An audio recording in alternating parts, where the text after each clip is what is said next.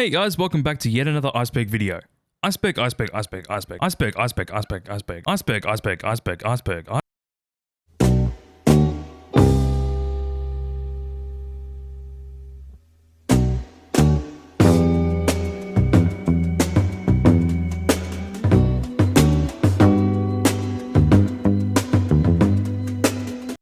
Hey people, welcome back to yet another Iceberg video. If you haven't been on my channel before or haven't even watched an Iceberg video, it's basically where I go through an iceberg and discuss each entry to explain it to you.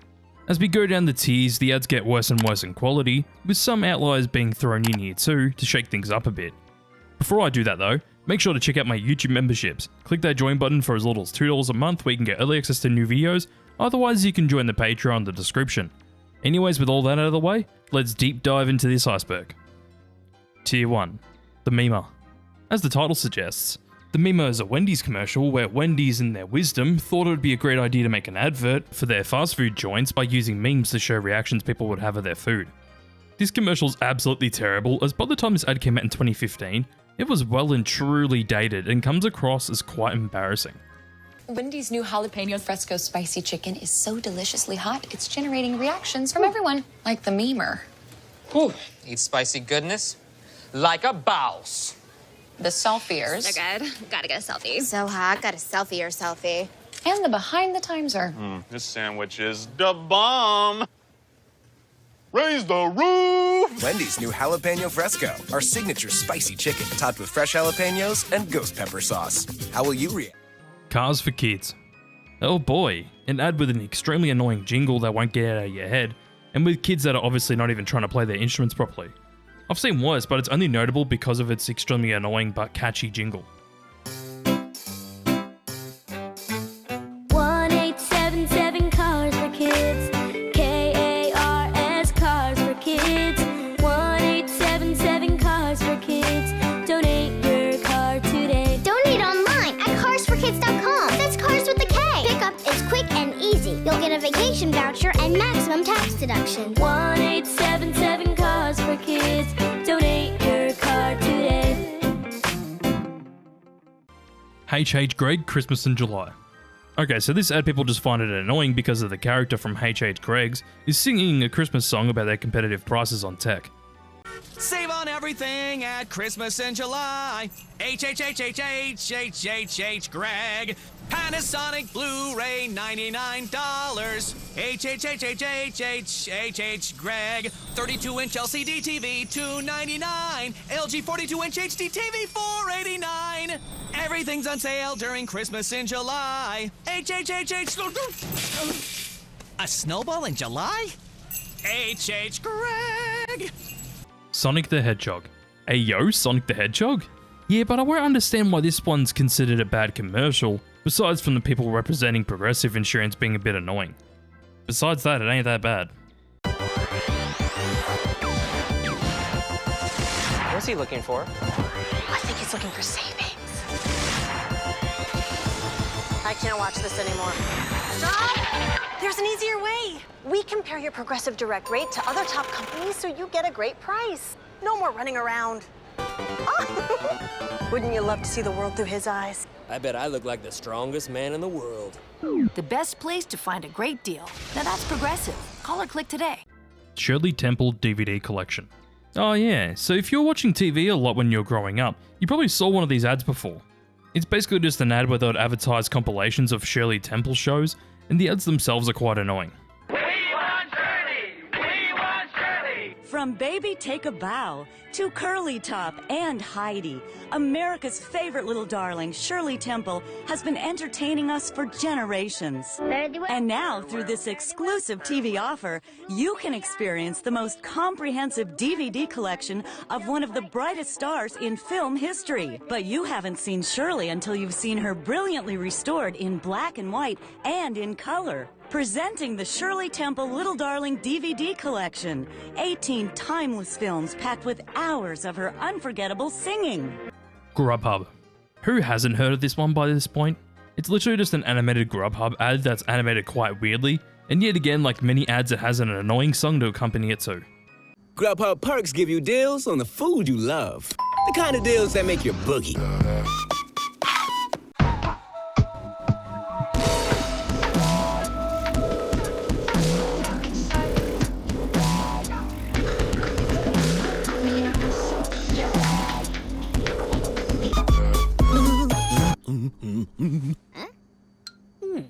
Get the food you love with perks from Grub what you love. Kroger. This Kroger ad is basically the same as the last ad, but it's for Kroger and uses the song Low from Flow Rider to talk about Kroger's low prices.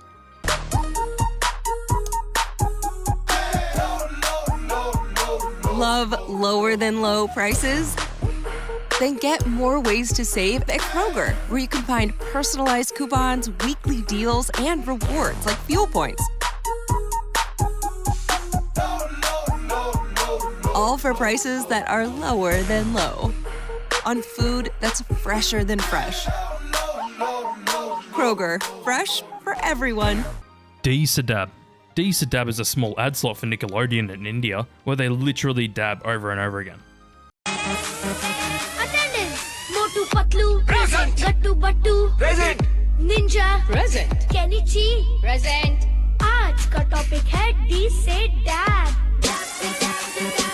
In a cool clothes plus attitude, plus new hand moves and dab, and dab, and dab, and dab, and dab. This teachers, they let the kids teach you how to be cool. Let's salute teachers Nickelodeon style with our Gurukul.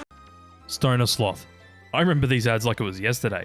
Technically it's a public service announcement, but basically in this ad they're basically saying that people that smoke weed become stoner sloths. This is another ad you have to watch to believe because it's just such an insane comparison to compare a weed smoker to a fully functioning sloth that can act like a human. Okay, time's up. Pens down. Delilah. Pens down, Delilah.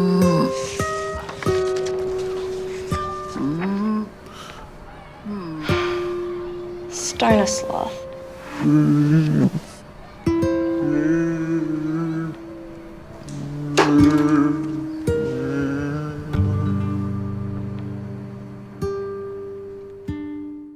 Shake weight. Do I really need to say anything about this?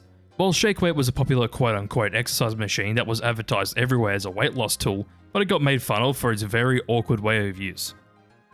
Ladies, when you put on that sleeveless dress, what's the first thing that sticks out? Our arms are the problem area that we never seem to be able to find the solution for, until now, with the shake weight. Shake weight is the flab-busting breakthrough that trims your arms and shapes your shoulders at the same time. Back of my arm. Definitely in the tricep area. Oh my gosh, I can feel the definition already. That's a real workout. You just shake it, back and forth. There's no motor, no batteries, and you get the results you want. In a matter of seconds, you feel it really working your muscles. My arms feel worked. It's definitely a good workout. I'm feeling it in my chest and my biceps and my triceps. Inside the shake weight are dual moving weights called dynamic inertia that simultaneously target and engage your biceps and triceps. It's the power of 240 muscle contractions per minute. In fact, if you had the shake weight in your hands right now, you'd feel the results before the end of this commercial. Now you can wear the dress styles you want, the chic blouses that show off your arms, even those cute t-shirts that make casual look just a little sexy. Mafia City ads. I'ma make you pump like that. That's all I need to say. These ads were so wild and absolutely flooded YouTube in the late 2010s.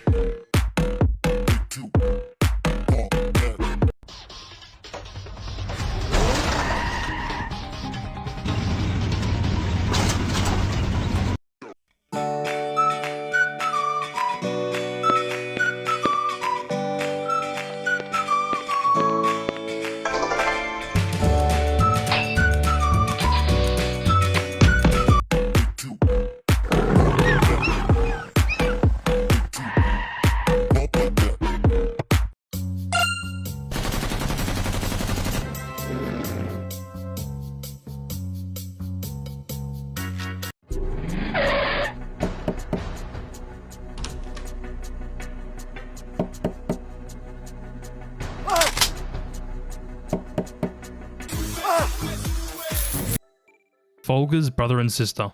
Folger made this notorious ad, and it's notorious for being extremely awkward because of how close the brother and sister act in this ad.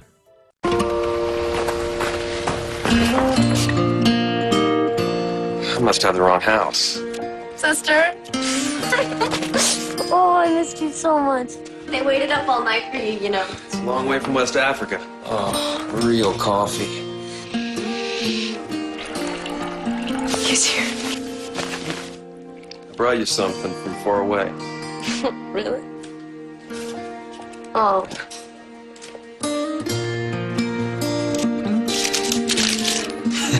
What are you doing? You're my present this year.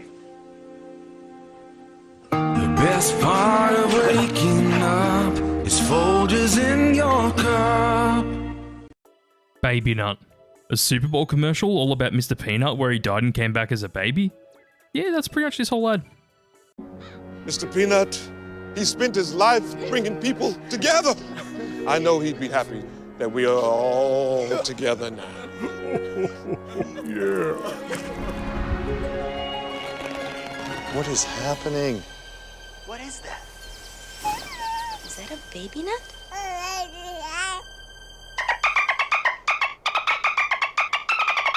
Just kidding. I'm back. Where's my monocle? Freddy Freaker. This ad in particular is like many 80s and 90s ads that would get you to ring a phone number to talk to a certain character. But this one in particular wants you to ring Freddy Freaker, which is this weird messed up puppet. Freddy Freaker got popular again because of the YouTube channel Only Plays mentioning it, but they actually ended up releasing merch of the character. It's the freak phone, and here's the party freak. Freddy Freaker, dancing a new sensation, grabbing the nation, doing the freak. Call now, 1-900-490-FREAK. Join the party, the fast and easy way to hear what's scamming from New York to LA. Call now, 1-900-490-FREAK. What's happening, what's jamming, party till you drop. Dial and hear the action, what's hot and what's not. Call now, 1-900-490-FREAK. $2 a call. Shame on you. Shame on You, I think, is one of the worst PSAs ever made, as it decides to try and scare the shit out of the audience to get their point across about drink driving.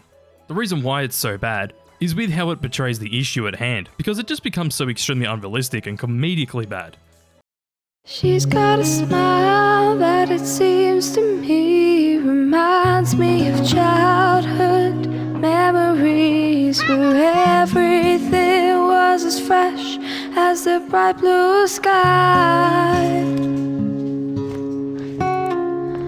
Now and then when I see her face, she takes me away to that special place. And if I stayed too long, I'd probably break down and cry. Oh, sweet child of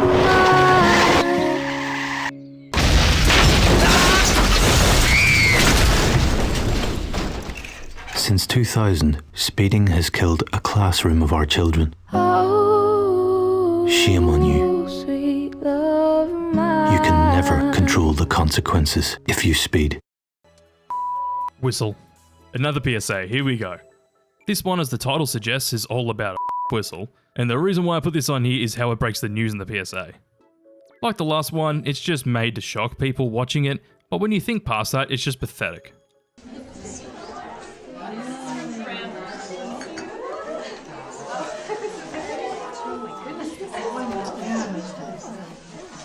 What is that? It's a rape whistle.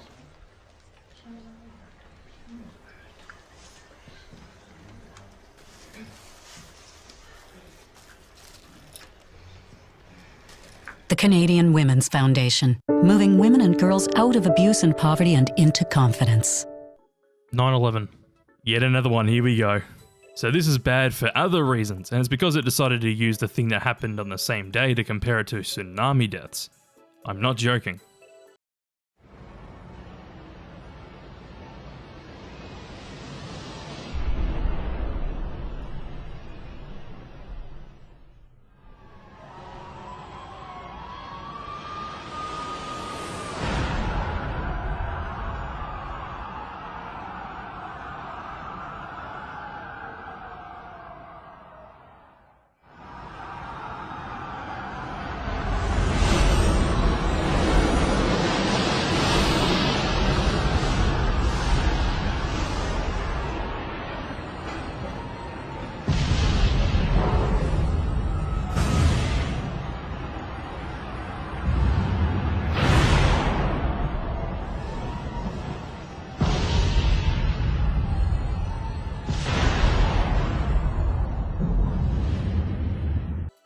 Tier 2.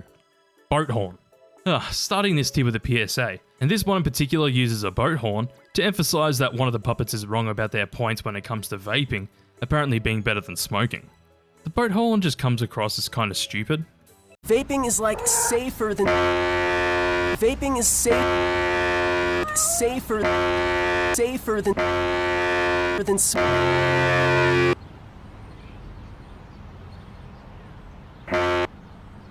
Depression stick. Truth yet again, and of course this is about vaping too. These PSAs just come across as stupid yet again, as these PSAs in particular have made people believe that Truth actually wants people to smoke, instead of what they're saying in their PSAs. Why be happy when you can be sad? Vaping nicotine can amplify feelings of depression and anxiety.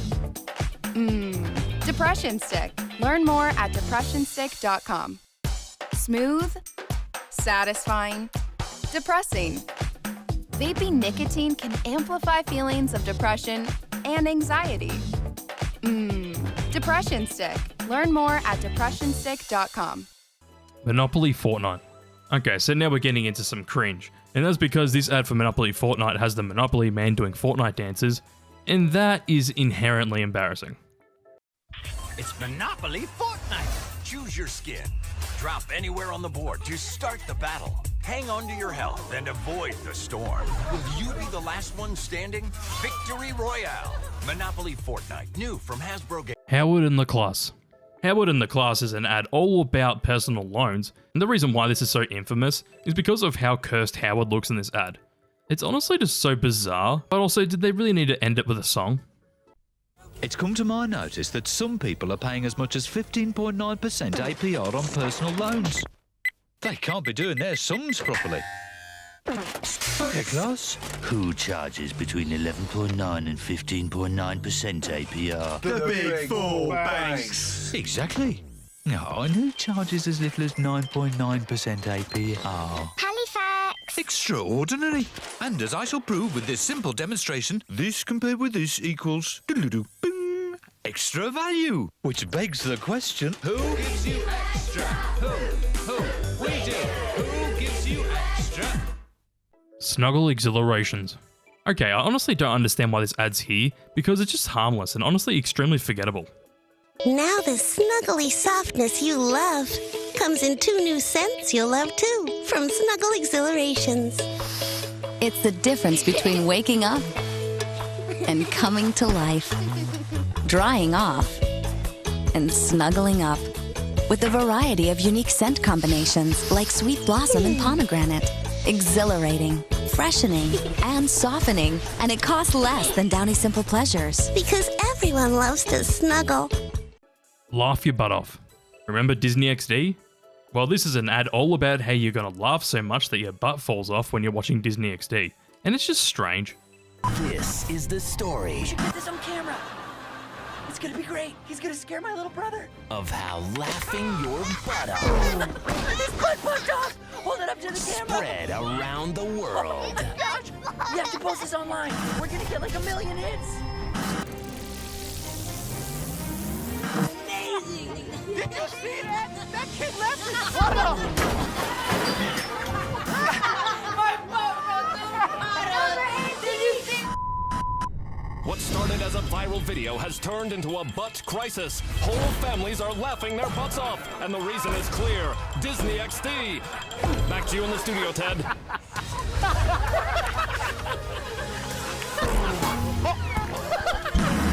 in other XD news, butts are popping off. Big ol' ears, Mr. Chicken Hawk. We're taking heavy butt fire. They're everywhere. Disney XD. Laugh your butt off. Whopper Whopper. Yeah, who hasn't heard of this now? This song just gets stuck in your head and people don't like it because it can get quite annoying. Whopper, Whopper, Whopper, Whopper, Junior, Double, Triple, Whopper, Flame Grill taste with perfect toppers. I rule this day. Lettuce, mayo, pickle, ketchup, it's okay if I don't want that Impossible or bacon Whopper, any Whopper my way. You rule your season today at BK. Have it your way. You rule. Yoshi's Woolly World. Double Yoshi Explosion is all that I will say about this ad. Yoshi's Woolly World's brand new Yarn Yoshi. Spring Yoshi, Fling Yoshi, tie the boss in string Yoshi, Zoom Yoshi, Boom Yoshi, finding a secret room Yoshi, Down Yoshi, Underground Yoshi, Jump Yoshi, then Pound Yoshi, tapping a Yarn Yoshi amiibo, Woshi. It's a double Yoshi Explosion. Yoshi's Woolly World special amiibo bundle available, only on Wii U, rated E for everyone. Roof seal.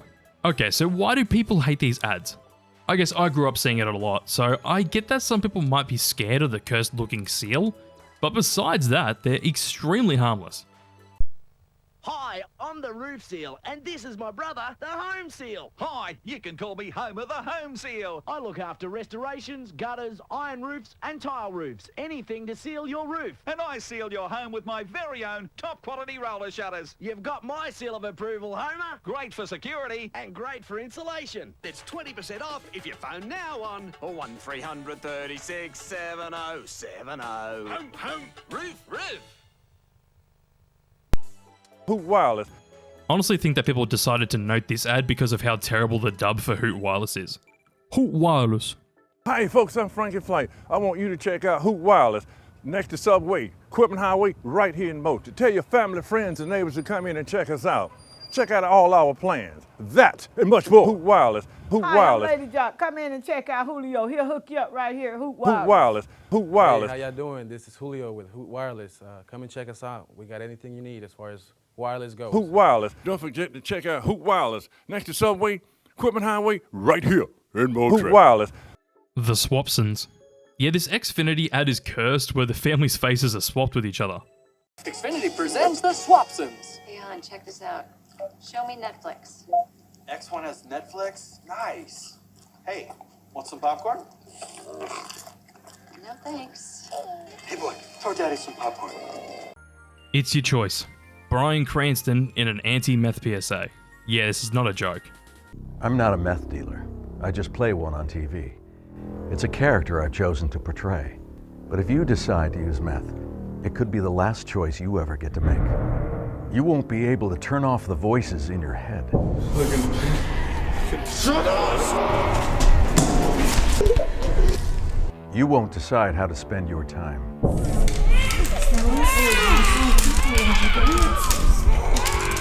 You'll lose the ones closest to you. You don't know anything! I hate you! Your skin won't even feel like it's yours.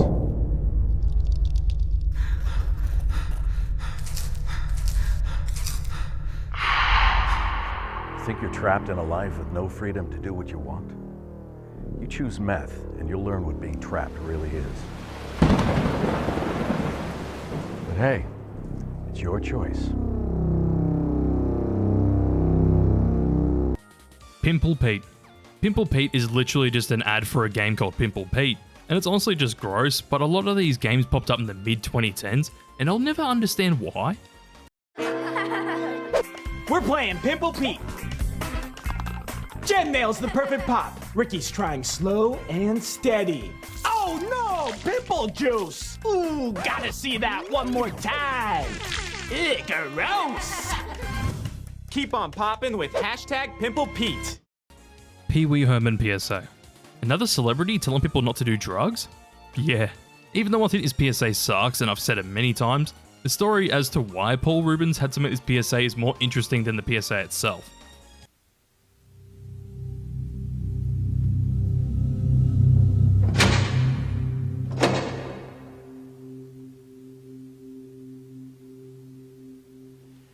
This is crack, rock cocaine.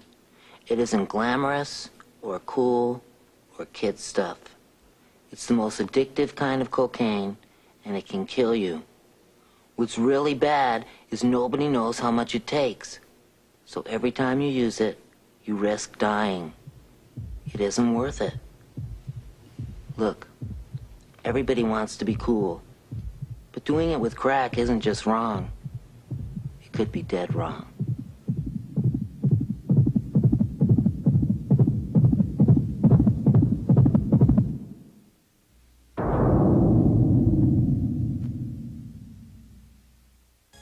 Smoking dog.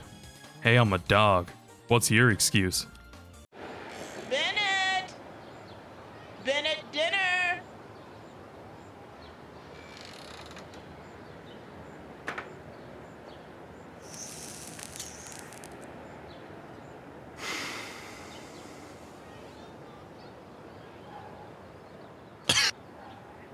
Hey, I'm a dog.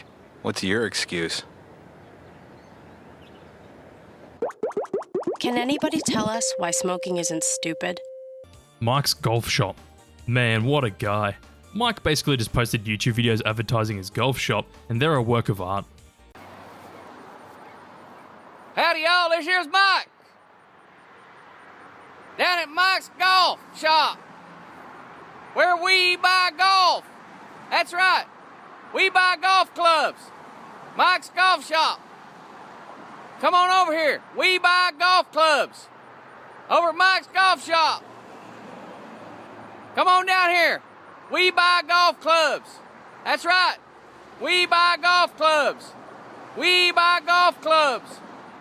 We buy golf clubs. We buy golf clubs. We buy golf clubs. Ditch the dull. Ditch the dull basically has people getting super breath when having a Mentos. That's the ad.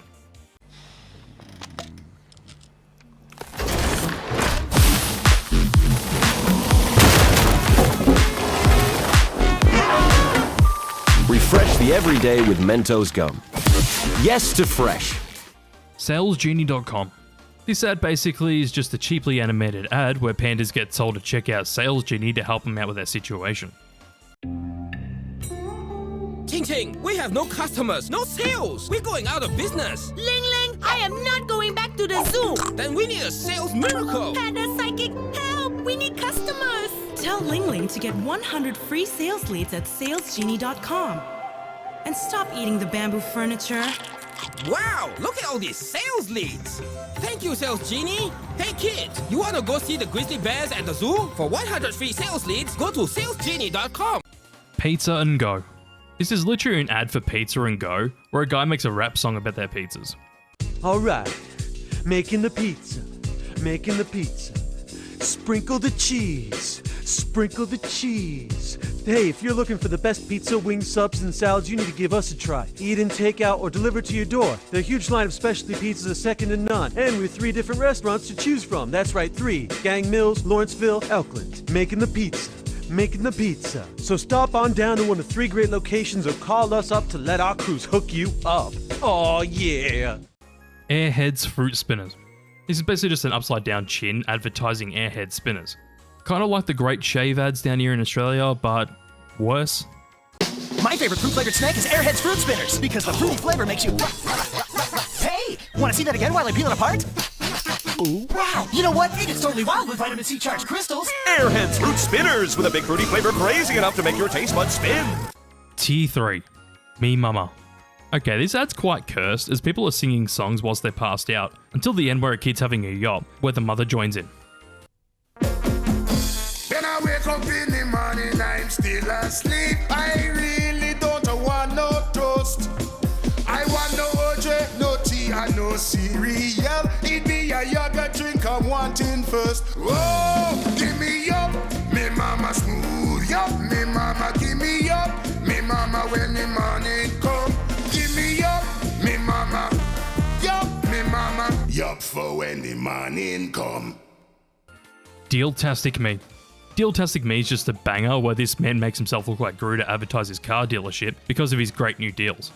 At JT's Chrysler Jeep Dodge in Lexington, I'm going to give you the moon! It's Deal-tastic Me, and I make this the most easiest decision you ever make. From now to the end of the month, pay 0 down and nothing till January next year. Like new Jeep from $14,990. That's good price. Save $8,000 on Chrysler 300. Or new Jeep Compass or Chrysler 200 from $99 a month. That's a lot of good stuff. You're only going to get that at the JT's Chrysler Jeep Dodge in Lexington. Do it? JT'sJeep.com. Thai Yukon. I just can't believe that some of these ads are real. But basically this is an ad for a Japanese convention where this guy sings an embarrassing song about the Thai Yukon. Anime, cosplay, gaming. Oh yeah! You can find them at the Tayo. We talking about TayoCon in Mesa. It's just like a mini Japan. Oh yeah, come geek with us. I said TayoCon in Mesa. It's just like a mini Japan. Hi, you heard me. Come geek. Masquerades, cute maids, hot guests. We got it. You want it, you'll find it. It's just like a mini Japan. Hi, you heard me. Come geek. I said TayoCon in Mesa. It's just like a mini Japan. Hi, J Fashion, live bands, dating games. Oh yeah, you can find them at the Tayo. We talking about TayoCon in Mesa. It's just like a mini Japan. Hi, don't stop. Let's make this a dance. PETA PSAs. Is this really a surprise? PETA's a notoriously bad company, so of course their PSAs suck too. I'll play a couple of their most notably bad PSAs, but there's heaps of them. That's a great point, Cindy. And that's why it's important for us to continue to dock the tails, crop the ears, and create that clean look. It's so important that... I'm sorry, sir. I think you have the wrong meeting. Oh, is this the American Kennel Club? Yes, but, we're discussing... And you believe in the sanctity of pure bloodlines, right? Yes. And breeding to achieve a master race? Well, master pedigree. They're... Race, pedigree, I mean, that's just all semantics. I think I'm gonna fit right in here. You're my kind of people. Here, they're gonna be, snacks later.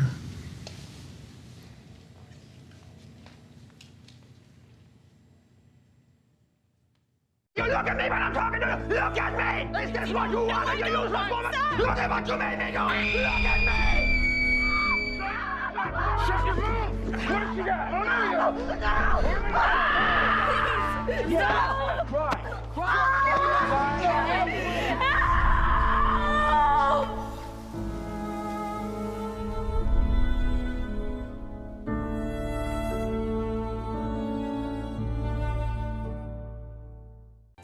Biggie Bear PSAs. Okay, so this is something a bit more obscure, but these PSAs are shockingly bad to me.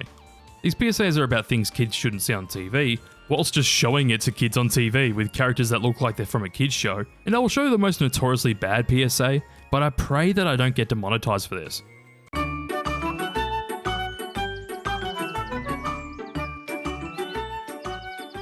Hello, kids! What a lovely day for a walk it is. Would you like to take a walk with me? Come on. Hello, I'm Biggie Bear. Hello, Biggie Bear. My name's Miss Pussycat, and I've been collecting flowers. They're wonderful, Miss Pussycat. And so are you. Thanks, Biggie Bear. You feel pretty good. You feel pretty good, too. Biggie. Come with me. Biggie. Shut up.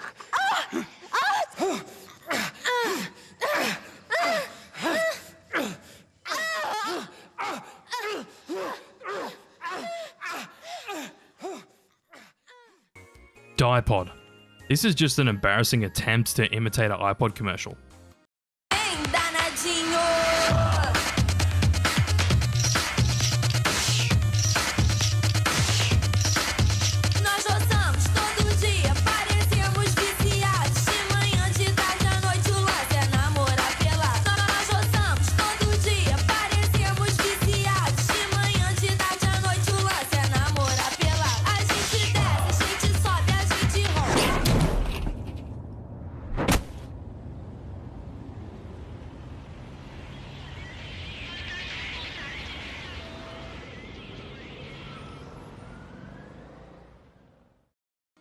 Shovel Knight Amiibo Reveal.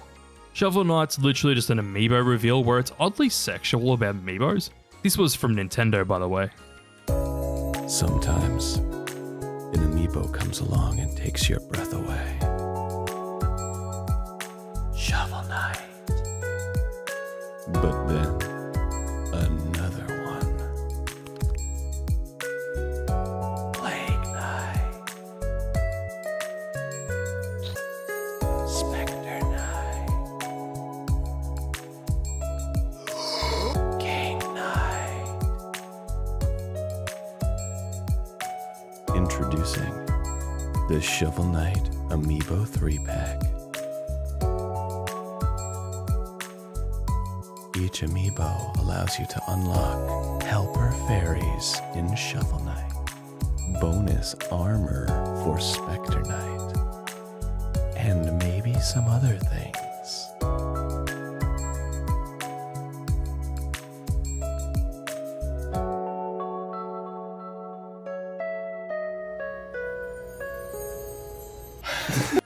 Four Kids National Anthem. The many different characters from 4 Kids shows literally singing the American National Anthem. I still can't believe that this exists, but why does Splinter have an orchestra voice? And now, the stars of 4 Kids will sing the national anthem.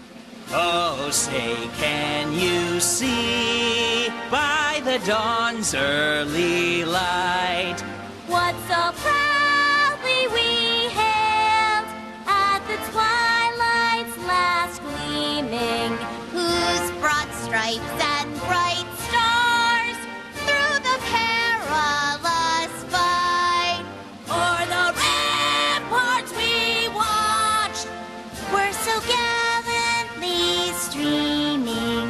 And the rocket's red glare, the bombs bursting in air, gave proof through the night that our flag was still there. Oh, say does that star-spangled banner yet wave o'er the land of the free and the home of the brave. Happy 4th of July from all of us at 4 Kids TV. Yu-Gi-Oh! This is real. An anti-drug PSA with the characters from Yu-Gi-Oh! Telling you not to smoke weed, and it's hilariously bad. I know marijuana is harmful. I know it can't improve my game. My friends and I have faced many battles, and we have always dueled without drugs. I wouldn't be the world's best duelist if I smoked marijuana. It would disappoint my friends and lower my concentration. And losing control with drugs is one duel I don't want to have. I must stay healthy and keep my friends close if I want to defeat my opponent's monsters. I will never dishonor myself or my friends by using drugs. That's playing a game I can't win. Honor my anti-drug. Gotta go Flamingo. Yay, it's another gross out toy, but instead of it being a game, it's literally just a toy about a flamingo releasing their insides in a toilet. Sounds like a great toy. It's gotta go Flamingo! Uh-oh, gotta go! Uh-oh, gotta go! He talks. I'm so hungry. He eats. And he poops. Uh-oh, gotta go! Quick, the toilet! Gotta go! Then pour, feed, and poop again! Gotta go! It's gotta go Flamingo! Out now from Moose! Charmin Bears. The title's pretty straightforward, where it's all about the Charmin Bears, and I think people just find these ads annoying and not much else. I'm not picking it up. You pick it up. I'm not picking it up. Well, somebody's got to pick it up. I'll pick it up. They're clean. 'Cause my hand is clean. Oh yeah, I'm Charmin clean. That's how I know they're clean. Charmin Ultra Strong is woven like a washcloth and just cleans better. Yeah, I'm Charmin The clean. kid does have a point. My hand is clean. Enjoy the go with Charmin. And for an extra clean finish, try Charmin Flushable Wipes. Berries and cream. Berries and cream, berries and cream. I'm a little lad that loves berries and cream. Pretty much the reason why it's here. And people don't like the ad because they find it annoying. You tried these berries and cream Starburst? Pardon me, what kind of Starburst did you just say? Berries and... berries. Berries and what else? And cream? Berries and cream! Oh, hurrah! Berries and cream, berries and cream. I'm a little lad who loves berries and cream. Berries berries and cream. Oh, I'm a little out of berries and cream.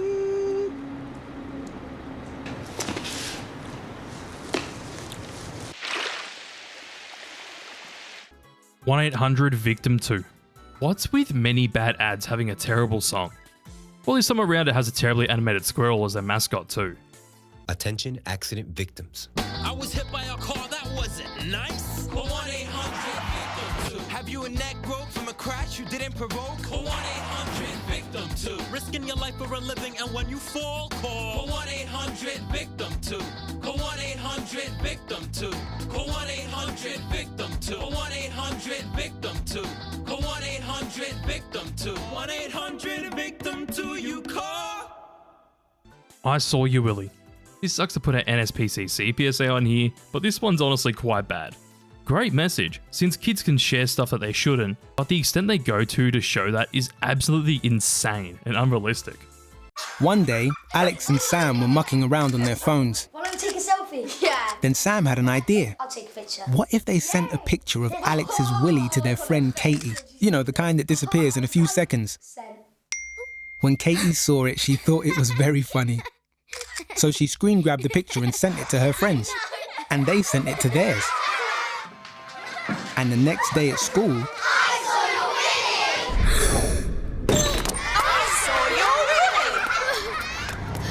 I saw your willy! Newsflash! The world sees Alex's willy. Alex even got a message from a bully. He then got one from a man he didn't know.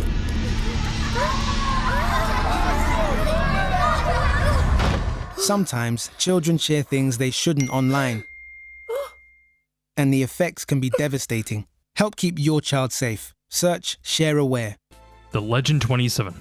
The Legend 27 was an ad that was absolutely everywhere in the mid-2010s, and it just sounds like it was made by a bunch of middle-aged men that don't actually understand gamers and that kind of culture. What are you guys playing? Supposed to be playing Game of War, but this one player keeps kicking my ass. Is it the Legend 27? Yeah, the Legend 27. Who is the Legend 27? Some say the Legend 27 is the first Game of War player ever, born from fire. I heard the Legend 27 can hurl a boulder further than a catapult. I heard the Legend 27 once defeated an entire army with a single blow. But the worst part is, just when you think you're safe, just when you think you might escape, wham! Just like that.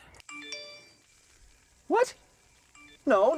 That's impossible. The Legend 27 has captured my hero. Mine too. Aw, you guys, I'm sure it's not that bad. You have no idea what just happened. I might have some idea.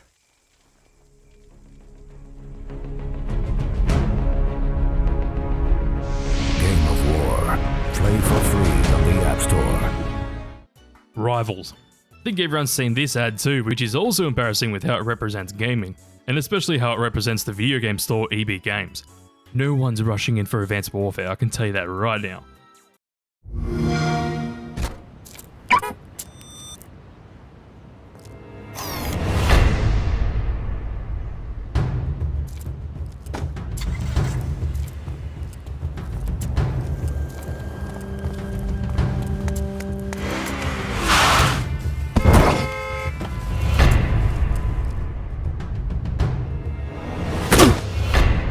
Whoa, hey guys, welcome to EB Games.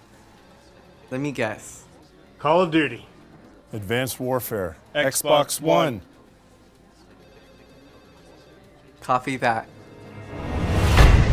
Pick up Call of Duty Advanced Warfare for Xbox One at EB Games. Come talk to one of our gaming experts today.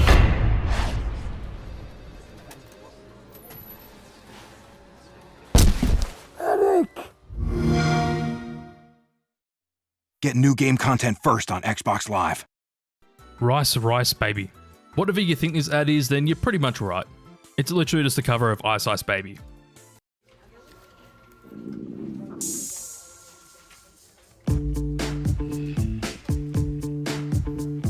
Stop, grab your spoon and listen. It's hunger grabbing your attention. Muller rice tastes nice and creamy with fruit that's light and dreamy. Rice, baby. Oh, it's Muller. Rice, baby. Word to your Muller. tasty. World of Fart Planet. Yay. It's literally just Little Big Planet, but it's all about farting and bums. Hey, this is Audrey Puffton and my brother Glenn, and this is a World of Fart Planet we made. So, we start on Bum Mountain. Next is the howling mist of poo smell. Run away from that. Now climb into the bum cannon, pull the finger, ready, aim. Yay! Little Big Planet. Play with everything! Only on PlayStation 3. Are you winning, cheese? This is an extremely short ad which literally uses the meme "Are you winning, son?" but with cheese. Are you winning, cheese? Atlas Earth Crypto Luigi. This ad's just embarrassing, featuring this man with a terrible Pixar filter which oddly looks like Luigi with a terrible song about how you're gonna make money with Atlas Earth.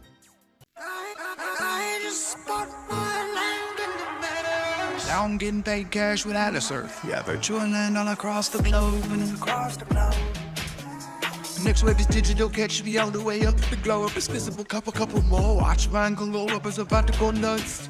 It's about to go nuts. Now I'm getting paid red and cash with Atlas Earth. Atlas Earth. Atlas Earth. Tier 4. Must be the honey. Yay, more ads with songs. I'm sick of this. Drop that beat. If you wanna go and fly with me, buzz the beat on your TV. Oh, how did I get this way? Baby, so many swaggerless, so much crunch in your handleless. In the party and the boat don't stop.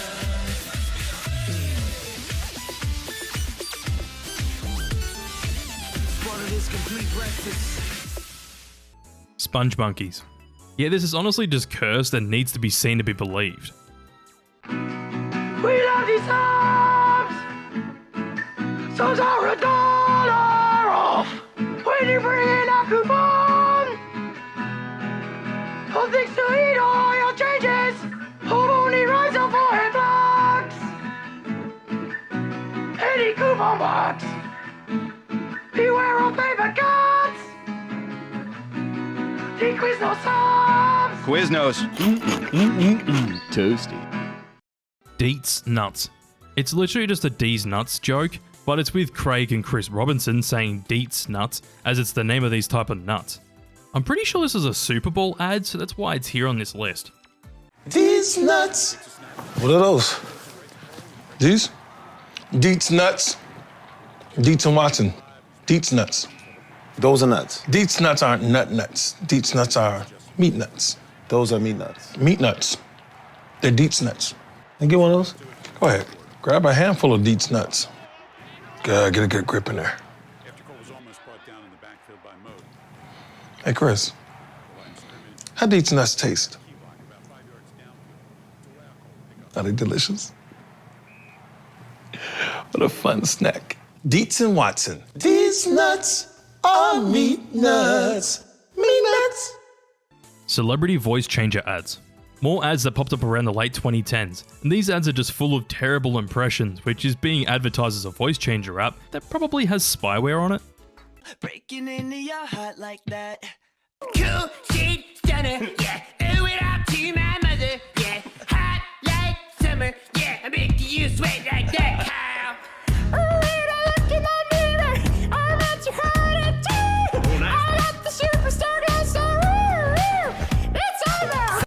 Dwight the Knight. Dwight is the knight that's here to deal with your personal debt, and this cursed knight is going to fight the IRS on your behalf. If you owe the IRS or state $10,000 or more in back taxes, the time to settle your tax debt is now. The IRS will practically stop at nothing to collect. They can garnish your paycheck, levy your personal bank accounts, and even seize your home or business. But don't worry, I'm Dwight the Knight, and I know how to fight the IRS. Me and my team of tax professionals can remove wage garnishments, lift bank levies, stop collection activity, and negotiate settlements directly with the IRS. Newly authorized debt forgiveness programs allow you to settle your tax debt for less than ever allowed before. You could save thousands and become debt-free in the process. Call today for a free tax analysis and find out if you qualify. Even if you're facing an audit or have years of unfiled returns, we can help. Call me, Dwight the Knight, your financial knight in shining armor. Call 1-800-123-4567. Again, that's 1-800-123-4567. Wii U holiday commercials. These ads are a part of many embarrassing ads for the Wii U, where it's usually the kids trying to plot a plan to get a Wii U. So, you want a Wii U this holiday? We'll watch and learn. Here's Mom. We already have a Wii, Sweetiekins. Here's you. Wii U is a total upgrade, Mother. And did you get younger? It has Super Mario 3D World, Legend of Zelda, The Wind Waker HD, and Rayman Legend. Oh, yeah. And it comes with 2 free games. Hot button popcorn, that's a deal. Yeah, the games we love to play are on Wii U this holiday. Games rated E to E10+. And that's how it's done. Chain reaction. I have a feeling that I'm going to see more and more ads that feature annoying songs, but at least the animation's not too bad. You took a mystery and made me want it. You got a pedestal and put me on it. You made me love you out of feeling nothing. Something that you do. Oh, and I was there not dancing with anyone.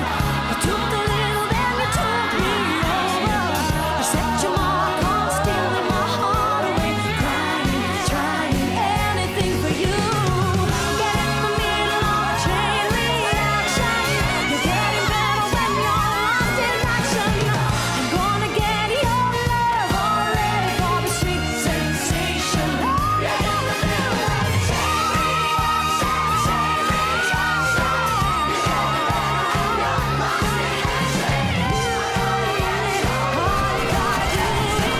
Confused.com. Clickety click.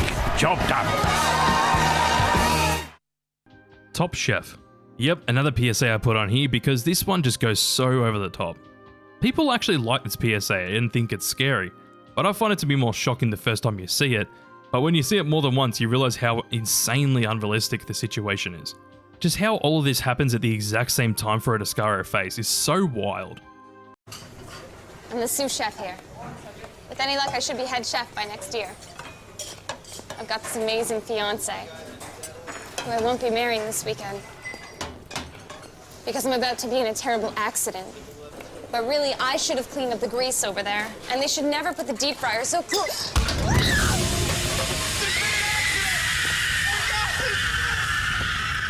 Somebody help me! Betting Barn. I personally don't find these ads that bad, but they're kind of funny but awkward ads for Betting Barn. You wouldn't go to a horse doctor for a broken leg. Why would you go to a dirty window sleep shop or an appliance store to buy a bed? That's silly. We're Sealy. Betting Barn has a sea of Sealy Posturepedic, Sealy Twin Size, Sealy Full Size, Sealy Queen, and King Size mattress and box spring set. Sealy's to the ceiling. And with every Sealy King or Queen Size set, get our famous 8-piece linen package plus frame up to $300 worth of merchandise at no extra charge. Buy Sealy Posturepedic at a Betting Barn near you. In Connecticut, Newington, Bristol, Manchester, North Haven, Enfield, Southington, and Orange. And Route 5, Riverdale Street, West Springfield, Massachusetts. Same-day delivery available. Betting Barn celebrates over 30 years of discount magic. Get an Englander twin-size mattress and box spring set for only $139.88, or a full-size set for only $199.88. Nobody beats Betting Barn when it comes to the biggest selection of name brand bedding. Serta, Englander, Spring Air, and Sealy, just to name a few. All at the lowest discount prices 7 days a week. Everything's in stock, ready to go home with you, or same-day delivery available. Buy at a Betting Barn near you. In Connecticut, Newington, Bristol, Manchester, North Haven, Enfield, Southington, and Orange. And Route 5, Riverdale Street, West Springfield, Massachusetts. Same-day delivery available. Denville Crow. Denville Crow's an ad for a bankruptcy company, and yet another song. Woo! Pay me, pay me now. But I can't afford it. I can't afford it. I don't want to hear it. Pay me now. I've got to feed my family. I don't care. That's not fair. I'll call Dimple Crow. I'll call Dimple Crow. Don't you dare make him settle for a payment you can afford, as low as $99 a month. That's the power of the new bankruptcy law. Payments as low as $99 a month. That you can afford. If you qualify, just one payment of $373, and then it's a payment as low as $99 a month. Just call 842-HELP. 842-HELP. Got debt? Need help? Denville Crow. The consultation is free. 842-HELP. Call 842-HELP. Federal Debt Relief Agent Denville Crow Attorney, Tupelo, Oxford, and South Haven, Mississippi. Free background information available upon request. Cash Train. I remember seeing these ads a lot. It's basically just an advert for a loan company, and they keep saying Cash Train throughout the ad, and it does get quite annoying. Need cash fast? Payday too far away? All aboard! Cash Train! Cash Train's now even faster. Get hundreds of dollars paid straight into your account. Cash to pay the bills, fix your car, upgrade your gear. Cash Train! Apply online 24/7. Once approved, get your cash fast. 100% online. No security needed. Poor credit. No worries. All aboard! Cash Train! Get your cash fast at cashtrain.com.au. Square butts. As the title suggests, this ad in particular has people with square butts shaking them in collaboration with SpongeBob SquarePants, with the cover of the song Baby Got Back by Sir Mix-a-Lot accompanying their ad. Yeah, that's pretty much it, but I'm not going to show you the full 2.5 minute version.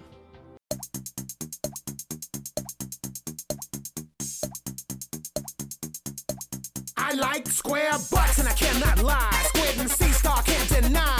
When a sponge walks in, 4 corners in his pants like he got phone book implants, the crowd shouts. All the ladies stare. Dang, those pants are square. Swinging through the seaweed tangles is a butt with sharp right angles. Now, SpongeBob, I wanna get with ya, cause you're making me richer. I know why do we keep it grungy, cause everybody knows that he's so spongy. Oh, rumpa sponge skin, you dance with your hips don't bend. So groove it and move it. If you got caboose, then prove it. SpongeBob is dancing, and Squidward is glancing. He's hating, wet. Got SpongeBob running his set. I'm tired of all these chairs. They don't accommodate these squares. Take the average box run and tell him that you gotta have square back. Stop bullying, speak up. A Cartoon Network PSA? Before I talk about this ad, just guess what it features? Yep, another fucking song. Yo, listen up, it's Jeremy and Shauna, and we're dropping something heavy, so get ready to pick it up. It's what you do, it's what you do. It's what you do, it's what you do. You buckle in your seat. Road trip kung fu. Don't brush your teeth with me. You weren't born in a zoo. And don't forget to wear your jeans when you go to school. And you know what that means. You need to wear shoes, fool. You're wise. You're quick. Intelligent. Smart. Now take our advice and take it to heart. When you see something wrong, like a kid getting rough, you need to be brave. Get mentally tough. Mr. Jones. Find an adult. Tell a teacher what's up. When you need to stop a bully, you need to speak up. It's what you do, it's what you do. Speaking up is what you do. It's what you do, it's what you do. Speaking up is what you do. If bullying starts when you're around, you gotta make some noise and make some sound. Find an adult. Tell them what's up. When you need to stop a bully, you need to speak up. You okay? Hey, what you did was really cool. Yeah, thanks. Hey, it's what you do. It's what you do, it's what you do. Speaking up is what you do. It's what you do, it's what you do. Speaking up is what you do. Whether you're the one being bullied or you see it happen to someone else, you need to speak up. Yeah, it's what you do. Like brushing your teeth. Join us in Cartoon Network. Together we can end bullying. Go to stopbullying.speakup.com to find out more. Oh god, I'm sick of this shit. Banned Zazu commercial. Okay, I low-key love this commercial because it's basically a banned condom commercial where the kid has a massive sook at the supermarket because their dad won't let them get something.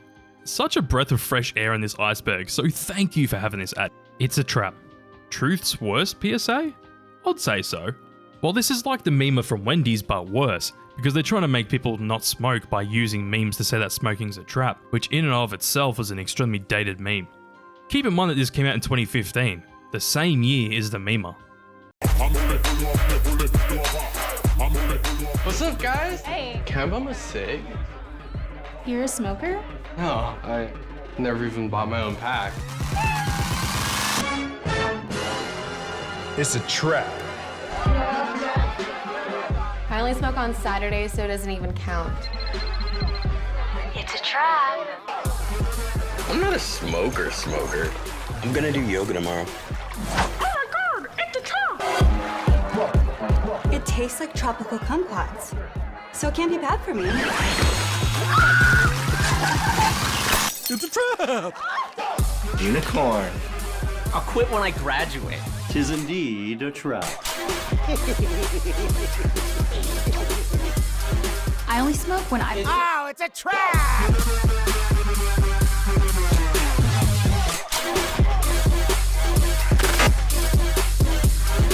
Extreme meth over.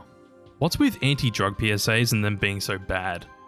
This PSA in particular makes it look like a game show, but I just find this one kind of embarrassing.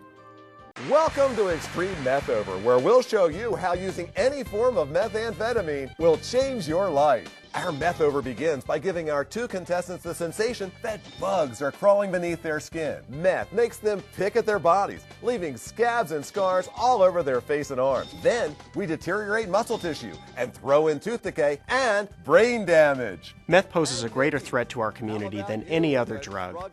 Please talk to your children about the extreme dangers of meth. Metal monster. Toxic metal in your lungs. It's just an insanely bad PSA, and I think every American's seen this one at least once. If you vape, you could be inhaling toxic metals into your lungs. To show how scary that is, we made Metal Monster. With special effects that show metal particles being inhaled. And music that would make your heart race. But nothing is as scary as the facts. Vaping can deliver toxic metals like nickel and lead into your lungs. That's metal in your lungs. Tail sleep. Scott Amon Go. Yeah, you can imagine what this ad has in store. It's basically just Scotty dressed up as Charizard whilst advertising their car dealership, whilst also using Pokemon Go as a way to advertise their business. High and low and come and play Scotty Mon Go. Scott Elder here from Dream Cars Austin. Play Scotty Mon Go and drive away for $0 down today. What is Scotty Mon Go, you say? Well, I will tell you right this way. Search our lot high and low and catch yourself a Scotty Mon Go. Come find me, big reveal, gifts galore, and a great car deal. Does your credit score dissolve? Scotty Mon will help it evolve. Come to Dream Cars now and play, and for $0 down, you can drive away. With 2 locations, I'm Scott Elder, your dealer for the people. Maple Story. I think that this is just about MapleStory ads in general because these ads were everywhere in the mid-2000s. Low-key though, I used to fucking love Combat Arms, which was made by Nexon, who also made MapleStory. In the online adventure of MapleStory, you can find your inner hero, make friends, battle monsters, join millions of others who love to play. Explore the fantastic world of MapleStory. MapleStory, it's your story. Play free at maplestory.nexon.net. Rated everyone 10 and up. Tier 5. Chips Ahoy ads. When the drip is impeccable. Yeah, that's the reason why people don't like this ad, because that's quite cringeworthy. When the drip is respectable, but the chips are impeccable. Chips Ahoy is here for it. Protogent ads. Yeah, these are just some poorly animated ads about an antivirus software called Protogent, which did numbers in the late 2010s. Oops, my system crashed. I lost my data, but I had an antivirus. Antivirus is not enough. You need Protogent, world's only antivirus with data recovery software. Think beyond antivirus, think Protogent. Nay. Yeah, Nickelodeon ad spot uses the whip and Nay with clips from their shows. You already know what it is. Silent Talk, Nickelodeon, Labor Day weekend. Now watch me whip, kill it. Now watch me nay. Okay. Now watch me whip, watch me nay. Piracy, it's a crime. This is the anti-piracy PSA that everyone has seen on DVDs throughout the 2000s. There are actually 2 versions of this PSA, but the first one's the most notable one that everyone talks about.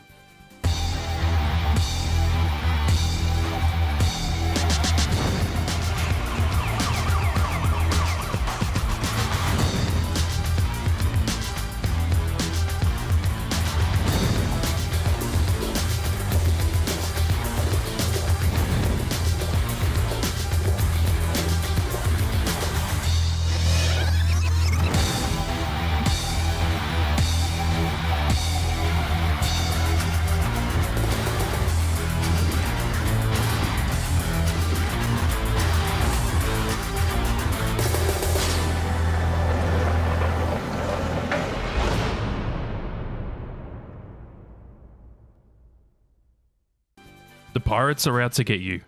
Another anti-piracy PSA. God damn. This one, like the last one, takes their message to an extreme to scare people into not pirating. The pirates are out to get you. Don't let them brand you with their mark. Piracy funds organised crime and will destroy our film and video industry. Piracy costs jobs and will destroy our music and publishing industry. Piracy funds terrorism and will destroy our development and your future enjoyment. Don't touch the hot stuff. Cool is copyright. Copyright is a matter of fact. If you have any knowledge of the manufacture or sale of counterfeit film and video product or related software, please call our UK hotline on 020-8568-6646 or in the Republic of Ireland 01-882-8565. Your support can end the distribution of poor quality product. Don't let the pirates burn a hole in your pocket. Flat. Oh yay, so we're back to the anti-drug PSAs. And this one is one of the most well-known anti-drug PSAs for how weird it is. Even Family Guy made fun of it, as well as many other people since his PSA's release. So Sarah, what's going on here? Sarah? Sarah? She won't answer you. Or she can't. This is the way it's been since she started smoking pot. She's all lazy and boring and... You know, we used to have so much fun together. And now? This is what we do. Hitler. Yep, this is real. I can only really show the end of it, but I'm gonna show that anyways.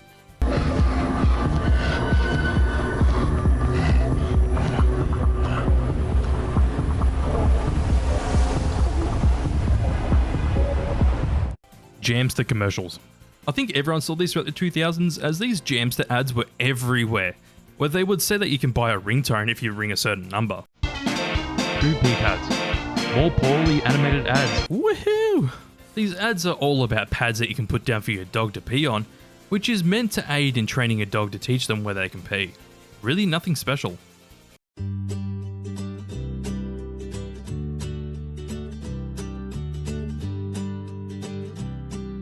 No, Rudy, not there.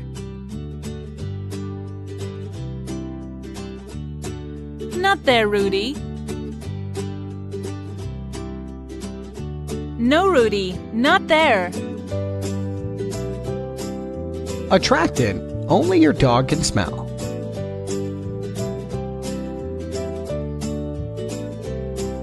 Yes, Rudy, you remembered your poopy pad. Good boy. Poopy pads have a special attractant that makes training your pet easier. Call us for free samples at 800-365-2839 or visit our website at poopypads.com. Remember, poopy pads are the only place your dog should go.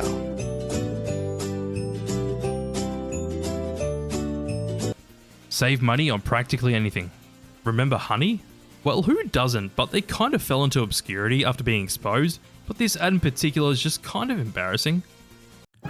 Honey finds the best promo codes on almost anything. How about stuff for babies? Yep, stuff for babies. Tiny sunglasses? Sure, all the sizes. Ooh. Denim? Yep, Denim? yep, Denim? yep, Denim? yep, yep. Whatever you're into. Makeup? It works on over 30,000 sites. Will honey help me find a place to live? No, but it does work on travel sites if certain people wanted to get away. Bon voyage. Mom? Honey also works on tech. You're welcome. And even kitchen stuff. Really? Yeah. That's cool. Yeah, that is cool. Honey is for everyone and everything. Add it for free and start saving today.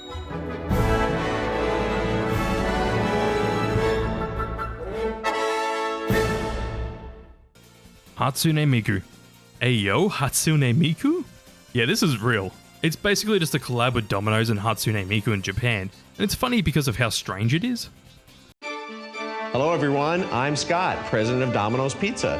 Have you heard of Hatsune Miku? Today, I'd like to announce a new collaborative project featuring Hatsune Miku. Domino's app featuring Hatsune Miku. Hatsune Miku exists in a software called Vocaloid. Vocaloid enables you to produce songs. A character named Hatsune Miku sings the songs you create. A great feature is you can create songs as you like. I knew our talented Domino's Pizza crew could work together and create great Vocaloid songs. Bokaropi, Eshi, Chokyoshi, Furitsukeshi, everyone. Amazing Vocaloid songs have been created with the fantastic imagination of the crews from all over Japan. The challenge was successfully carried out, and this new collaborative app was produced. Just Squeezed. This is literally just an ad all about orange juice, but it has people with orange pants on squeezing their cheeks together. Just squeeze. Just squeeze, just squeeze. Please, please, please. Just squeeze, just squeeze, just squeeze. Just squeeze, just squeeze. Please, please, please. Just squeeze. New Just Squeezed. Squeezed every day for a taste as fresh as you can get. Nice pear. It's orange. Doggy Doo. Okay, now we're back into the gross out game ads. It's an ad for a game where a dog literally takes a poo. It's the Doggy Doo game. Let's play Doggy Doo. Feed him, roll the die. What's that sound? Doggy did what doggies do. Doggy Doo by Goliath. Peeing pup. 2 in a row? Well, this is basically the same as the last, but it's pass the parcel until the dog pees on you. Whoa, that puppy just peed on you. It's the peeing pup game. Pet the pup, hear him bark, then pass him fast, because this pup can't control his pee. Peeing pup, it's puppy pee hilarity. Ages 4 and up, adult assembly required, batteries not included. Squirrels. I actually don't mind these ads, but it's basically just 2 squirrels as they use these nuts as an allegory for PlayStation, where they end up advertising the PSP.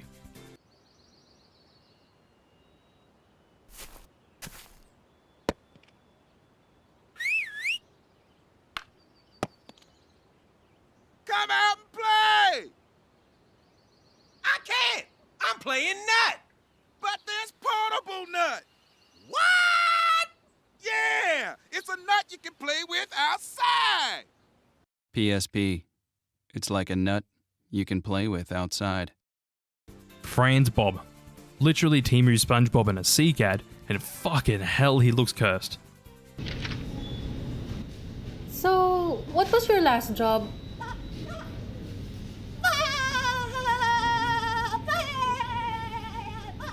You don't know whom you're interviewing when you hire on social media. Hire real talent for free on Job Street.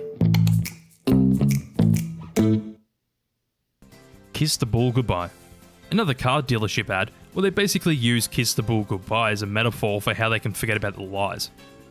It's true! With your true price, you can kiss the bull goodbye, especially during Route 22's Black Friday all-month-long event. Tired of additional destination and handling fees? Kiss that bull goodbye. Had enough of all the back and forth? Kiss the bull goodbye. Frustrated by the games and gimmicks? Kiss the bull goodbye and say hello to your true price at Route 22 Honda, like the 2015 Honda Civic LX sedan lease for just $129 per month. No need to wait until after Turkey Day. Right now, every day is Black Friday at Route 22 Honda. Jennifer Coolidge Old Navy commercials. Oh god, yeah. I'm terrible at a Jennifer Coolidge impression, but it's literally just Jennifer Coolidge playing a piano with a Christmas song in these Old Navy commercials. Tis the season for hashtag giving. Oh, giving is the best. Blah, blah, blah, blah. Oh, and a little something for the dear. Hashtag sorry, not sorry. Not sorry. Tis the season 2 hashtag mad. You took it really far, la lar lar lar. Wait, is this hashtag twinning? Is that what this is? Hashtag sorry, not sorry. Eagle Man. Now, this is a classic. There's a guy dressed up as an eagle as he gets on the roof of a car and dumps out an egg. It's something you need to see to be believed. What's that? Do you have insurance on this car? No. It must be Eagle Man. I've got something for you.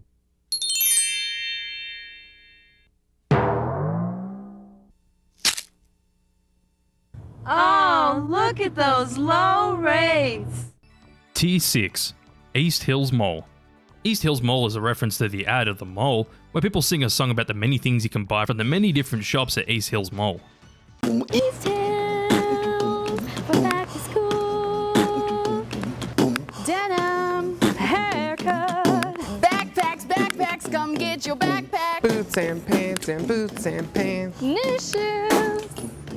Get yourself an outfit. Denim, Boots and pants. haircut, new shoes.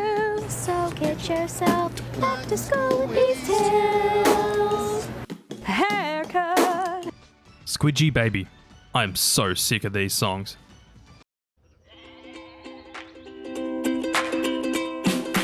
Oh, so smooth, love and soft. Squidgy, baby! New Super Mix from Haribo, bag full of fun.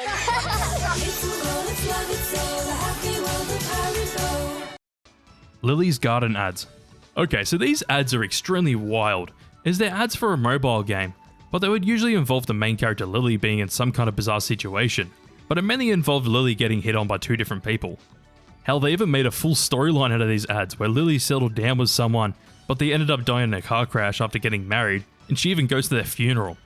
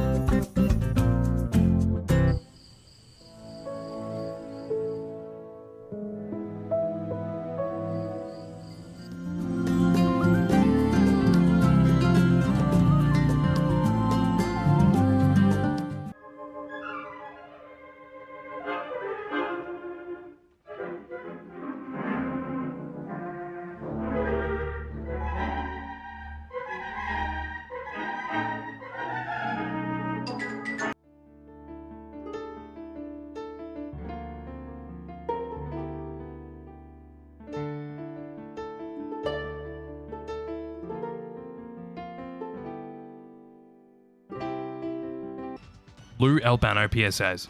I love these PSAs, but they're inherently bad because of just how strange they are.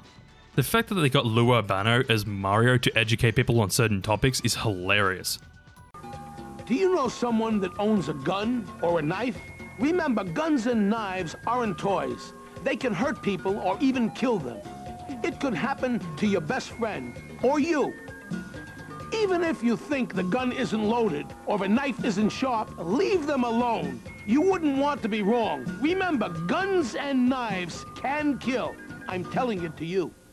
I'm Captain Lou Albano talking to you about drugs. Kids, don't be afraid to say no. Anyone that asks you to use drugs is not your friend. Drugs can and will kill. Remember, don't be afraid to turn to your priest, your rabbi, your minister, your moms, your dads, your teachers, because drugs can kill. And if you do drugs, you go to hell before you die. Please. Sauna Pants. This is basically just an infomercial for a product called Sauna Pants, which I'm pretty sure is just a massive scam. Nothing makes you feel more invigorated and refreshed than a steaming sauna, relieving your body of excess stored water which may contain toxins. But who has the time to spend in a spa? Plus, the sauna experience can be expensive. Not anymore! Introducing the revolutionary Sauna Pants, the at-home sauna experience that you can enjoy when you want to and where you want to, right in the comfort of your own home. All you do is wrap, Adjust heat level and relax as the sauna pants deliver a deep, soothing heat, relieving your body of excess water. You instantly feel invigorated with tired muscles soothed by a penetrating deep, warm heat. The sauna pants work just like a sauna, creating a moist heat sweating out unwanted excess water around your midsection and thighs, right where you need it the most. Now you can feel and look your best with the amazing sauna pants. Disco Golem. They literally edit Golem into a song. Yay.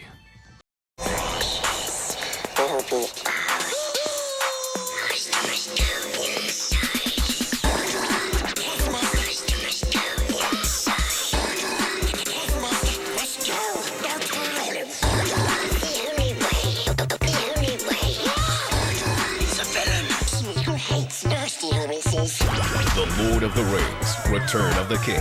More movie, less commercials. Coming up next on TBS. The Toiletnator.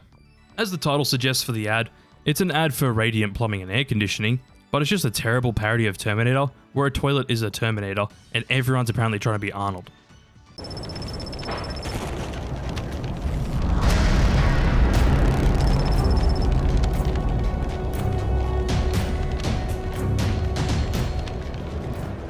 We must destroy the mother toilet.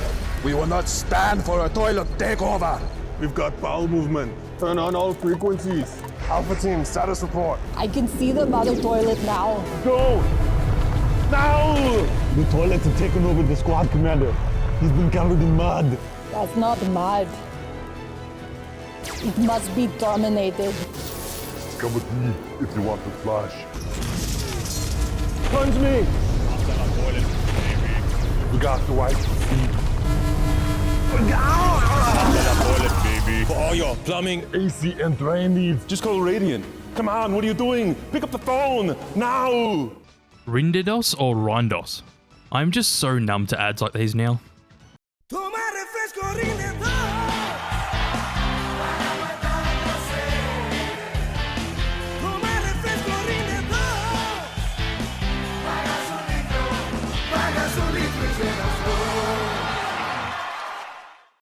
Who wears short shorts?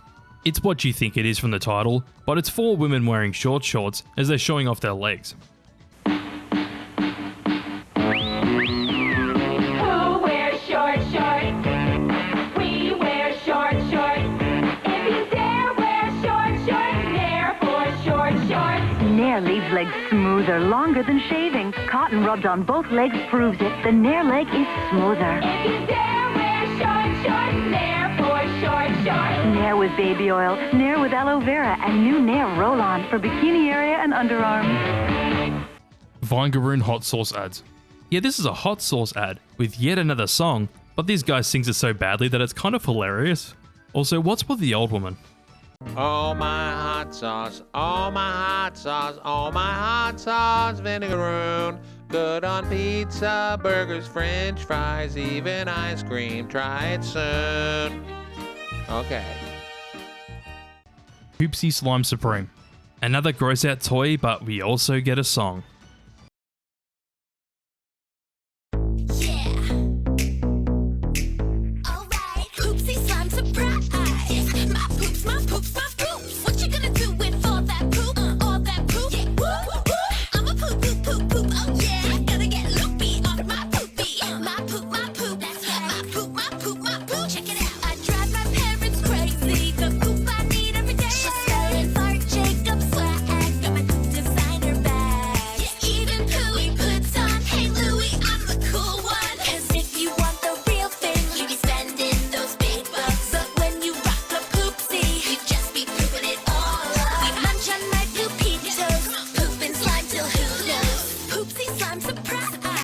Power on. People find this ad annoying because it would interrupt many YouTube videos. That's pretty much the reason why it's here. Hey, Loader, they were in the middle of some really important procrastination, so you can't quit now. These will keep you powering on. The Puttermans. So the Puttermans was a series of ads that Duracell tried to push from 1994 to 1996, which centered around this family living their lives as toys? I don't know too much about these ads. They're kind of unsettling, but there's a lot more information out there about these ads, so feel free to have a look. I guess the reason why they are so notable is because of how strange they look, And it even inspired Primus to make themselves look the same for their music video of Wyona's Big Brown Beaver. By the way, Primus sucks. So, is everybody using Duracell batteries? You kidding? The second I heard they had a battery that outlasts all other brands, I bought the family a whole case. Reminds me of the first time we tried Duracell batteries. We were living in Tulsa with your great Aunt Emma. We shared a one-room apartment. Herb, did you slip her one of those other batteries? Me? The copper top. Tops them all. Bang Bang Lady. Okay, this is kind of funny as the old lady has pants on that say Bang Bang, where they're advertising their fireworks outlet. Thinking of the holidays, think bang bang. That's hot. Think boom boom. We have a huge selection of 500 grams to light up your sky. That's hot. Hot? Buy one, get 3 free. Now that's hot. Come see the Bang Bang Lady on 431 South, just 8 miles south of the 280 bypass. How cool, how hot. Come see Boom Boom for your fireworks at Fireworks Outlet. That's hot. Red Stick Chicken. This ad basically advertises their new red pepper chicken, and I don't actually think this ad's that bad. This is a red stick, and it's what Tabasco pepper growers use to tell when a pepper is just perfect. And it's the secret behind my new Popeyes Red Stick Chicken. I marinate white meat tenderloins in Tabasco pepper marinade, hand batter them, and fry them up fresh. And right now you get 4 red stick tenderloins with fries, a biscuit, and my smoking pepper ranch dipping sauce for just $3.99. Popeyes Red Stick Chicken. Pick a perfect pepper, people, and this is what you get. Hessigan Poe. Another song. God fucking damn it. But this was only made about 6 years ago? What? 777 11 11 502 777 11 11 502 777 11 11 502 777 11 11. Call Brett, don't let it take a toll. Get your money right. Call Hessigan Poe. 502 777 11 11 502 777 11 11. Nesting dolls. Nesting dolls literally has nesting dolls doing everyday things, whilst having weird Russian accents, even though this ad is Russian, where they end up advertising milk.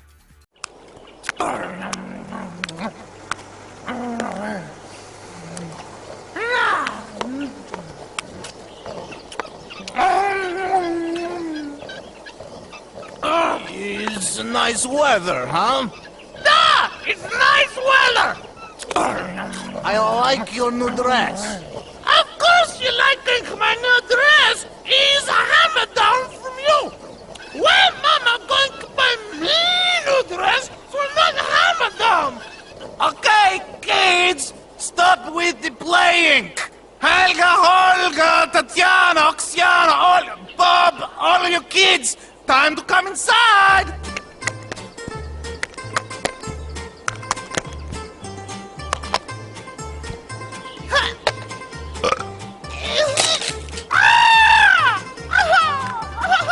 Must drink more milk. Grandparents. Yay, another ad that's basically sexual in nature because of the timing that the grandson walks by when the grandfather's trying to help their wife with something. What's going on? Let me help. Here we go. Lift and push and press. There, it's up there. Ooh. Hey, Josh. Wrinkles send the wrong message. Help prevent them before they start with Downy Wrinkle Guard. Hey, bud. Hey, Papa. So you won't get caught with wrinkles again. Tier 7. Ohio Lottery Holiday Magic. Literally just a lottery ad where scratchies come to life during the holiday season. Ohio Lottery holiday scratch-offs like us don't just offer up a shot at over $147 million in total cash prizes. This year, we're magical. Because of the Naughty or Nice promotion? That's right, Pep. Naughty or nice, you may get to play twice. Play holiday scratch-offs and enter non-winning tickets at ohiolottery.com/mylotto. And as always, be 18 years or older to play. iDog. These ads kinda hilarious, where the dad gets scared by an iDog Burger King toy. I actually kinda like it.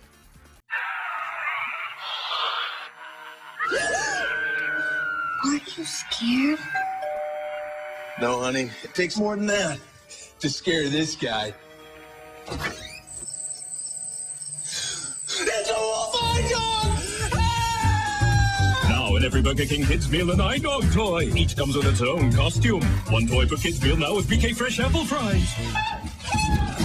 BK Kids Meals now with iDog toys. Scary fun. Windy Knickers. Another toy, but this is literally just knickers hanging on a clothesline where the toy spins around. I don't know much about the game itself.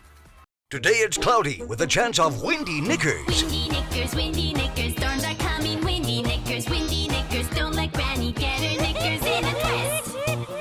Help Granny to hang out all her washing, but watch out for the big storm. Windy knickers. From Ideal. And that's all for today. No Extra Life. Oh yeah, this PSA is on here because I honestly find it to be quite bad in how it represents the issue it's trying to talk about. The whole PSA is about suicide, and they do that by making a GTA clone? Just feels like this PSA was made in poor taste. All right, I'm in the house. Okay, what do you see? Nothing yet. Hold on, I think I just heard something. I'm heading upstairs. Okay, I am almost there. I'm in the bedroom. Okay. Oh shit, it's not here. What? The gun's not here. What do you mean? Where is it? Cameron, are you in there? Open the door. Come on, Cameron.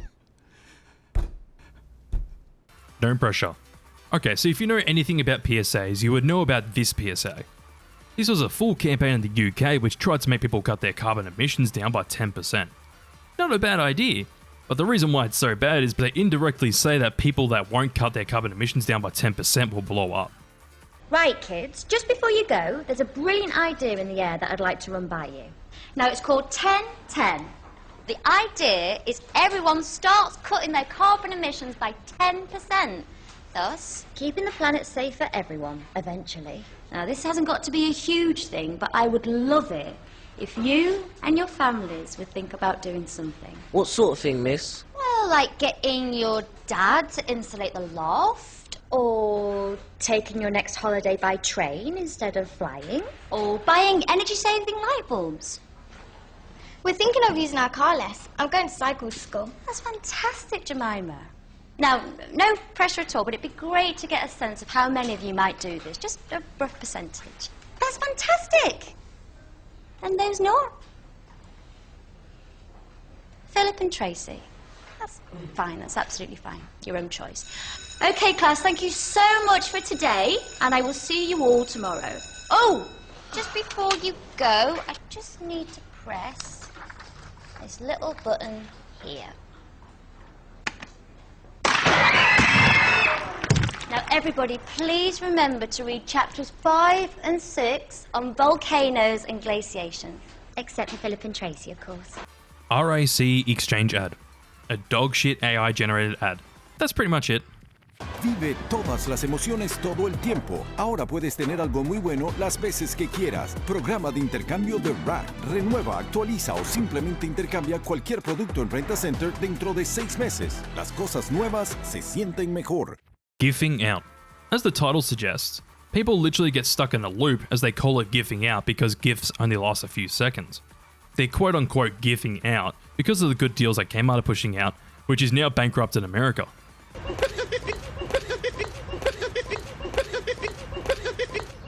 You seen this? Think they're gifting out. Gifting out? Definitely gifting out. Look what they scored at Kmart. What the? This Thursday from 7 p.m. to 3 a.m. get doorbuster deals. Like this RCA 42-inch LED TV for $299.99. Plus, buy one, get one 50% off on assorted Legos or all Monster High toys. And members always get more. Kmart. Get in, get more Christmas. Toyota Camry. A Japanese commercial?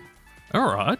Well, this ad's all about the Toyota Camry, but to advertise the car, it has dancing CGI babies which look extremely cursed. They literally look like the baby from Tin Toy, and it's quite strange.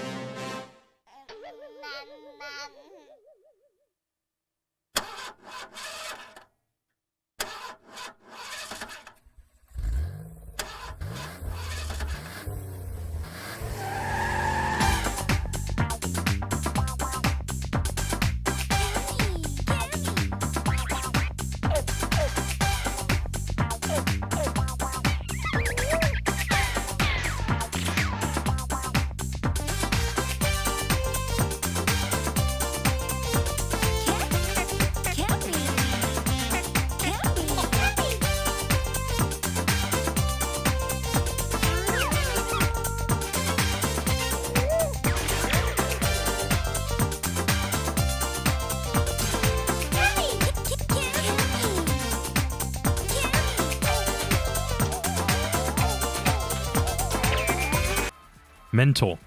This ad's just kind of gross, as the mentor in this ad is plucking Skittles out of the other girl's eyebrows. Ew. Abby, I'm worried you're running around with the wrong crowd. But they're nice. Really? It seems to me that they're using you for your Skittles. Shouldn't let people take advantage of you. I know. It's messed up. Pluck the rainbow. Taste the rainbow. Mum. Earn Brew is a drink where these kids just literally look at the mother's cleavage. That's the ad. Hi, Mum. Hi, Linda. Hi, Linda. Hiya, boys. New push-up bra. Amazing, eh?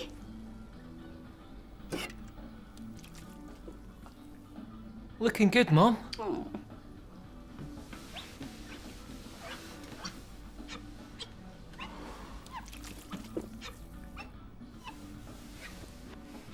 Oh, come here, you.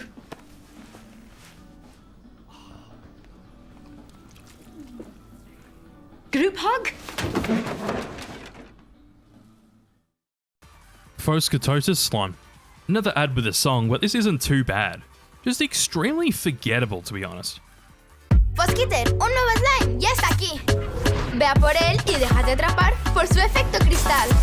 Que bota, bota y rebota. Hay 5 colores para flipar.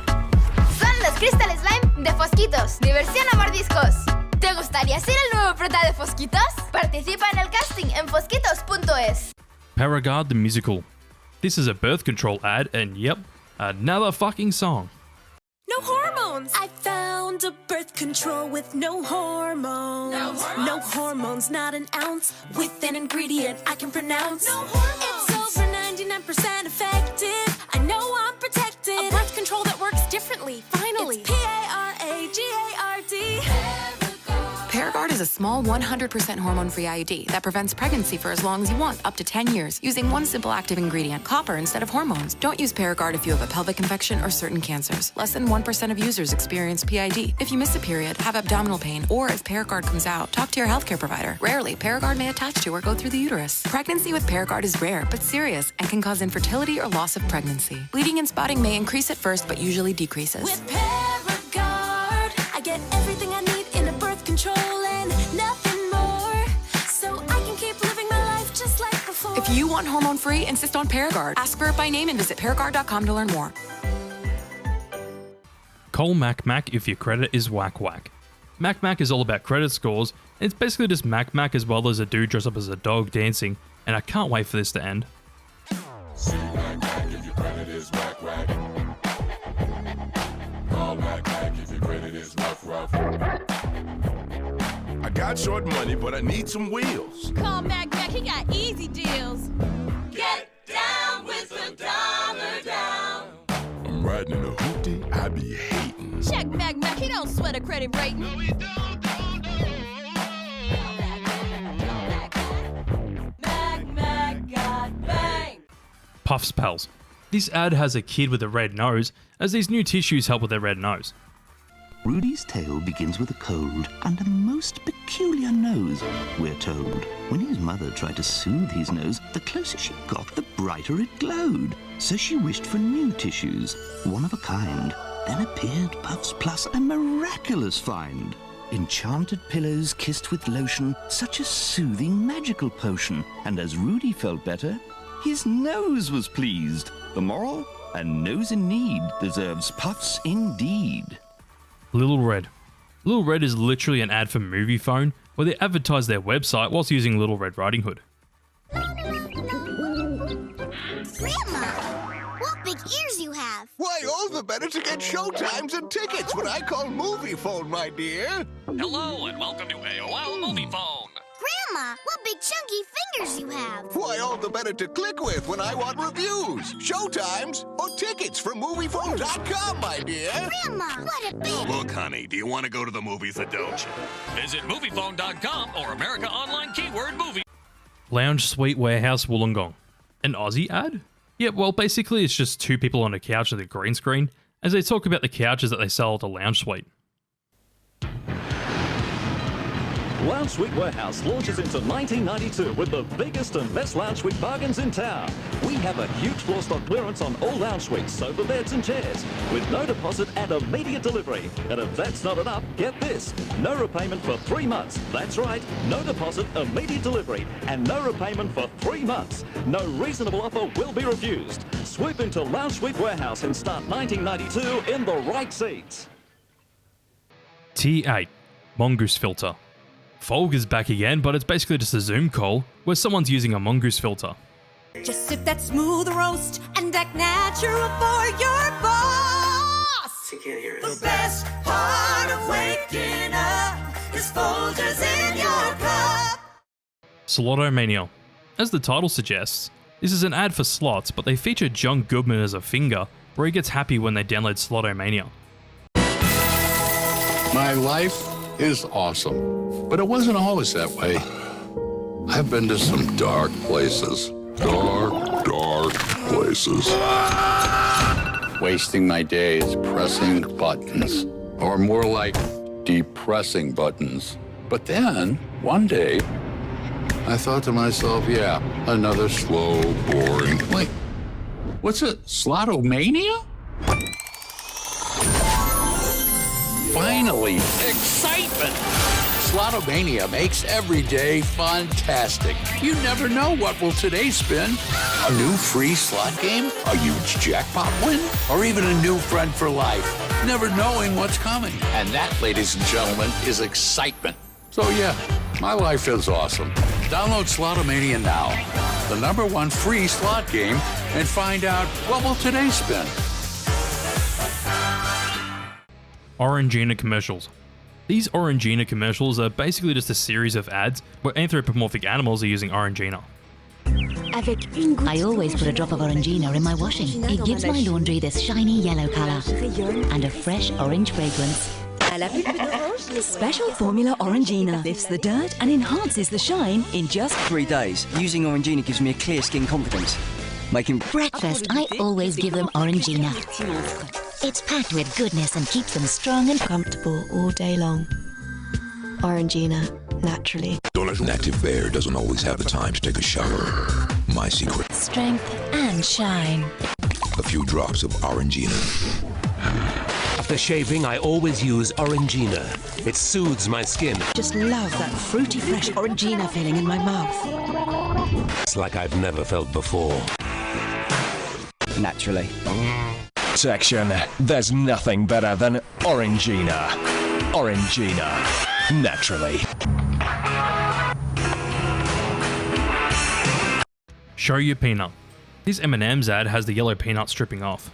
Na és miért válogassunk be titeket a showba? Mert én bárkit bármire ráveszek. Bármire? Gyerünk, sárga, mutasd a magyarod. Szeresd a testembe, végtelen maraton, átadom most a lelkem, minden M&M's. Vidd haza a nevetést. Baby butt song. Another fucking song. Do I need to say anything else? Hey baby.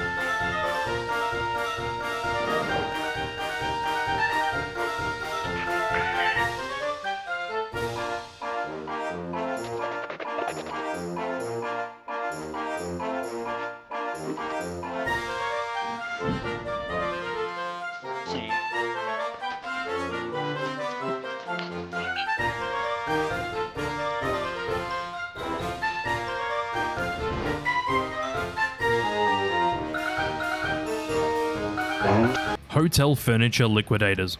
This is basically just an ad for liquidators, where a guy's dressing up as a girl, where he emphasizes how his butt's touching the furniture.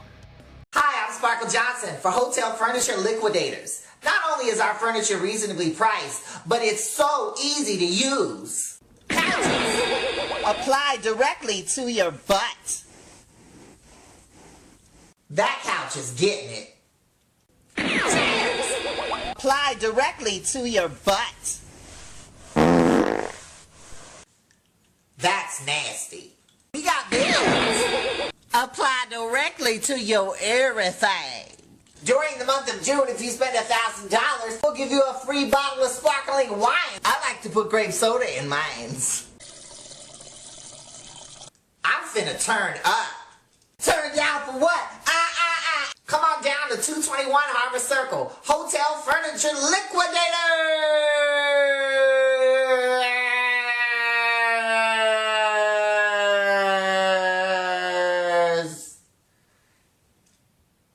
Feel the Love. Feel the Love's all about crocs, but they're basically just CG animated crocs that caress the lady's feet until they eventually go on her feet.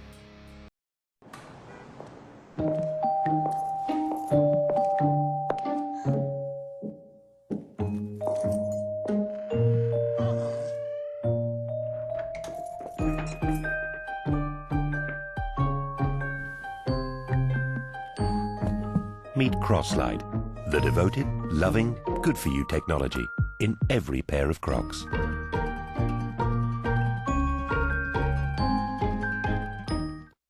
Love's Baby Soft.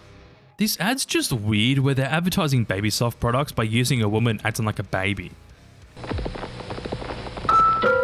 There's one person nobody can resist, and that's a baby. So Love made Baby Soft with the innocent scent of a cuddly, clean baby that grew up very sexy in foaming bath, body lotion, body powder, and body mist. So innocent it may well be the sexiest fragrance around. Love's Baby Soft, because innocence is sexier than you think. For your baby at Christmas. Health Hotline. More poorly animated ads. Well, to call this animated is a big stretch. They just animate the mouths on still images as they try and advertise knee braces. Grandma, can you come out and play? Sure, Ellie. Oh my, you might want to come here and help Grandma. What's the matter, Grandma? Can't you stand? Oh, sorry, honey. It's my knees. They don't work the way they used to. Does this ever happen to you?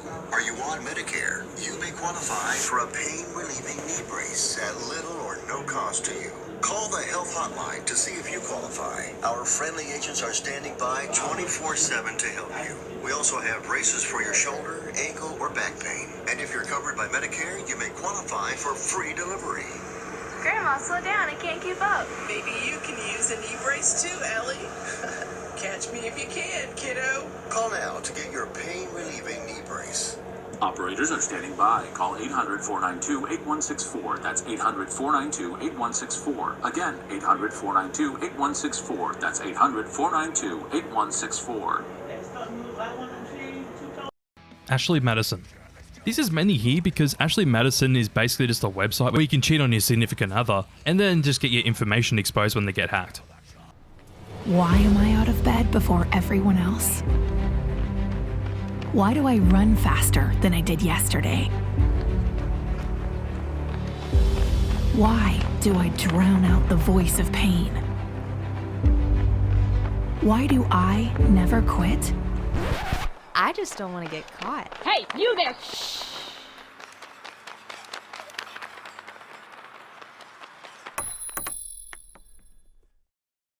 Pizza Toots. Literally just jingle bells, but they say Pizza Toots, and this shit's just embarrassing.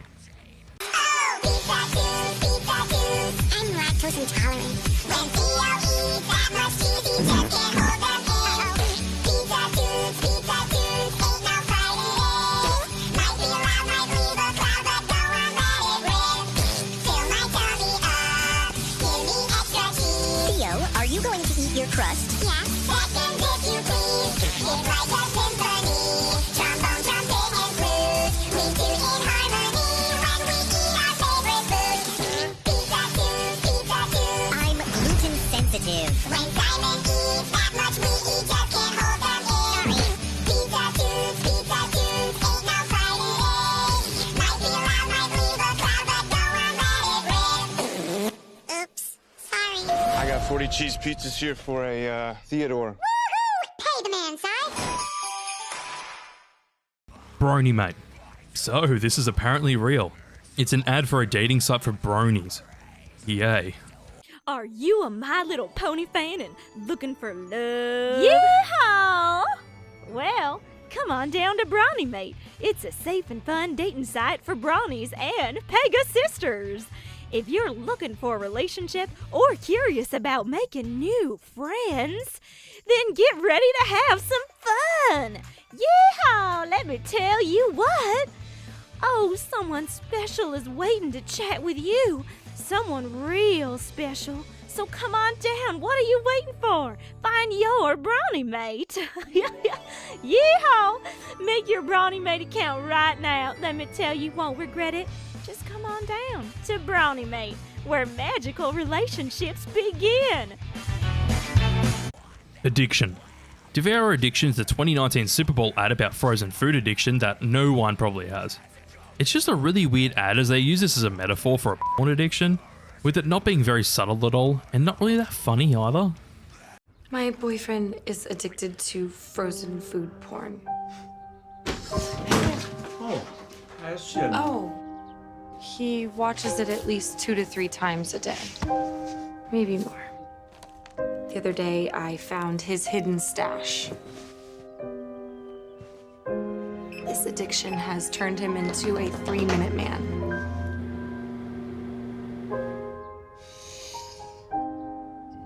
I tried to spice things up, but it didn't really work. He's doing it as much at work as he is at home.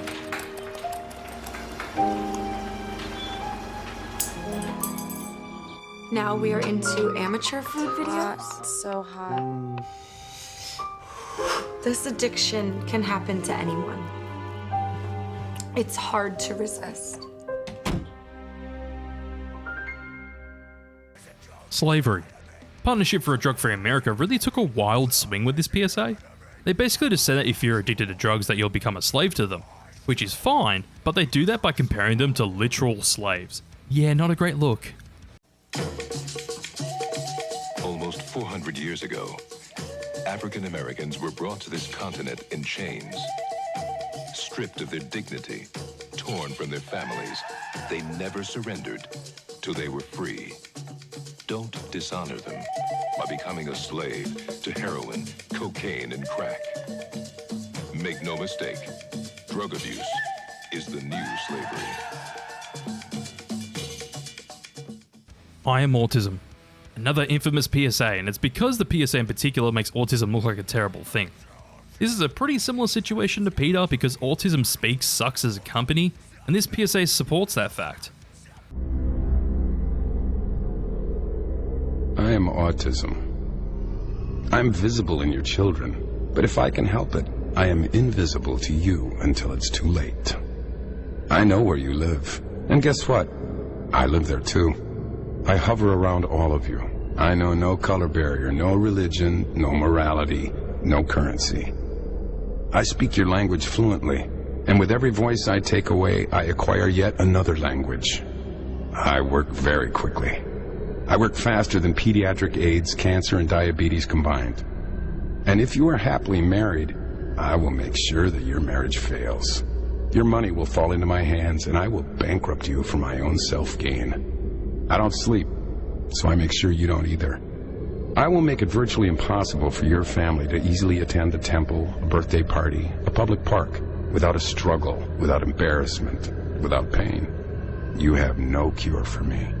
Your scientists don't have the resources, and I relish their desperation. Your neighbors are happier to pretend that I don't exist, of course, until it's their child. I am autism. I have no interest in right or wrong. I derive great pleasure out of your loneliness. I will fight to take away your hope. I will plot to rob you of your children and your dreams. I will make sure that every day you wake up, you will cry, wondering who will take care of my child after I die. And the truth is, I am still winning, and you are scared, and you should be.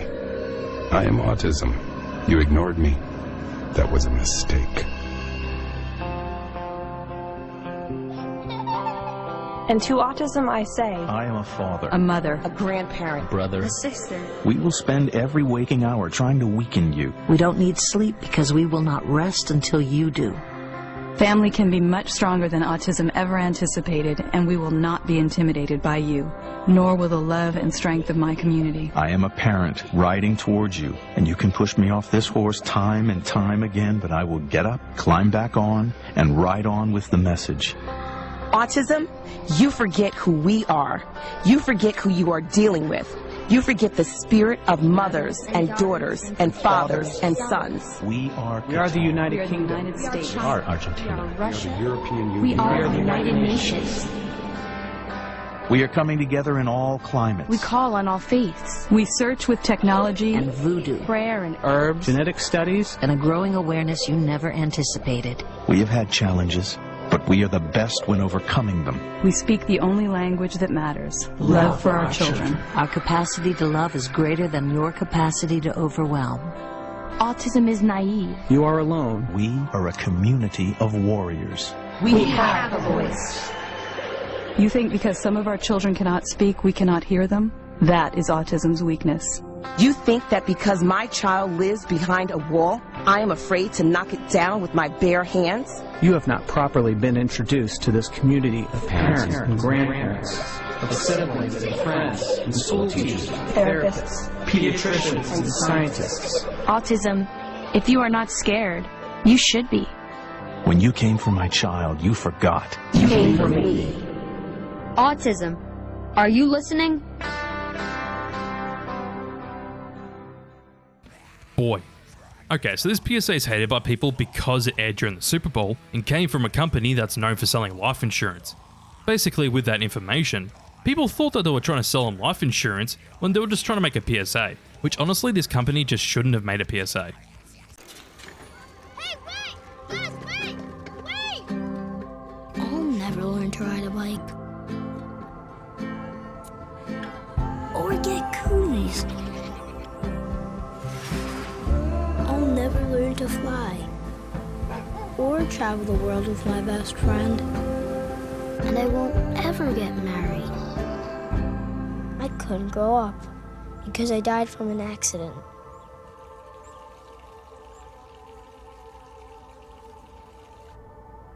At Nationwide, we believe in protecting what matters most. Your kids. Together, we can make safe happen.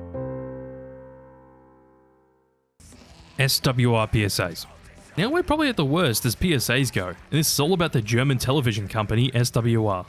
They've made many offensive PSAs, such as a mock being the most noteworthy, because they compare video game violence to Columbine. No joke.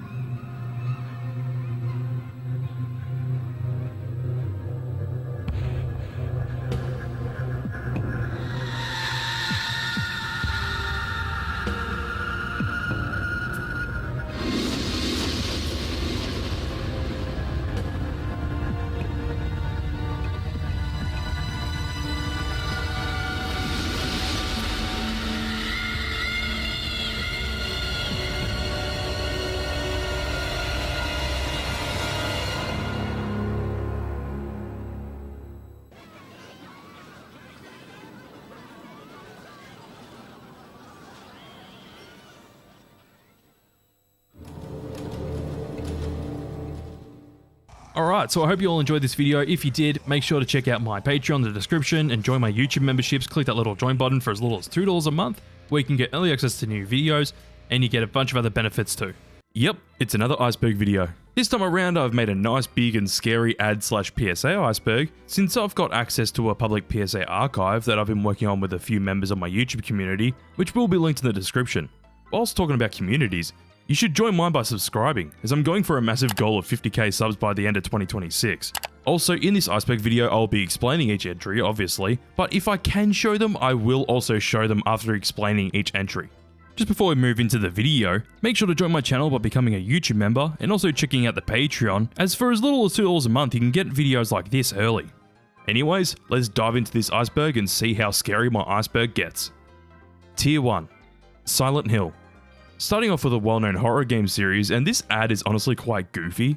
A little creepy with a million shots of the TV moving around the padded cell, but that's about it.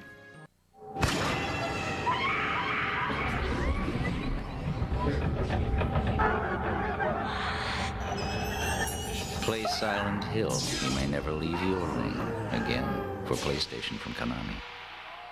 The Price of Piracy. The Price of Piracy is an Aussie PSA all about illegal downloading of movies. This PSA came out in 2017, I believe, right after the Australian government targeted the most popular pirating sites, and it's just this guy, who I think's an Aussie actor, talking about what piracy costs you. I need to talk to you about illegal downloading, because the game's changed. New laws have blocked all major pirate sites. As for the rest, well, hell of a risk. Could end up with viruses, spyware, stolen credit card details, even identity theft. Seems like a high price to pay after all. Or you could just spend a few bucks, see it on the big screen, high quality DVD, pay TV or online. Choice is yours. Good luck.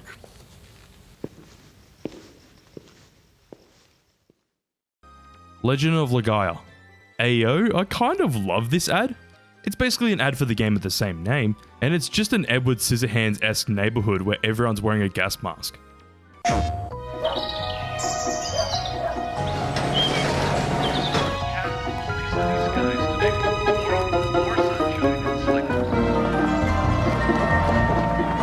It lurks around every corner, in every neighborhood. The deadly mist.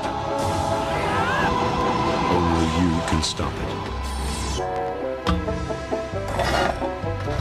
Legend of Legaia. Little Lungs. This is a series of PSAs from the American anti-smoking company, The Real Cost, who you will see more of later, as a pair of little lungs gets injured in many different ways. Why does this happen? Well, it's because they smoked as a teen and their lungs never grew to full size, and they're being punished for it. Little lungs in a great big world. The story of a pair of lungs that smoked as a teen and never grew to normal size. My little lungs are gonna need a lot of air for this.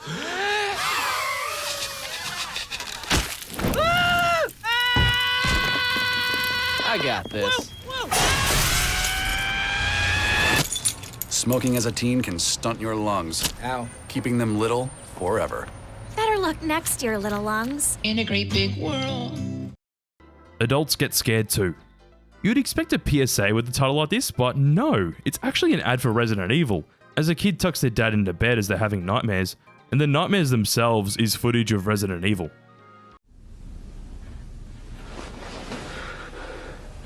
I've had a nightmare. A really bad one. Be okay, Dad. It was awful.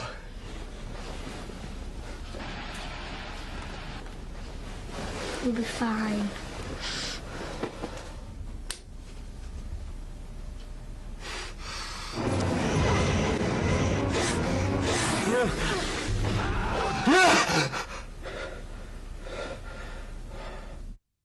Shame on you.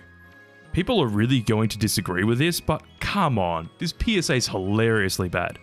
This whole PSA follows a classroom as they go out in the forest to play as their teachers let them out, where it's extremely corny with how happy it is. Whilst that's happening, we follow a guy as he goes out for a drive, which results in him flipping his car and rolling over the whole classroom of children. If you haven't seen it yet, just watch it.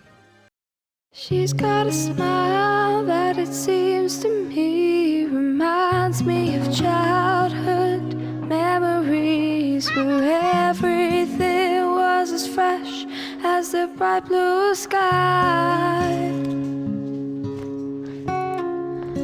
Now and then when I see her face, she takes me away to that special place. And if I stayed too long, I'd probably break down and cry. Oh, sweet child of mine.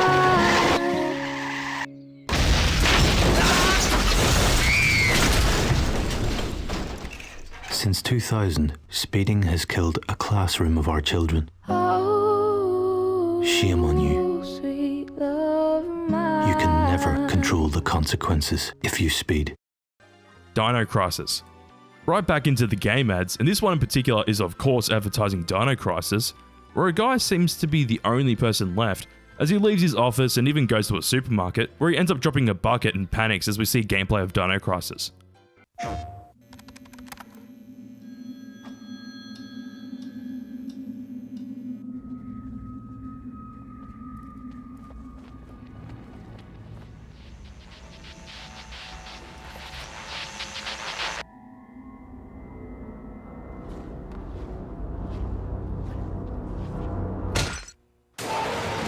You don't hunt them. They hunt you. Dino Crisis, from the makers of Resident Evil. PlayStation. I Saw Your Willy. I Saw Your Willy is an animated NSPCC PSA from the UK, where a kid and their friend decide to take a picture of their willy, as the picture ends up getting spread around everywhere to a comedic extent, even though this PSA is meant to be taken very seriously. One day, Alex and Sam were mucking around on their phones. Why don't we take a selfie? Yeah. Then Sam had an idea. I'll take a picture. What if they sent a picture of Alex's willy to their friend Katie? You know, the kind that disappears in a few seconds. When Katie saw it, she thought it was very funny. So she screen grabbed the picture and sent it to her friends. And they sent it to theirs. And the next day at school,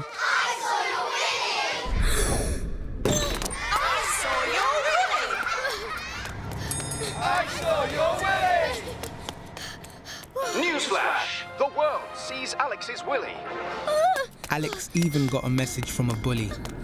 He then got one from a man he didn't know.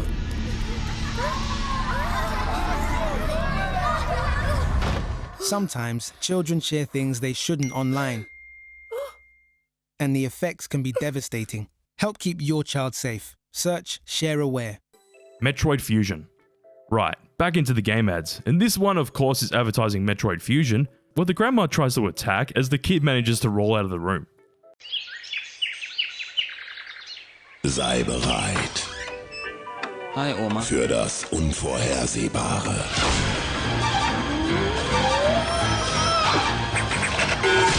Metroid Fusion. Jetzt für Game Boy Advance. It's a trap. This is an infamously terrible PSA that uses extremely dated memes to talk about how smoking's a trap.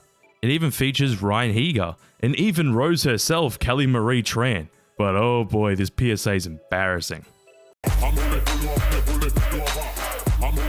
What's up, guys? Hey. Can I bum a cig? You're a smoker? No, I never even bought my own pack. It's a trap. I only smoke on Saturdays, so it doesn't even count. It's a trap. I'm not a smoker. I'm gonna do yoga tomorrow. Oh my god, it's a trap! It tastes like tropical kumquats, so it can't be bad for me. It's a trap! Unicorn. I'll quit when I graduate. 'Tis indeed a trap. I only smoke when I... Oh, it's a trap!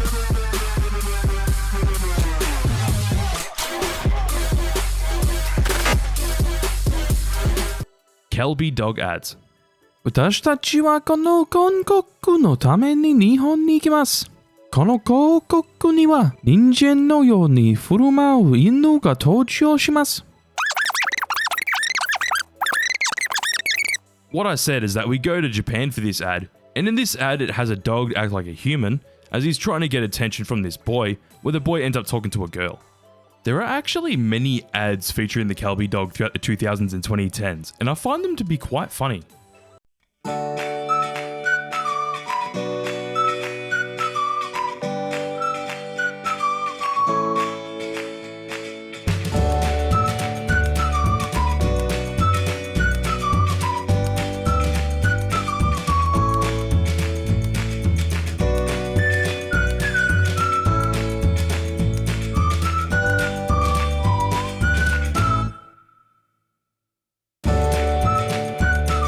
Majora's Mask ad. The title says it all. It's an ad for Majora's Mask, and it basically just has people waiting around as the big moon is close to hitting Earth, like what happens in the game since you have 72 hours to save the world.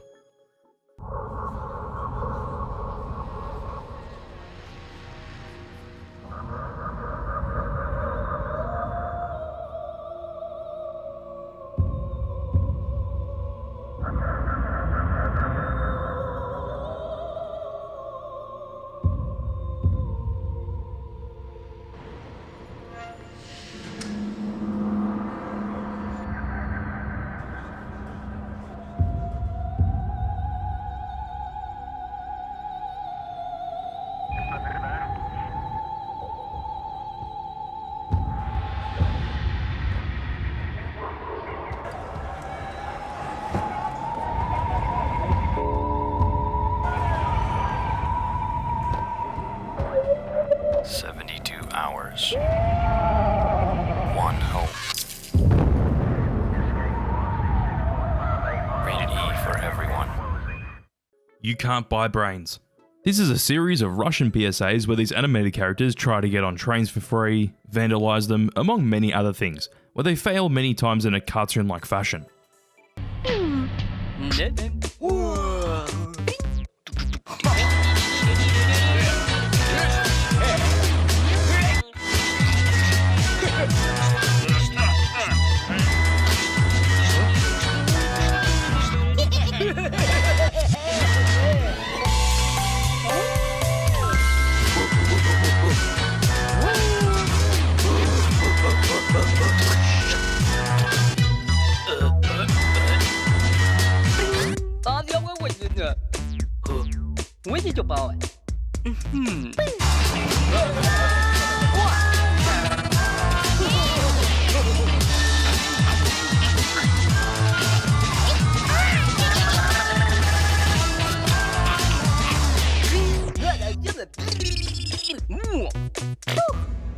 Eyebrow Dance.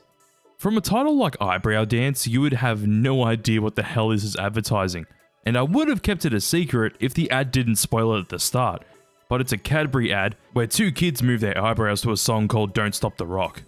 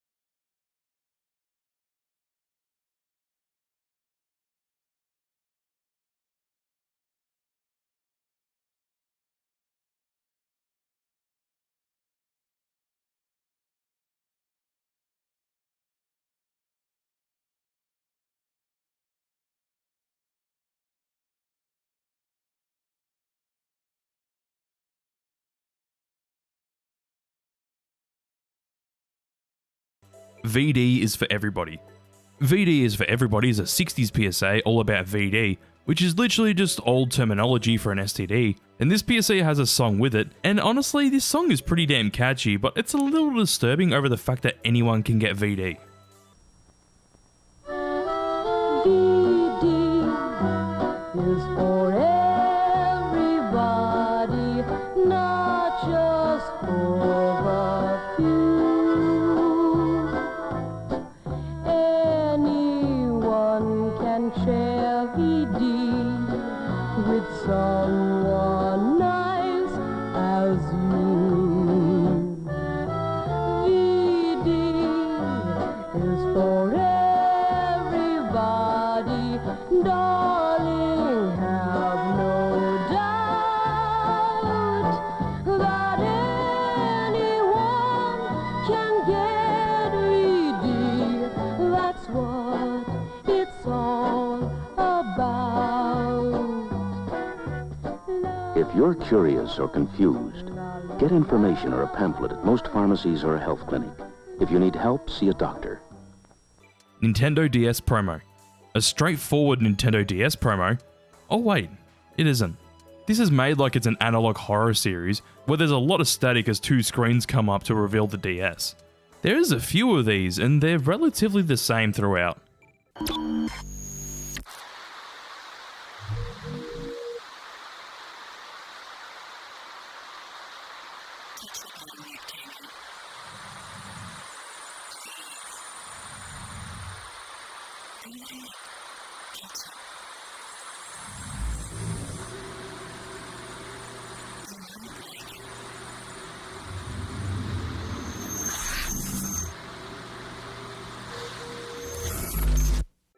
Hate hurts you.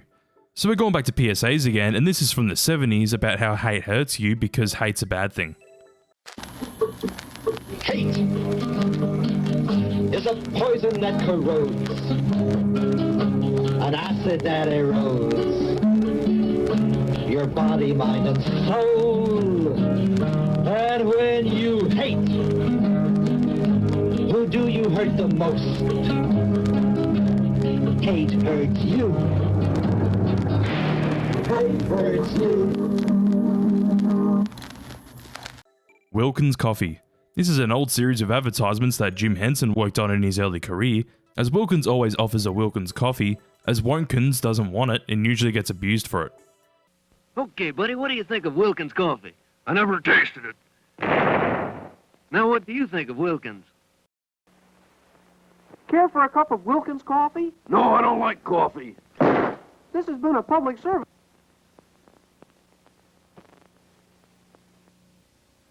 We're here to persuade people to drink more Wilkins coffee. What's the club for? To get their attention. You getting on the Wilkins coffee bandwagon? Never. No! You either go with Wilkins or you just don't go. If you don't drink Wilkins coffee, you're not all there. Oh, that's a lot of... In fact, without Wilkins coffee, you're nowhere. I wouldn't admit this if I wasn't alone, but I really do like Wilkins coffee. Did you call? You know, people who don't drink Wilkins coffee just blow up sometimes. Oh, that's a lot of... See what I mean? Mr. Yuck. Oh yeah, this PSA is a banger. This is an older PSA all about the logo of Mr. Yuck to show something poisonous or dangerous that kids shouldn't touch. Of course we get a song with it, and that's why people remember this PSA so much.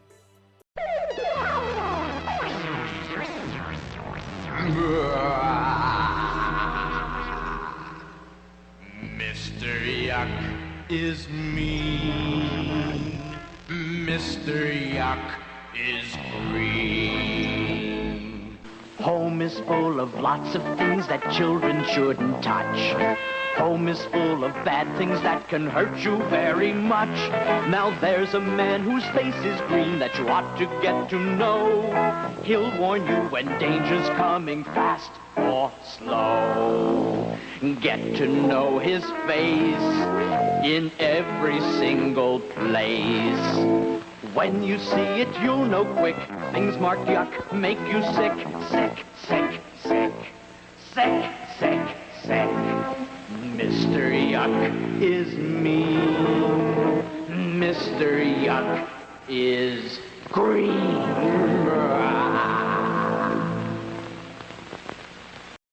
Smokey Bear PSAs. Okay, who doesn't know who Smokey Bear is, honestly? Especially if you live in America. He's the face of preventing forest fires, and there are many PSAs starting back in the late 40s, and is still going to this day where the message is to prevent forest fires.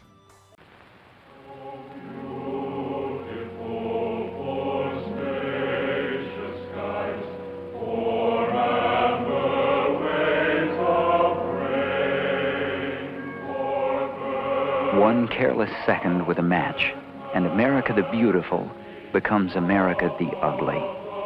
Please, help prevent forest fires.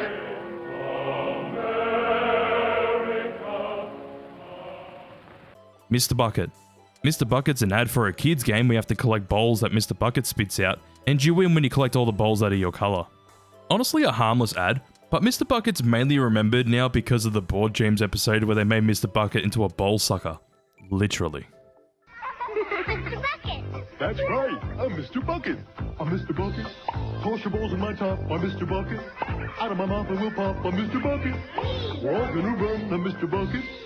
The game's Mr. Bucket. The first to get their balls into Mr. Bucket wins, but look out, because the balls will pop out of his mouth. I'm Mr. Bucket. The balls pop out of my mouth, I'm Mr. Bucket. A ball is what I'm about, I'm Mr. Bucket. We're all gonna run, I'm Mr. Bucket. Mr. Bucket from Milton Bradley. Vince and Larry PSAs. Of course my boys are on here. I just made a video all about these guys recently, so check it out. But basically this was a long-running seatbelt PSA campaign where the two crash test dummies Vince and Larry tell you to buckle up as they show you what not buckling up can do. If you know me, you know that these PSAs are some of my personal favourites because of their light-hearted and comedic tone. We are the dummies crashing on through, busting our heads just for you. My name is Vince. This job makes me sore. If you'd buckle up, I wouldn't do it no more. They call me Larry. I'm a dummy too. When you don't buckle up, the dummy is you. Buckle that belt. These are professional dummies. Do not attempt this at home. Buckle that belt. Got one thing to say, and we know we're not wrong. When you go for a ride, put your safety belt on. Gosh, Darlene, it sure is amazing how much we have in common. I know, Larry. We both love three-car pileups. We both were built in Buffalo. And we both know wearing safety belts help save thousands of lives. Yeah, this is fascinating. Don't mind Vince. He's getting over a bad breakup. I know. Janet's picking up the pieces, too. They're in here. I wish they understood it's all worth it to get people to buckle up. Hey, lacerated lovebirds, I sense a major crush. You could learn a lot from a dummy. Buckle your safety belt. Talk about head over heels. Green Cross Code. The Green Cross Code is all about a code to follow when crossing the road, featuring the physical actor of Darth Vader being David Prowse, as he tells people to make sure to follow the code when crossing the road. Emergency! Calling Green Cross Man! Green crosses never cross near parked cars, you blockhead! Sorry, Green Cross. Find a place where you can see both ways clearly.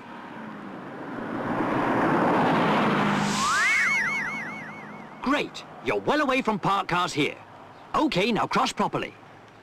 Always use the Green Cross code, because I won't be there when you cross the road. Never say yes to a cigarette.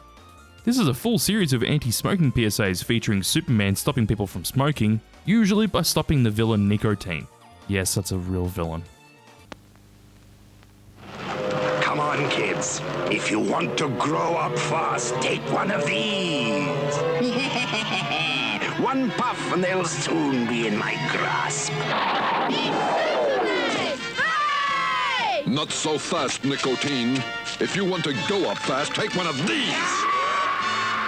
With my X-ray vision, I can see the harm cigarettes do inside people's bodies. That's why I never say yes to a cigarette. The thrill can kill. Right around the early 90s where Nancy Reagan was really trying to push the Just Say No campaign, and this series of PSAs was a part of it. These PSAs all featured celebrities talking in a dark room about crack and how bad it is to do, where all of these would end with the slogan being "The thrill can kill."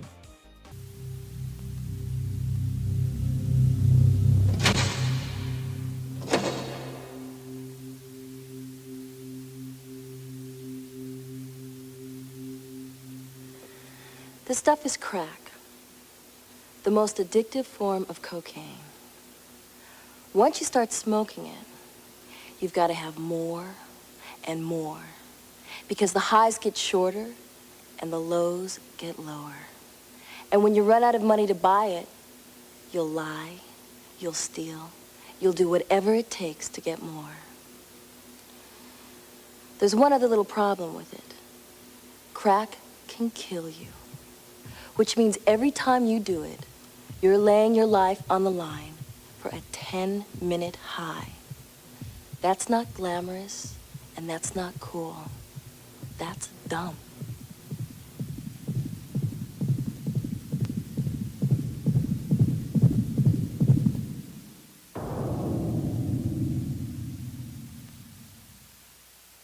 This is your brain on drugs.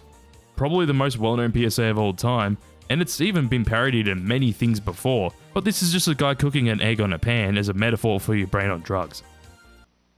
Is there anyone out there who still isn't clear about what doing drugs does? Okay, last time.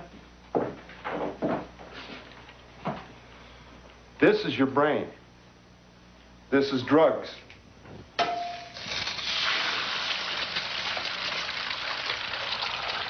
This is your brain on drugs. Any questions? The dawn is your enemy. So this was an ad spot on Adult Swim at the end of the night, where some eerie music would play as the dawn is your enemy shows up in text in the middle. This was shown at the end of the night at around 5 or 6 AM, as dawn would be coming around soon and you stayed up all night. Dumb Ways to Die. Dumb Ways to Die is a PSA from Metro Trains down here in Melbourne, Australia, all about train safety. The PSA itself shows the many different dumb ways to die, where the dumb ways to die end up being things involving trains, where the message would be pushed to the viewer. Of course, this is one of the most popular PSAs in the past 15 years, which spawned many games, and even the YouTube video itself currently has over 360 million views. Restaurant. This is an ad for Super Mario World 2 Yoshi's Island, where a man's at a restaurant eating so much that he literally explodes as a metaphor for how much this game packs. When is too much too much? To find out, we crammed everything into Super Mario World 2 Yoshi's Island. 60 more levels, massive enemies, huge Yoshi tricks, all served up with the latest graphic technology, Morphmation. No more. Sure you don't have room for another little bonus level?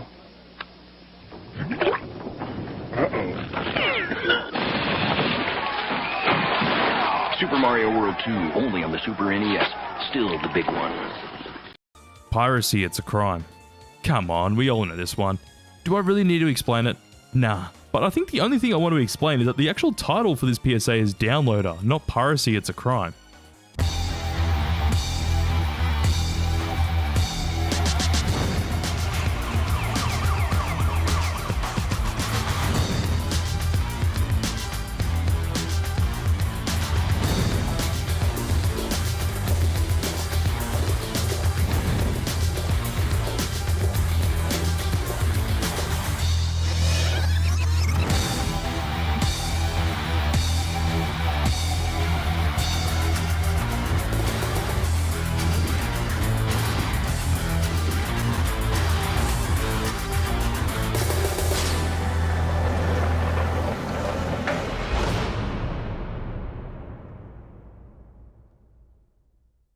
Ice Cream Man.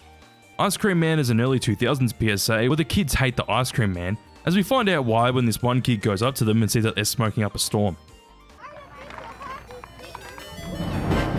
Ice Cream Man. Ice Cream Man! Ice Cream Man! Jimmy! Ice Cream Man! Secondhand smoke causes lung cancer. What do you want? A message from Rat. Reject all tobacco. Take it from Terrence. You better tell somebody. Grocery Store Lady. This is a Snickers ad where two kids dress up as a woman with this haunting looking mask, as they tell a woman to buy Snickers for all the kids, as the kids love Snickers chocolate bars. Hello, Mrs. Jensen. You don't have any Snickers in your shopping cart. The neighborhood kids love Snickers on Halloween. Let me help you. Oh, I'm only helping. Snickers. We're definitely going to her house. Shh. This Halloween, nothing satisfies like Snickers. Pokeball Recall. An infamous PSA which is letting people know about the recall of the Pokeball Burger King toy, where they advise you to throw it out or return it to Burger King. Burger King and the U.S. Consumer Product Safety Commission want you to know about the voluntary recall of this Pokemon Pokeball. The ball may pose a suffocation hazard to children under 3. Throw the ball away or return it to Burger King. The safety of your child is of the utmost importance to us. Baby. Why were PlayStation smoking around this time? Well, basically this ad's a baby looking at a PlayStation and feeling many different emotions, and it's just weird.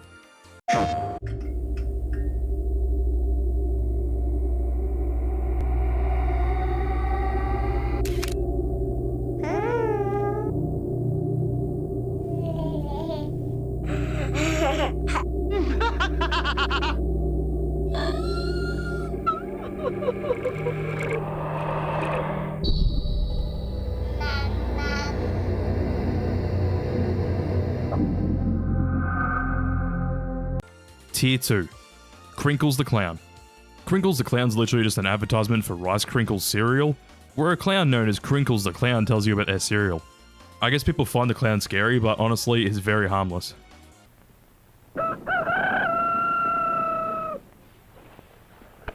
Breakfast! I'm hungry!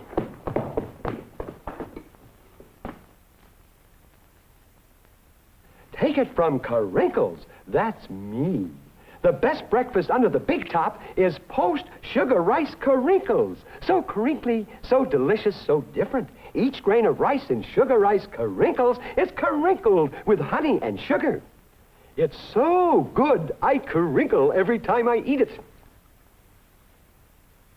Yep, no matter what other rice cereal you've ever tried, you'll love post-sugar rice Crinkles best of all. Honey and sugar make it different and wonderful. A circus of fun to eat.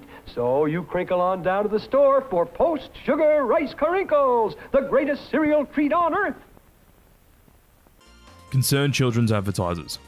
So this is a complete PSA company out of Canada who were known for making PSAs aimed towards children in the 90s and 2000s.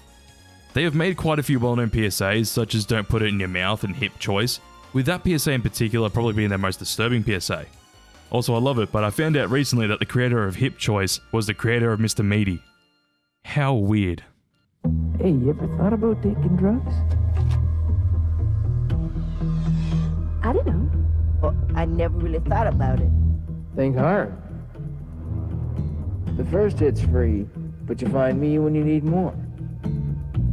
The choice is yours. What do you think? Nah, this jerk's not worth the time. A message from Concerned Children's Advertisers. You cannot beat us. We're coming to my country of Australia for this one, as this is actually a Nintendo ad for the NES, where characters from the games on the NES come out to tell you that you can't beat them, trying to challenge the viewer. Whilst doing so, they were scaring the shit out of children for their unsettling designs. We are Nintendo Ultimate TV Game System. We challenge all players. You cannot beat us. Aim your zapper gun. You cannot beat us. Even with your robot partner. You cannot beat us. Score 1 million. You cannot beat us. Discover new worlds. You cannot beat us. We are Nintendo. We challenge all players. You cannot beat us. Iceberg and Monolith. This is a series of 2 PSAs all about AIDS awareness, and the reason why they're on here is for how eerie and ominous they are, as one features an iceberg and the other features someone creating a monolith.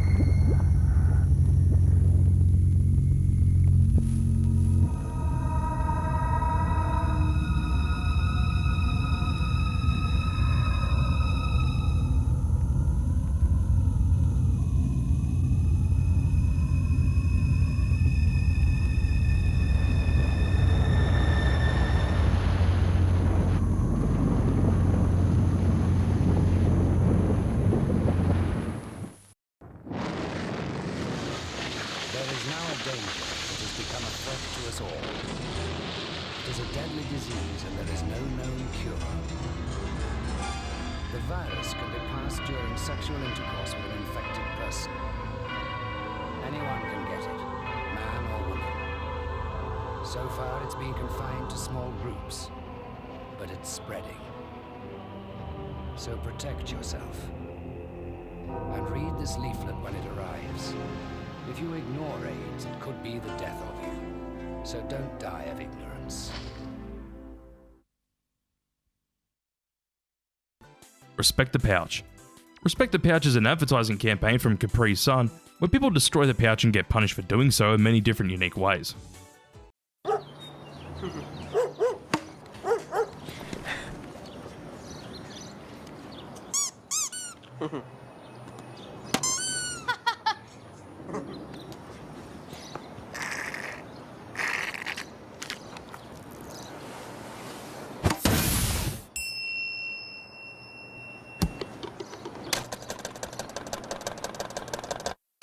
Respect the pouch!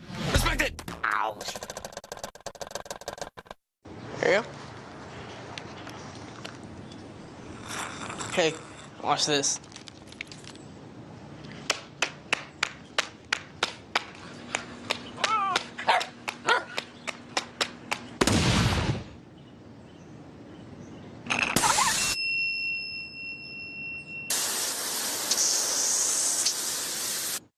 Respect the pouch! Respect it! Chuck the Clucker is now unlocked at respectthepouch.com. Smurfs. Going back into a PSA for this one. This PSA in particular of course features the Smurfs, as their village gets bombed and the whole place turned into a war zone. Fucking Gargamel.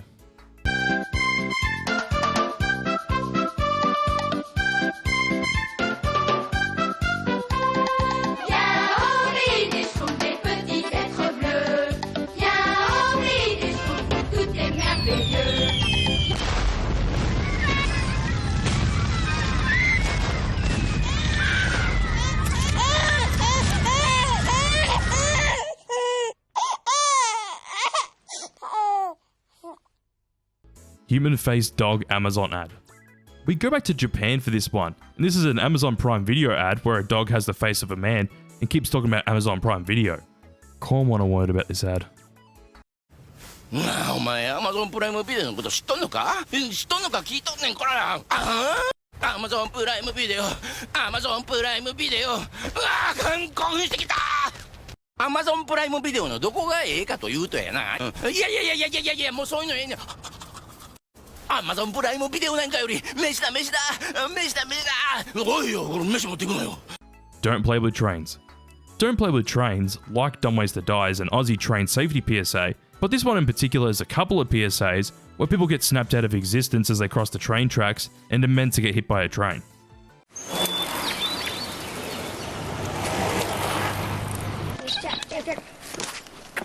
You going on Saturday? Oh, no, you? Yeah.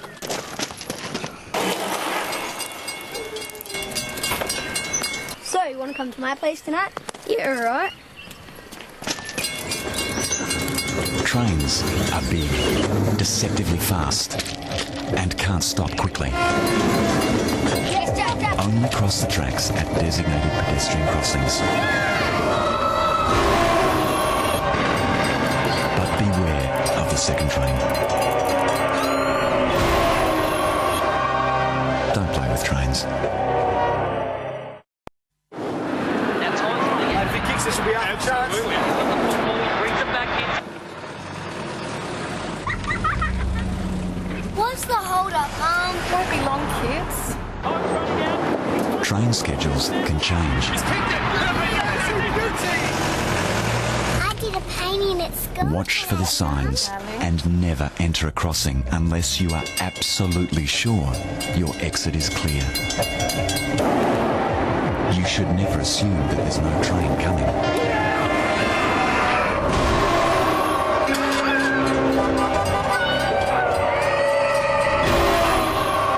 Don't play with trains. Mother. Another Resident Evil ad, and this one I probably can't show most of it, but it's basically a mother breastfeeding their child, until we see that the mother looks like a zombie, where we get to see some gameplay as the ad ends.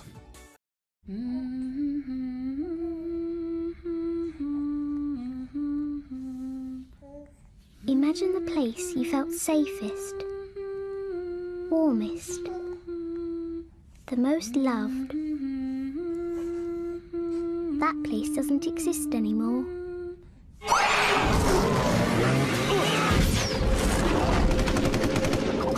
Resident Evil 4. La Droga di Spagna. Hopefully I said that right. This is a series of Italian PSAs which is a campaign against drugs, as you see people spin around and when they come back around they have wide eyes. As the title of this campaign in English is Drugs Turn You Off, and the slogan translates to if you take drugs, you go out. C'è il problema dei soldi e allora fai tutto per avere soldi, se no stai male. È una specie di ossessione.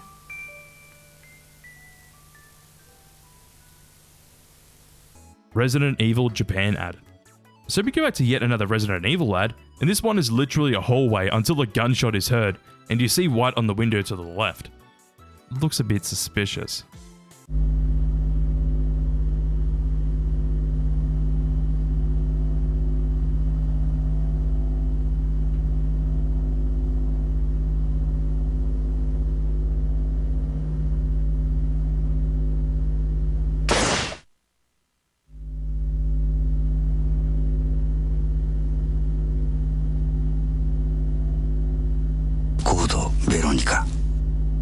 Popcorn.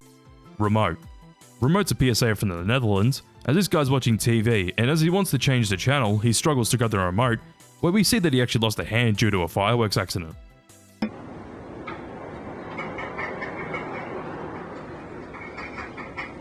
Otters use stones to open crustaceans, just like the woodpecker finch knows how to employ cactus needles to consume grubs, while the chimpanzee knows a good way of cracking nuts.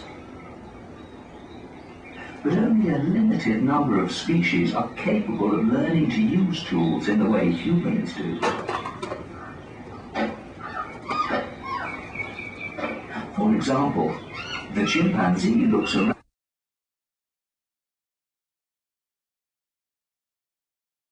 Silent Hill UK advert. Back to the game ads, and this one in particular is obviously for Silent Hill, where it's a whole bloody short film as police are investigating a building, as the ad ends with some gameplay.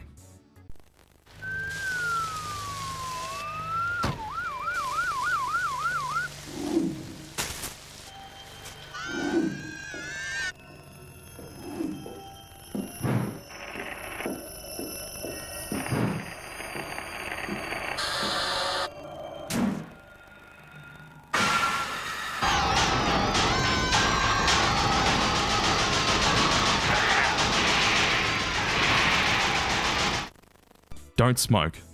This is an anti-smoking PSA from America featuring Terry Hall, as she's in a hospital bed as she talks about how she wants no one to go through what she has after getting addicted to smoking cigarettes.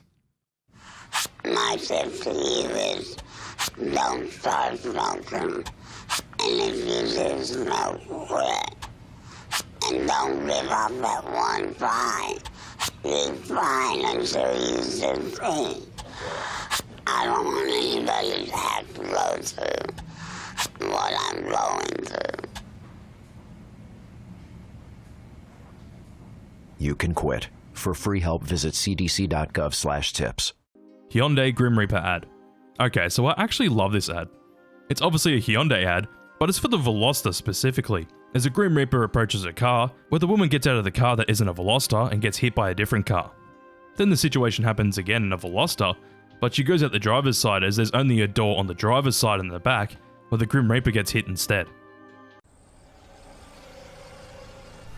Ben je het zeker? Ja, echt. Het laatste stukje loop ik wel hoor.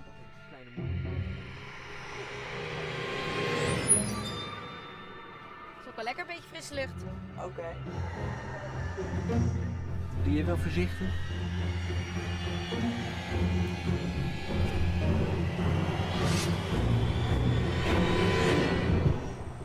Oké, tot snel. Ben je het zeker? Ja, echt. Het laatste stukje loop ik wel hoor. Het is ook wel lekker, een beetje frisse lucht. Doe je wel voorzichtig? Oh. Andere kant, mevrouw. Dankjewel, meneer. Tot snel.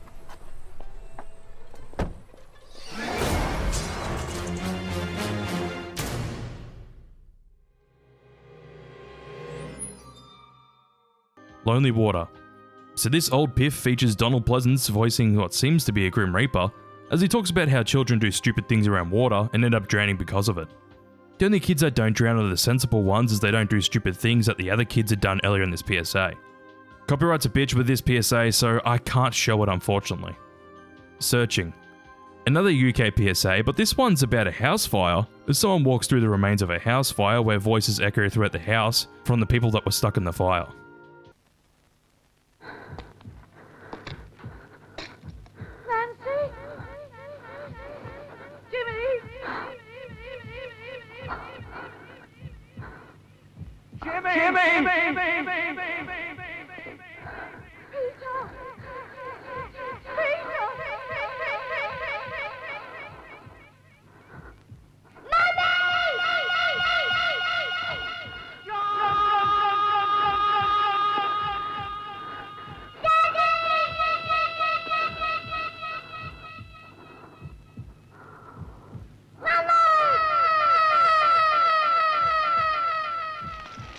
Please keep matches away from children.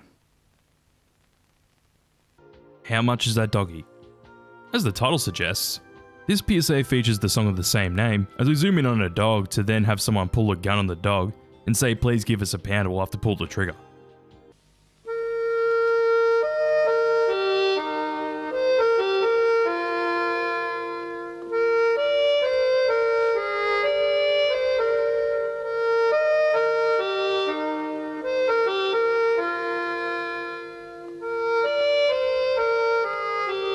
Please give us a pound, or we'll have to pull the trigger.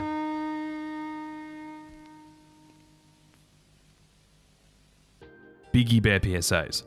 This is a series of 3 PSAs from South Africa, all about things that kids shouldn't see on TV, by just straight up showing the content that people shouldn't watch. How do they do this? Well, they do it by framing it as a kids show where Biggie Bear beats up Mr. Rabbit and kills him in one PSA, in another he injects Mr. Spotty with drugs, and the last PSA has Biggie Bear assault Miss Pussycat. Great. Hello, kids! What a beautiful day. Look, the sun is out. Oh, yes, Mr. Spotty. Hi, Mr. Spotty. Hello. What's the matter? I don't know. I'm just sad. But it's such a beautiful day. Well,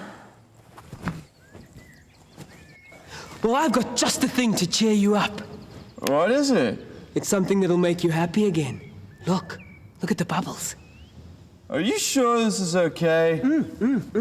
It's fine. Everybody does it.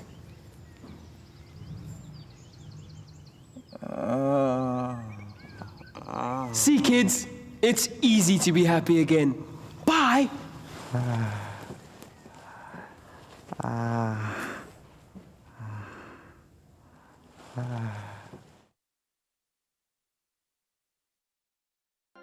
Panda Cheese.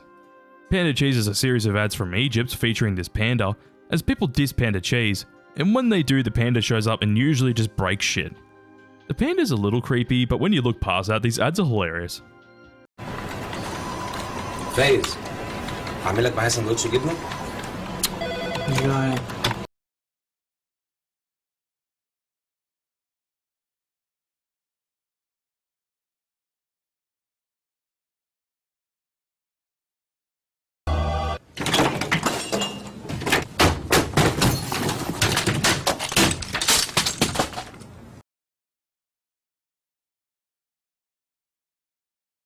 باندا ما يتقلهاش لا.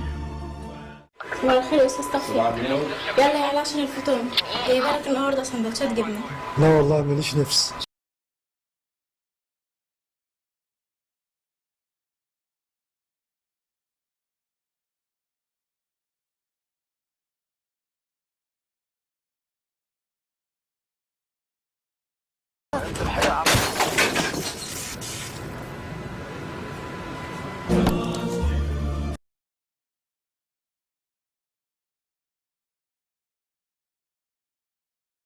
باندا ما يتقلهاش لا. Frisbee. Back to the UK for the next few entries, but this one features 2 kids as they accidentally throw a frisbee into a power station. When they do, Jimmy decides to go in as the girl persuades him to do so to retrieve the frisbee, but of course when he does, he goes out like a light bulb. Go on, get it. We're not supposed to go in there. Oh, go on. There's a gap down there. A gang of kids broke in yesterday. I saw them. Pass me that bit of wood.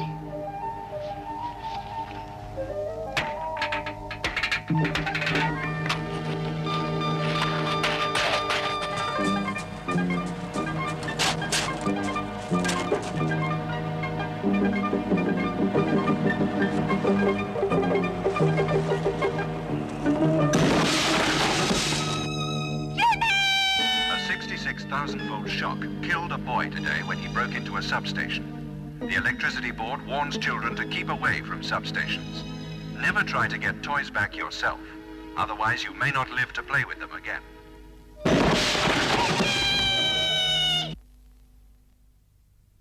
Football. This is pretty much the same as the last PSA, but more extreme as 3 kids go to retrieve a football from a power station, as one kid goes in and gets zapped when grabbing the football. It gets more extreme from there as another kid goes in to get the other one that just blew up, where they explode as well. Hey, look. Someone's having a go at this. Look, over there, there's a football. Oh, yeah. Keep an eye on you two. Whoa, hang on, mate. This place is electrified. That's for fighting little kids. You're right if you don't touch anything. I've seen people working up there. Yeah, well, I don't particularly want to mess around with this type of stuff. It's not worth it. You're just scared of getting caught.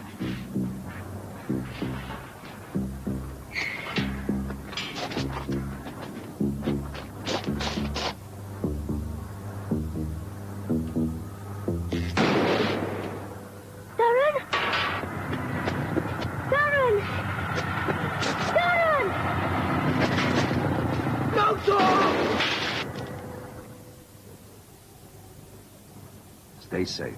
Stay out. Don't take a chance with electricity. Black rhinos. I told you there were quite a few UK PSAs in a row, but this one shows off a gun which looks a lot like an M60 with a chain of bullets, where the gun ends up firing when text tells us that we don't have much time to save the rhinos.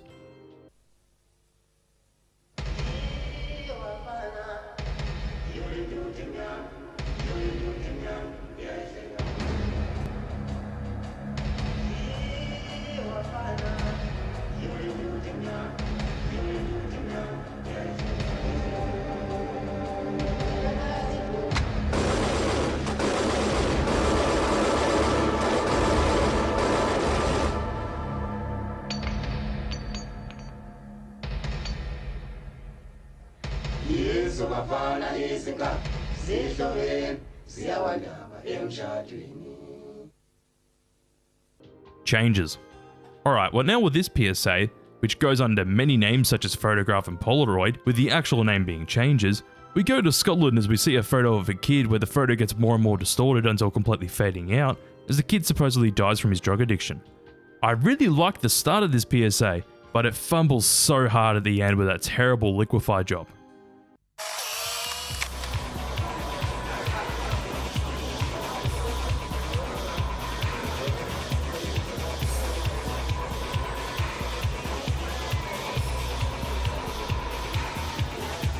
Spots, rotten teeth, depression, anxiety attacks, personality changes, paranoia.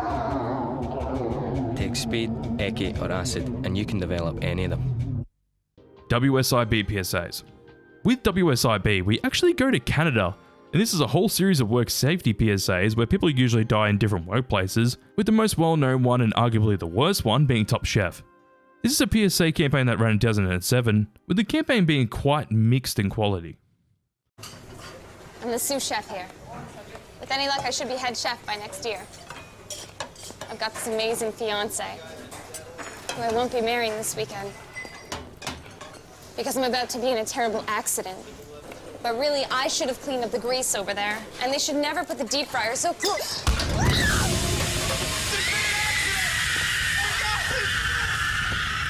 Somebody help me!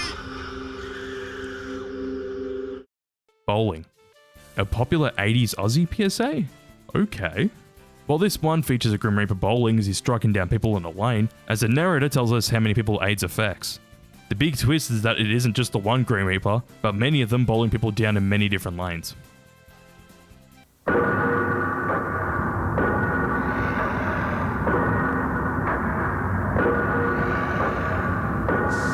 At first, only gays and IV drug users were being killed by AIDS. But now we know every one of us could be devastated by it.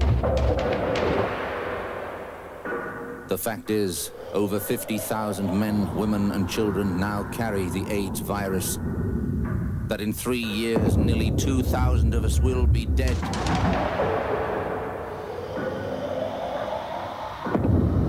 That if not stopped, it could kill more Australians than World War II. But AIDS can be stopped, and you can help stop it. If you have sex, have just one safe partner, or always use condoms. Always.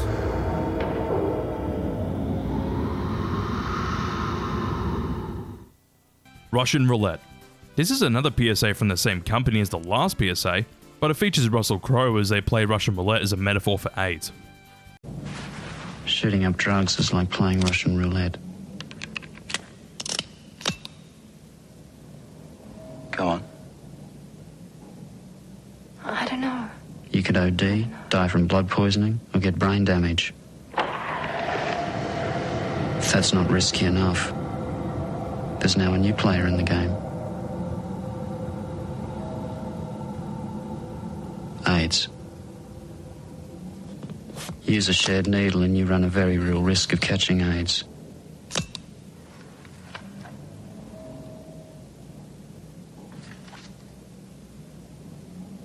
You go first. One shot from a contaminated needle is enough to kill you. I don't want to play. One shot. Devil. Devil's a PSA from Norway where it has this guy talking about smoking, and damn he does a good job. Obviously this guy's meant to be the devil, as he talks about half the people that smoke will die from smoking. Are there any smokers out there? Did you know that half of you are actually going to die from smoking? Statistics. But the snag is that we don't know which half, but we can find out. So, if you're a smoker and your seat's got an even number, your heads. If it's uneven, your tails. Ready?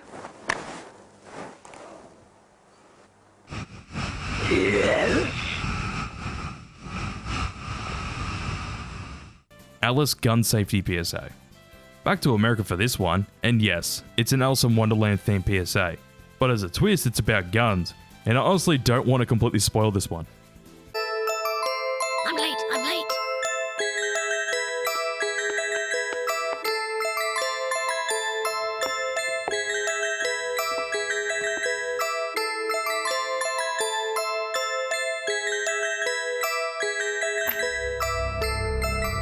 Over 1/3 of all American households have a gun.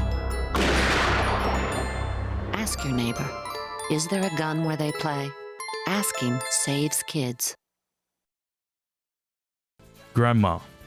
This is a PSA from Thailand as a woman and a grandma are talking, and as they decide to cross the road, the grandma gets hit by a car and absolutely ragdolls a light year away. คุณยายคะ เดี๋ยวพรุ่งนี้อุ่มจะไปโรงเรียนแล้วอะค่ะ งั้นเดี๋ยวอุ่มไปซื้อสมุดกันนะคะ แล้วเดี๋ยวจะตามไปค่ะ ข้ามถนนระวังรถนะลูก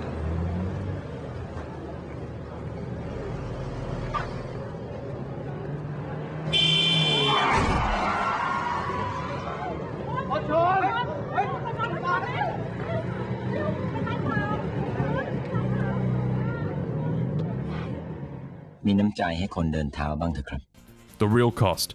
Yeah, so I thought that I would mention this company separate to Little Lungs, as their usual PSAs are usually a bit more disturbing than Little Lungs. Obviously they're all about smoking, but some of the most well-known ones are these ones at the convenience stores people give up things for a pack of smokes, and even terrible PSAs like a Metal Monster. If you vape, you could be inhaling toxic metals into your lungs. To show how scary that is, we made Metal Monster. With special effects that show metal particles being inhaled. And music that would have made your heart race. But nothing is as scary as the facts. Vaping can deliver toxic metals like nickel and lead into your lungs. That's metal in your lungs. Tail sleep. Pack of cigarettes, please. It's not enough.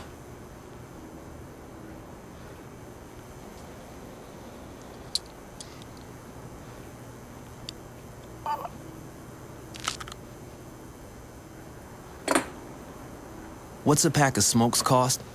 Your teeth. Smoking can cause serious gum disease that makes you more likely to lose them. See you again. What are cigarettes costing you? Monsters.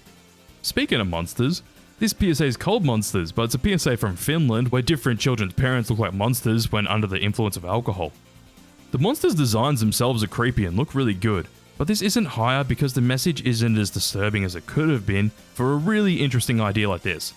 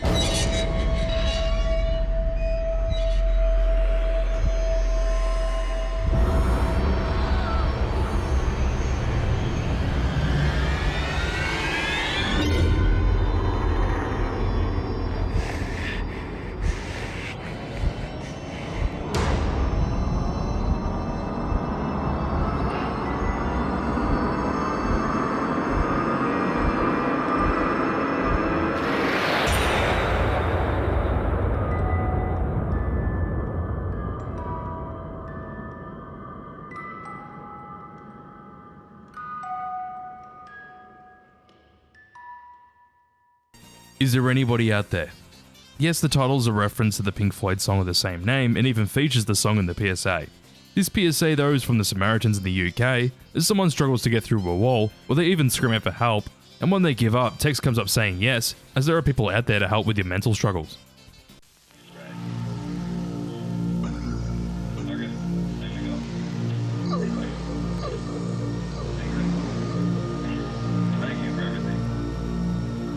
Is there anybody out there?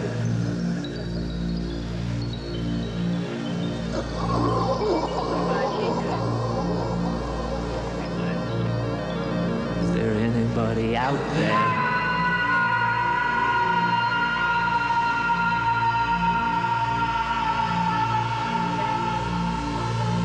Is there anybody out there?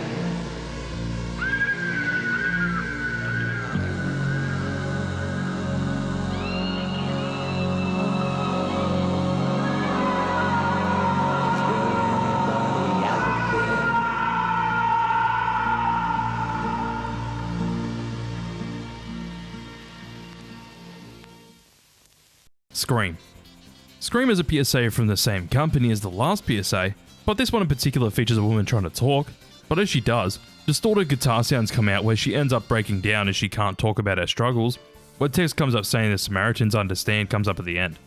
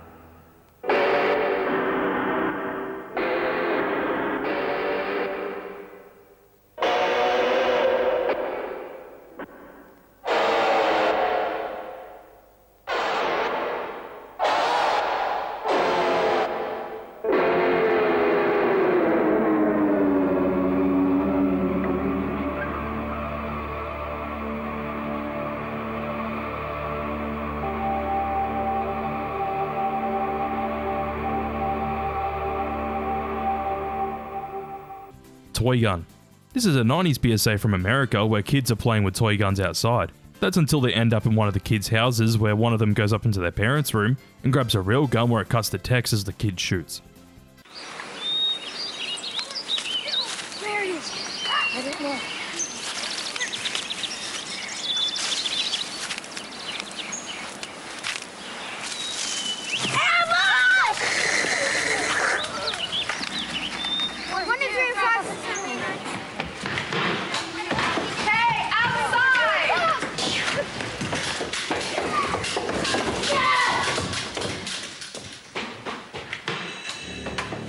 If you think you can hide your handgun from your kid, Okay, we're coming in. please think again.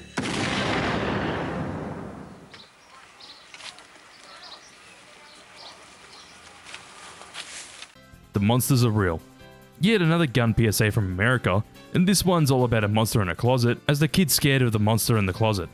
That's until they finally decide to face the monster where they find out that it's just a hat with a case underneath it, and of course when they open the case it's a gun. They play with it and then bang, as the PSA ends with the kid dead on the ground.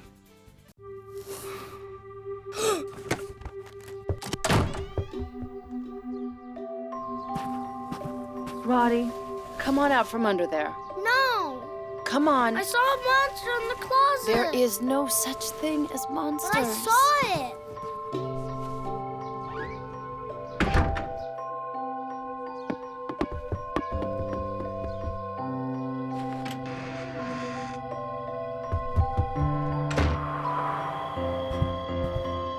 Jeff, could you come up here? Okay, pal, it's time for bed. There's no such thing as monsters.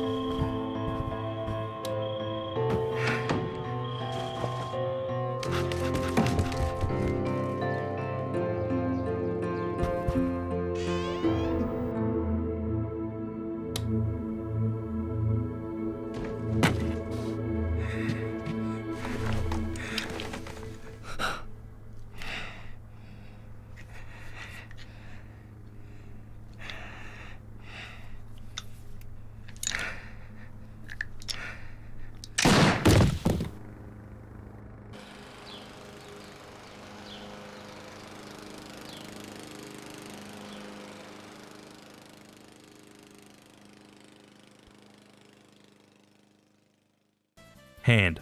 Hand is a UK PSA all about fireworks, where the firework goes off early and blows off half their hand.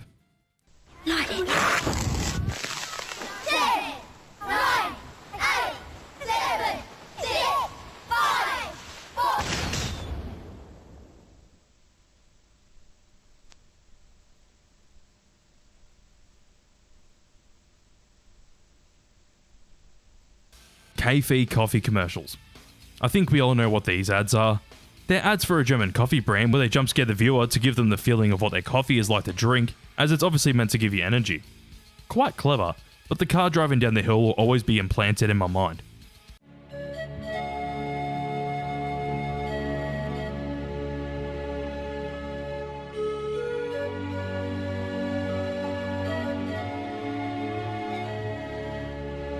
Boo! Jetzt auch mit weniger Koffein. Kaffee. Dancing Bear. Back to a PSA, and this PSA is all about what people do to bears, as this is edited and looks like a Saw movie where someone tortures a wooden bear.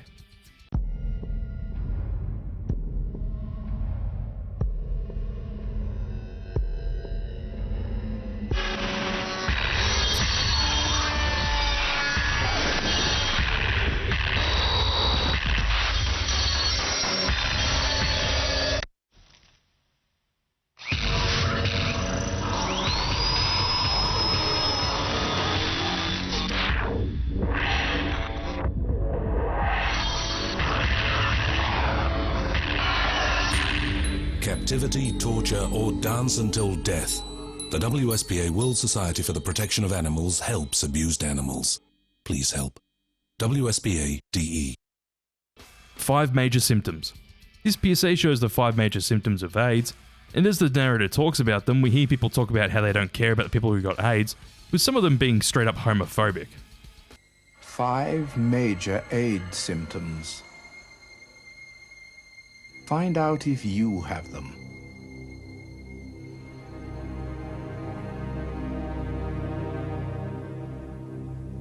Paralysis of the hands. Why should I give money to an AIDS charity? There are far more deserving ones. Hardening of the heart. They're gay. They deserve everything they get. Understanding deficiency. If they were straight like me, they wouldn't have caught it in the first place. Turning back syndrome. It's not my problem that they've got AIDS, so why should I care?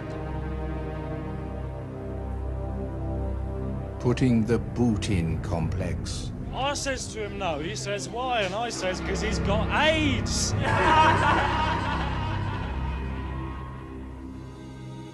The London Lighthouse is a place where people with AIDS are cared for. Ring 071 792 1200 to make a donation. My Little Puppy. Yeah, it sounds crazy having this in tier 2, but you gotta get ready for what I have in store for the other tiers. I find this PSA quite disturbing, but honestly it only gets disturbing for the ending, since most of the PSA is framed like an advertisement for a puppy, as if it's a toy commercial until being thrown in a lake when in a bag. He's fun, he's cute, he's crazy. He's My Little Puppy. Hours of fun for all the family. My Little Puppy comes completely unhouse trained and enjoys being taken for lots of walks, needs feeding on a regular basis, and requires endless love and attention. And when all the fun's over, he's easily stored away.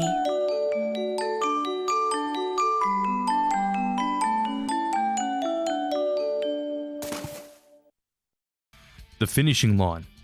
You would also think that this would end up in tier 3, but I honestly put it here because it's just so bizarre. This whole piff is about train safety and not crossing the tracks unsafely, but to get that message across, they made a whole ass short film about kids crossing the tracks as a part of a game, where each team can score points for doing certain things around the train tracks. It does get disturbing when you see dead kids as they're quite bloody, but it's honestly hilariously bizarre when one of the teams throws a rock through the front of a train and hits the train driver, where they score 8 points for it. For me, this PSA goes back and forth with being disturbing but also hilarious for how strange it is. Obviously can't show the whole thing because it's 20 minutes long, but watch it for yourself, it's something, that's for sure. Apaches. Apaches, like the finishing line, is a piff from the UK, but this one's all about farm safety as kids play on a farm and die one by one from many different things. I can't show the PSA as it will get claimed to oblivion, but for the time it's pretty disturbing as kids die in some pretty disturbing ways, such as having a metal grate fall on one of them, another getting run over by a tractor, and even driving one off the road and crashing. Tigers. We'll be staying in the UK for a while again, but this PSA shows us a magic trick with a tiger as it gets put in a box and gets swords stabbed into the box as we hear the tiger roar, where the narrator's talking about how tigers are being hunted and killed at an alarming rate in India, as they would fear extinction if nothing's done about it. When the magician's done after seeing blood drip out of the box, we don't even find the tiger in there, we just see a bunch of blood.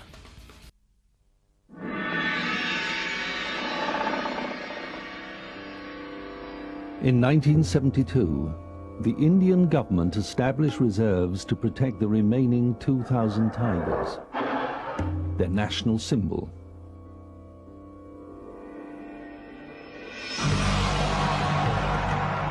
However, these reserves are now under pressure from the timber mafia and industrialization.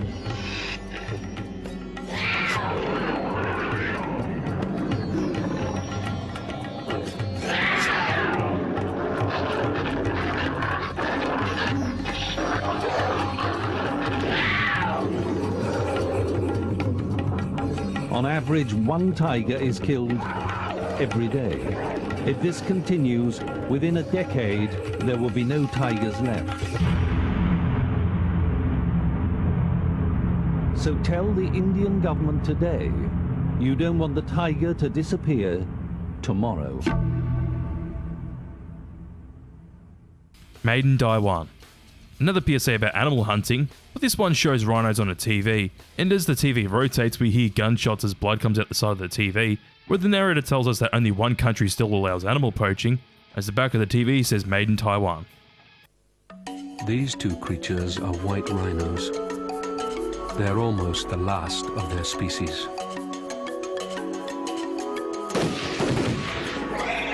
Though the hunting and exploitation of the rhino has been banned worldwide, one country continues to trade in poached rhino horn. Tell Taiwan you don't want the rhino to die. Vivisected. One more UK PSA, and this one, as the name of the PSA suggests, decides to vivisect a rat to show what they eat, where the PSA ends with a rat completely cut open. What does a rat eat?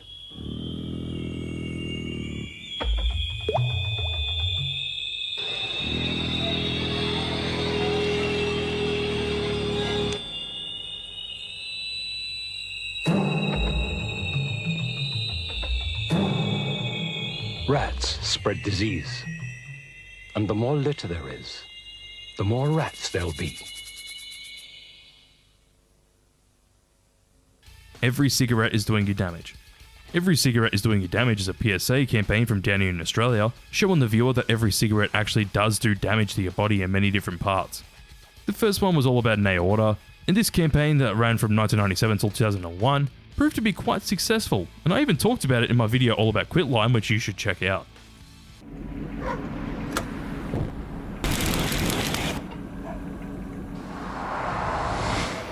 Every cigarette is doing you damage. This is part of an aorta, the main artery from the heart. Smoking makes artery walls sticky and collect dangerous fatty deposits. This much was found stuck to the aorta wall of a smoker, age 32. Every cigarette is doing you damage. Call Quitline on 0800 778 778. T3. Yeti. Yeti is a New Zealand PSA where someone gets stuck in a tree whilst hiking a snowy mountain, but as he's stuck there, a Yeti comes and saves him. They go on a big adventure, and when sitting down by a fire, the Yeti starts talking by saying that they don't actually exist, as he's still stuck in the tree.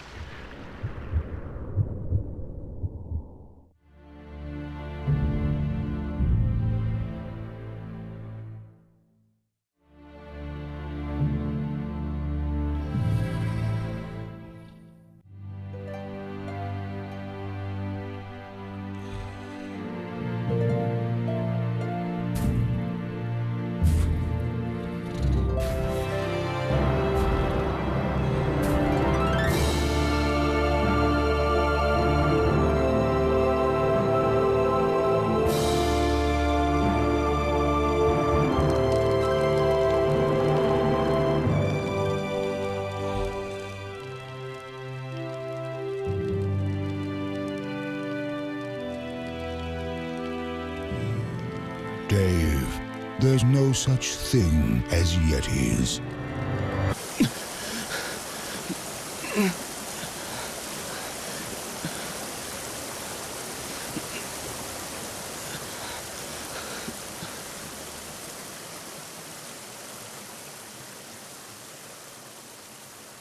Real tracks, real life, real trains.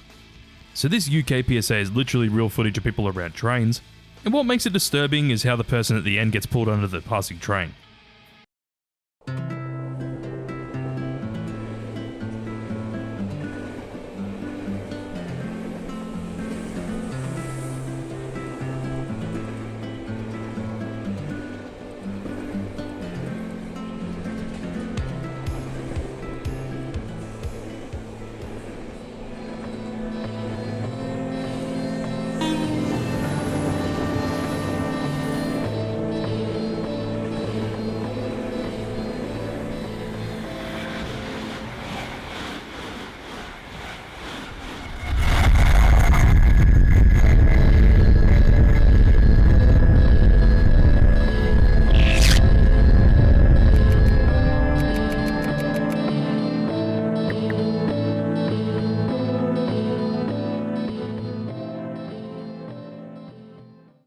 I didn't mean to shoot Daddy's gun. We go to America for this PSA as it follows a kid as they talk about how they accidentally shot Daddy's gun, as kids' drawings show us exactly what happened. This is my brother Omar. Well, there was a hole in his tummy. A bullet hit him. I saw red grass. The gun was in the garage. I didn't mean to shoot Daddy's gun. I didn't mean to shoot Daddy's gun.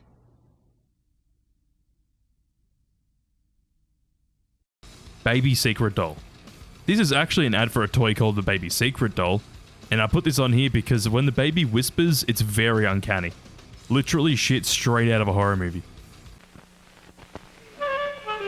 Can you keep a secret? Then listen to Mattel's new Baby Secret. She whispers just to you, and her lips really move when she talks. It's almost unbelievable. I want to tell you something. Baby Secret tells lots of secrets, so you never know what she'll say next. Hold me close and whisper. And she looks so real, the way her lips move like yours. I like to whisper in the dark. She can even pose the way you want. Get Mattel's soft and wonderful new Baby Secret, so you can have fun keeping secrets together. Okay. What kind? If we told, they wouldn't be secrets anymore. I know a secret, do you? Sunday Lunch. Sunday Lunch is a PSA from the UK all about gun violence, and to get their message across, it follows a family at lunch where the mother pulls a gun on one of their kids and shoots it as a metaphor for being silent about gun violence, as they say that being silent about gun violence is like doing it yourself, which is fucked up. This PSA fucking sucks, by the way. It literally just exists to scare people. Okay. You're right, Mum. Hi, you alright? Bye, yo. What's up? Hello. Hi. Oh, man, where's my fish fingers? You want some? No. Coming to pick up the kids from school tomorrow. Yeah, if you don't mind. No, blood. That Raven still was big, I like. Hey, no, it was serious. Big one. I bet you any money, Anton flopped the show. He always flops. He always does that. Doesn't matter what the occasion, birthday, christenings, my man always finds a way I'll to tell you flop the something show. though, it was a good thing you man never come because it was a big hype thing going about last night. See, that's why I like having younger brothers and sisters. I stay indoors while the beef stays outside.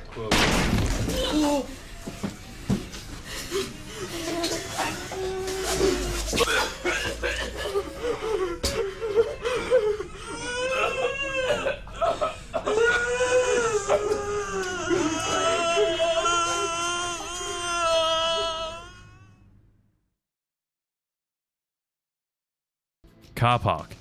We stay in the UK for this PSA, as a man parks on the rooftop of a car park and gets out with his briefcase, probably to go to work. As he does, a hooded man walks by him and expects to get murdered, but it cuts to text saying that 3 men get murdered a day. When it does, we go back to the man with a briefcase, as the hooded man just walks by him and then jumps off the roof of the building, as the whole PSA is actually about suicide awareness. Now this is a good twist ending PSA.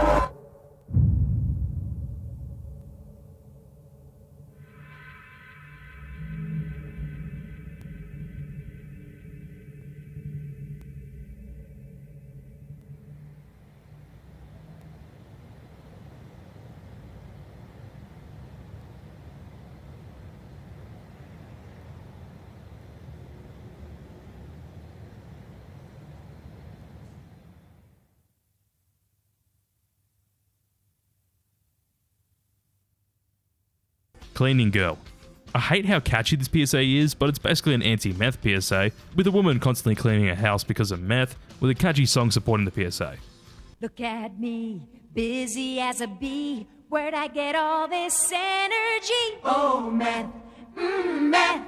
I don't sleep and I don't eat, but I've got the cleanest house on the street. Oh, meth, meth. Get these hairs all out of my face. Get these bugs all out of my place. One more hit, no time to waste. Oh, meth, meth. Luxury cruise. We go to Australia with this PSA, and it's from RSPCA, as we see images of how animals are being transported around on boats, where it gets disturbing because we get to see dead sheep from the terrible conditions that these boats have for the animals. Fed up with life? Get away on the cruise of a lifetime. You'll be picked up by our courtesy limousine and met by our hospitable staff. Leave those winter clothes at home. Sweltering temperatures await if you overindulge in the smorgasbord. Don't worry, bathroom facilities are never too far away. Neither are your new close friends. It may be only 3 weeks, but it will feel like a lifetime. And if you can't stand any more fun, collapse on the upper deck. But you better hurry. Space is limited. After all, 5.8 million sheep last year can't be wrong. Express your concern to your state or federal agricultural minister and ask for the live sheep trade to be totally regulated immediately. The live sheep trade. It's a bloody disgrace. Stairs. Stairs is an American PSA all about abuse, where a kid's sitting at the stairs whilst hearing their father abuse their mother, as we only see the child watching the abuse unfold. Where's dinner? Well, I thought you'd be home a couple of hours ago, and I put everything away, so what I is didn't... this? Pizza? What, a pizza? If you had just called me, I would have known what... Dinner ready is a pizza. I didn't know you'd be so late. Let me ask you something. Is it too much to have dinner waiting when I go home? Please don't be so loud. Don't tell me what to do! You shut up! I thought you'd be home I can get pizza at work! I'm sorry. Yeah, I'll do something better. I'll fix you something better. Let go of me! Get in the kitchen! No! Well, it hurts! Do you want to see what hurts? That's what hurts! That's what hurts! Now get up and clean up this mess! Shut up! I'll be quiet. Oh, please.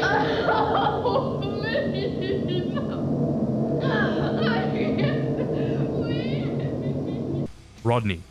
Yet another American PSA, but this is an anti-heroin PSA all about Rodney, where we get to see the contrast from Rodney sober and on heroin, where he ended up dying from his heroin addiction in 1998.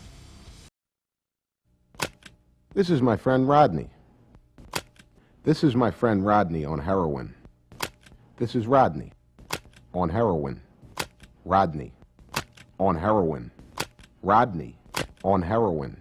Rodney on heroin. Rodney. That was my friend Rodney.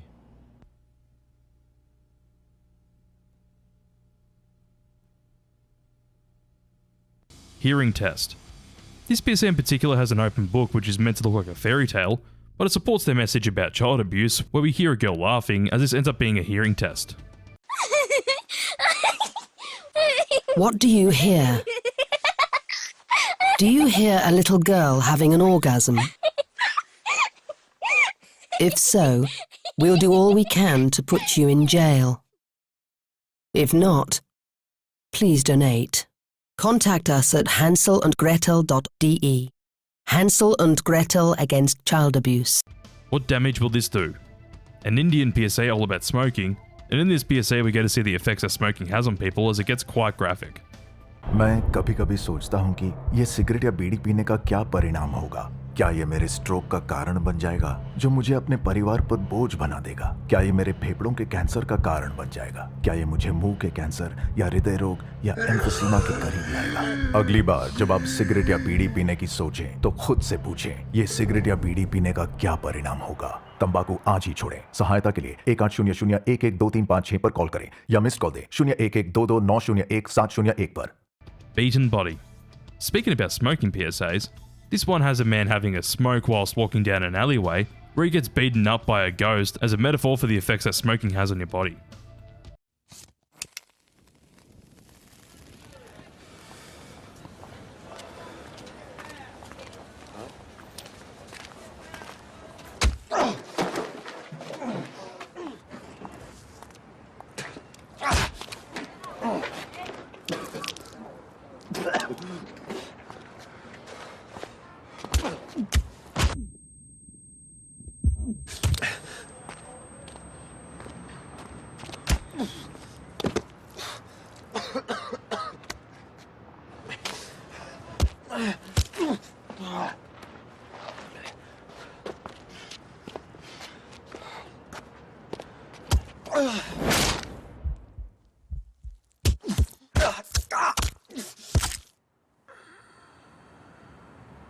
Smoke, and your body takes a beating. Fight back. Quit now. This happens. Peter back again. Fuck. This PSA has a guy strapped into a chair as a rod goes through his nose, as they put a rope through it to show what people actually do to bears. Wait, a Peter PSA that isn't that bad? I did not expect that.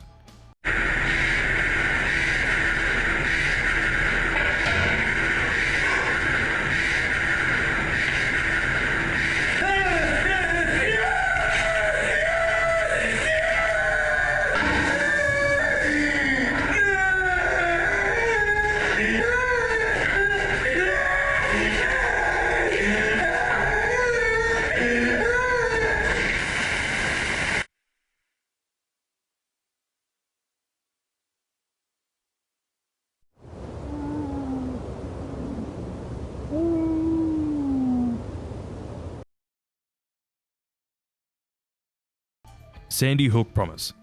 Sandy Hook Promise is an American PSA company named after the school shooting in 2012, as they've made many PSAs all about the same issue, and some of them can get quite disturbing, such as Back to School Essentials and Point of View, but there's one PSA in particular that I find hilariously bad called Evan.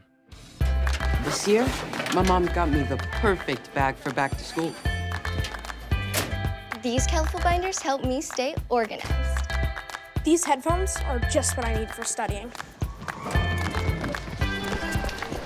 These new sneakers are just what I need for the new year. This jacket is a real must-have. My parents got me the skateboard I wanted. It's pretty cool. These scissors really come in handy in art class. These colored pencils, too. These new socks, they can be a real lifesaver.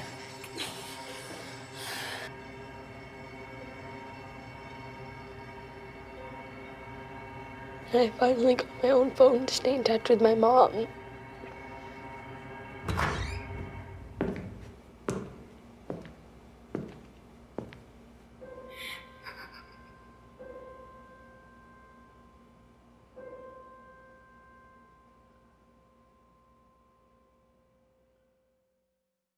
Red Banana.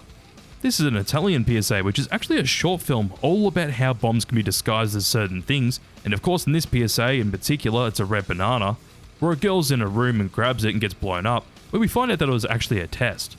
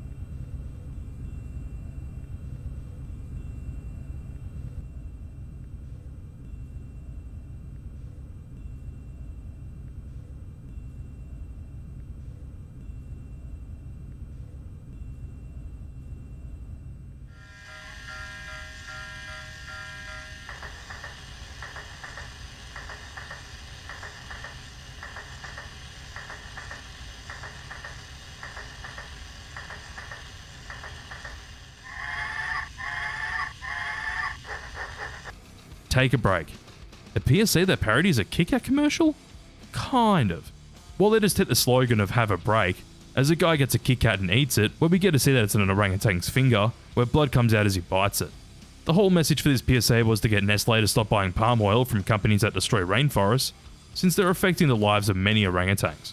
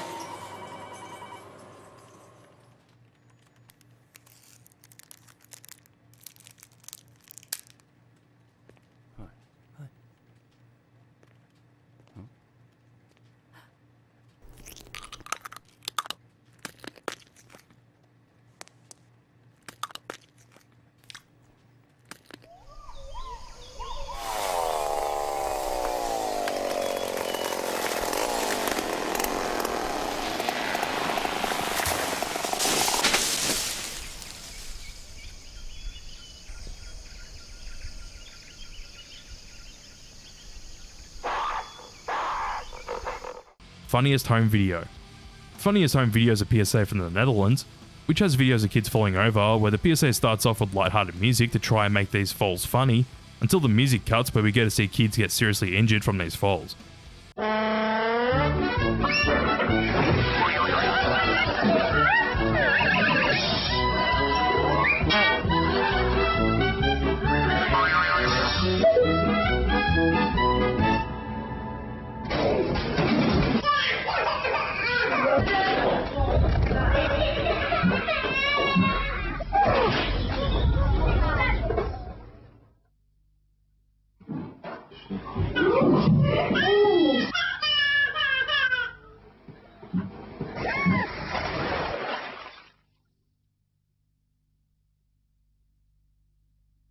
Montana Meth Project. Montana Meth Project is a PSA from the company from the state of Montana in America, where all their PSAs are quite disturbing as they try to encourage people not to try meth, as it gets you hooked and turns you into a bad person. This is where he went into convulsions. This is the emergency room where he nearly died. This is where he smoked it again, right after he got out. This is where he hung himself, because he said he couldn't quit. And this is what I said when he told me he was gonna try meth.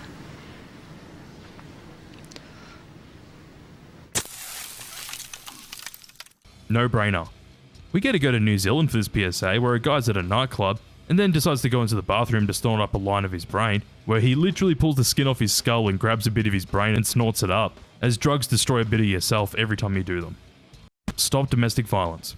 This is a PSA from the UK, obviously about domestic violence, but this PSA is played off as a woman going to her job as an actress in a film, and when she arrives after realizing something wasn't in the script, she gets abused by the guy. Kitchen mother. A PSA from Japan? Yeah. This one follows a kid crying next to her mother as she injects some kind of drugs into her arm, and when she does, she disappears from the shot, as the kid starts crying more and more after her mother disappears, as the end of the PSA says, Minna de kakusei or suiho shio, which in English means let's all banish stimulant drugs.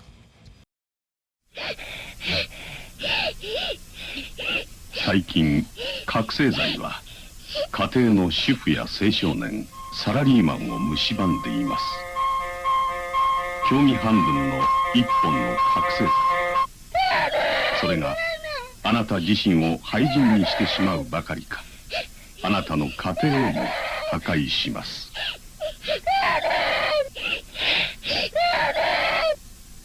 Pram. Pram is an Australian PSA from Queensland, where in the first few seconds someone crashes straight into a woman with a pram, as we get to see what happened to all of them after this.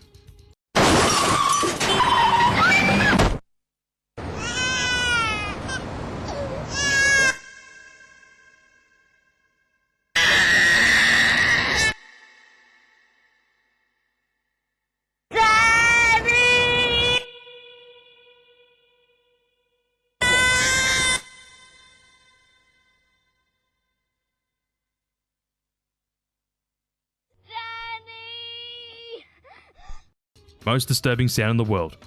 Peter's back at it again, of course, as we get to hear animals screaming as they want you to go vegan. Yeah, that's pretty much the PSA. Dangerous machine. This PSA from Quebec follows a guy working in a factory where his sleeve gets caught in a conveyor belt and then his arm goes straight through the gap and gets squished, and as most of his arm's in, it cuts to black saying "seen enough."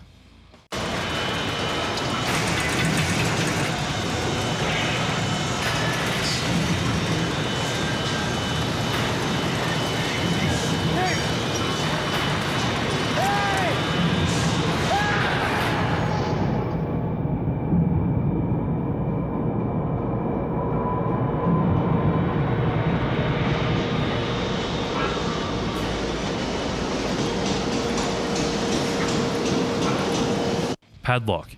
Another PSA from Quebec, which is actually from the same company and is pretty similar to the last PSA, but this one has a guy operating a big machine, and he checks around for the switch, which he finds, but when he starts to operate it, he switches someone behind the machine, and after that happens, they put a warning up on the machine.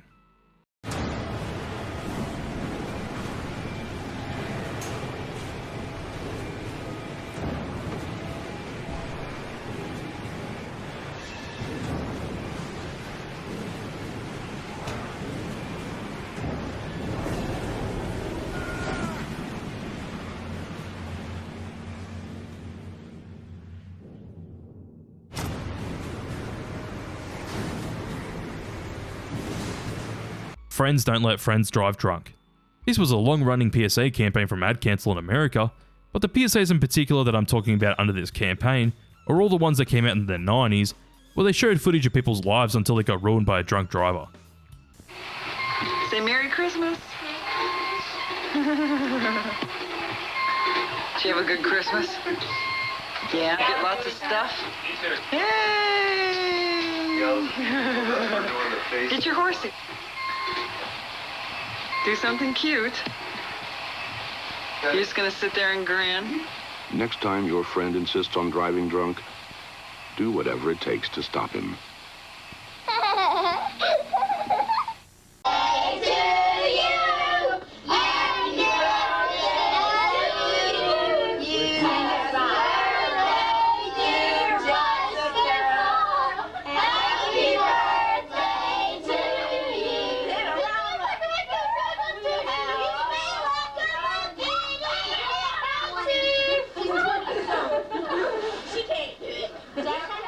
Get the keys. Friends don't let friends drive drunk.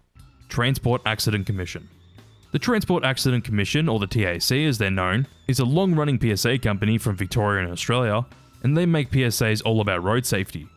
They've been making PSAs for over 35 years now and continue on making disturbing PSAs where people die on Victorian roads, and they have honestly made some amazing PSAs that I've seen a million times because I saw them on TV growing up. I'd like to talk to you about cutting back and the starting back quite the jump down into the turn but down your head quietly do your child over binding joy on my control my for my daughter. No, my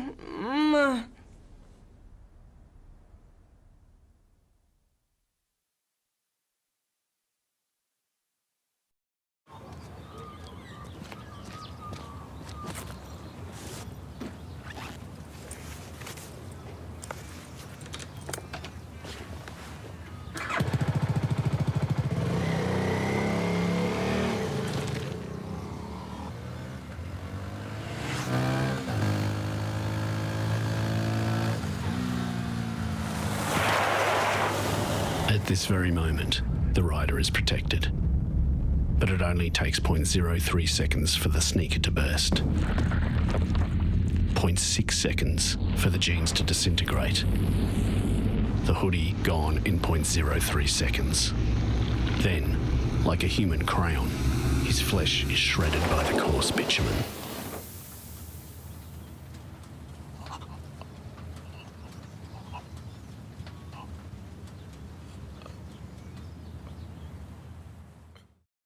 Yard. Back to the UK for this one.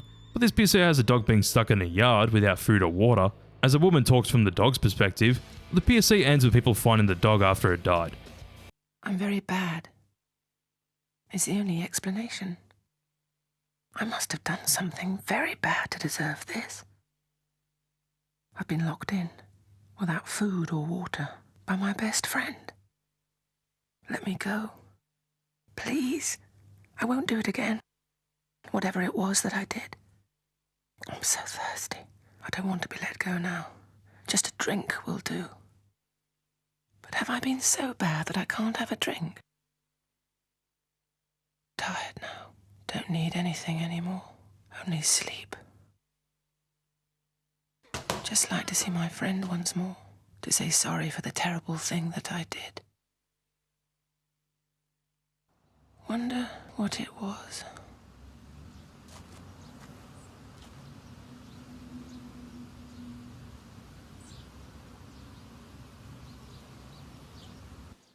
SWR. Oh boy. So this is an infamous German PSA company that usually makes PSAs about how kids shouldn't be seeing certain things on TV, with their most popular PSA being one that will pop up later on this list. This company in particular usually makes terrible PSAs that are just made to scare people.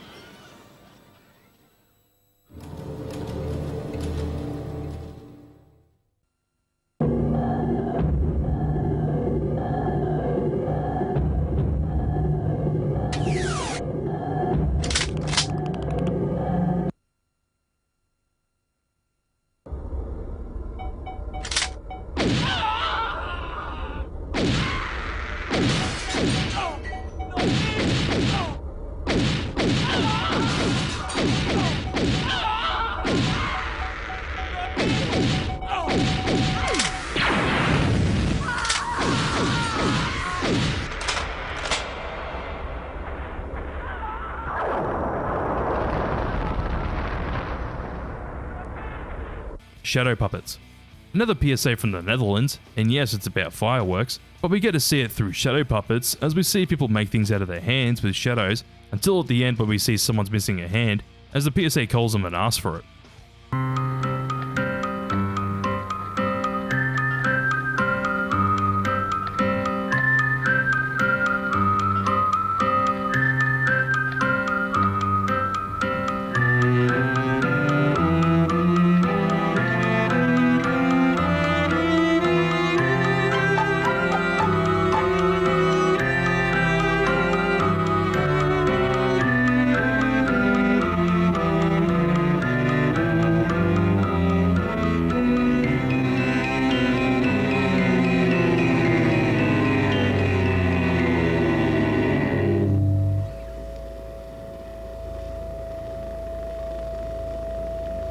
Nightmare. Nightmare is a Scottish PSA all about house fires, as everything this man has ever loved goes up in flames, where we find out that it was a nightmare. But it isn't really, as he actually lost his family to a house fire.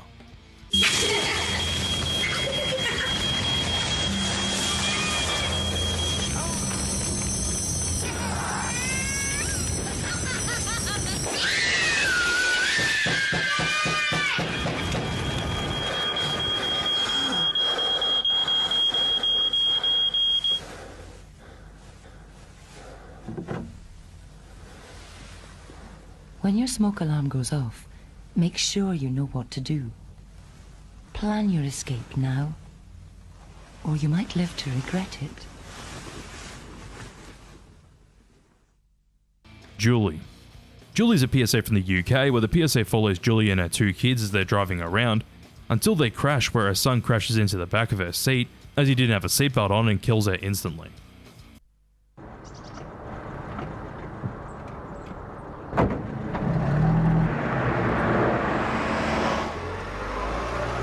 Like most victims, Julie knew her killer.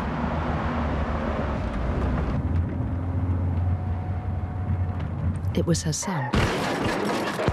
He wasn't wearing his seatbelt. After crushing her to death, he sat back down. Think about wearing a seatbelt. Lenny. Back to America for this PSA, which follows Lenny, of course, as he talks about his experiences with drugs. And man, this is just unsettling, as he even does heroin in the hotel room whilst being filmed.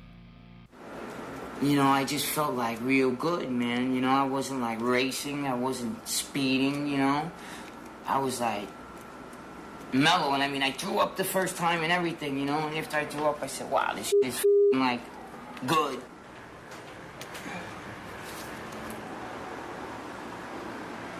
Yeah. You know, okay. You know when you used to go on a ride and your adrenaline pumps? You know what I'm trying to say? Yeah. That's the feeling. Like that. And I had gangrene on my foot, that they almost took my foot off. I consider myself pretty intelligent. I could do whatever I want to do, man. Whatever I want to do, I could do. I threw up, man, my guts. And as I'm throwing up, I'm like, damn, boy, this is what I want. That's it. Why can't people just do that? Maybe everybody should shoot heroin and, like, just mellow out. Like, everybody's up there, right? No, it's But I got these tracks, man, all over my body. That pus was just coming out of the little hole here, like nothing. I used to do a lot of more things, you know, like, I used to go to movies more. I used to I go out to restaurants. I used to go to Broadway shows. I like Broadway shows. They're nice, man. By the time 97 rolls around, 96 at this time, right, 1996, August 17th, 18th, whatever it is, you would come here with your cameras, and I'll be a totally different person. I'll be successful, and I'll bet my life on it.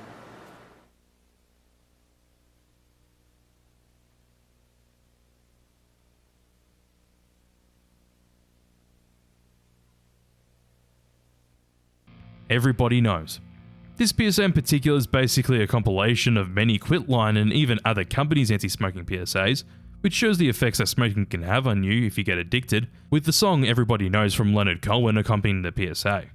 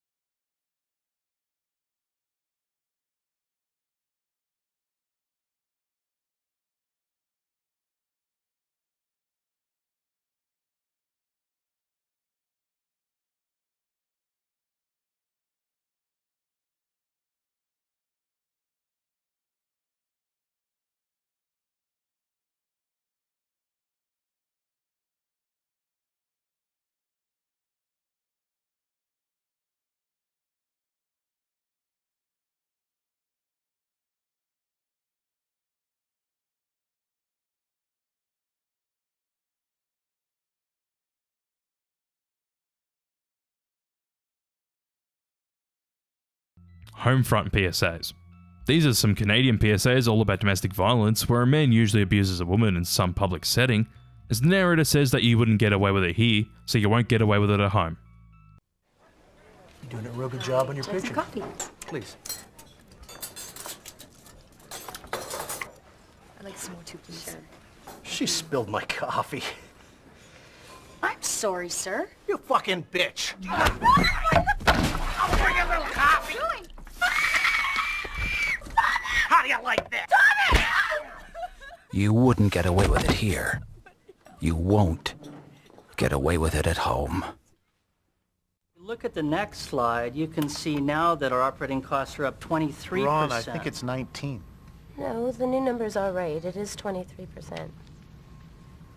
You stupid bitch! Don't you ever correct me in front of people again! Who you think you are, you ignorant cow? You think you've got the right to tell me anything? You wouldn't get away with it here. You won't get away with it at home. Tier 4. Fur is dead. Bloody Peter. This PSA is basically beaten and dead animals the PSA, and it goes on for over 2 minutes, so I think you know why I'm not going to show this one. Stop the Horror.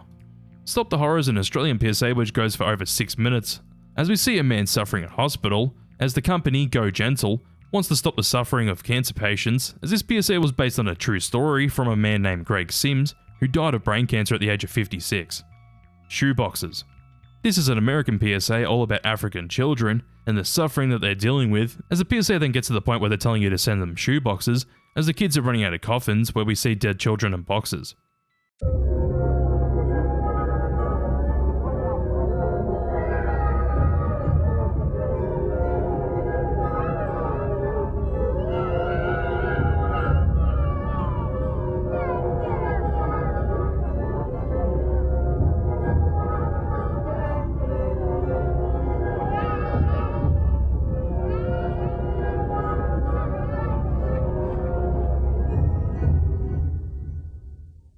We can't show you this. As the title suggests, it doesn't actually show us anything besides text about abuse to animals, where we hear the abuse towards animals as the text saying what it is. The Chase. Another PSA to do with animals, and this one's actually about fox hunting, as we follow the perspective of the fox being hunted, where a dog ends up pulling it out of a hole, where it gets killed, where we then see shots of dead foxes, as they say that fox hunting should be banned.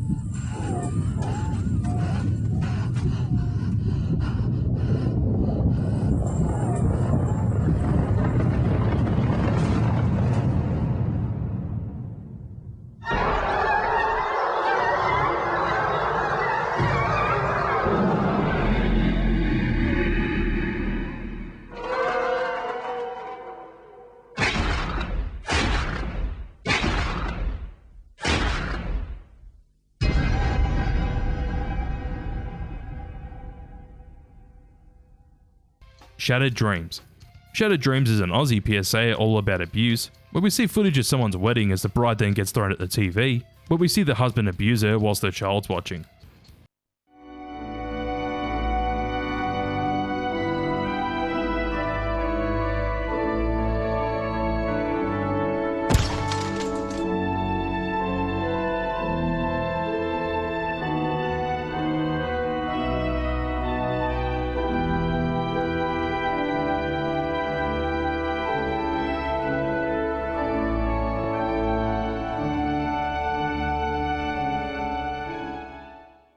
Lost Dreams. Staying in Australia with this one as well, but this PSA is all about drug abuse, where we hear kids talk about what they want to do when they grow up, as we get to see where they are now after abusing drugs. When I grow up, I want to be a teacher in high school. I would teach English and get married and have 3 children. I reckon it would be great to be a fireman. You get to drive the engine, and you get to go in burning buildings and save people and stuff. I help Mum make scones and cakes. So when I grow up, I'll have a restaurant and all my friends will come there, and my mum and dad. I'm in the under-9s, and I'm a forward. I usually score a goal every match. One day I'd want to play for Australia if I'm good enough.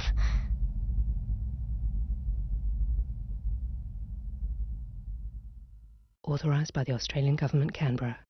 Childhood Memories.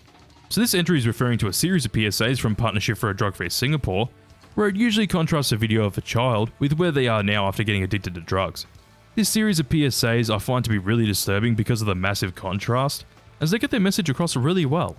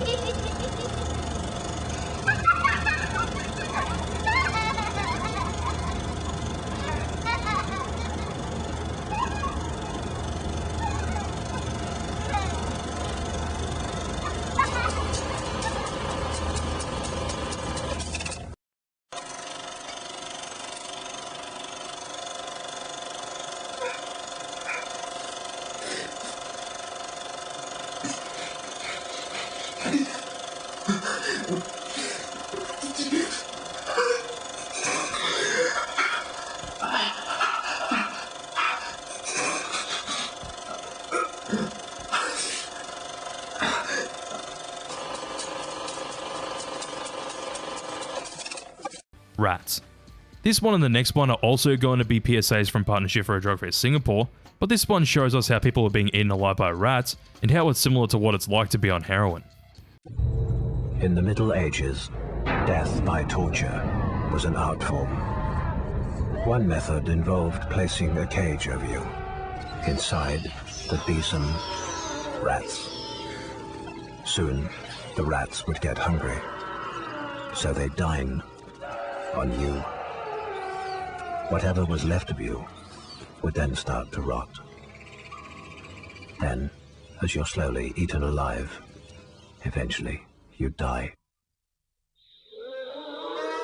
Today, people just take heroin.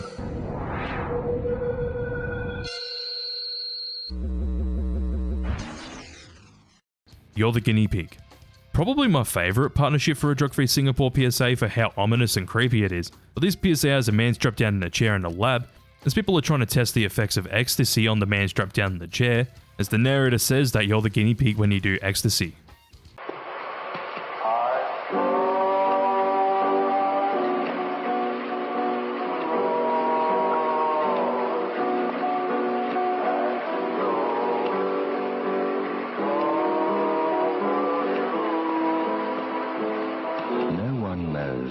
How much brain damage the designer drug ecstasy causes.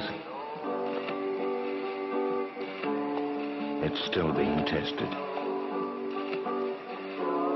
Take ecstasy, and you're the guinea pig.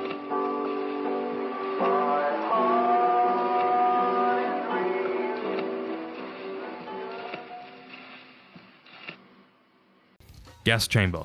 Gas chambers are Japanese PSA all about the terrible conditions of these gas chambers used specifically for dogs and cats, as 450,000 of them are being put in these chambers a year due to people throwing them away like toys.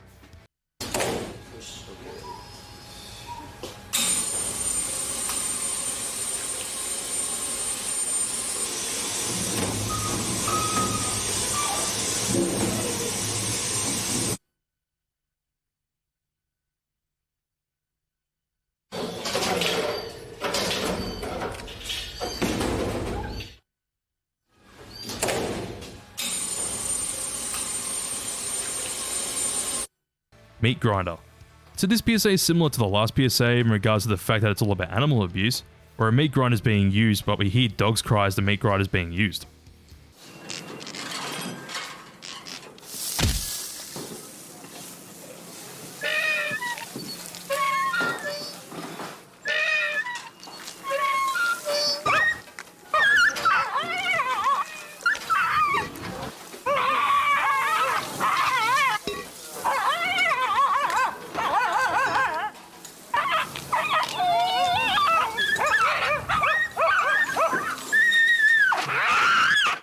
Day trip.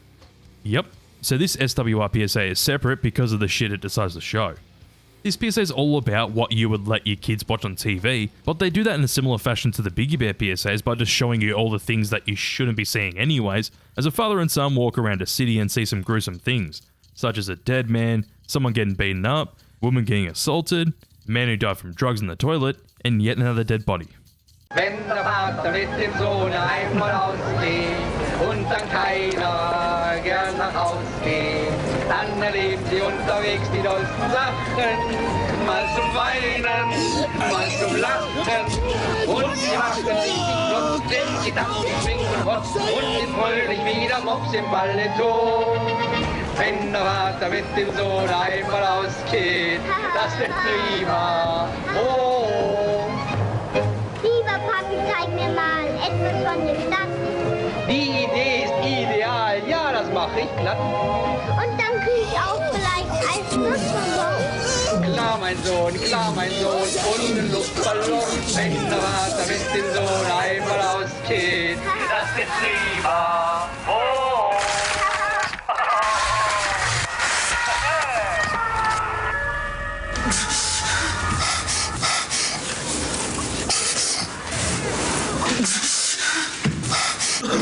'Nein! Everybody's doing it. Back to America for this one, but it's actually a heroin PSA framed like an advertisement for heroin, as we see someone on heroin struggling in the bathroom. The interesting thing about this particular PSA is that it was rumoured to have been directed by Ridley Scott. I've tried confirming this many times, but have never gotten a response. It's the freshest feeling, the coolest high. So pick up some heroin and shoot for the sky. Everybody's doing it, doing it. Everybody's doing it. Glamorous parties, a night on the town with beautiful people. It's always around. Everybody's doing it, heroin for the rest of your life. Hit. Hit's a PSA from RSPCA in Australia, and the weird thing about this PSA is that it's one of only 2 disturbing PSAs from RSPCA in Australia. The UK has many of them, but this PSA in particular has a man hit their partner, and as they do, we hear a dog crying instead of a woman.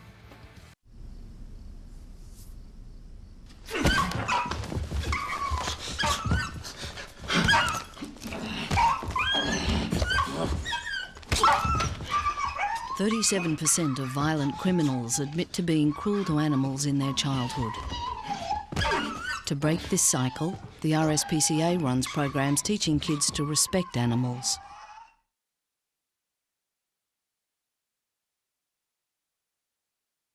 The hostage. This is a French PSA all about child abuse, and this PSA does that by having a family sitting at a dinner table eating, where out of nowhere the parents start abusing the man. The dad takes him into a room and whips him with a belt, as we get text saying that this is a dramatization, and that in real life the victim was actually 6 years old.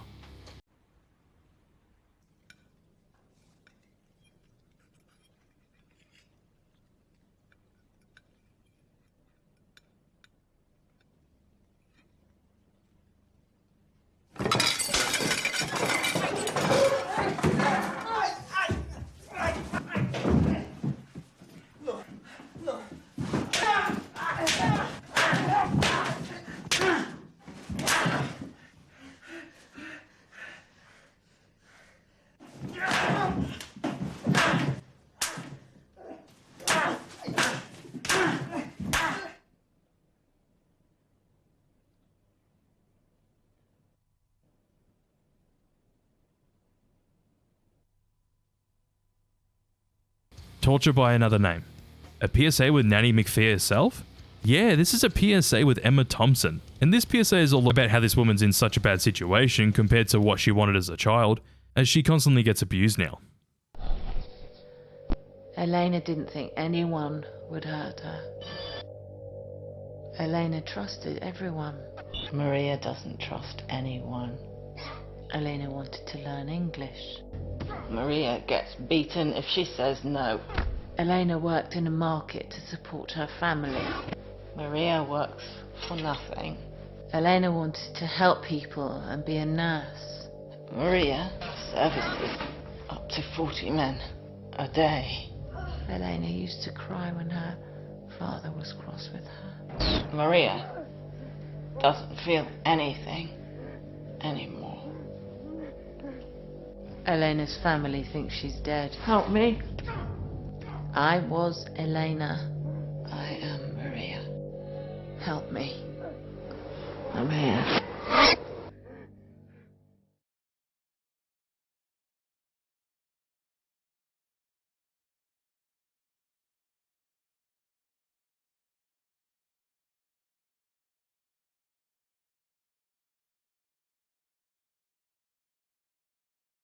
Floating baby.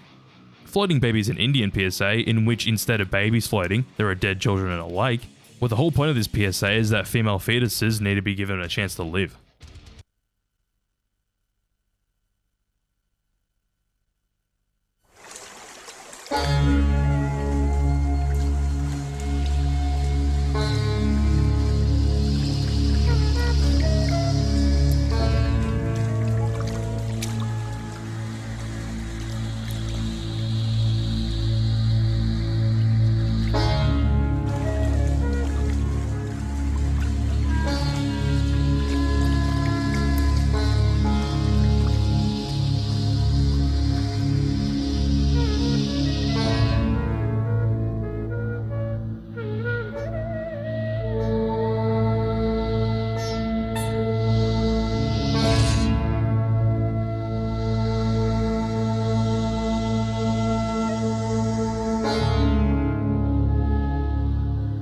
Cartoon. This PSA is an NSPCC PSA from the UK, where a man keeps abusing their child, which is a cartoon, and of course with the kid being a cartoon, he takes the abuse like a cartoon character, until the end where the kid falls down a set of stairs, where we see that it was a real child after all, and that real children don't bounce back. What's this? Hey, you had all day, have you? Hey, you've been sitting all day watching telly? Now what the hell are you up to? Look at the state of this place! Look at the state of it! Look at it!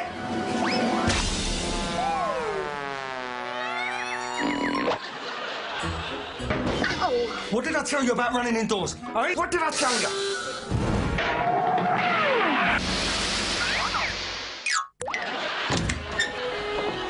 Here you are. What are you up to? I just asked you what you're up to. Hey, why do you make me do this? You dirty bastard! Get out! Get in, get caught, you f***ing run! Get out of here!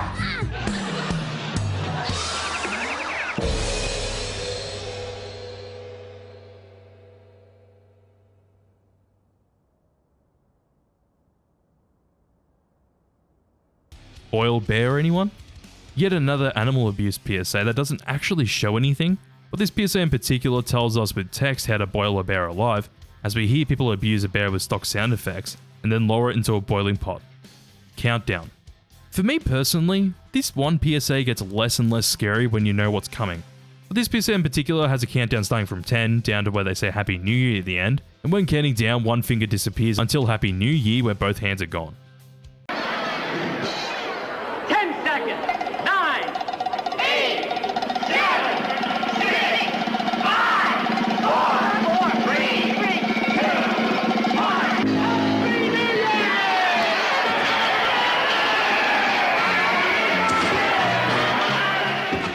Man's best friend. Man's best friend is of course a reference to a dog, where we see a dog outside waiting for its owner. When the owner comes, we see him holding a bat, and after that we get to see real footage of people abusing dogs, which I will definitely have to censor if you can even see it through the 144p quality.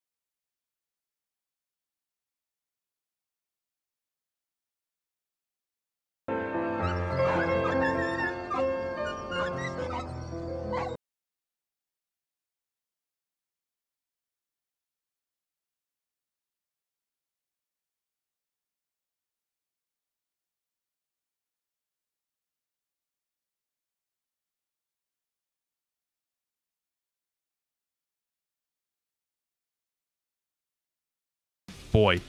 The final PSA on this tier, titled Boy, has this singular shot of a hut in the middle of the desert as we hear a boy crying while someone's tending to their wounds. Whilst that's all going on, we have text about what happened, and man, the text makes this PSA much more disturbing.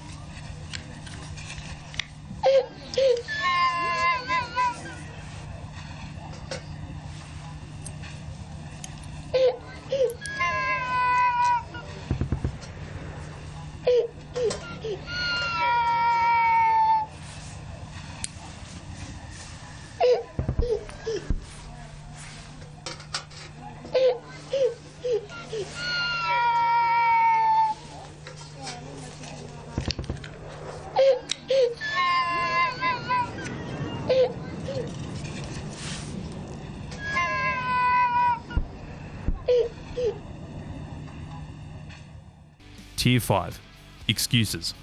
Now we're getting into PSAs that I really struggle to watch, and this PSA from NSPCC in the UK has the song Tell Me There's a Heaven from Chris Reed playing in the background, as we see text of excuses parents make for kids having injuries from child abuse.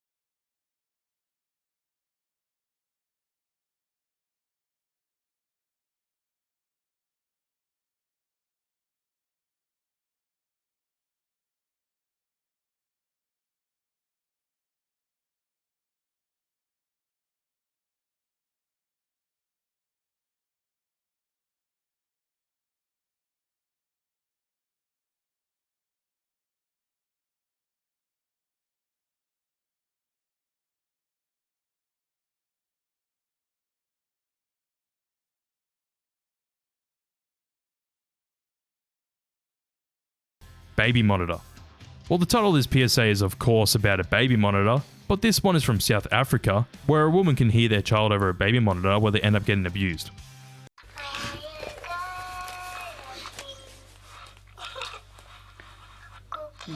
Looks so nice.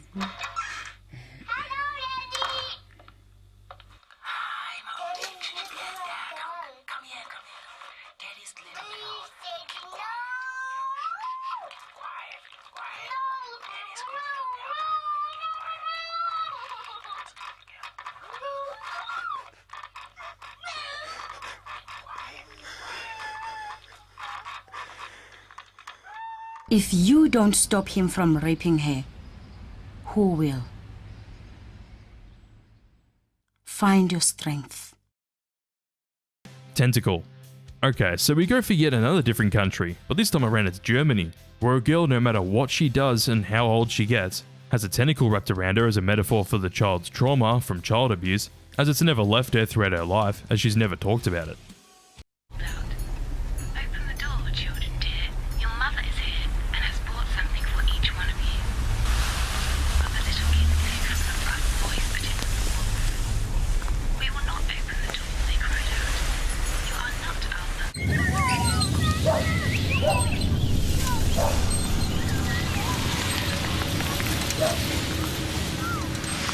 Le récit de l'action, voici le texte de la compréhension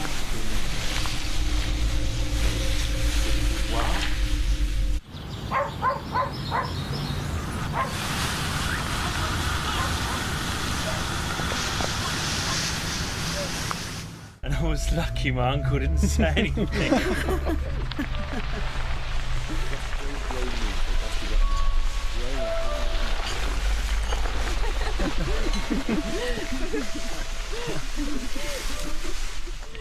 These mountain killings in those areas will get some snow. Everyone else in the world.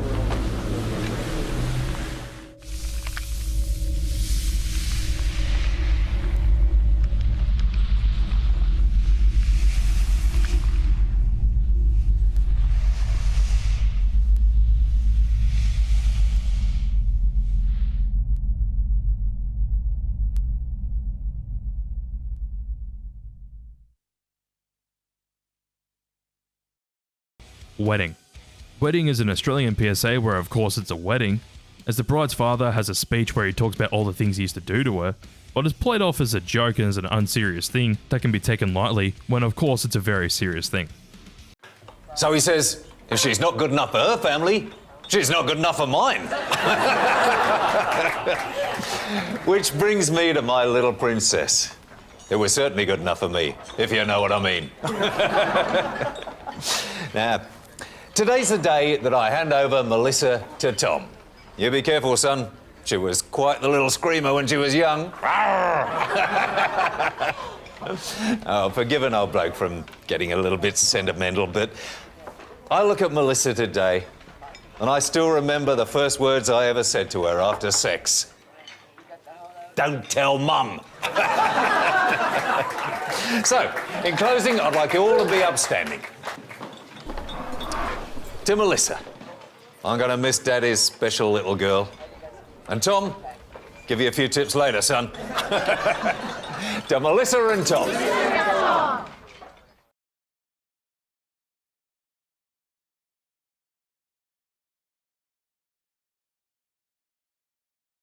Milk. A PSA from Taiwan? Yeah. This one is honestly pretty straightforward as we hear a girl singing a song, as we see blood dripping down the side of the table. When we see the blood dripping down, the girl stops singing, but the camera goes up to see spilt milk on the table, as we get text saying that a 3-year-old girl's brain hemorrhage was from spilt milk.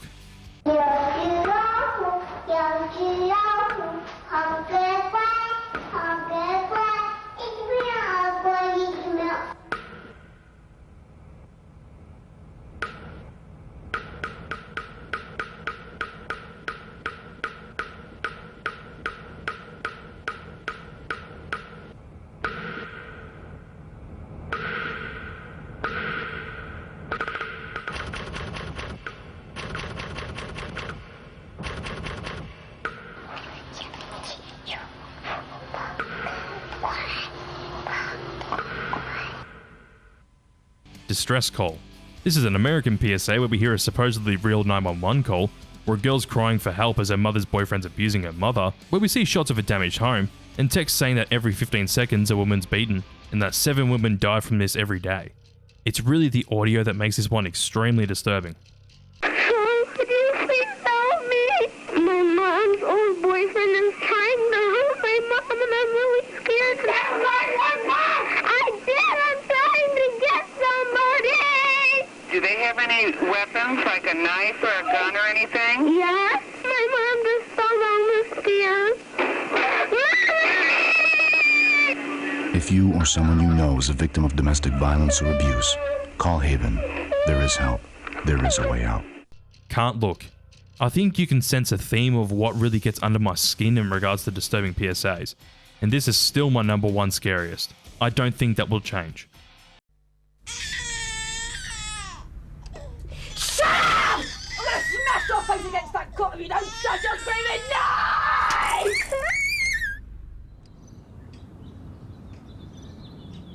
Come and sit over here. You're brainless, you're stupid, you're no child of mine! Mummy, where are you? I don't like being on my own. Not a word to anyone. This is going to be our little secret. Sometimes we can't bear to look either, but cruelty to children can be stopped, and with your help, it can be stopped forever. Please support the NSPCC's new Full Stop campaign. Anyways, thank you all for watching this video. Obviously, make sure to subscribe as I'm trying to get 50,000 subscribers by the end of the year. It's an insane goal, but I really hope you all join me in that goal and actually subscribe. Whilst at it, join my memberships. Only $2 a month to get early access to new videos like this, and even for $5 you can get other cool things as well. With that, huge thanks to Smugly and Victoria Huntley for supporting my Patreon, and anyways, I'll catch you on the next video. So the ad revenue on these videos are really good and it helps me out with being jobless and all, so welcome back to another Iceberg video. Today we're of course talking about lost ads, which are basically ads that have existed, but people can't find, or ads that people vaguely remember and might not exist. Of course, some of these might not exist, but I think it would be quite fun to talk about them anyways. The only issue is that with some of these entries I might not have anything to show, but just before we jump into it, please make sure to subscribe and join my channel memberships or my Patreon for as little as $2 a month, as you can get videos like this early. With that aside, let's get into the iceberg. Tier 1. Hitogata. Hitogata, which means human figures, is probably the most well-known lost ad of all time. Before I get into it, I honestly think that this PSA does not exist. Basically, this is a Japanese PSA which was supposedly made by Ad Canceller Japan, or AC Japan as they're known, where two white silhouettes are on a set of train tracks, as they end up being faded out and in, alternating between the two. There's quite a few recreations of this supposed PSA, and I will show you my favourite one to you now.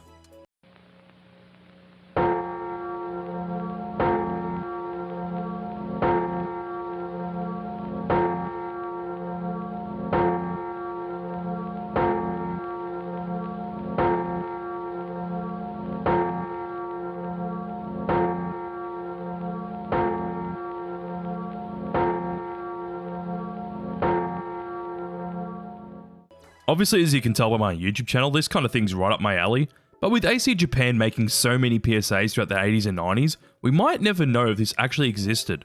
Going back to what I said at the start of this entry, I honestly believe that someone made this up to be some kind of early precursor to creepypastas, and this was being talked about as early as 2004. I did some research on AC Japan's website, and did find this PSA about stimulant drugs that is somewhat similar to what this PSA is, mainly the print version looks similar. And it's a PSA called It Shatters Your Life, which is about stimulant drugs. Okay, correction, I thought it was Lost, but the TV PSA is titled Quicksand, which is obviously found, and no, that version isn't like the print version at all, as different items go under Quicksand. Slamfest 99. So this entry is kind of related to Japan as well, but this one has to do with some of the Super Smash Bros. Characters, as there was a wrestling match in America in 1999, which was done to promote the game. The characters just beat the shit out of each other like in the ad, but there are only a few photos of this event that exist, and apparently there is VHS footage out there of the event, but it's never been archived or released to the public. Shrek HP camera.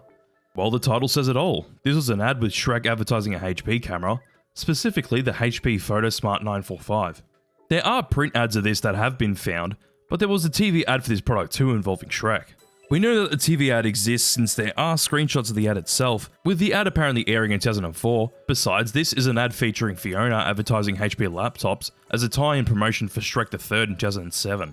With that information though, I think we can confirm that this ad for the HP PhotoSmart would have likely been a tie-in ad for Shrek 2, since that came out in 2004. They also did make other ads around Shrek 2's release with HP, such as this ad in 2005, where Donkey talks to Howard from Big Bang Theory in the DreamWorks studios, as they're using HP computers to work on Shrek 2. Okay, people, we need to talk. Hey, Donkey, what's up? Well, I'll tell you what's up. This is what's up. Well, there's been some technological advancements since the first movie. Oh, excuse me. I didn't know a receding mane was an advancement. It's realistic. Yeah, I think... Okay, it's a little bit too real. Just fix it. Understandable. I look like Shrek. It's hideous. Hello? Using HP technology, Back where it was. That's all I'm DreamWorks is taking the animation of Shrek 2 to a new level of realism. HP, invent. Religious subway commercial. So this is an entry that's been found, but basically it's just an ad where a bald man begs for his hunger to be fulfilled, where a man that's meant to be God tells him to go to Subway. It's a very low budget ad, but it still has quite a lot of charm. O great seer, vessel of wisdom, voice of truth, I hunger for perfection. And perfection can be yours. Take your hunger to Subway subs. Subway subs? There you'll find Subway's new roast chicken breast sub. Tender, succulent chicken roasted to the point of perfection, nestled in an oven-fresh roll, graced with Subway's universe of extras and the zesty glory of Pace's picante sauce. Absolute perfection. Subway. Cartoon Network bumpers. Of course, with Cartoon Network being a massive TV station, there are many bumpers for the station that exist. With that, some of them have become lost media, and because there are so many bumpers, there is a website on the Lost Media Wiki that has kept a catalogue of which ones have been found and which ones have been lost. Tier 2. Daft Punk 2002 Winter Olympics ad. Okay, so this one is extremely underwhelming as it was found in the end. Basically, it's just a Winter Olympics ad featuring a Daft Punk song, and when it was found, it was literally just that. Footage of people in the Winter Olympics, as you can hear Harder, Better, Faster, Stronger by Daft Punk in the background.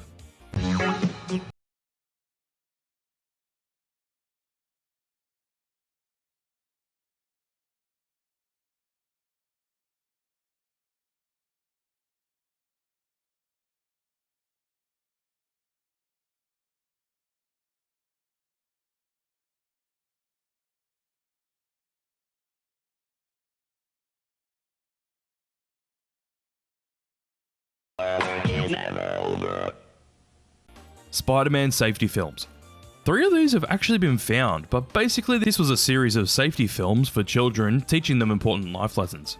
Of course I mentioned that 3 of them have been found, which are about abuse, playing safe, and drugs, but there is a 4th one that's lost, all about who to go to if you need help. Not much is really known about this lost safety film besides the fact that the New York State Library apparently has possession of this 4th Spider-Man safety film. Sonic CinemaCon 2019 trailer. Yep, so we have to bring up the original Sonic trailer, even though it didn't look good at all. Basically, we all remember that original trailer before the design of Sonic got reworked due to backlash, but before that there was a teaser trailer revealed at CinemaCon, which has never surfaced. Why has it never surfaced? I guess Paramount didn't want this to release to the public, as they were maybe using it as a press piece for this convention. The quote-unquote first FNAF trailer. There is a supposed original FNAF trailer, and the only reason why people believe this is because there are uploads for the first FNAF game before the trailer was released to the public. The only way people found this out is because someone archived Scott Cawthon's Google Plus account. Yeah, who remembers Google Plus and how terrible it was? Anyways, that's literally the reason why people think there's a lost FNAF trailer, even though it's likely that the videos were just early gameplay of the game. Kids WB promos. This is basically the same as Cartoon Network promos, as there were many made and some of them of course end up becoming lost media. With Kids WB though, there is a series called Crazy Takes which is partially lost, with some of them still existing and being uploaded to YouTube. Crazy Takes is basically just fake outtakes from popular animated shows that were airing around the time, such as Pokemon, Yu-Gi-Oh, and even the Zeta Project. McDonald's early Japanese ads. I will make it clear, this entry is not talking about those fake creepy McDonald's ads from a Japanese sketch show. This is of course just talking about the early McDonald's ads that aired in Japan. With these ads airing a long time ago, they're of course going to become lost media. The Incredibles First in Line. First in Line is an old promo for The Incredibles, where a guy would wear an Incredibles shirt and make sure that they are first in line in the cinema to see The Incredibles. After he sets up his lounge chair and reveals his shirt, he would put on a mask and wait for days, even though we find out that he started waiting 2 months before the movie came out on November 26 in 2004.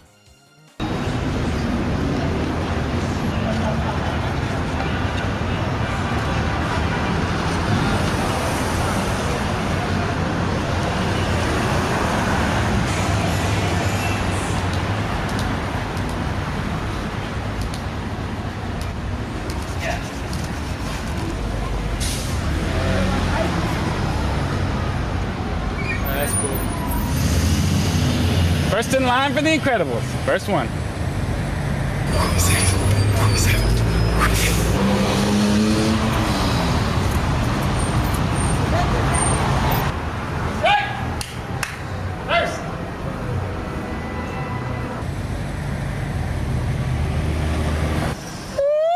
First in line. The world's biggest treasure hunt. This is a tie-in promotion for Mercedes-Benz with the 2007 sequel of National Treasure, where people could watch the trailer for the movie, play a game where they drive a brand new C-Class to enter a contest, and even go to the Mercedes website and look at their new range of cars. In the contest, you could win many different prizes, with the biggest prize of course being a brand new Mercedes-Benz C-Class. The trailer has been archived, but of course the game itself hasn't, so the game is still lost media. What is it about treasure that makes history so fascinating? National Treasure Book of Secrets arrives in theaters December 21st. It's a cipher. Clever. But you can go to nationaltreasure.com right now to join the world's biggest treasure hunt. Take a look at this. Doesn't make any sense. As if the clues ever do. Every 2 weeks, we'll give away $100,000 in actual treasure from Odyssey Marine Exploration. Plus a grand prize of a brand new Mercedes-Benz. What's the final clue? Log on now to join the world's biggest treasure hunt. Yes! And don't miss National Treasure Book of Secrets in theaters December 21st.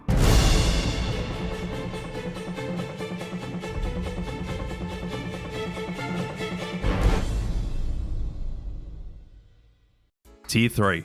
Rick and Morty, the new Jared Subway ads. Starting off this tier is a series of commercials for Subway, which of course feature Rick and Morty. These ads in particular have had their existence confirmed by Justin Roiland in an interview, but basically the ads centered around getting a new Jared Fogle, who of course was arrested in 2015.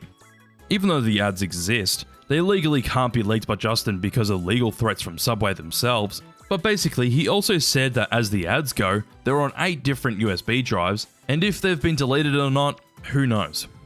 McDonald's Yum Chums.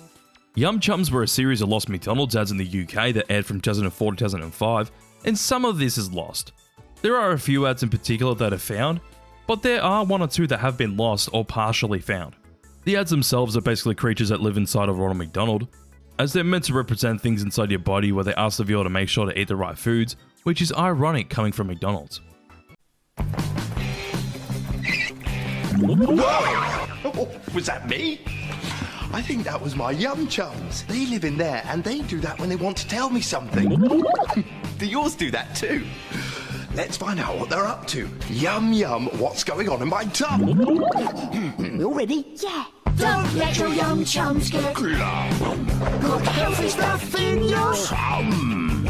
Think about the things you eat. Don't give us too many treats. Run about, jump around and play, and you'll feel yummy every day. We're looking for our veggies. 5 a day is what we need. We've got to have our veggies today. Hey, hey! We're looking for our veggies. 5 a day is what we need. We've got to have our veggies today. Hey, hey!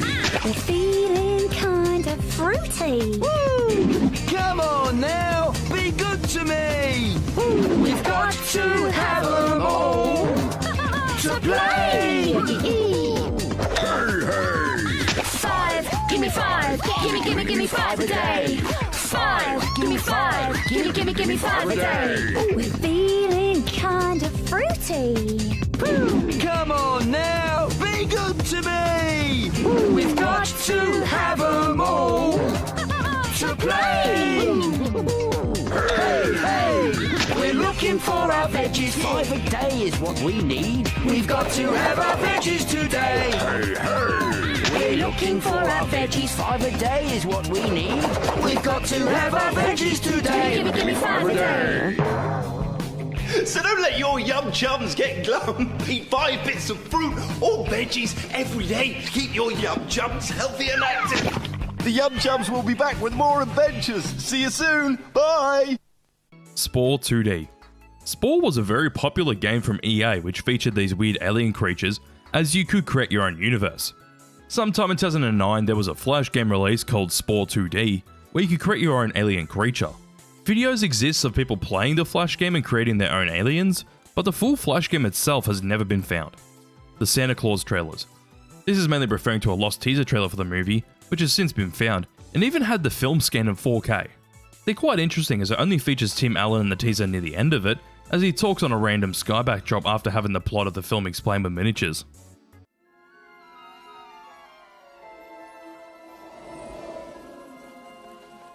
Once upon a wintry Christmas Eve, the stillness of the night was broken by the strange and wondrous vision of a fat, jolly figure in red. With a hearty ho-ho-ho, he stepped gracefully from his sleigh, slipped on a patch of ice, and blurted out a few words he doesn't ordinarily use. Oi! Then a new Santa took over. He's made a few changes at the North Pole, and Christmas will never be the same. Relax. I have everything under control. Tim Allen returns. We need an elf in here. Clean this thing up. The Santa Claus 2.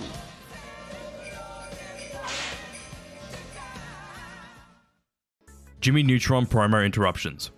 These Jimmy Neutron interruptions were basically promotions for, of course, Jimmy Neutron, where usually he and Goddard, his robot dog, would come up on screen as different Nickelodeon shows were airing. There are a few different scenarios, such as Jimmy winding up a machine, Jimmy and Goddard messing with a Nickelodeon watermark, Jimmy coming out of the Nickelodeon logo, and even him and Goddard coming in a rocket. Who knows how many of these actually exist? Well, I imagine that they popped up all the time around 2002, as this was done to promote a giveaway. PXG Jetix UK. PXG was a whole show that's partially found, and this show in general aired from 2005 to 2008, where they would give people reviews, hints, tips, and even cheats for popular games around the time. All of the show segments were only 2 minutes long, and some of them have been found as they feature this person who is meant to be Japanese, which I hope he is since he's wearing their flag and they have hiragana and kanji in the background. This is PXG. PXG! It's the show jam-packed with all the hottest new video games. Each week, our crazy gamer Kentaro reviews all the games you're waiting to play, explores the weirder, wider world of gaming, and brings you hints and tips with his big green sumo friend. It's so much fun! Plus, PXG is now more interactive than ever. This is your chance to get your face on the telly and win great prizes. Make sure you watch it! Brand new PXG, Sunday at 7 PM, only on Jetix. Esurance Speed Racer commercial. Another one that's been found. Basically, the ad itself is just an animated ad for insurance, where it shows a trailer for the Speed Racer movie, as this was meant to be a tie-in with the movie came out in 2008. The ad itself is really nothing special, as it has an animated character go into the movies to watch Speed Racer, as we then see footage of the movie. Gear up for the new live-action film, Speed Racer. Thank you.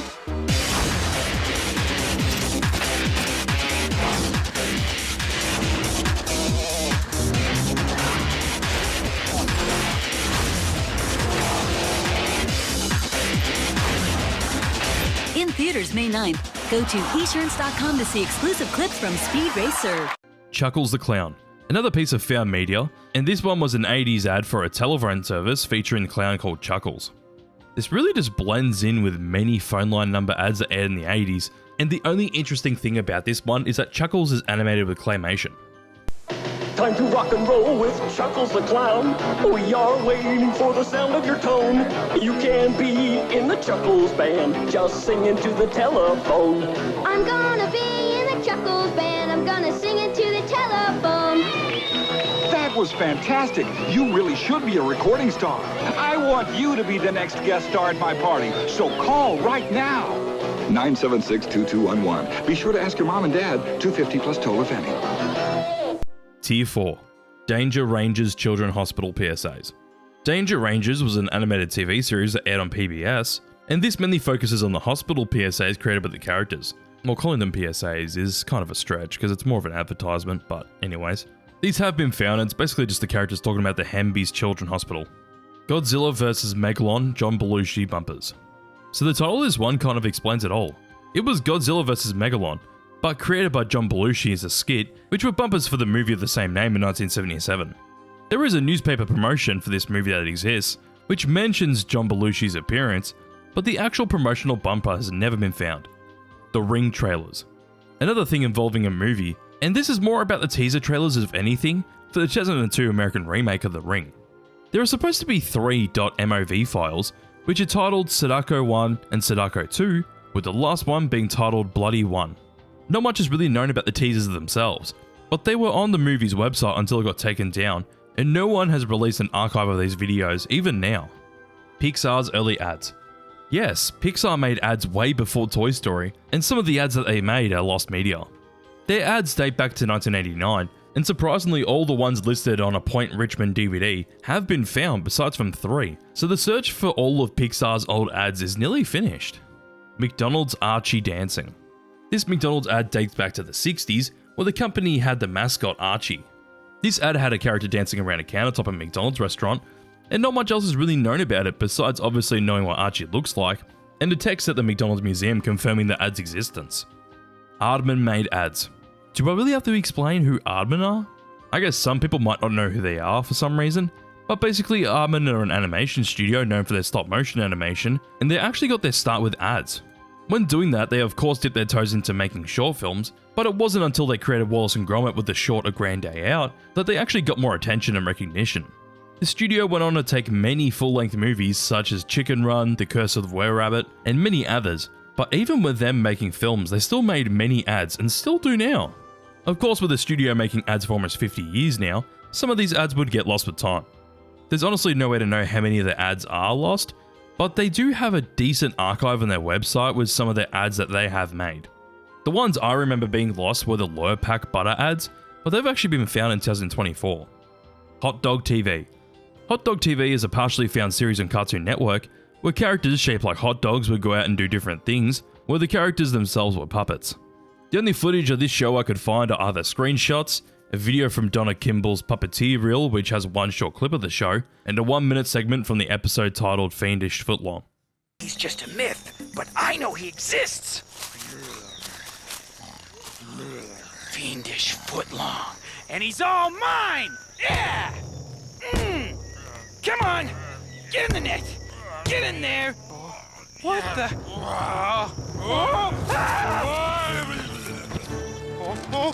Bad idea! Sphinx!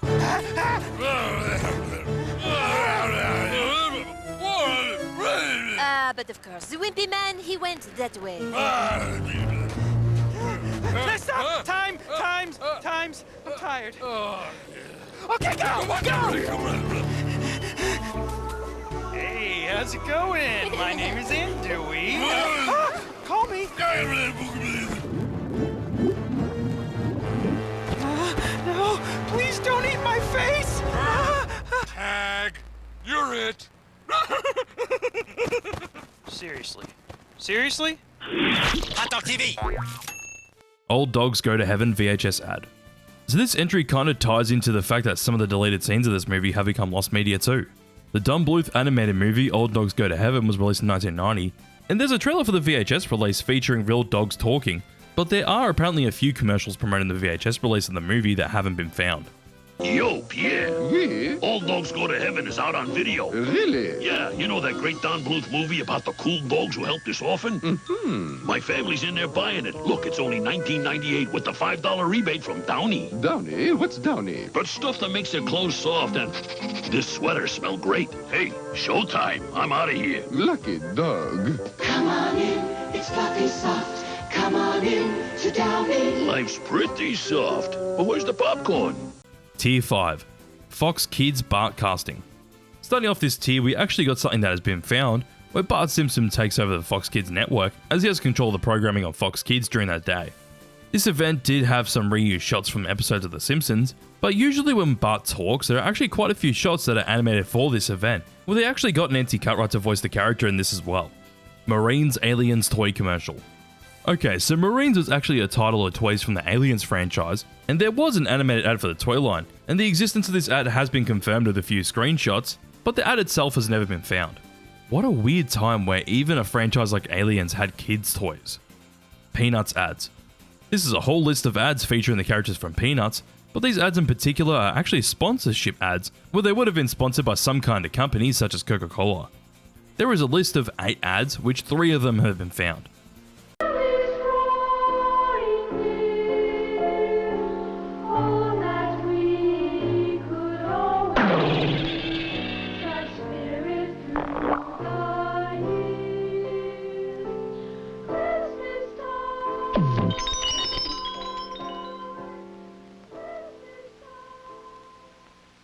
Mountain Dew Felicia the Goat commercial. We don't even know if this ad actually exists, but basically there are 3 ads featuring Felicia the Goat that we know exist since they're actually out there to watch.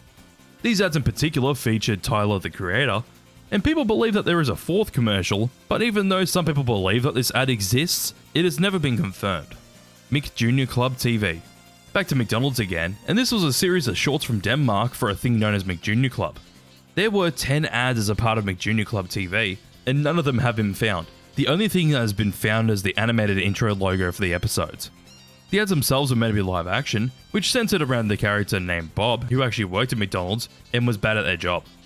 The Beatles cartoon bumpers. These are pretty much found at this point, as only one sketch is partially found and the rest have been completely found. Basically, these bumpers were animated sketches featuring, of course, the band The Beatles, where the band members would end up in some kind of scenario. The Works Anti-Drug PSA. The Works was a lost animated anti-drug PSA from Partnership for a Drug-Free America in 2002, where it basically just says that drugs can break the way your body works, and this one was actually found in 2018. It's honestly a very harmless PSA, especially compared to Partnership for a Drug-Free America's other PSAs.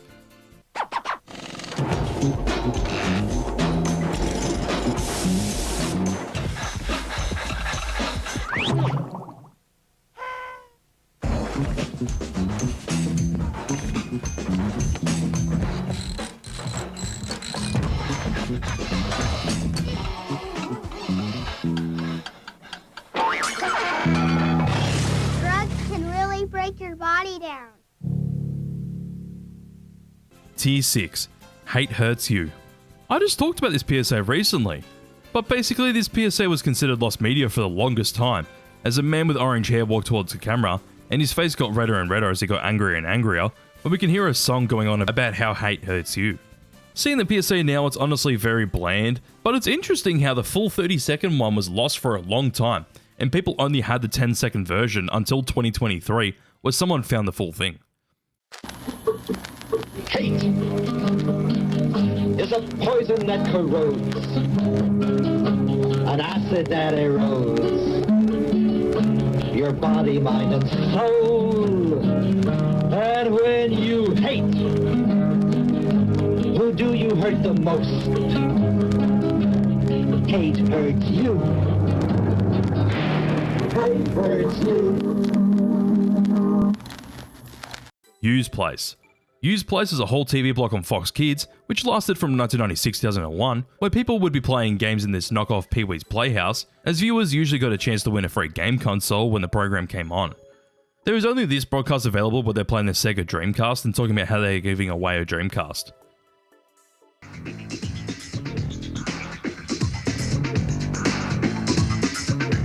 Hanging out at Use Place on a Saturday morning playing the Sega Dreamcast, and you could be doing this with us, or at least at the same time as us.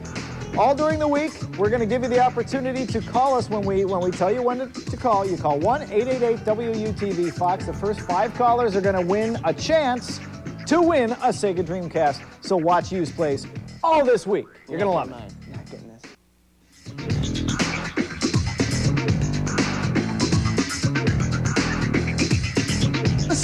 Use Place Saturday edition, and we're having a great time playing Sega Dreamcast with our friend Owen here. You know how to win the Sega Dreamcast, just watch and we'll tell you when to win. And on Monday, don't forget, Monday, the first edition of Fox Kids magazine of the year 2000. Messed up. We're going to talk about it this coming Monday on Use Place. Same approximate time, definitely same channel.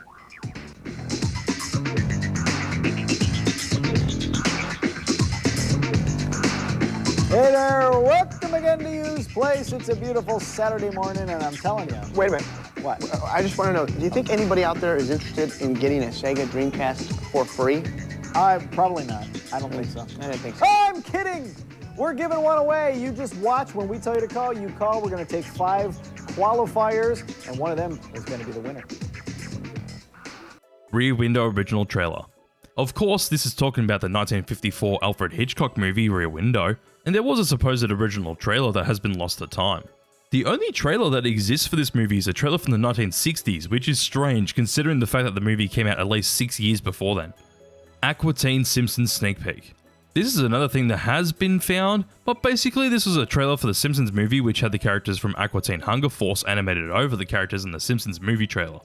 The sneak peek itself that they were alluding to hasn't been found, but it's funny how the trailer for the sneak peek is still around. Thursday night, a line will be drawn and then colored in yellow.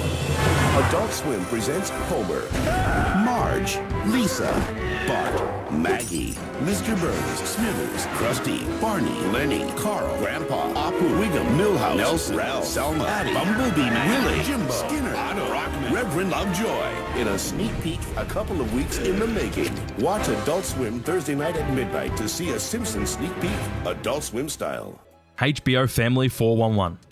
HBO Family 411 was a short-lived animated series of bumpers for the HBO Family channel, which would usually give kids good tips on their everyday lives. Some of these have been found, but no one knows how many of these bumpers actually exist.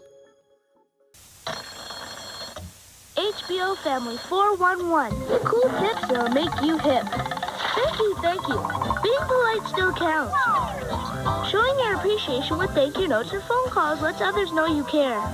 And it'll make you feel good, too. HBO Family 411. Hip tips.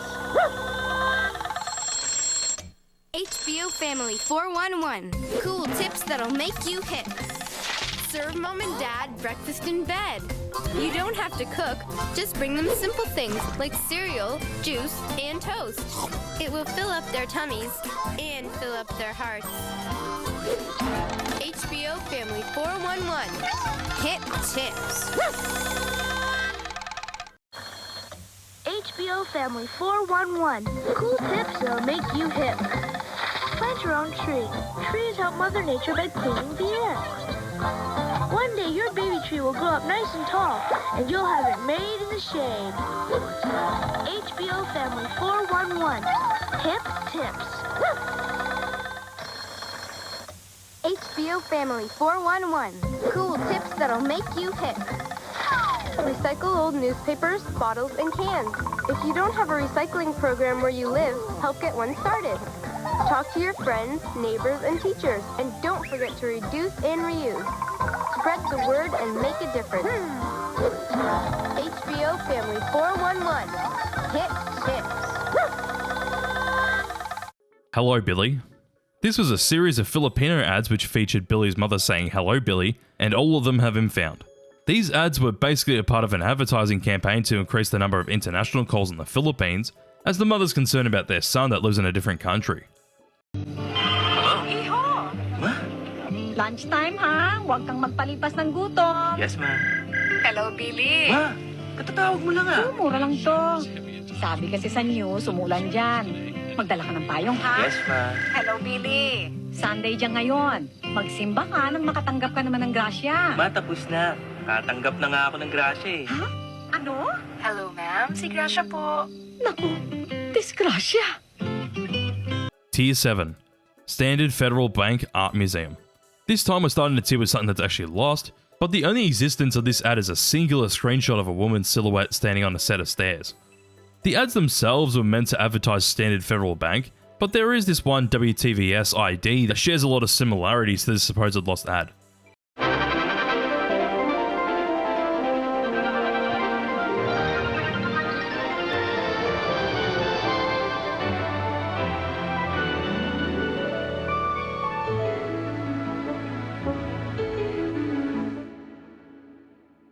Mike Henry's Batman publicity stills. I find this really interesting because this was a Batman promo before the Batman show aired in 1966, as these promo stills featuring Mike Henry came out in 1964. Basically, it had Mike Henry, who was a former American footballer in a Batman costume, having photographs to promote the supposed CBS Batman show that was going to happen before we got ABC's Batman show, which we all of course well and truly know because Adam West starred as the character, and I did mention it just before. The new Teen Titans Just Say No.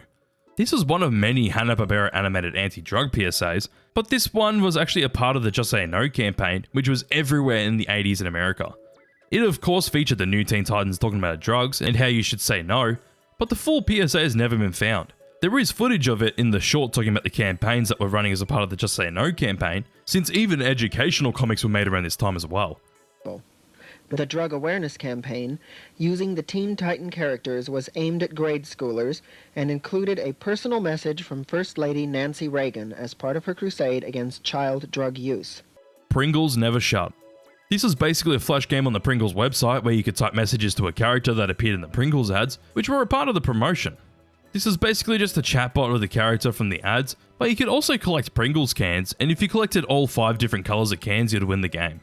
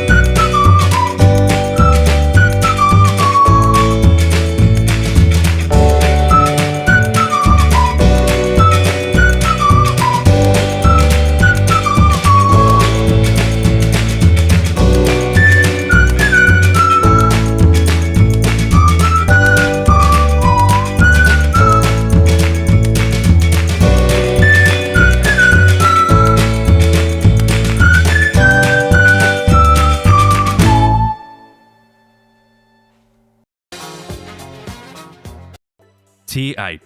Joruri Japanese PSA. Joruri was of course a Japanese PSA, but this was basically a PSA all about scams where a character would follow someone into an alleyway, where the character would turn into some kind of demon, and this one actually does have evidence of something like this existing.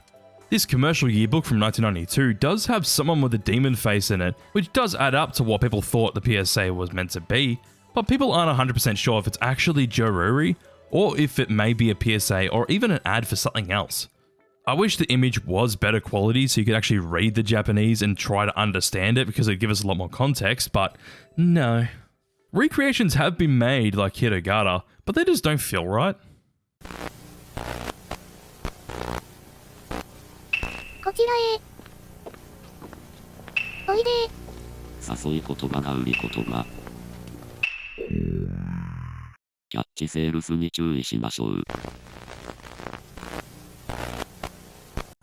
Argentinian Scarecrow PSA. Another supposed lost PSA, but this one's from Argentina, specifically from the company Citia, which is mostly known for the PSA titled Mascaras. This one in particular of course features a scarecrow, which was meant to be a warning about cholera or meningitis, but not much is actually known about this supposed lost PSA. Greenpeace Anti-Cloning PSA. Greenpeace is a PSA company that has been around for a long time, but this entry I'm going to be talking about, people actually don't know if it exists or not. It basically had the 10 Commandments, where they made up an 11th one saying that thou shalt not clone, as the PSA was set in a lab test, as a box was being filled with blood. It apparently aired around a show called Insomnia in 2002, but no one has ever found this PSA or any evidence that it exists. Hey guys, thanks for watching this video. I really appreciate the support on the new videos, and hey, even the YouTube shorts are going off at the moment, so I will be uploading more shorts, and of course I will be staying consistent with these videos too. I have quite a few videos that I'm working on at the moment, but hopefully you will see something different instead of another iceberg next week. With that, thanks to Smugly and Victoria Huntley for supporting my Patreon, and if you want your name at the end of my videos, make sure to click that join button next to the subscribe button, or join my Patreon for as little as $2 a month. Anyways, I'll catch you on the next video. Well, it's been a while since I've done an iceberg video, hasn't it? So yeah, since it's been quite a long time since I've done an iceberg video, and also because there are also a few superhero movies coming out in the next few months, I've decided to cover the cancelled superhero movies Iceberg. If you don't know how Iceberg Explained videos work, for the 5 of you that haven't seen one of these before, this list that I've found on Reddit, links in the description to the original Iceberg, they go from the least obscure cancelled superhero movies, and as you make your way down the little iceberg, the entries become more and more obscure. With that, before I get into the iceberg itself, please support my Patreon where you can get some really cool benefits, as well as some commentary tracks every week on things that you guys can suggest, as well as things related to what I make videos about on this channel.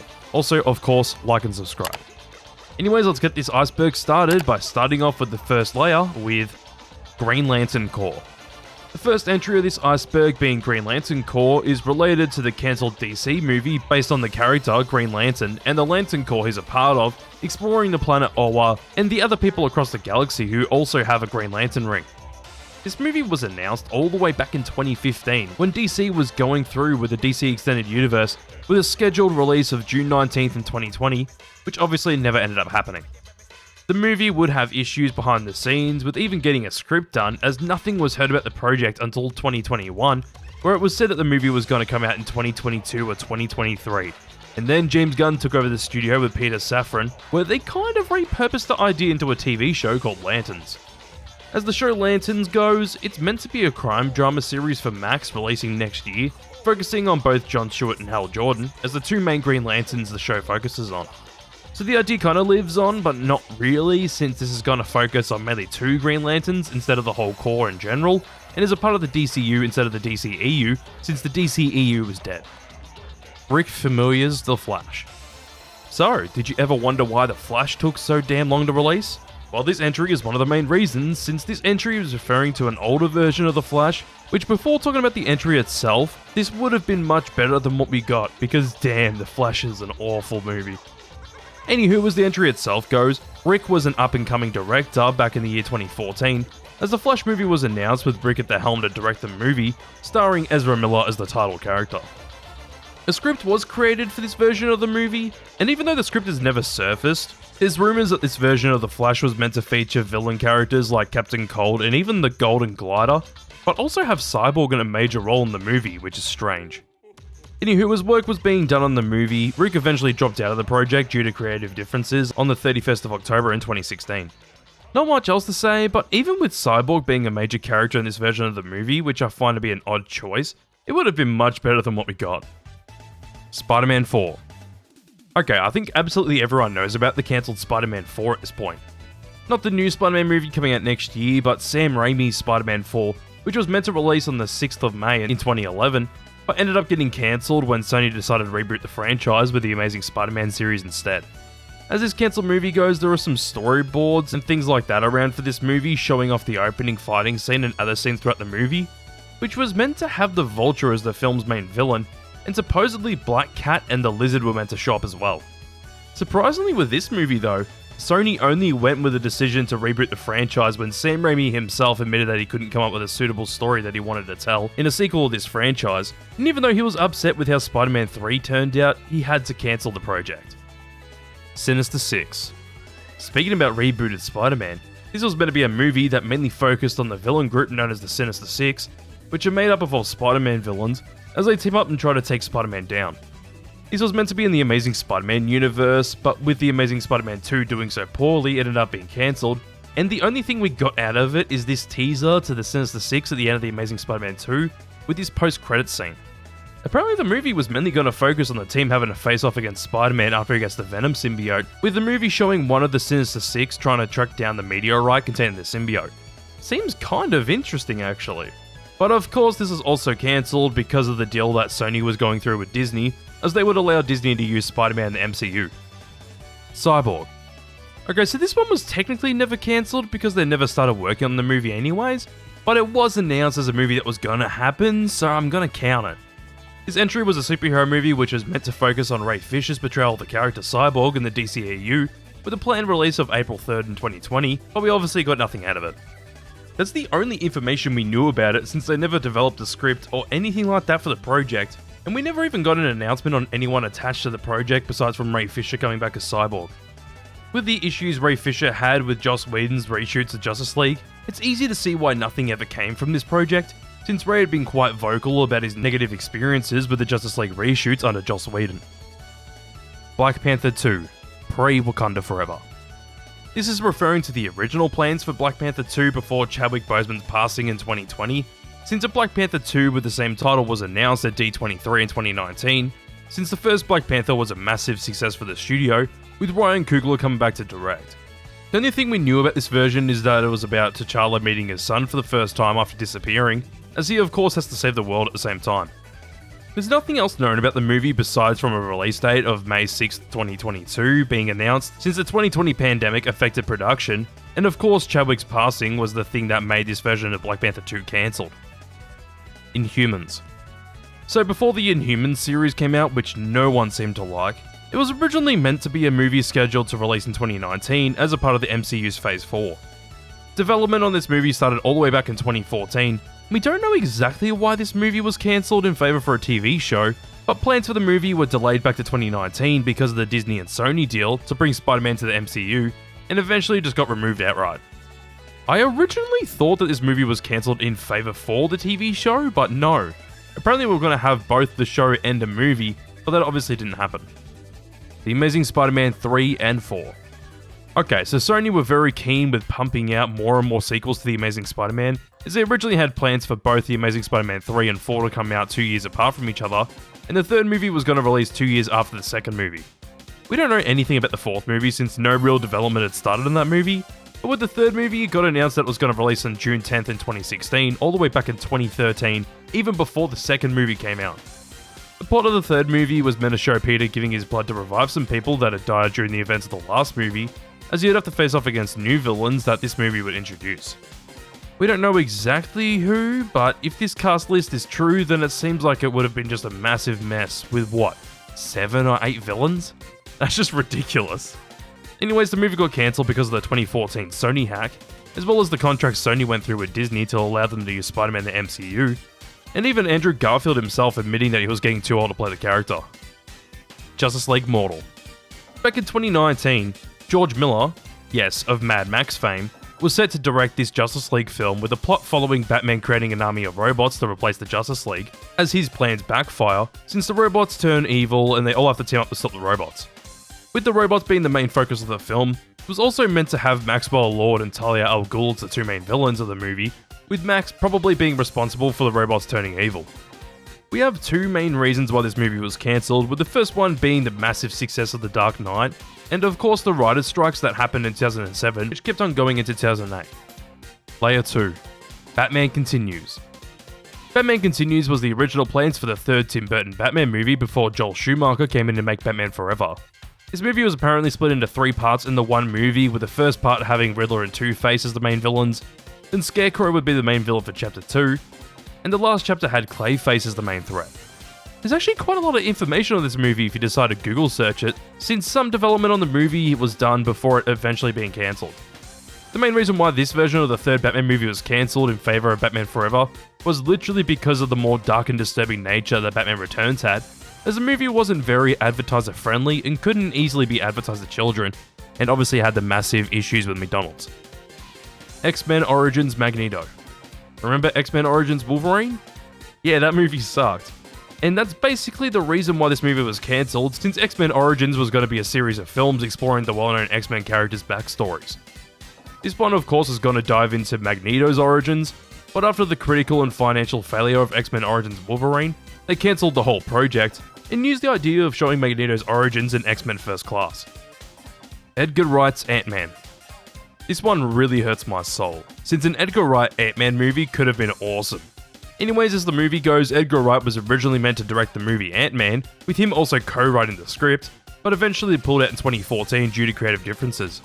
Peyton Reed ended up replacing him as director of the movie, as the movie released the next year in 2015, where Edgar Wright was credited as an executive producer and a writer on the film. Everyone, and myself included, believe that the studio didn't give Edgar Wright much creative control on the project, and that's one of the main reasons why he ended up leaving the project in 2014, which really sucks because knowing Edgar Wright's track record, we could have had something great.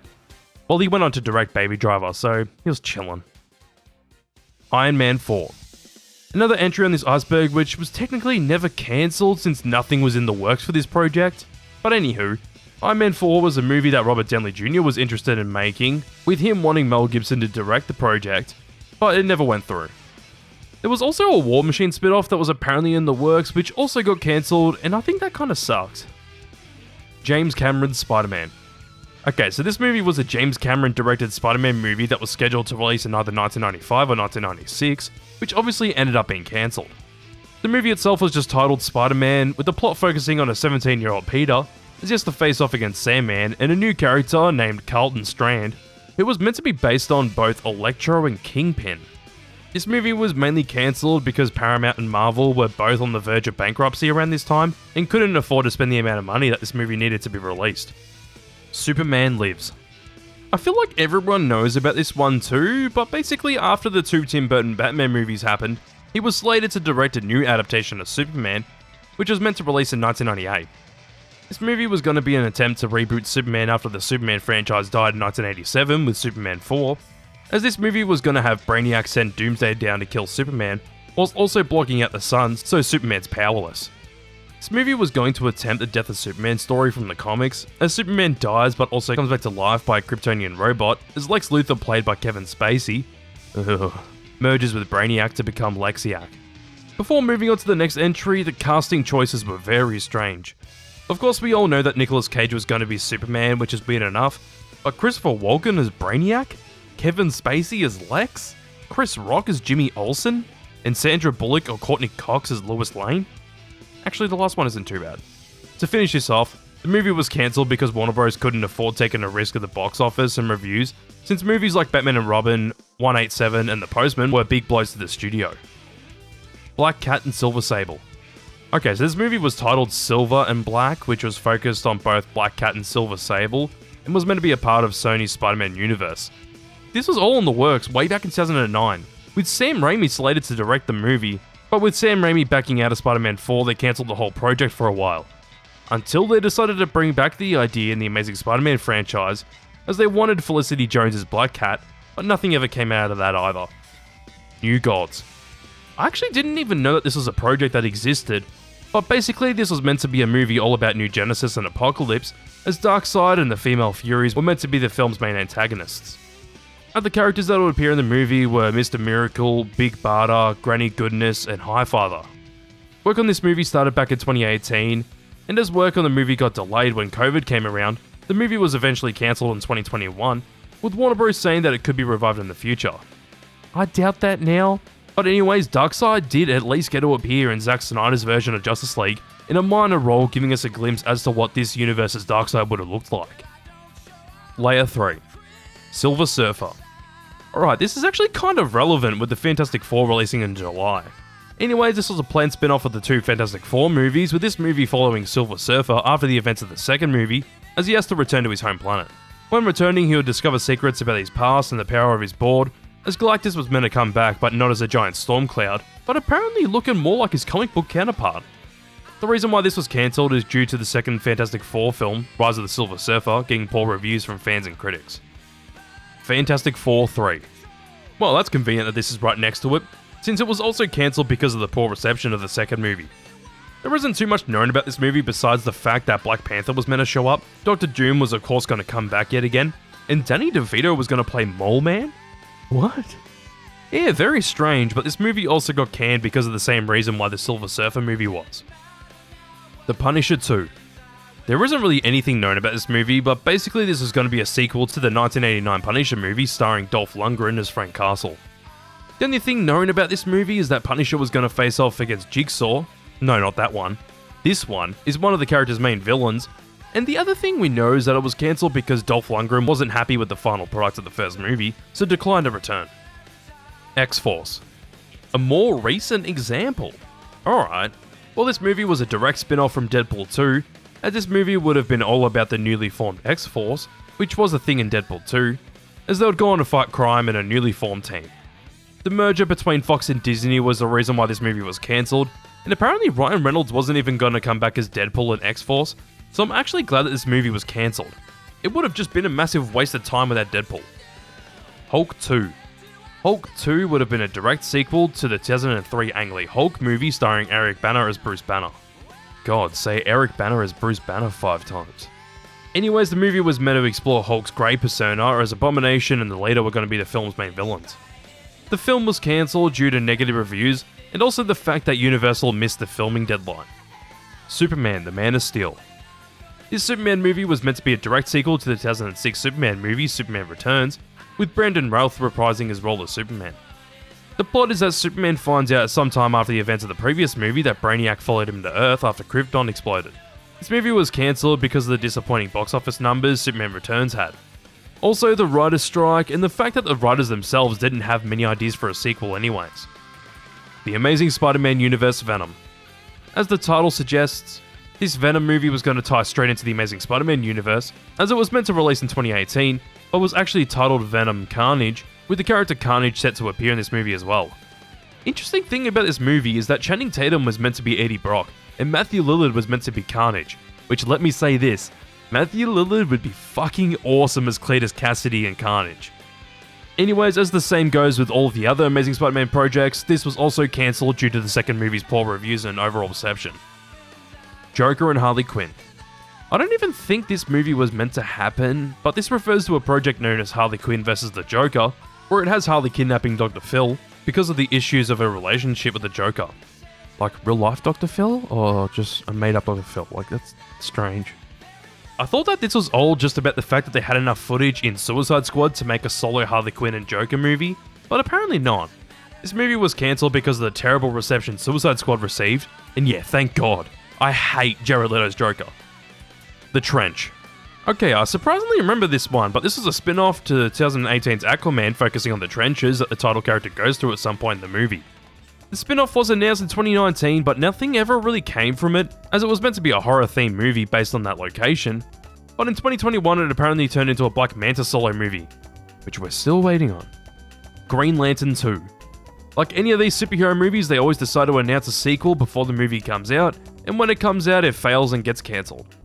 This one is of course meant to be a sequel to the 2011 Green Lantern movie starring Ryan Reynolds, but the only thing I ever would have wanted out of this movie is to see Mark Strong back as Sinestro.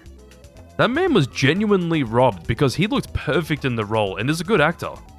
This movie, of course, was cancelled due to the terrible reception of the first movie, but also because DC had plans in making their own universe in an attempt to compete with Marvel, but also Ryan Reynolds had no interest in coming back as Hal Jordan anyways. Daredevil 2. Daredevil 2 is of course a sequel to the 2003 movie starring Ben Affleck as Matt Murdock, but the supposed plot of the movie was focusing on Kingpin in prison, as he trained in jail in order to become better in combat than Daredevil, which was also an attempt to fit the actor Michael Clarke Duncan's weight loss into the movie's plot. Ben Affleck was only interested in doing a sequel if he was allowed to adapt the darker Daredevil stories, especially one created by Kevin Smith which had Mysterio and the Born Again storyline. He ended up pulling out from the project in 2006 anyways, as he ended up feeling massive regret for even accepting the role in the first place and swore to never play a superhero again. Until he did, and arguably did it worse. Layer 4. Spider-Man 2099. So we're back yet again with a Sony movie that was cancelled due to the 2014 Sony hack, but this time around it was going to be a live-action version of Spider-Man 2099, with Oscar Isaac portraying the character. We still got him as the character anyways with the Spider-Verse movies, which is good, but it would have been interesting to see the character in live action, kind of like what's going on with Spider-Man Noir, as Nicolas Cage is reprising the role in live action. As the movie itself goes, it was going to be connected to the Amazing Spider-Man movies, but nothing is known about possible plot or anything like that about the movie. Green Arrow, Escape for Supermax. A cancelled Green Arrow movie? I never knew about this. Anyways, this movie was a Green Arrow movie which was being developed from 2007 to 2008, as the movie was going to have Green Arrow getting framed for a murder, as he has to find out who was behind the murder and also escape prison. No one knows why this movie was cancelled, but maybe they just didn't have faith in Green Arrow, but we obviously got the show Arrow a few years later anyways. Peyton Reed's Fantastic Four. I'm very surprised that Peyton Reed came back onto this iceberg, but this is referring to an adaptation of the Fantastic Four, which started development in 1995. This movie had a few directors attached to the movie, and the final one who was attached to the project was Peyton Reed, until the movie got cancelled in 2001, in favour for what we ended up getting in 2005.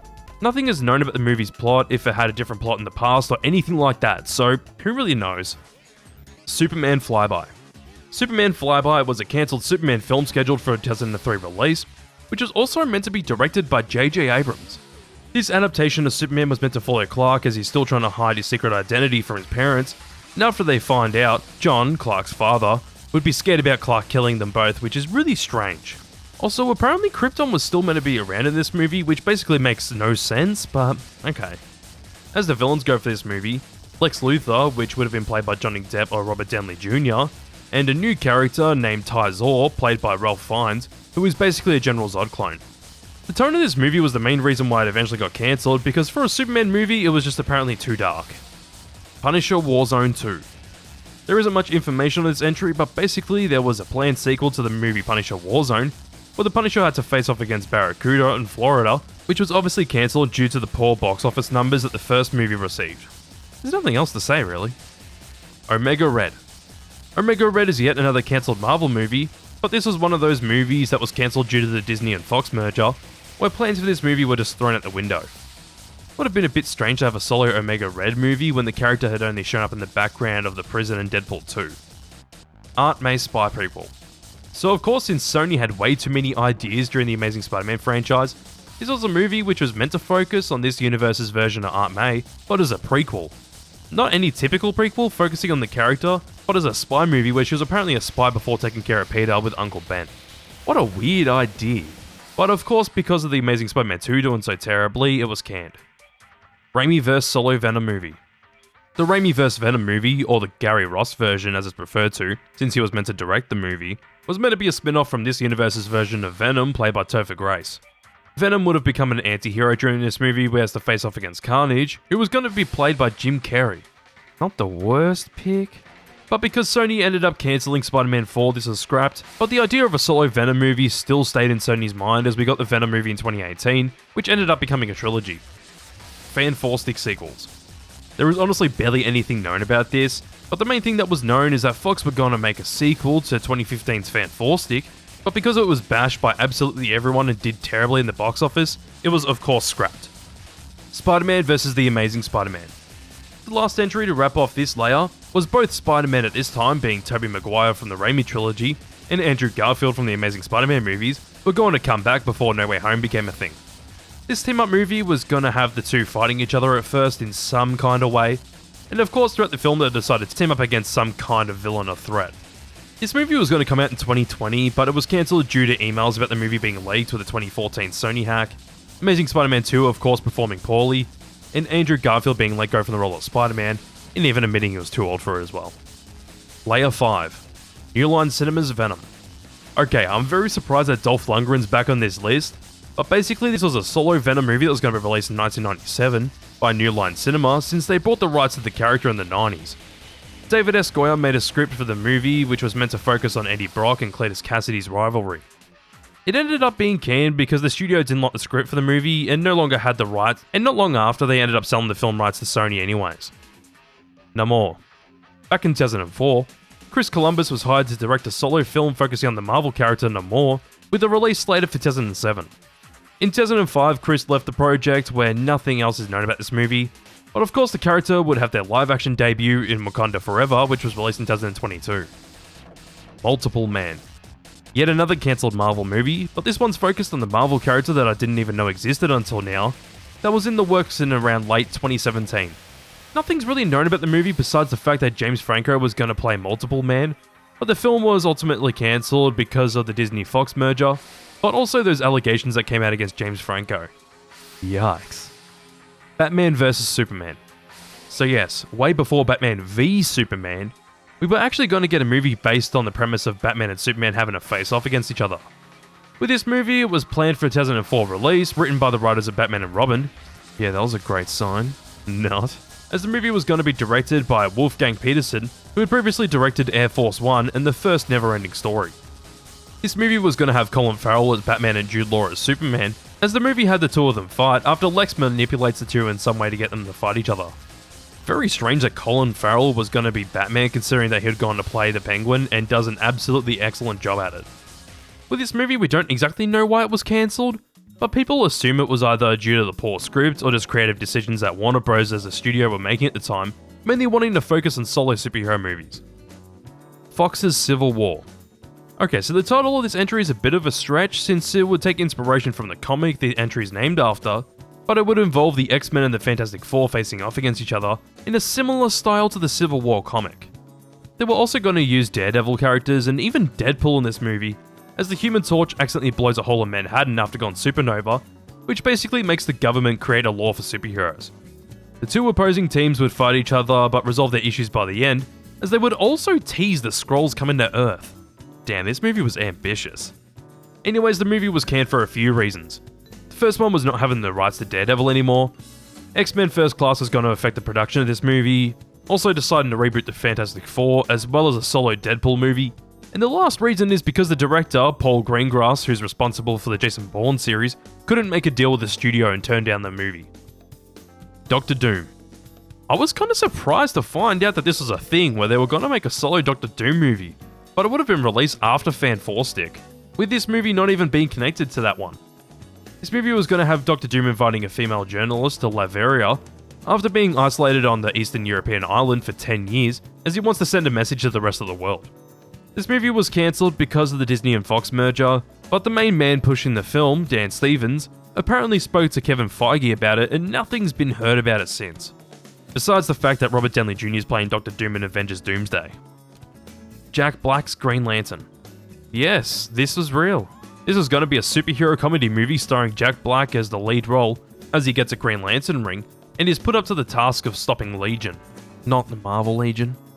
You might be thinking that Jack Black was going to be Hal Jordan, but no.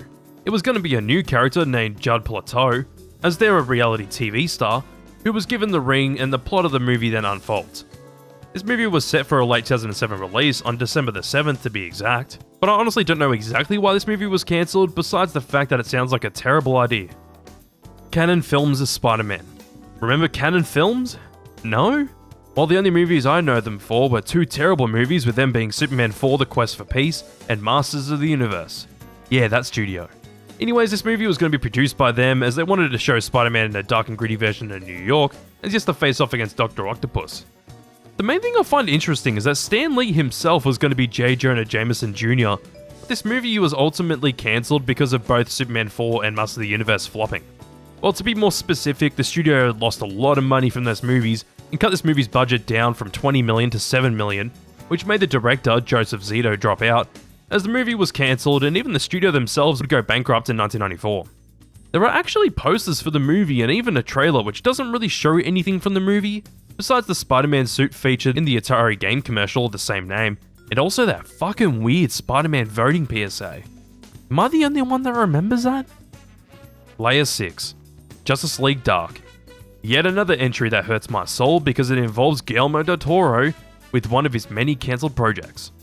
Basically, this movie was going to be a movie directed by del Toro as a live-action adaptation of Justice League Dark, which features John Constantine, Zatanna, Deadman, the Spectre, and even Swamp Thing. Del Toro actually wanted Matt Ryan as Constantine, who played the character in the 2014 show, and even went on to voice the character in many different animated films. The main reason why it was cancelled is because of the show itself, with it not getting renewed for a second season, so Warner Bros. Thought that this movie wasn't worth it. What a missed opportunity. Taskmaster. Apparently there was a cancelled Taskmaster solo movie, but whenever I look for it, nothing comes up. The only thing I see about the character is them getting headshotted within 2 minutes in a Thunderbolts. Whoops, spoilers. Let's be real, we all knew that character was going to die in that movie anyways. So if this entry is referring to something else, where they were maybe going to do a solid Taskmaster movie after Black Widow or even way before then, who really knows, and I couldn't find anything about it. Batman Unchained. I feel like everyone knows about this one, but it's down here, so let's talk about it. This was a cancelled sequel to Batman and Robin, with Joel Schumacher coming back to direct. Batman Unchained was going to release in 1999, with Batman and Robin splitting up as Batman would have to face off against Scarecrow, played by Nicolas Cage, and when being affected by the fear gas, Batman would see characters like the Joker, the Penguin, Catwoman, Two-Face, and the Riddler, as they'd all judge him in a trial. So they literally just copied the Batman the Animated Series episode trial for this bit. Okay. But throughout the movie, Harley Quinn was also meant to appear, but as a toy maker who's also the daughter of the Joker, wanting to get revenge for the Joker's death. Scarecrow and Harley would end up teaming up as Scarecrow figures out that Bruce is Batman, where they come up with a scheme to get him thrown into Arkham, with the climax having Robin come back to help Batman and stop Scarecrow and Harley. There's a few reasons why this was cancelled, with the main one being the poor box office numbers and it being bashed by fans and critics alike.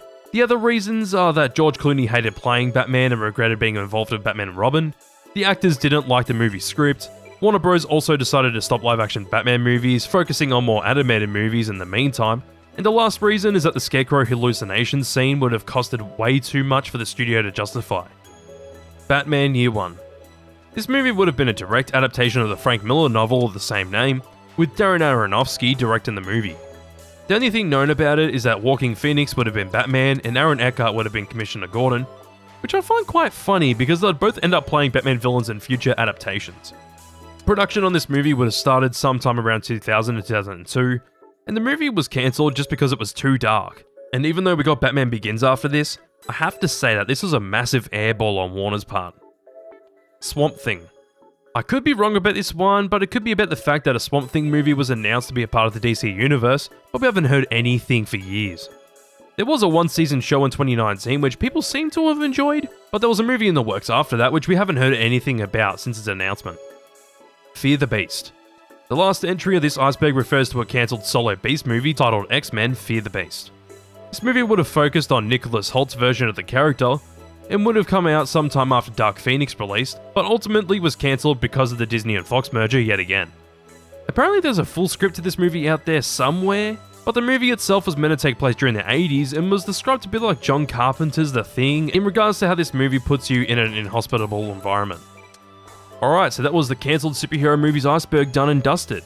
What did you think about it? Well, let me know in the comments, and if you're curious about any of the entries in the iceberg, the whole thing's in the description since I didn't make this iceberg and personally would have moved some things around. I think that this iceberg actually talks about a lot of cancelled movies, but there are a few that they could have added on here, such as Avengers, The Kang Dynasty, Batgirl, a few different Captain America movies, Batman Beyond, Tim Burton's Catwoman movie, and honestly quite a few other projects. Anyways, if you enjoyed the video, give it a like, comment your thoughts, and make sure to subscribe if you want to see more videos of mine. Also, sorry for the delay in uploads, I've been sick recently, and I'm honestly just glad that it's finally finished kicking my ass, so I'm finally at the end of my sickness. Anyways, I'll catch you on the next video. Hello everyone, I want to play a game. In this game, you all watch the full Iceberg video about the Soul franchise. Give it a like, comment your thoughts. Subscribe. If you don't, well, I won't be happy. For bonus points, you can join my YouTube memberships or Patreon for as little as $1 a month. Make your choice. And with that, let's get into the iceberg. Tier 1. The Reverse Bear Trap. John Kramer. John Kramer, played by Tobin Bell, is the Jigsaw killer in the first 3 Saw films. We first see the character in the first film as the dead body in the iconic bathroom set, with the twist of that film being that he's still alive and that he's the one behind the traps. Billy. This is the name for the iconic puppet used to represent the Jigsaw killer. There is something interesting about this name, but it comes up later in this iceberg, and I'll mention it when it comes up. Twist endings. So yes, this franchise is well known for the twist endings, as most of the Saw films end with a twist. In the films, there's usually a reveal that yet another person is working with John Kramer, or is the new Jigsaw killer. The films that have this exact twist are Saw 2, Saw 4, Saw 3D, and Jigsaw. The other films in the franchise have other twist endings, but the twists are all about other things in those films. Hello Zep theme. The theme Hello Zep is a track from the soundtrack of the first Saw film for when it's revealed that Zep is actually in a trap himself and that John Kramer is the Jigsaw killer. The theme was so iconic in the first film, but the track has become the theme to the whole franchise and is widely known as the theme for the Saw films. Pig mask. So the masks that people working for Jigsaw are always wearing are pigs, and they're pig masks because when John and Jill's expected child died, it was the year of the pig. But they wear the mask when abducting their victims for Saw traps, and what else is there to say? The pig masks are iconic. Apprentices. I discussed this before, but basically John Kramer has many apprentices, which were usually revealed with twist endings. The apprentices for the franchise so far are Amanda Young, Mark Hoffman, Lawrence Gordon, and Logan Nelson. Honestly, who the hell remembers Logan? Saw video games. If you're a fan of the Saw franchise, you might know that there are actually 2 Saw video games that are actually canon to the franchise. The first game came out in 2009 and came out on the Xbox 360, PS3 and PC, with the story of this game taking place between the first and the second movie, with the player playing as Detective Tapp after he was shot. The second game, with the subtitle Flesh and Blood, came out the next year for the same platforms, and takes place in between the first game and the second movie. But unlike the first game, we don't play as Detective Tapp. As a spoiler alert, the canonical ending out of the 2 in the first game is that Tapp goes through the Freedom Door and eventually commits suicide. Instead, in the second game, we play as a drug dealer named Campbell Lyman, which this character is only in this game and never mentioned elsewhere. Social commentary. I was a little confused about this at first, but this iceberg's talking about how every Saw film has some kind of social commentary covering different topics, such as hospital workers, society, healthcare industries, fame, police brutality, abuse, adultery, and drug abuse. If you've seen these films, I think you would know that the films either cover these topics well or they don't at all. Dead by Daylight crossover. So the popular game Dead by Daylight, which released in 2016, is a game where you have to do tasks to escape from a killer, or if you're lucky you can play as the killer where you have to stop the other players from escaping. On the 23rd of January in 2018, there was a 7th DLC for the game released based on the Saw franchise, with the killer being a person in a pig mask, a new survivor added being Detective Tapp, and even a new map to play on based on the Gideon meat plant. I've never played Dead by Daylight, but it honestly looks pretty cool and I imagine it would be fun to play with friends. Game over.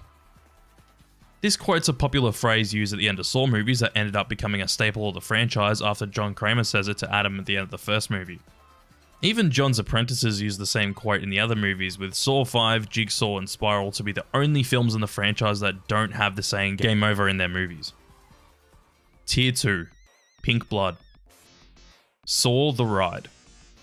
So Saw the Ride is a thrill coaster made for the theme park Thorpe Park in England, and it was opened on the 14th of March 2009, with the ride still being open to this day.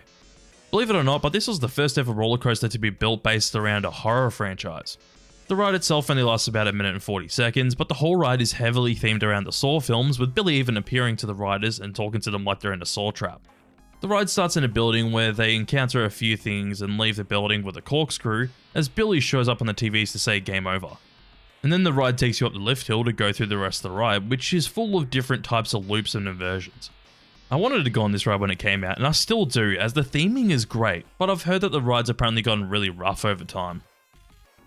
Timeline continuity and inconsistencies. Oh boy, yeah, the whole franchise is full of inconsistencies and the continuity is an absolute mess, as the sequels keep adding more things such as Gordon being an apprentice right after Saw 1, and Logan being the first ever apprentice without either of them ever being mentioned by anyone before they're revealed to be apprentices. Another inconsistency I will mention is that with the sequels, it seems like more random people show up that have wronged John Kramer some way, somehow, which makes me wonder, how many people fucked over John Kramer and his family? Saw albums. I will assume that this is talking about the soundtracks for each of the films in the franchise composed by Charlie Clouser, which let me say, Forget to Remember from Mudvayne is a banger in Saw 2. And also, hold on, I never knew Saw 3 had so much metal in it. First off, this calling from All That Remains plays in the credits, which is an awesome song. Same as Walk With Me in Hell from Lamb of God. Fucking Slayer with Eyes of the Insane, Burn It Down from Avenged Sevenfold, Suffocating Under Words of Sorrow from Bullet for My Valentine, No Submission from Static X, and even bands I'm not a fan of such as Disturbed with Guarded, Drowning Pool with No More, Meshuggah with Shed. Fucking hell, this is a good soundtrack, but probably one of the weakest Saw movies. But this is more likely talking about all the tracks Charlie composed for the films, with obviously the most well known being Hello Zap. Halloween Horror Nights. Halloween Horror Nights is an annual event that happens around the Halloween season at all Universal parks worldwide.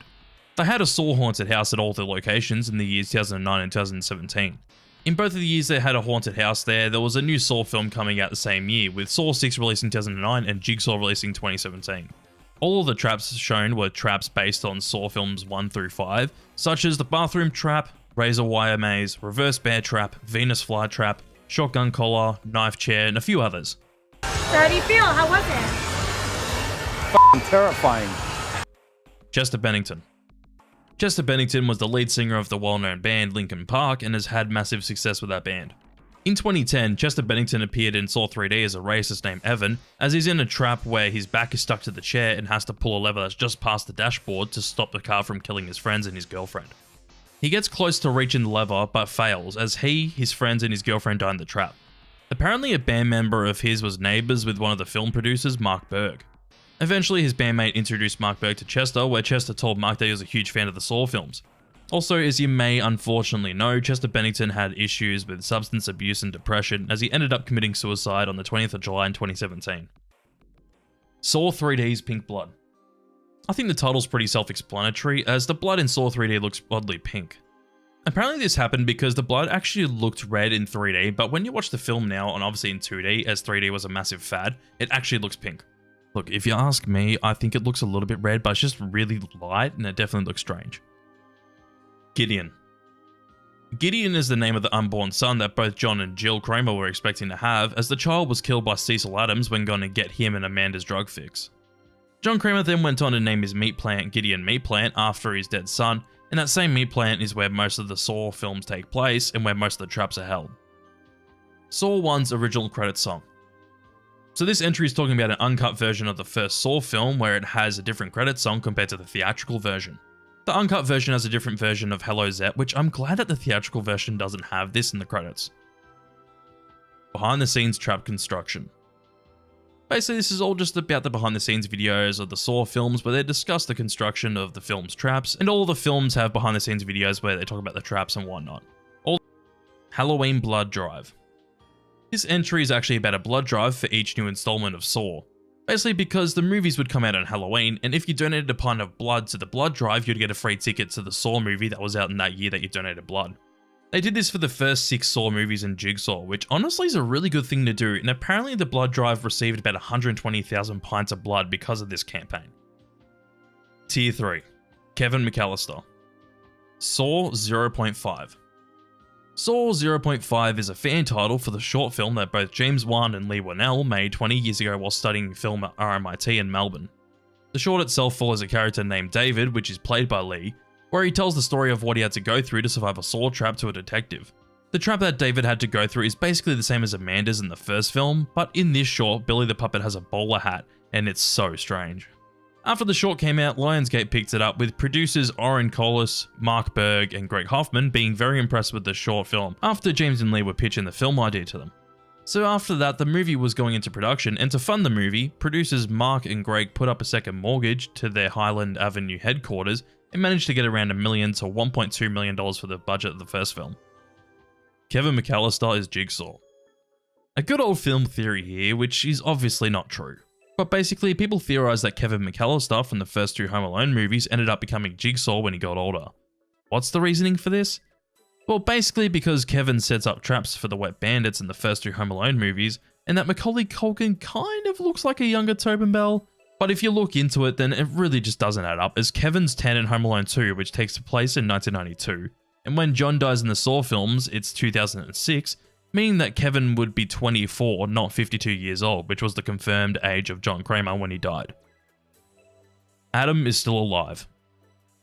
Adam is still alive is yet another theory that Adam actually survived the trap, as in Saw 3D when you see the body, the bullet hole's in a different spot compared to where he got shot in the first movie. The theory with this too is that apparently they put Detective Tapp's body there instead, as it matches his bullet hole instead of Adam's. Even though Amanda killed him in Saw 3, people believe that he survived that, which honestly he could have if he poked a hole through the bag. Saw Rebirth. Saw Rebirth is a digital comic made by IDW, which is basically a different backstory for John Kramer, where he's a bum and Jill leaves him because of that. Then years later, John still gets diagnosed with cancer, as Gordon tells John about the news, and John sees a few different people in the hospital, such as Zepp, Amanda Young, and a scam artist named Mark. After that, John still tries to end his life by driving his car off a cliff, but survives to become Jigsaw, which is considered to be his rebirth. The comic isn't canon, but it still shares a lot of plot points with the films, besides from John being a bum, which isn't in the movies. Cary Elwes' legal case. Cary Elwes, as you may know, is the actor for Dr. Gordon in the first Saw film, and after the first film in 2004, he went on to sue Evolution Entertainment and his management firm, and a producer of the first film after not receiving his 1% from the net profits that he was promised. The lawsuit was eventually resolved out of court, which I can see why he would take them to court, as apparently the first film made tens of millions of dollars from DVD sales alone, and 1% of that would be at least $100 grand. Obviously, Cary ended up reprising his role for Saw 3D, where Gordon ended up being an apprentice of John's after the trap in the first movie. Scary Movie 4 bathroom set reused. Scary Movie 4 has a recreation of the first Saw's bathroom trap set, where both Dr. Phil and Shaq are put into the iconic trap. Apparently for Saw 3, they didn't have the original set for the trap, so they actually had to borrow the set from Scary Movie 4, and it was confirmed to be true in the commentary track for Saw 3, which I find to be so hilarious. Saw was never planned to have sequels. So this entry refers to the fact that both Leigh Whannell and James Wan weren't planning on making more than one movie. The idea only came to Lionsgate when the first film did so well, with James being involved for the sequel, but Leigh stayed on for writing tasks until Saw 3. Saw Jack in the Box.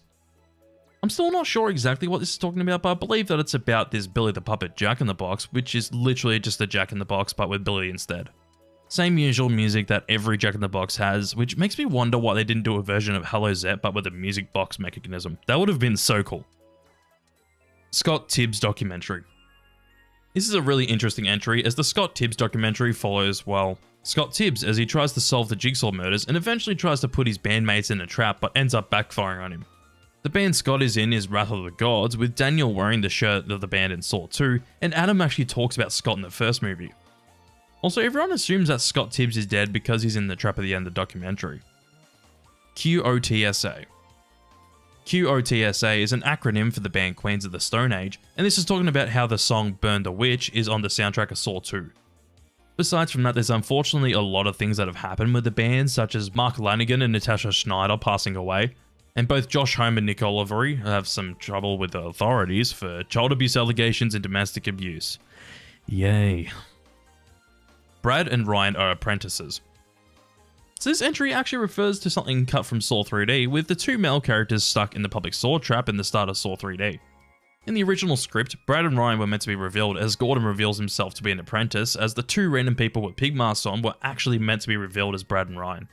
All of this was eventually cut out of the film, which I will talk about later on, as the movie was meant to be much longer. X Japan.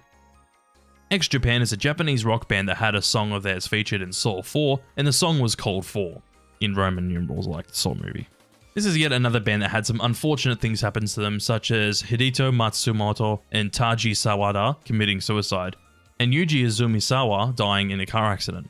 Honestly, just really depressing. Survive. Survive's actually the name of the book that Bobby Dagan, the main character we follow who's stuck in a trap, wrote before being put into the main trap of the film.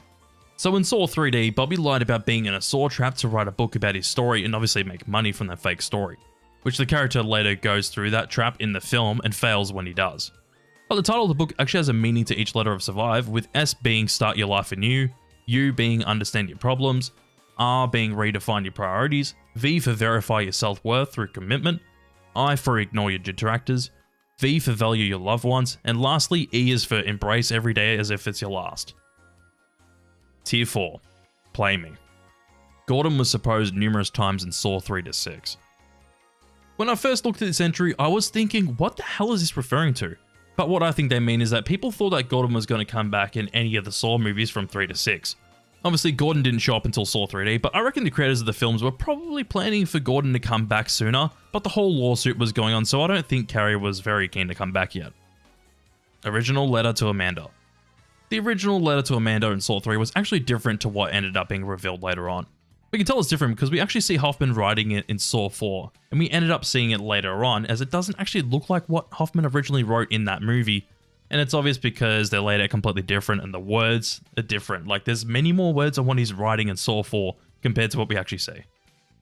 Fart machine. Yes, this is a real entry on this iceberg, but basically this was a running joke from Darren Lynn Bousman where a fart machine would go off during a take for the film and the actors had to go as long as possible without laughing. Honestly, reading it, it's quite strange, but I imagine it could be funny if you really don't expect it whilst doing a take. Bathroom tiles sold to fans. For Saw 3D, the tiles of the iconic bathroom trap set were sold off to fans, and these can still be found today, but they're quite hard and quite rare to find. Saw 2 Special Edition, Play Me. Saw 2 had its own Special Edition DVD, which had a short game called Play Me, where you could go through the Saw 2 house to get bonus DVD content. Even though you can get it through the normal menus, but in the game, your main objective is to find the code to the safe, which is always 7293, and then when you open the safe, you end up getting into the bathroom, and then Billy shows up to tell you a fairy tale with a puppet show. When exploring the house, you get extra content which retells the story of the film in different ways, which is very strange but interesting. By the way, why can't we have cool menus like this anymore? Well, look, you know, I guess everyone's streaming their movies these days, so menus are irrelevant. Saw 3 deleted scenes. Saw 3 had half an hour of scenes cut from the film, such as Amanda having a dream sequence and a flashback with Adam. A scene where Lynn tries to escape, and an alternate take of the ending of the film where Jeff plays the tape instead of John playing it just before he dies. I guess with the alternate ending, they thought that was more effective if John played the tape right before he died, which, yeah, I definitely understand that, and I definitely agree. Full Disclosure Report. Full Disclosure Report is a short that takes place in between Saw 1 and 2, and it's a bonus feature for Saw 1's DVD. The DVD follows a news report where they're reporting about the events of Saw 1, where we even see Eric Matthews before showing up in Saw 2, and at the end of the short it's revealed that Jigsaw was watching the report at the steel plant. Saw 3 was planned to be the last. I think this entry is pretty self-explanatory. Basically, the Saw franchise is meant to only be a trilogy instead of becoming what it is today. This is another thing that Lee has talked about in the past as well. Saw 3D was going to be in 2 parts. So Saw 3D was originally going to be a 2-parter, with the original script being much longer than it ended up being. The reason why Saw 3D wasn't a 2-parter was because another horror franchise came around the door to make Saw 6 not earn as much money as they wanted. So that's also why things like Brad and Ryan being apprentices were cut from the final film, as the people working on Saw 3D were forced to condense everything into one movie. Saw 4 was supposed to continue with Jeff. The original plan for Saw 4 was for another game to start with Jeff as soon as Saw 4 started, where he had to go and save his daughter. Obviously what ended up happening is that Peter Strahm came in and killed Jeff at the start of Saw 4, which makes me glad because who likes Jeff? Billy was never referred to as Billy. Yeah, Billy's never been referred to as Billy in any of the films. Watch the movies again and no one ever calls the puppet Billy, or the name isn't written down anywhere about the puppet. Apparently Billy's referred to by his name in one of the Saw games on a wall, and if I find where it is in the game, then it'll be on screen at the moment. John Kramer was going to regret the traps before he died. This is talking about the original script for Saw 3, where John was actually going to admit that he regretted the traps before he died in the hospital bed. I don't think there's anything else to say about this one. Are You Scared? Are You Scared is a 2006 film directed by Andy Hurst, which follows 6 teens being kidnapped and put into a reality show where they're put into an abandoned factory where they have to survive. This is widely known to be a Saw knockoff, as it did come out right around the time where the franchise was at its peak and making lots of money at the box office, even though Saw didn't come up with the idea of a serial killer kidnapping people to play games with their lives. Tier 5. Ransomware. Billy's laugh origin. When I was younger, I honestly thought that Billy the Puppet's laugh was a kookaburra laugh. But no, the laugh actually comes from like a cheap laugh button sound effect that you'd buy at like a $2 shop, but it's edited. It's apparently actually a public domain laugh that was used in this, which is interesting that it came from a cheap button sound effect. Saw 2 banned promo poster. Basically, one of Saw 2's posters got banned for the gore on the poster. It was this one in particular that got banned with the 2 severed fingers, which I understand because you see all the blood from the fingers as well, and they're obviously severed. But because this poster got banned after it was released, I imagine that it gave the film more publicity, so it worked out for the film anyways. Billy's own plane ticket. This is an interesting entry on this iceberg. Basically, when James and Lee had to transport the Billy puppet that they used for their short to the set of the first Saw film, they had to buy a separate plane ticket for the puppet because they couldn't transport it any other way. So they literally had to buy a separate ticket to go from Melbourne to LA for the puppet because it would probably break, especially with how workers deal with luggage.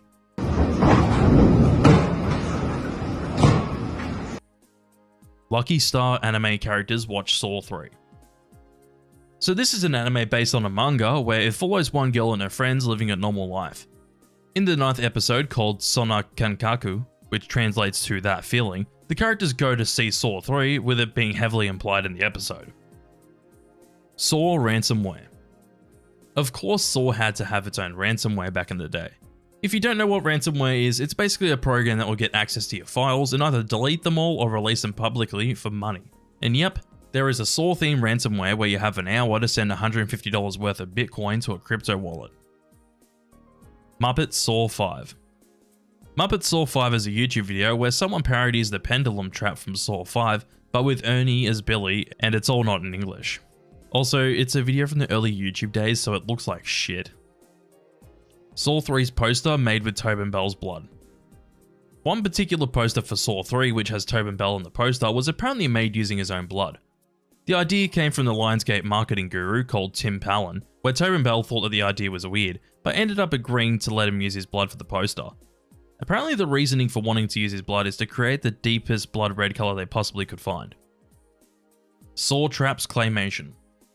A YouTube series from the channel JLGR Productions has made many claymations imitating Saw traps from the movies and even making some original ideas for traps. The videos are actually well made and they're still up on YouTube. Saw 3D instead of Megamind. Originally this and the next entry were both together, but I decided to split this one up. So in 2010 at a cinema in Massachusetts, there was meant to be a screening for the absolute banger animated film Megamind, but instead Saw 3D came on and was shown for several minutes until the mistake was fixed. A 7-year-old witnessed this as they were celebrating their birthday, and I imagine that kid shat their pants since the first few minutes of the film you see Gordon bleeding to death and burning their leg to survive, and then the start of the public Saw trap. Saw 4 instead of B-movie. So in 2007, in the same city of Massachusetts, at an AMC cinema, a screening of B-movie was going on where the previews had passed, and then after the previews, the movie starts for it to be Saw 4, instead where you see John Kramer being autopsied. Apparently even before the movie started, it said that the movie was rated G, like the B-movie was meant to be playing, but Saw 4 played instead. A few real needles in the needle pit. And to get the key to an antidote, you have to jump into the pit to find a needle with the key.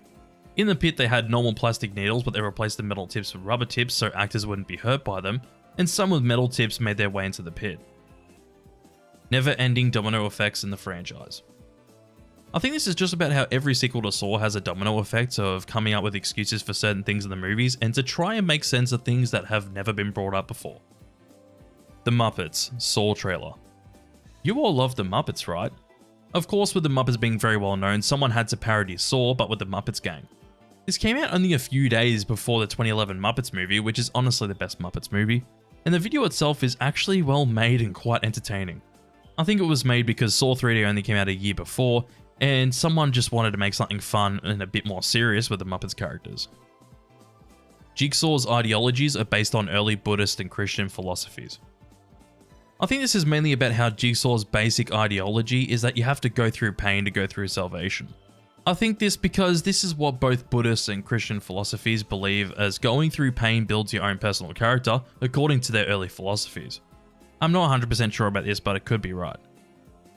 Tier 6. Waffle Iron Trap. Glass Coffin's original victim in Saw 4. The glass coffin trap is a trap we actually see being used in Saw 5, where Strahm puts Hoffman in the glass coffin as the walls close in on Strahm. But the trap was actually shown by John Kramer in Saw 4, where the trap was actually meant to be used in that movie. In the trap, this bloke at the hotel was meant to be the one being tested with the glass coffin, where you had to dig through the glass to get a key and escape. The whole thing was actually shot, but it ended up being cut from the final cut of Saw 4, where the trap showed up a year later in Saw 5.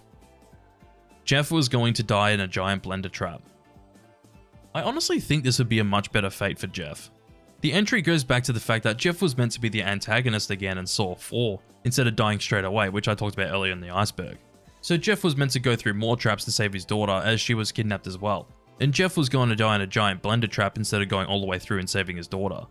Instead, we got Jeff being shot by Peter Strahm. Saw 3's classroom trap was going to involve pulling teeth. The classroom trap in Saw 3 where Troy was being tested, and to escape he had to pull out all those chains, and one of the original ideas for the trap had Troy pulling his teeth out as hooks were attached to his teeth. Instead they decided to go through with a hook being through his mouth, where if you pulled it out his jaw would pull off, which is intentionally rigged by Amanda, so it makes sense. I believe on the commentary track they had other ideas such as pulling out fingernails and other gruesome things. Zepp was based on a real criminal who tickled children's feet. According to James Wan, Zepp, who was tested in the first movie and was a janitor at the hospital, was apparently based on a criminal who would tickle children's feet. It was a story that James read when he was 17 where a man broke into houses and tickled children's feet. When the man was caught, he said to the authorities that he was forced to do it, which I guess matches what Zepp had to do in the movie on a basic standpoint. But it's just weird. Amanda's abusive father. Lee Winnell in the Saw 3 commentary tracks talks about how Amanda was meant to have some more backstory to where Amanda had an abusive father. In the film, Amanda would have talked about how her father abused her and locked her in the dark for hours on end, and eventually Amanda had the courage to ring the police about the abuse. This was meant to be the reason as to why Amanda was suicidal. Saw 3 and onward was a dedication to Greg Hoffman. Greg Hoffman is a producer of the first 2 Saw films, and unfortunately Greg passed away in 2005 from natural causes. After his death, out of respect for Greg Hoffman, they added his name to the producer role for every Saw film after his death, which is honestly a really good thing to do in his memory. Walls closing in came from the director's 9-year-old son. The final trap of Saw 5 has Strahm and Hoffman in a room with a glass coffin. After Strahm pushes Hoffman into the coffin goes through the ground as the walls close in and crush Strahm. According to the director Darren Lynn Bousman, the idea actually came from his 9-year-old son after the original idea of the room filling up with water was too hard to film. Darren really liked this idea, as other sources of media had never had anyone being crushed by the walls closing in on them, as they would usually jam the walls to stop them moving or escape at the last minute. But this film is the first time anyone's ever been crushed by them. Waffle Iron Trap. Tier 7. Hardcore Parody. Most traps are built to function properly. Yeah, most of the Saw traps that are made for the films are usually made to function properly. Obviously, there are mechanics in the traps for the safety of the actors if anything was to happen, but a good example is the walls closing in from Saw 5. In that trap, the walls could actually hurt people in it, as the walls were quite solid to the point where you could push against them, they wouldn't budge. Even the reverse bear trap was made to function properly, but there's a catch to that trap. For it to activate, they had to add what I'm pretty sure is pressurized air for the trap to open. On-set injuries. Okay, so first off, no one died in a Saw film set, which I'm glad about, but obviously there are some on-set injuries which happen in many film sets. The films had minor injuries or close calls, such as Lee Winnell almost being hit by a light in the set the first movie, a stuntman got banged up while flying through the windshield in Saw 3D, and even Saw 5's set went up in flames. People believe John Kramer's ideology. Apparently some people believe this, which let me just say that some people will believe anything anyways. But apparently people believe that if you put someone or someone goes through a near-death experience that they will have a newfound appreciation for life, and it's what John uses to justify what he does in the Saw films. I have never met or heard from anyone that actually believes John's ideology, but I hope that I don't meet them. Gordon has Stockholm Syndrome. People believe that Gordon has Stockholm Syndrome as he ended up becoming an apprentice after he and his family were kidnapped by Jigsaw, with Gordon surviving and being nursed back to health by John. Stockholm Syndrome is basically something where you actually feel affection for someone that kidnapped you or you've been taken hostage by, and then you end up having feelings for that same person. Lee Winnell based Jigsaw off a near-death experience. This is talking about how during the writing of the original script for Saw, Lee was suffering with bad migraines to the point where he was worried that he had a brain tumor. He was extremely paranoid about it and eventually got checked up about it, where it was clear that he didn't have a tumor, and then eventually recovered. After that, Lee started to actually think about what would happen if he was told that he had little time left to live, which gave him the idea to add it to Jigsaw's character in the movie. Traps are influenced by real torture devices. When you really think about this entry, I don't think it would really surprise you. For example, the first trap from Saw 2 being inspired by the Iron Maiden, the Brazen Bull literally being inspired by a Brazen Bull, and quite a few others. Even with some of the traps being more obvious examples of torture methods, some other traps are still inspired by torture methods, but have been changed quite a bit to the point where they aren't really like those traps that they were inspired by. The pendulum trap was completely functional. Basically, the whole swinging blade function of the trap was actually completely functional, as well as the straps on the actor. The main thing that wasn't functional is the vices for the hands, as they were actually made out of rubber, so when the actor put their hands in, it wouldn't hurt them at all. Brazen Bull is one of the most painful traps. Basically, they're talking about how if you were put into a Brazen Bull, it would be one of the most painful traps in the franchise, as being burnt to death would be agonizingly painful. If I was to think of a few traps that would be close, I would say the rack, the classroom trap from Saw 3, 10 pints of sacrifice from Saw 5, and even the pendulum trap are close contenders for most painful Saw trap. You can buy functional reverse bear traps. Apparently this is a thing you can do, which honestly doesn't surprise me. I'd probably have to go on dark web to find this shit, but honestly it doesn't surprise me that this is true. Jigsaw has similarities to real life cult leaders. I honestly think that this entry is kind of a given, seeing that all iconic horror characters are based on real life things, with a good example being Pennywise, which is based on John Wayne Gacy. But with Jigsaw having more of a cult, I think it would be a given that the character was based on real cult leaders and actual killers involved with cults, with the obvious example being Charles Manson. Saw, a hardcore parody. Of course this franchise needs a hardcore parody, but this came out in 2010 where it basically saw traps, but the killer does certain things before they die in traps. I'm not hunting down a copy of this DVD, but I find it hilarious that one of the characters' names is Detective Humpsy. Does Humpsy hump in the movie? Probably, but I don't know. Director confirms Hoffman's death.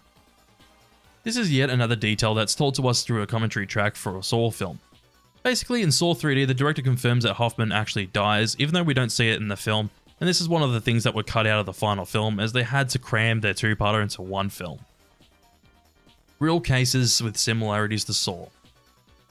There's a true crime documentary about this whole situation, where one crime is kind of similar to Saw. A 46-year-old pizza delivery guy in 2003 was sent to an address with no one there. When he arrived, he got a bomb collar put on his neck, as the man that ordered the pizza told him to do several things. First, he had to rob a bank, which he did, and luckily whilst doing that, someone alerted the authorities as they managed to catch up to Brian. When the police showed up, they told Brian to remain still whilst the bomb squad was coming in, but unfortunately they didn't come in time as it ended up exploding before they arrived, killing Brian. There are other deaths attached to this as well, such as the death of Robert Pinetti and the murder of James Roden. And honestly, going through it all, it's quite confusing, as apparently Dale Armstrong was behind it all, but also had people helping her out. Tier 8. Maggots. Elevator. Elevator refers to the fact that when James and Lee were working on Saw, both Adam and Gordon were supposed to be stuck in an elevator instead of a bathroom. The whole idea of them being stuck in one room was a smart idea, as they did keep the film contained and being quite cheap to film.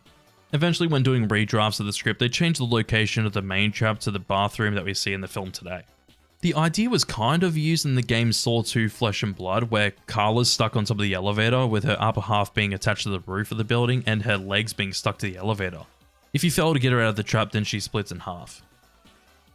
Real maggots in Saw 3. This entry is about the fact that for the pig vat trap, they actually use real maggots on the pig corpses. The pigs are fake, as they're just made out of latex, rubber and foam, but the maggots on the pig corpses are 100% real, with Lee apparently saying that he felt sick watching the scene in the movie. Billy was made cheaply. Billy in the Saw short film, which was also used for the first movie, was made by James Wan, and since they didn't have much money, they made it for as cheap as possible. The way James made the puppet is using things like clay, paper mache, and 2 black ping pong balls with red irises drawn for the eyes. After the first film, they made Billy into a remote-controlled animatronic, which is definitely a lot more convenient and much easier to use than something that could just easily fall apart. It also explains why Billy had to get a plane ticket. Congratulations. You watched the whole video. Most people don't even watch the whole video from start to finish. But not you. Anyways, with all the jigsaw stuff out of the way, I hope you all enjoyed the video, and if you did, please make sure to give the video a like, subscribe if you enjoy my content, and let me know what you thought about the video down below in the comments. Lastly, make sure to join my YouTube memberships by clicking the join button, or you can support me on my Patreon, which is on screen at the moment, for as little as $1 a month. And for that $1 a month, you can get a shout out at the end of my videos.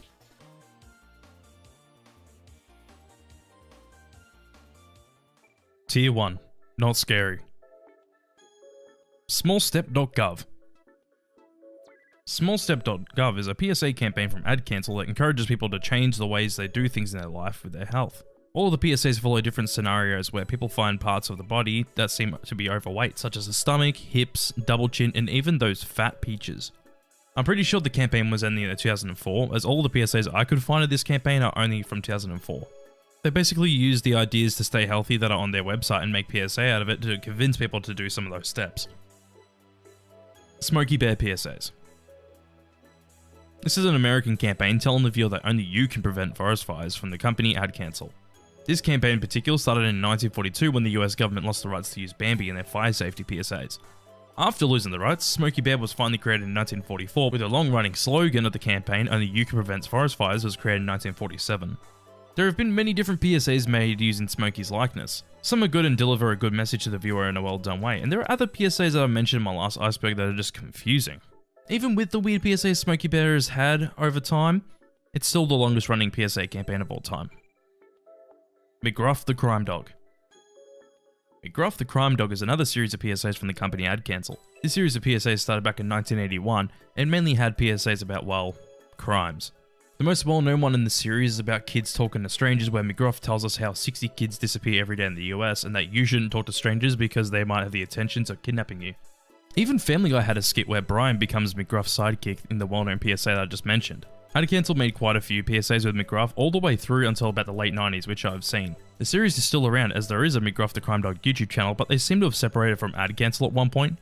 Also, I haven't watched the recent Chip and Dale movie, but he shows up in the background in one scene, and that's interesting. Danny Elfman PSAs.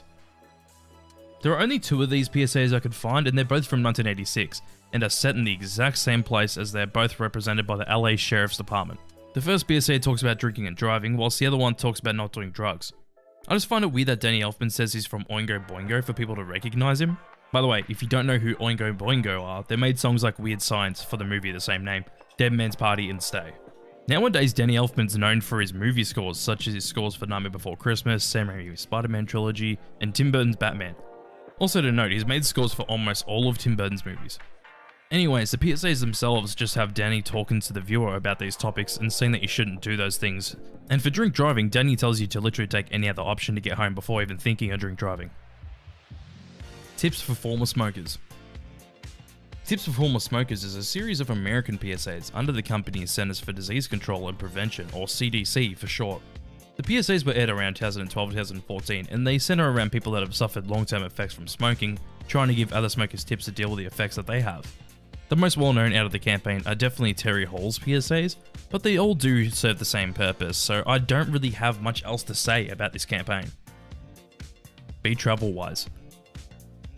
A Canadian PSA released in the year 1986 follows a few puppets of geese arriving back in some Canadian airport. The wife puppet discusses how people can't bring certain things back, like animals from other countries and plants, as they may carry diseases. But is there really anything else to say about this one? It's literally just puppet geese coming back from somewhere with items that they shouldn't have. That's literally it. The Real Cost. A lot of American PSAs. So The Real Cost is a company that started making PSAs in the 2010s and is trying to tell the viewer not to smoke by telling them different things cigarettes do to your body. Some of their most well-known PSAs are definitely the ones from around 2014 where people have to give up more than cash to pay for their cigarettes, such as Smooth Skin and Teeth. The company still makes PSAs telling people not to smoke, so I really don't have much else to say about this company, and their PSAs are just kinda average, besides the ones I just talked about before, the 2014 ones where they have to pay their cigarettes with more than just money, that they give up something else. And I know those kind of traumatized kids when they're younger too, but I don't really have anything else to say. This job will break you if you let it. Yet another Canadian PSA, but this one's a very recent one as it was only released last year as of recording this. It follows a woman being overworked in an office, staying until extremely late hours, stressing that she may get fired if she doesn't keep on staying. When she's in the office, a biscuit comes to life and sings to the worker that she should go home, and how staying at work all the time is affecting everyone else around her. Also, let me say that hearing a PSA say words like fuck and shit is really strange. Listen. This 60-second long PSA from the American company No More made a PSA that aired at the time of the 2015 Super Bowl. Also, it's apparently the first ever Super Bowl PSA to address domestic and sexual assault, and the PSA was actually funded by the NFL. So the PSA lets us listen to a real phone call to the authorities where a female pretends that she's ringing to a pizza shop to try and get out of a abusive situation.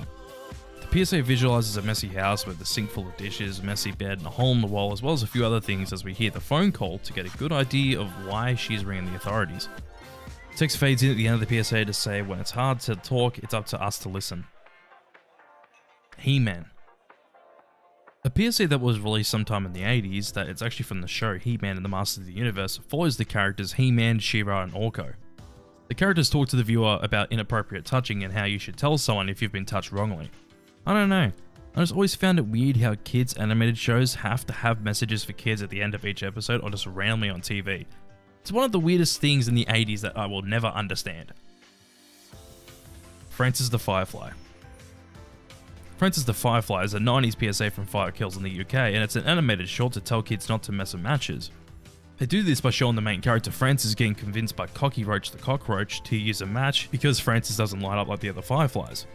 When Francis uses the match, he accidentally burns his wings in the kingdom. After that happens, he meets with the king to give us a reminder to never play with matches. Dog in a hot car. This is a PSA that was released in 1987 from the American Humane Society, basically telling people not to leave dogs in their cars. PSA explains that leaving your dog in the car on a hot day could kill your pet as they can suffer really bad heat stroke in temperatures above 110 degrees Fahrenheit, which is about 43 degrees Celsius. It's just a pretty simple and straightforward PSA without any graphic imagery. Charlie says, a simple series of stop-motion paper animated public information films from COI in 1973. The PSAs play at a few different events with Charlie the cat and the boy. The Dreading PSA, which I've talked about quite a few times, follows Charlie playing in puddles with a boy near a lake until Charlie accidentally jumps into the lake and almost drowns. It's until the dad fishes out the cat of the lake that the message is delivered to the viewer when Charlie and the boy are at home. The boy tells the viewer to stay near your parents and to be careful around water. In another PSA, we follow Charlie as he watches sausages cook on a stove. Little bits of oil splash onto Charlie, and then Charlie walks away until the boy tells us to stay away from stoves and that there are many hot things that can hurt you. In the last PSA I'll mention, Charlie and the boy are playing in the playground until a man comes up to the boy and asks him if he wants to see some puppies. He says yes, and as he's about to go with the man, Charlie comes in to stop and tell him that he shouldn't go with the man that he doesn't know. They both end up going to their mother and telling them about what happened. The mother says that they did a good thing, so the boy got an apple and Charlie got a fish. Partnership for a Drug-Free America. This is an American company that made plenty of PSAs trying to tell people not to do drugs, and it was founded in 1985. Partnership for a Drug-Free America has made so many different PSAs, from well-known ones like This Is Your Brain on Drugs, Cleaning Girl, I Learned About Watching You, to really weird, less well-known ones like Join the Party, Puppet Strings, and I'm Not a Chicken. To be fair, Partnership for a Drug-Free America did make some great PSAs like I've mentioned before, Cemetery, Everybody's Doing It, and Nebraska Couple. The PSAs that Partnership for a Drug-Free America made were shown to actually make more people do drugs, mostly in preteens. In 1996, weed use had actually doubled in that age demographic, which is actually wild. Concerned Children's Advertisers. Concerned Children's Advertisers is a Canadian company that made plenty of PSAs throughout the 90s and early 2000s, trying to educate children about many different topics. Their most well-known PSAs are probably Hip Choice, House Hippo, and Don't Put It in Your Mouth. The Concerned Children's Advertisers have actually made some great PSAs, such as Rehab and The Trap, which are honestly masterpieces. They do have PSAs like Ice Cream and Head, which are just strange. The Head PSA apparently traumatized a lot of young Canadians when it was aired, and is seen as disturbing when the head falls off, and honestly, I can see why.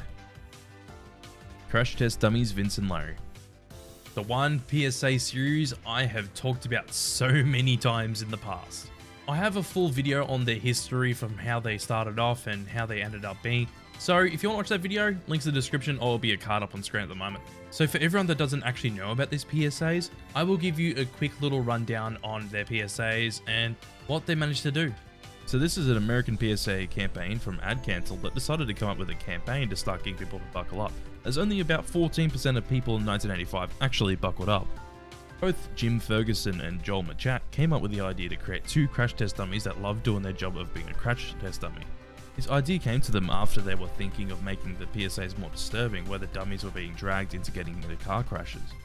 So they ended up making it more lighthearted, which is a brilliant approach that actually aged really well. The campaign ran for 12 years, with the last PSA being Backseat Baby in 1997, and the campaign proved to be very successful and probably one of the most successful PSA campaigns of all time. It actually spawned a toy line from Tyco and a pilot for a TV series that actually didn't go anywhere, and it would have actually been the first CGI animated TV show if it actually went through. No other PSA campaign's done that. Anti-Piracy Australia PSA. So this PSA is pretty much an everyday video I remember watching when I was younger. It came out throughout the 2000s.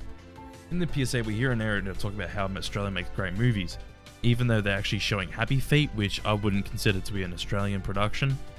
But she talks about how pirating's ruining the Australian film industry as we see the poster burn. The narrator says that burning or pirating movies may seem harmless, but what you're really burning is the future of our film industry, as the text "what are you really burning" shows up.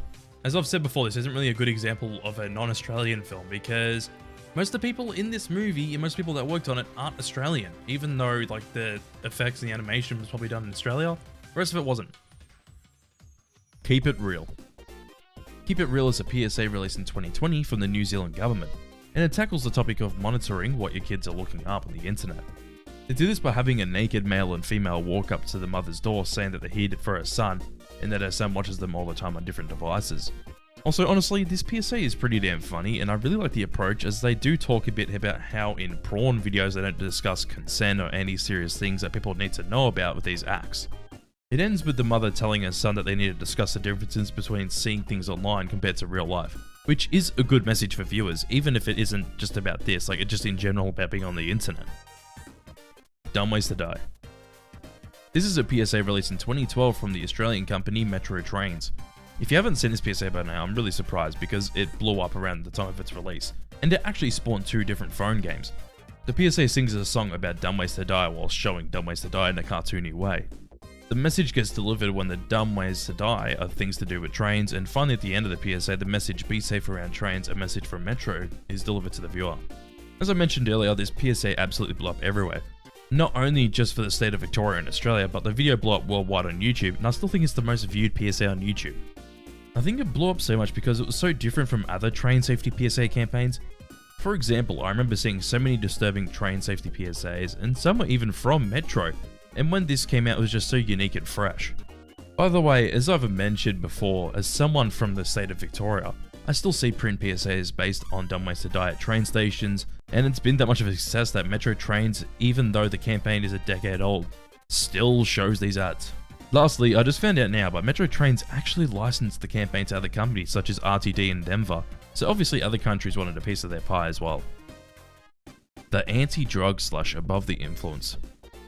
Both of these campaigns are American PSA campaigns trying to tell people not to do drugs, which most of the PSAs I've found with both companies are about not smoking marijuana. But these PSAs mainly showed up in the late 90s, early 2000s, trying to tell people to stay off drugs, even though the company Above the Influence made some absolutely terrible PSAs like Flat. Even Family Guy made fun of this PSA. But from what I could gather, neither of these PSA campaigns did well at all and didn't make people stop doing drugs. Pee Wee Herman. This is probably one of the most infamous PSAs of all time, and it features Pee Wee Herman himself, Paul Rubens. As I've said before, the backstory to this PSA is a lot more interesting than the PSA itself. Long story short, what happened is Paul Rubens had to make a PSA in 1991 after he was required by court to do 75 hours of community service after getting in trouble for smacking it in an adult theatre. With the 75 hours he was given, he decided to make this PSA and another PSA featuring a character from Pee-wee's Playhouse called Penny. This Pee Wee Herman PSA is in a series of PSAs which are all basically the same but feature different celebrities such as Clint Eastwood, which yeah, the other PSAs are better since you can actually take those celebrities seriously. You can't really take Paul Rubens seriously, sorry. The search for signs of intelligent life. This is a British PSA that was released in 1988, and it tells people to be smart with their car. They do this by having 3 weird aliens breaking into their car and stealing the car when the narrator says that it doesn't take an intelligent life form to steal from an unlocked car. Just a pretty simple PSA, but the aliens do look really strange. Like, I don't know what they decided to do with these people, but oh my god, they look weird. Most shocking second a day. This 2014 PSA from Save the Children in the UK follows a young girl living in London and plays out the situation if London end up turning into Syria. The PSA does this by showing how a normal day is in London until the whole area turns into a war zone and the family have to try and get out to stay alive. This is meant to show that just because it doesn't happen where you live, mostly in the UK where it's aired, it isn't like it doesn't happen anywhere else in the world. And the PSA ends with the hashtag Save Series Children. MTV PSAs. Most of you probably had no idea that MTV made PSAs, but they were made in everywhere besides America. Basically, the MTV PSAs that were actually made in Italy and also in the UK. But most of these PSAs came out around the 2000s. There's about 6 of these PSAs I could find, but I only talk about a few of them. In one of the PSAs, it follows a couple in a cornfield making out and eventually start going at it, until one of the corn cutters comes and runs them over as the text pops up saying, "Unprotected can be dangerous." Another one of their PSAs follows a man in a nightclub in a bathroom as he tries to walk out of the bathroom. He ends up back in one of the toilets, continuing the same cycle over and over again, until we see him stop behind a wall as the text pops up saying 68% of drug users think they can always get out of it comes up. The last one I'll talk about follows a few drunk people in the back of cabs around the Christmas time and they're all acting like idiots. People in these PSAs made themselves look terrible as they're very drunk, and the PSA ends with the text, "Real idiots drive themselves home." Obviously telling people not to drink and drive, and that the better option is to get a cab or get a lift by someone else. Love Has No Labels. Love Has No Labels is a 2015 PSA from the American company I've discussed quite a few times now, Ad Cancel. The PSA takes place on Valentine's Day, where there's a massive X-ray set up with people from different races, orientations, and religions going behind it. Each time people come out of the X-ray, it will say things like "Love has no labels," "Love has no religion," and "Love has no race," etc. The PSA was a pretty big deal when it was released, as not many PSAs talked about just loving people for who they are and not judging someone for their beliefs, orientations, race, etc. 1000 horsepower. An Aussie PSA from the government of South Australia decided to make this PSA under their road safety campaign, and it shows a group of horses running as some rope is getting less loose. The narrator comes in to talk about how a train's engines are over 1000 horsepower. The narrator stops as we see a man tied to the ropes and that the horses are attached to. The man wakes up as it cuts to the same man avoiding running into a train. Then the narrator comes back in at the end of the PSA to say, "Think about that before you cross the tracks." Mascaras. Mascaras is an anti-alcohol PSA from the Argentinian company SITEA. In this PSA, we see a man laughing with a mask on, and as I've said before, the music just reminds me of Sonic CD. Like, listening to this again, it sounds like something straight out of Sonic CD. But the PSA keeps going on where the man in the mask is drinking and laughing, but the music starts to speed up more and more until the man turns around and we see a sad face. The PSA ends with the happy and sad masks next to each other as the narrator narrates in Espanol. So what the narrator is roughly saying at the end of the PSA is these are the two faces of the same problem. When you drink alcohol in excess, alcohol ends up taking you. Which, hey, it's actually not a bad message, just a really strange PSA. I guess it's because of the language barrier, and maybe they think this is a bit more normal in that country, but I don't know, over here it just seems really odd and strange. Alone. A 1993 PSA from the company AIDS Information Center in Japan shows an animation of an arrow getting approached by a man as it starts to move. The man gets attracted to the arrow and even starts to hump the arrow, obviously symbolizing sex. The arrow seems to confess something, and then after pulling on the arrow, the text AIDS comes up. I personally see this as the partner confessing to the other person that they got AIDS, and then as the text comes up, it starts to get worse for them. After that, a crowd of people come up to him, and the man explains something to them. As he does, the text of AIDS says goodbye to symbolize that the partner dies from AIDS. When that happens, two people come up to try and tell him that they won't leave him alone. The PSA is kind of strange, but it's also interesting. Hashtag rough life. An American PSA that was released in 2015 from the company Friends of Animals follows Danny Trejo in a dog suit, which just sounds extremely strange. But Danny Trejo talks to the viewer about the experiences he has as being a dog. I don't know. I just find this one really weird as the PSA is pretty self-explanatory. It just follows the daily life of a dog that hasn't been adopted by a family. But it's just strange to see an actor like Danny Trejo in a PSA like this. And especially to see him in a dog suit acting like a dog. It's just weird. 2000s EPA Mercury PSA. So this is a random 2000s PSA where the PSA had a narrator talk about mercury and how dangerous of a substance it really is.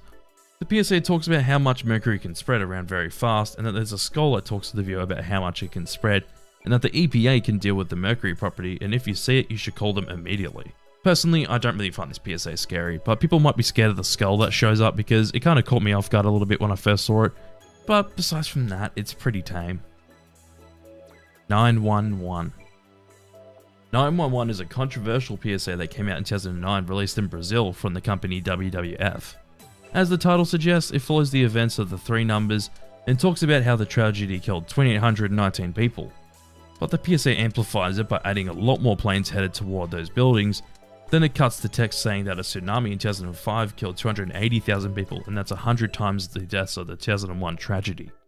But after the dick measuring competition between both tragedies, the PSA tells us that our planet is brutally powerful and that we should respect it and conserve it. I don't know if it's just me, but I don't think the message really matches with what the PSA is showing. Forest. Forest is a PSA that's pretty obscure, as I feel like I'm like one of the only people that remember this PSA. But this PSA follows a few businessmen in suits walking into a forest as they approach a man dressed up as a bunny. Yeah, this is a really strange one. But the men in suits tell the bunny called Bob that he has to leave because they own his home. As they go up to tell Bob to leave, he runs up to one of the co-workers and knees him in the balls. Bob then runs the other direction as chainsaws start up. As we hear them start up, Bob ends up walking to an area of the forest they've already cut down. We hear Bob scream the typical, "No!" as text comes up saying 1.5 million trees are cut down every day to make cigarettes. Which, by the way, I still don't know if that's true or not. All Things Dark and Hideous. A 1990 PSA released in Scotland from the company FOE follows the camera going over the planet Earth from space as a song that I don't recognise is being sung in the background. After that, the PSA fades to black where the text, "If you're concerned about what's happening to our environment, contact Friends of the Earth." Go Electric. A Canadian PSA from 1984 made by the company Ontario Hydro shows a furnace that has a face and talks. Yeah, it's literally the only reason why this PSA is on this list. But the furnace is singing about how it's making oil bills rise as the narrator comes in telling the viewer that they should switch to an electrical furnace to save money on their bills. The PSA ends with the text "Go Electric" coming up. Greenpeace. This is a Canadian organisation, believe it or not, out to preserve the lives of animals. I thought this company actually was founded in the UK, but no, it was founded in Vancouver in 1971. But this company is known for their PSAs such as "Everything is not awesome," which is going against LEGO's partnership with Shell, and a recent PSA called Turtle Journey, where they partnered with Aardman Animations, which are well known for making Wallace and Gromit, Chicken Run, as well as quite a few animated films and shorts. That doesn't say that Greenpeace doesn't have some more disturbing PSAs. Which one of their PSAs will come up later, but as most of them go, they aren't really that scary. Spider-Man, register to vote. You might be thinking they really decided to make a Spider-Man PSA? Yep. But this time, Spider-Man wants you to vote. This PSA released in 1992 from the company VSDA follows Spider-Man talking to the viewer about how voting can help the future of your country. The main disturbing thing about this PSA is the music with a mixture of the dark background. Everything else is alright, it's just that. Also, seeing Spider-Man tell the viewer to vote is really weird, and hear him just saying how serious it is and that how important it is, it's just strange. Extreme Meth Over. A 2000s PSA from America by the company Drug Free Arizona parodies the typical dating game shows. The PSA does this with a 70s style set. It's literally copying like a dating game and whatnot, and it has all the 70s looking fonts and the flowers all over the set. The host tells us that meth will change your life as images show how meth changes your appearance from your arms to your face. The PSA ends with a rep from the company talking to the viewer about how big of a threat meth really is. Under the Sheets. Under the Sheets is a 2010 PSA released from the German company Deutscher Tierschutzbund. Yes, I know the pronunciation would be shit. And it follows a woman getting undressed to join her partner in bed for some frisky time. She joins him in bed in the weirdest way possible by sneaking into the bed under the sheets from the end of the bed. She sneaks up to his chest area and then pulls a knife to stab him, as we hear the most stock man screaming sound effect there is, and it's just hilarious. That's literally the reason why this PSA is only on tier 1, because the sound effect cracks me up every time. The PSA cuts to black where text in German comes up, which roughly translates to no castration of piglets without anesthesia. For a new animal protection law, which is broken English, but this PSA was about animal and how slaughterhouses treat piglets? What? The Pirates Are Out to Get You. The Pirates Are Out to Get You is a PSA from the UK company Fact that was released in 2002. And I've talked about this one way too many times. It follows a man as he's burning a bunch of DVDs and VHS tapes as a narrator tells us that the pirates are out to get you. The narrator goes on about how piracy affects many different industries and encourages terrorism apparently. I just find this PSA hilarious because the man pulls off the funniest faces of mankind, and the whole PSA is just extremely exaggerated and way too serious. It just takes itself too seriously. It doesn't kind of like have a bit of leniency on that one. It's just way too serious. Never give up giving up. This is a PSA I remember seeing quite a lot. Well, the PSA was released in 2011 from the Australian company Quitline, and it follows a man talking about his experiences with smoking and how he's tried to quit but keeps going back to smoking. At the end of the PSA, it actually ends with an optimistic note where the bloke in the PSA hasn't smoked for over 3 years, and he basically tells the viewer to never give up giving up on smoking, as the more you try it, the better you'll get at it. I really like the approach to this PSA because it's a lot more realistic than other PSAs, and it actually shows people how you will try to quit but can't quit, and that you should just keep on trying because eventually you'll get it right. Train. A 2007 PSA from Ad Cancel in America depicts a man on a track as the train's approaching.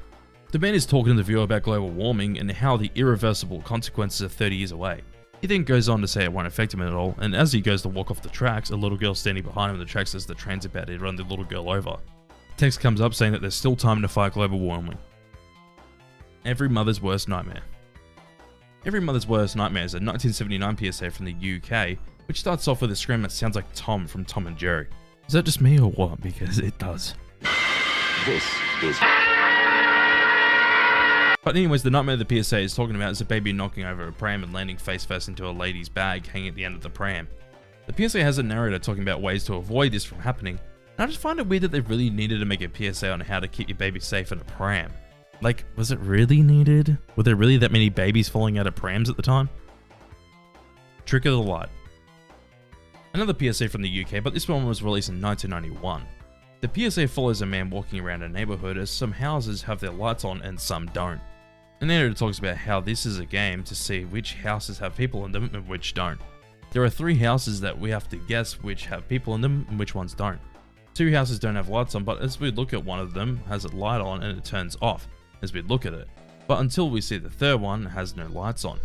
The narrator actually ends the PSA saying that there's actually no one in any of the houses, but if you don't want people to break in your house, make it look like they're actually in your house by leaving a light on. The PSA ends with the campaign slogan, crime, together we'll crack it. Tier 2. A little spooky. Think. This is a British company that was formed in 1946 to try and save more lives when on the road. Think released the first PSA campaign in 1950, which is an animated short telling people how to be safer drivers in many different ways. It's honestly just a simple animated short, but since then, Think has released many PSAs and even made a PSA with Adam West Batman because, yeah, 60s Batman had to be in every late 60s PSA, didn't it? But Think definitely does have their fair share of disturbing PSAs such as Eyes, Julie, and It's 30 for a Reason. I Helped. I Helped is an American PSA that aired during the 2002 Super Bowl. The PSA follows people saying that they helped do horrible things such as murder families in Colombia. After someone says that they helped do something terrible, someone else follows out with things like it was all harmless fun or they were just having fun, etc. The PSA ends with the text, drug money supports terror, and that if you buy drugs, you might too. Icons. Icons is a 2006 PSA from the California Department of Public Health, and I've talked about this one about 1 million times. Basically, the PSA shows the viewer how tobacco companies try to fool people into thinking that smoking's cool. This PSA does this by the setting constantly changing into different scenes and different characters. Each character keeps talking about how tobacco companies try to fool people into smoking, and that the lies they tell people until the last scene shows a man in a wheelchair struggling to talk to the viewer, and that the reality of it is that you can end up like him. And this PSA is probably one of the most well-known PSAs in the 2000s because it's on a lot of DVDs, and like as I mentioned in my childhood trauma video, it's actually in The Dark Knight. Don't worry, be happy. This is a PSA that was released in 1999 from the Australian company Transport Safety. The PSA has the song with the same name of this PSA from Bob Marley, as we get to see cars getting close to being in accidents, and some of them actually in accidents as the accidents get worse and worse throughout the PSA. Some cars even hit pedestrians walking by, and one bloke on a motorbike almost slides into another car until at the end of the PSA, text comes up saying, "Take another look at intersections." Youth Ambassadors KC. This is a company from Kansas City in America trying to help kids that grow up in bad situations. The company's most well-known PSAs are the 3 Lessons from a Neighborhood PSAs. This series of PSAs are all meant to be like Sesame Street, even down to having puppets that look like they were built by the Jim Henson's Creature Shop. All of the 3 PSAs focus on different topics, such as one about kids starving and how to avoid feeling hungry. Another focuses on how to dodge bullets when being shot at, and the last one focuses on dealing with an overdose. The company's also made another series of PSAs called Welcome to My Neighborhood, which talks about the same kinds of topics, but has kids tell their stories at the picture shop, illustrating their stories. Frank. Frank is a British company that made PSAs mostly around 2005 to 2010. Most of their PSAs just talk about how certain drugs are dangerous. The company is mainly known for the Pablo the Mule Dog PSAs, where a dog stuffed with cocaine and walks around talking to different people, and things whilst the people he talks to are on drugs. Obviously, the Pablo the Mule Dog PSAs are mainly known from JonTron's video, where he talks about the series of PSAs. Before it's too late. A PSA from the 2010s made by the Ministry of Health in South Korea tries to show you that you should stop smoking before it's too late to stop smoking. The PSA shows that smoking is difficult when he's a normal guy smoking, and then it shows him in a hospital saying it's going to be harder to quit now. The PSA ends with the text, "Quitting smoking is difficult, but it'll be harder when you don't hang up." Hanna-Barbera Anti-Drug PSA. So this is just a really interesting American PSA from the 1970s from the well-known animation company Hanna-Barbera. The company is responsible for many well-known animated shows like Scooby-Doo, The Flintstones, The Jetsons, and even Tom and Jerry. So yeah, as the title suggests, the company made an anti-drug PSA that follows a man as he gets high on some kind of drug, and then he gets led into his own demise. It's a pretty trippy PSA with the visuals and all, but I do like the animation, it's pretty solid. 20 Seconds. 20 Seconds is a PSA from Australia released in 2011 by the company Play It Safe by the Water. The PSA follows this one-angled shot from the pool's level as a child jumps in the pool and a timer starts. The timer keeps going, and around the 17-second mark, a narrator comes in to say 20 seconds is all it takes for a toddler to drown, and that you should never take your eyes off your children around the water. Randolph. This is a PSA from Switzerland from the company Bureau for Fire Prevention, and was released in 1998. The PSA follows a man talking to the viewer with him in the shadows as he narrates a scenario where his brother grabbed matches from the kitchen whilst the parents weren't watching, and accidentally lit the person narrating the PSA's pillow. When he reveals that his brother lit the pillow, he turns around to show his face and to say that his brother didn't find cookies in the kitchen, he found matches. ACC Think Safe NZ campaign. A New Zealand series of PSAs from the early 2000s is a whole campaign around making sure people are safe around their house. All of these PSAs have the same kind of formula where it starts off lighthearted, presenting itself as an advertisement for a fake product, until the main character falls into or off of something, such as falling into a table, falling off a ladder, and falling down the stairs. And I don't want to be that guy, but I kind of find these PSAs funny. It's just so all of a sudden when you watch these PSAs, it is wild. Parents. Parents is a PSA from the UK that was released in 1976. The PSA follows a group of kids as they're playing with fireworks until they light them and one of the kids burns their face from them. This happens whilst the couple is coming home from the shops as they talk about parenting and being strict on children. The couple get home and the husband ends up asking what their son's doing, and as he talks about it, someone else comes up to tell the wife what happened to the kid. After that, a narrator comes in to say, if your kid was hurt in an accident like this, would you go and blame the other parents?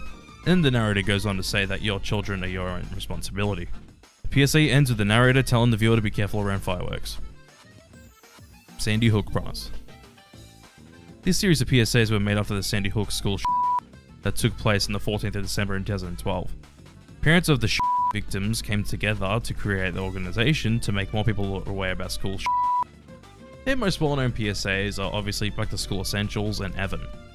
In Back to School Essentials, kids talk to the camera about essential items for school until we hear a on the school grounds. as normal school items are used to help students escape or defend themselves. In the Evan PSA, it's focused around a normal school day where a boy ends up talking to a girl by writing on a desk in a library. They finally find out who each other are as a enters the school gym. But the whole point of the PSA is to be aware of the signs that someone might be planning a It doesn't do it that well because the signs they show to the viewer are a bit far-fetched, but not a bad idea for a PSA. They have made quite a few PSAs since their creation in 2012 and still going today. The Spirit of Dark and Lonely Water. This is a piff from 1973 where a hooded figure meant to be the Grim Reaper follows a few kids playing near water as some kids fall in and die. This is until one kid falls in and gets saved by a group of kids nearby, and the message trying to be pushed to children is to be careful around water. By the way, if you didn't know this, the narrator's voice is Donald Pleasance, and he's known for playing Dr. Loomis in the Halloween film series. The original Halloween film series, not like the other two reboots. Truth. An American company based in Florida that was formed in 1998 tries to make people stop smoking. Truth focused more on the youth of America and aimed their PSAs more around them, so they can try and stop them from smoking before they start. This approach that Truth took got extremely obvious when they basically tried to pander to that age group with cringeworthy It's a Trap PSA. The company ended up releasing their first PSA in the year 2000, and Truth actually proved to be effective throughout the 2000s. Their PSAs didn't try and scare the viewer, all they did is tell the viewer what tobacco can do to you. Also, I've made a full video talking about Truth, their history, and how they've ended up, so the video will be up in the title card above or link in the description. Grain Drain. This is a UK PSA that was released in 1975. Grain Drain follows a scenario where someone's filling up a grain drain whilst the narrator talks about how they look like sandpits to children. Then we get to see a toy baby thrown into the grain drain as we hear crying sound effects as the toy doll is going under the grain drain. After that, the narrator ends with put a grid on it to avoid children falling in and possibly dying. Human Ball. Human Ball is a Belgian PSA from the Doctors Without Borders. His PSA is an animated short where a man starts rolling after falling over and more people are getting caught in his rolling ball. The ball gets bigger and bigger, going all across the country until it ends with the ball being huge, rolling over heaps of people in the city. Then it eventually cuts to text when we see the woman singing and it's just about to get squashed. Text fades in saying, "Don't let AIDS gain more ground. Everyone must have access to treatment." No Place to Race. An Aussie PSA released in 2009 from Mac of South Australia follows different MotoGP races where riders are falling off their bikes. But this PSA has a twist. As the riders fall off their bikes, they add things like bins, bus stops, and other things you would see on the side of roads outside of the track. After that, the well-known Aussie motorbike racer Mick Doohan comes out so that if these obstacles on the road were on the track, that he would be dead. Rabies Means Death. Rabies Means Death is a British PSA from the 70s that talks about how dangerous a disease rabies is. Most of the PSA takes place in an airport as we see shots of kids suffering from the disease randomly disrupting the PSA. A narrator comes in about halfway into the PSA, talking about how the outcome of bringing an animal with you on a plane could result in death because of rabies. Just another straightforward PSA with some disturbing imagery with the kids suffering in a hospital. Knack AIDS. This is an Aussie company that ran a campaign all about AIDS from 1984 to 1988, all about the disease and how it can be easily spread during the epidemic. Their most well-known PSA by far is definitely the bowling PSA of the Grim Reapers bowling people down. The PSA released and a lot of controversy came with it, such as people complaining about how disturbing the PSA is and also how the PSA portrays the LGBT community. People claim that the PSA was provoking fear and hostility towards members of Australia's LGBT community and that the Grim Reapers represented gay men. Controversy aside, the creator of this PSA, Simone Reynolds, just randomly thought one day, you know what? I'm going to put bowling in my PSA. And that's how it ended up being about bowling. The bowling PSA alone cost the company around 300,000 Australian dollars back in the late 80s. And also they actually made the bowling ball, like it's a 7-foot tall bowling ball. And for the ball not to crush the cast members, they were advised to fall to the side. Knack AIDS did release another PSA that is less well known, with a couple playing Russian roulette as a metaphor for having sex without a condom and rolling a dice to see if you get HIV. Picture. Picture is a PSA released in 1990 from the British company Motor Neuron Disease Association. The PSA shows us a picture of a man suffering from the disease as he talks to the viewer about the disease. He basically says to the viewer that the disease eats away at his muscles and he's slowly dying because of it, and he also hopes that there's hope for other people with the disease. The PSA is pretty simple but damn effective. Clunk Click. A series of British PSAs is a campaign telling people to buckle up. The PSAs usually show some kind of car accident where people will go through the windshield or something else. 3 PSAs I could find under this campaign all cover the same topic of buckling up as you shouldn't take the risk. They're pretty simple, straightforward PSAs. I don't know what else to say about these. Sette drogi te spengi. This anti-drug campaign from Italy, trying to get people not to do drugs, is very odd. There are only 3 different PSAs which all follow the same premise. All these PSAs have someone's head spinning around in a circle until their head spins back and their eyes are completely white. What is this, some creepypasta? I will never understand how this PSA is not meant to make people do drugs. Like, what's the connection here? Do drugs make your eyes white? Bump in the Road. Bump in the Road is a Greek PSA that was released in 2004 from the company St. Francis of Assisi Animal Shelter. The PSA shows cars driving on the road and going over a bump. The camera slowly pans down to the road to see it's a stuffed toy animal that's meant to represent a dead animal. The PSA ends with the text, "You abandoned your dog and you condemned it to death a number of times. Enjoy your holiday." The number keeps going up every 2 numbers every second, as at the bottom left of the screen since the start of the PSA, the number was going up at a similar pace. I don't know if it's just me, but I find this PSA to be quite strange and it doesn't make that much sense. Embro. This was a really bizarre PSA from the Ministry of Transport in the Czech Republic from 2008. In this PSA we follow a really weird looking fetus in which we see it react to the woman's partner's speeding. The fetus is swinging back and forth in the womb until it gets flipped around and dies because the couple got into a car accident. Then text fades in saying do not decide about life other than their aggressive driving. The fetus just looks terrible and it's the most disturbing part of this PSA. Also, I think this PSA does have some pretty broken English, so it's hard to understand. Brazilian Partnership Against Drugs. A series of PSAs from Brazil that are out to tell people not to do drugs like every other anti-drug company. In one PSA called Rewind, the events of gun go in reverse, where a woman got shot in the head in her car and it goes back to see where the perpetrator got the gun, and it follows how he got that money to get a gun came from selling drugs. The PSA is trying to say that if you are buying drugs, you're also funding illegal gun trading. In another PSA called Simon, it focuses on a Simon Says game which someone's playing, and it fails on the 2nd level. Text fades in to say marijuana almost inoffensive. Because yeah, marijuana turns you into a literal sloth. Yeah, don't even remind me about that, that's Sona Sloth PSA.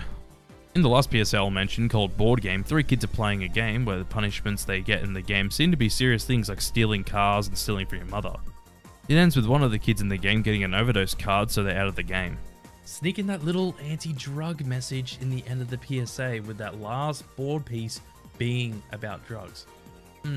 You know, if you didn't have that in this video, you wouldn't know what it's about. But yeah, this PSA is meant to be a metaphor for life, and it's pretty obvious what it's meant to be representing. Apaches. Apaches is a 1977 public information film that was mostly shown around schools to tell kids to be safe on playing. Throughout the PSA, we see kids playing cowboys and Indians, and as the kids get killed one by one in different areas of a farm. Kim's run over by a tractor she was standing on, Tom drowns in a slurry pit, Sharon dies from accidentally drinking chemicals while pretending it was alcohol, Robert gets crushed by a falling gate marked accidentally in October, and lastly Danny crashes the tractor he was riding onto a ditch.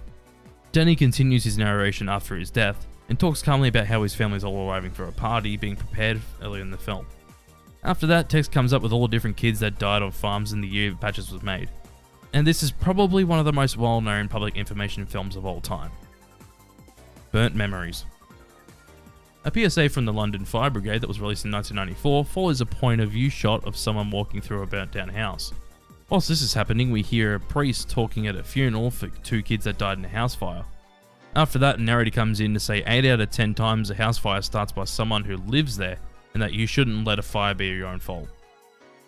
Lucy. This is an Aussie PSA that was released in 2008 from the company Animals Australia, and the PSA follows a pig talking to the viewer with a young girl's voice. The pig talks about how she hates being where she is and that she gets so hot and cold, and that now because she's so big she can barely even stand. They keep on talking about how bad of a situation they're in by mentioning that they have massive sores on them and that they have a sore stomach. A narrator comes in to say that it's believed that a pig has the intelligence of a 3-year-old child, and that you should help them end the practices of Australia's pork industry.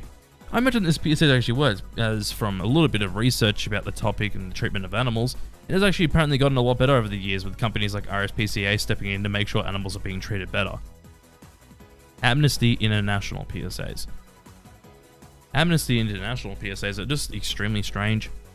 One of their PSAs follows a bunch of leaders blowing, such as Saddam Hussein, Kim Jong-il, and a few others. At the end of the PSA, it shows a lit candle as the fire moves a little but doesn't blow out the candle. Another PSA shows a man putting together a pencil like it's a gun, with the PSA ending with the text, "Your signature is our weapon."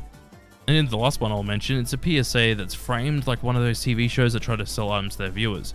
Instead of selling the typical stuff they'll sell on their shows, they end up telling the viewer that they're selling 10,000 AK-47s for the price of £474.99. Throughout the PSA, we see units sold go up to 9,237, and text fades in to say the arms trade's out of control. The company has way too many PSAs worldwide, but I'd be here for a million years if I talked about all of them. And also, I've actually started seeing their PSAs pop up more recently. Scavengers. This is a PSA released in 1987 from the UK company Lynx. It follows a fly flying around the city until it gets into a room with a bunch of rich people where we keep switching back and forth from the fly's perspective to the rich people. We see the fly nibble on something until a rich couple pulls back a fur coat, as we see a bunch of guts underneath the coat with heaps of flies on it, as well as maggots. The PSA ends with the text saying, "When animals are killed for their fur, two kinds of scavengers move in. The difference is flies don't know any better." So this PSA is always on people's most scariest PSAs and whatnot, but I really don't see it because to me it's really dated and campy, and I don't really see how people get scared of this. Alice Gun Safety PSA. A PSA from the Brady campaign in America follows Alice and the White Rabbit as they're walking down a hallway. Alice stops and walks into one of the rooms. She wanders around the room until she sees the shelf. Alice goes over to the shelf and finds a cabinet. She's curious about what's in the cabinet, so she grabs out what's in the cabinet, and it's a gun. As Alice grabs the gun, narration starts by saying only 1/3 of American households have a gun. When the narrator says this, Alice accidentally shoots herself in the head. The narrator asks the viewer to ask their neighbor if there's a gun where they play, as we see the White Rabbit in shock. I don't get it why they're asking the viewer to ask their neighbor, like why wouldn't they ask their parents if they have a gun in their own house? ISPCC. This is an Irish company that was formed back in 1956.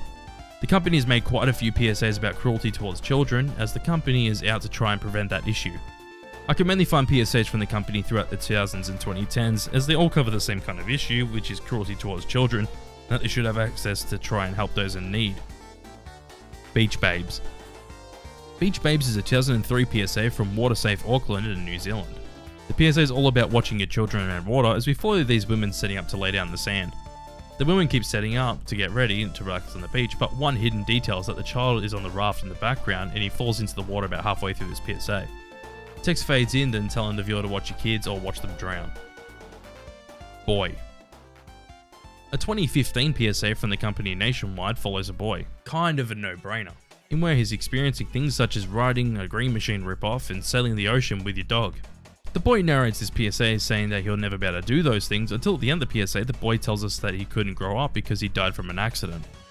Text shows up saying that the #1 cause of childhood deaths is preventable accidents, and a narrator comes in to say Nationwide believes in protecting what matters most, you kids. Ripley's believe it or not, but this PSA was really controversial at the time. Well, it didn't help that this aired during the Super Bowl, and also that this company is known for making ads trying to sell their insurance. But the company did eventually come out and said that all they wanted to do was start a conversation and not actually sell anything to the viewer, so this counts as a PSA. Children see, children do. This 2013 PSA made by the company Napcan in Australia follows different scenarios where children are copying their parents. There are a few different scenarios such as a mother smoking and the child doing the same, a mother yelling at another driver, and a woman throwing up on the side of the street. PSA starts to get to the point where parents are being verbally or physically abusive and their children are copying them.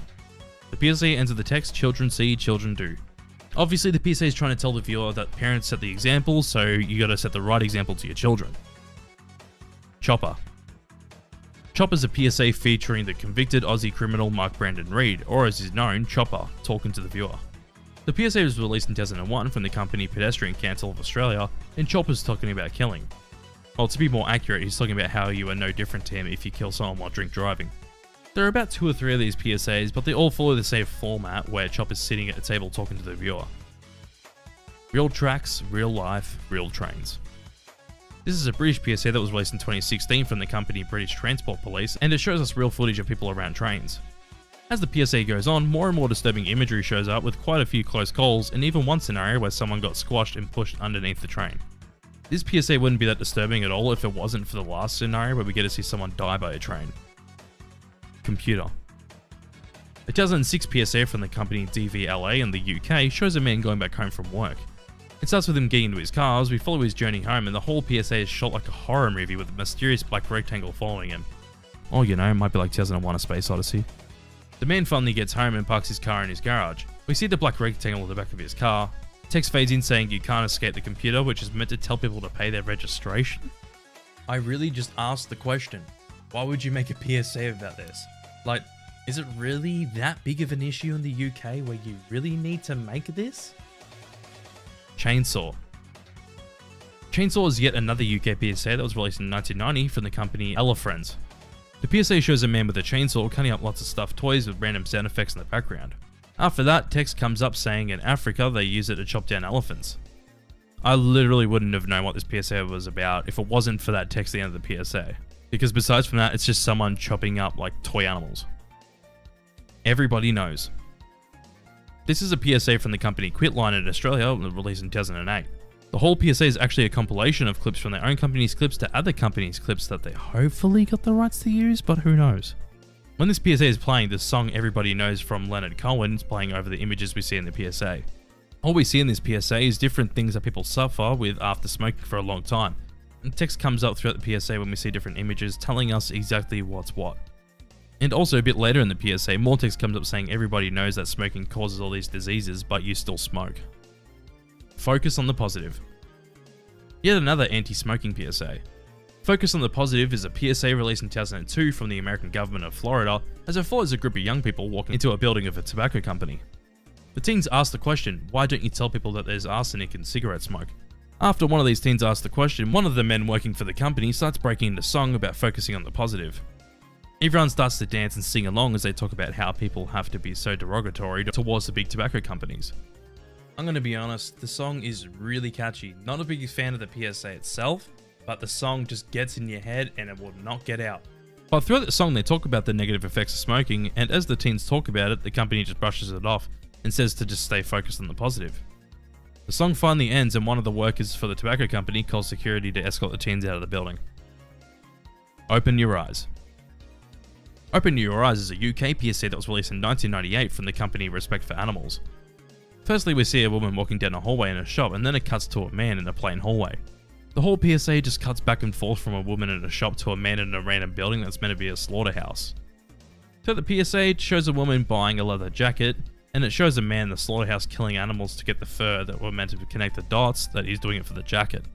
They even compare things like swiping a credit card to pay for a jacket to a man cutting open an animal. Wild. The PSA ends with the text, fur looks great until you open your eyes. Hansel and Gretel. This 2002 PSA made by the company Sheena's Place from Canada follows the two fairy tale characters as we see the witch's house that is made of candy. They start to eat the house, and while doing so, Gretel thinks about what her parents told her about eating too much. Text shows up saying how your child feels about their body is up to you. We then follow Hansel as we can hear Gretel throw out the food she to say. The PSA ends with let's stop eating disorders before they start. Hooked. Hooked is a 2007 PSA from the company NHS in the UK showing how addictive smoking can be. The PSA starts with an office worker on the phone as he's about to hang up. He hangs up the phone and seems to have an urge to do something, but as that's happening he gets hooked in the mouth like a fish. The man gets reeled outside, being pulled on the ground by the fish hook, so literally being reeled outside to go and have a smoke. It ends with the man smoking outside as the narrator says the average smoker needs over 5,000 cigarettes a year and that you should get unhooked. Don't play. This is a French PSA from the company Massif that was released in 2006. I probably butchered that pronunciation, sorry. The PSA follows a few different ages of people sitting around a table playing Russian roulette. They all take their turn at pulling the trigger on themselves until it gets to Grandma. The Grandma, instead of aiming the gun at herself, she aims it at a girl and shoots the girl. It then cuts to what really happened, and what happened is the Grandma caused an accident and accidentally hit the same child she shot before. Text in French comes up, which roughly translates to don't play anymore. Midas. A 2007 PSA from the company TAWAFS in the UK shows a burnt up man with flames coming off his head as he's talking to the viewer about how he loves people and he loves to be around them. He then talks about how he's drawn to certain things that he can't help himself, and he also introduces himself as Fire about 20 seconds into this PSA. The PSA ends with Fire telling us to be careful near him as he can't help himself. Monster Hallway. This is a Canadian PSA released in 2010 from the company Kids Help Phone. The PSA follows a kid at his locker. As he closes his locker, we see a puppet that looks like him staring at him. That's until the puppet starts laughing at him because he failed a test. The puppet then starts to change into more of a monster whilst making fun of the child, calling him a tool and telling him to drop out. Finally, the puppet turns into a massive monster that tells the child that Dad would love it if he dropped out and that he would get kicked out of the house if he did. After the puppet calls the kid a joke, the text "got a problem that won't shut up" shows up. Smurfs. Smurfs is a 2005 UNICEF PSA from Belgium that was actually approved by the Smurfs creator Peyo's family. The PSA centers around Smurf Village getting bombed and the whole village turning into a war zone. This PSA didn't air until after 9 PM to avoid children seeing this PSA, as it would be quite disturbing to get your childhood ruined by a PSA. Couldn't imagine that happening. There isn't too much else to say about this PSA, but to be completely honest, what you get at face value is kind of what this PSA is. Barnardos. A company from the UK is known for making PSAs all about how some children need help. This company is mostly known for two PSAs called Break the Cycle and Life Story. Break the Cycle follows the cycle of a woman that goes through a then drug then ends up at people for money and ends up in custody.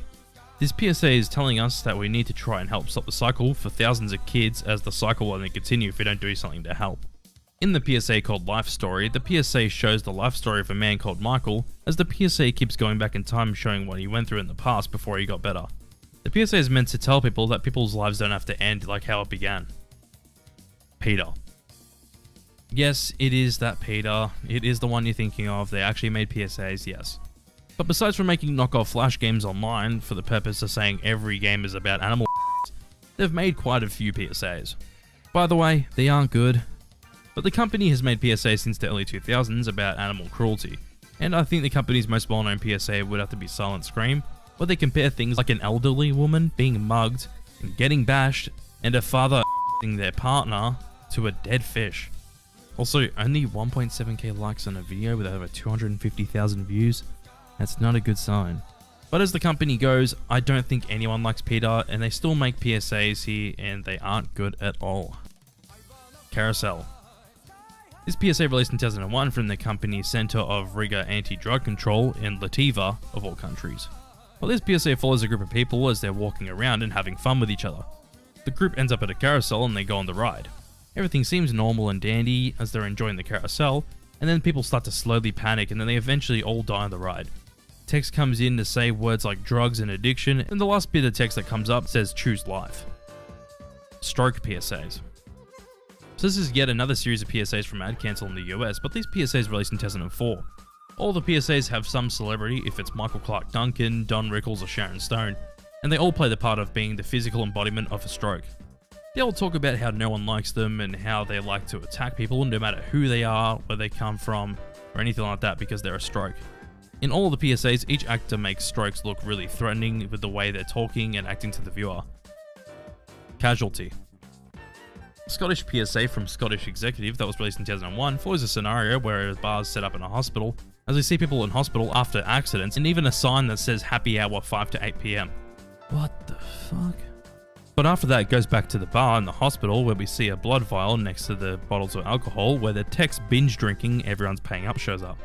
I honestly just don't understand this one at all. I really don't. Fight Back. Fight Back is a PSA from the company EIA released in 1995, and the whole PSA follows a monkey as it seems to be stressing out about how people treat animals. We see flashing images and videos of animals that have been hurt by people or hunted by people as the monkey starts to freak out more and more. It finally gets to the point where the monkey's completely freaking out as it flashes back and forth until we see the monkey get a gun and the text comes up saying "Help Wildlife Fight Back" comes up. Also, the music in the background of this PSA is the song Burn from 9 Inch Nails. Egg. This is a PSA from the WRAA in New Zealand that was released in 2003, as it follows a woman's face on an egg. The woman talks about her experience with the she had to deal with when she was with one of her partners. She talks about how she was woken up at 2 AM and dragged into her kitchen to be yelled at about how she cooked his eggs. After that, she talks about how she got kicked in the stomach and hit with a baseball bat, and text comes up saying that she was 7 months pregnant when that happened. Just depressing, that's all I can say. Have a smoke. The PSA from the Ministry of Health in Poland that was released in the year 1999 follows someone as they light a match to have a cigarette. But the PSA then transitions to a lit candle above a grave as we see the text come in say "have a smoke." Just a really simple PSA and there's nothing really to say about it. It's pretty short, pretty straightforward. That's really it. Maggots. A 1996 PSA from the Arizona Department of Health Services is meant to show us how gross it is to smoke. The PSA does this by juxtaposing a lady in the bathroom with a grey girl with maggots in her teeth smoking and spitting out maggots into the sink whilst playful music's playing in the background. And it does this throughout the whole PSA, obviously trying to show how bad smoking is and how disgusting you look. Play Safe. Play Safe is a public information film from the UK made in 1978. It's a 10.5 minute long public information film, and it's all about how kids should be playing safe, and the PSA shows examples of kids playing near dangerous areas such as power lines and electric substations.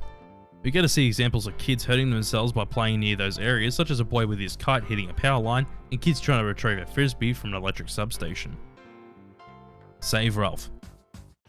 This is a PSA released in 2021 made by the Humane Society of the United States, follows the daily life of a rabbit, voiced by Taika Waititi, that constantly gets put into testing facilities to test new products on. Also, there's a background voice that's meant to be like a director or something like that for the video, which is actually voiced by Ricky Gervais. Ralph the rabbit is talking to the audience in an interview style, talking about how he lives his life, and he talks about different things to do with animal testing and how rabbits die getting tested on. We eventually see Ralph get tested on, as other rabbits in the facility are aware of the camera crew and are begging to be saved. By the way, the male voice actor is Zac Efron. The PSA ends with the text saying that no animal should suffer and die in the name of beauty. Make It Home for Christmas. Make It Home for Christmas is a PSA from the FIA Foundation in the UK that was released in 2017.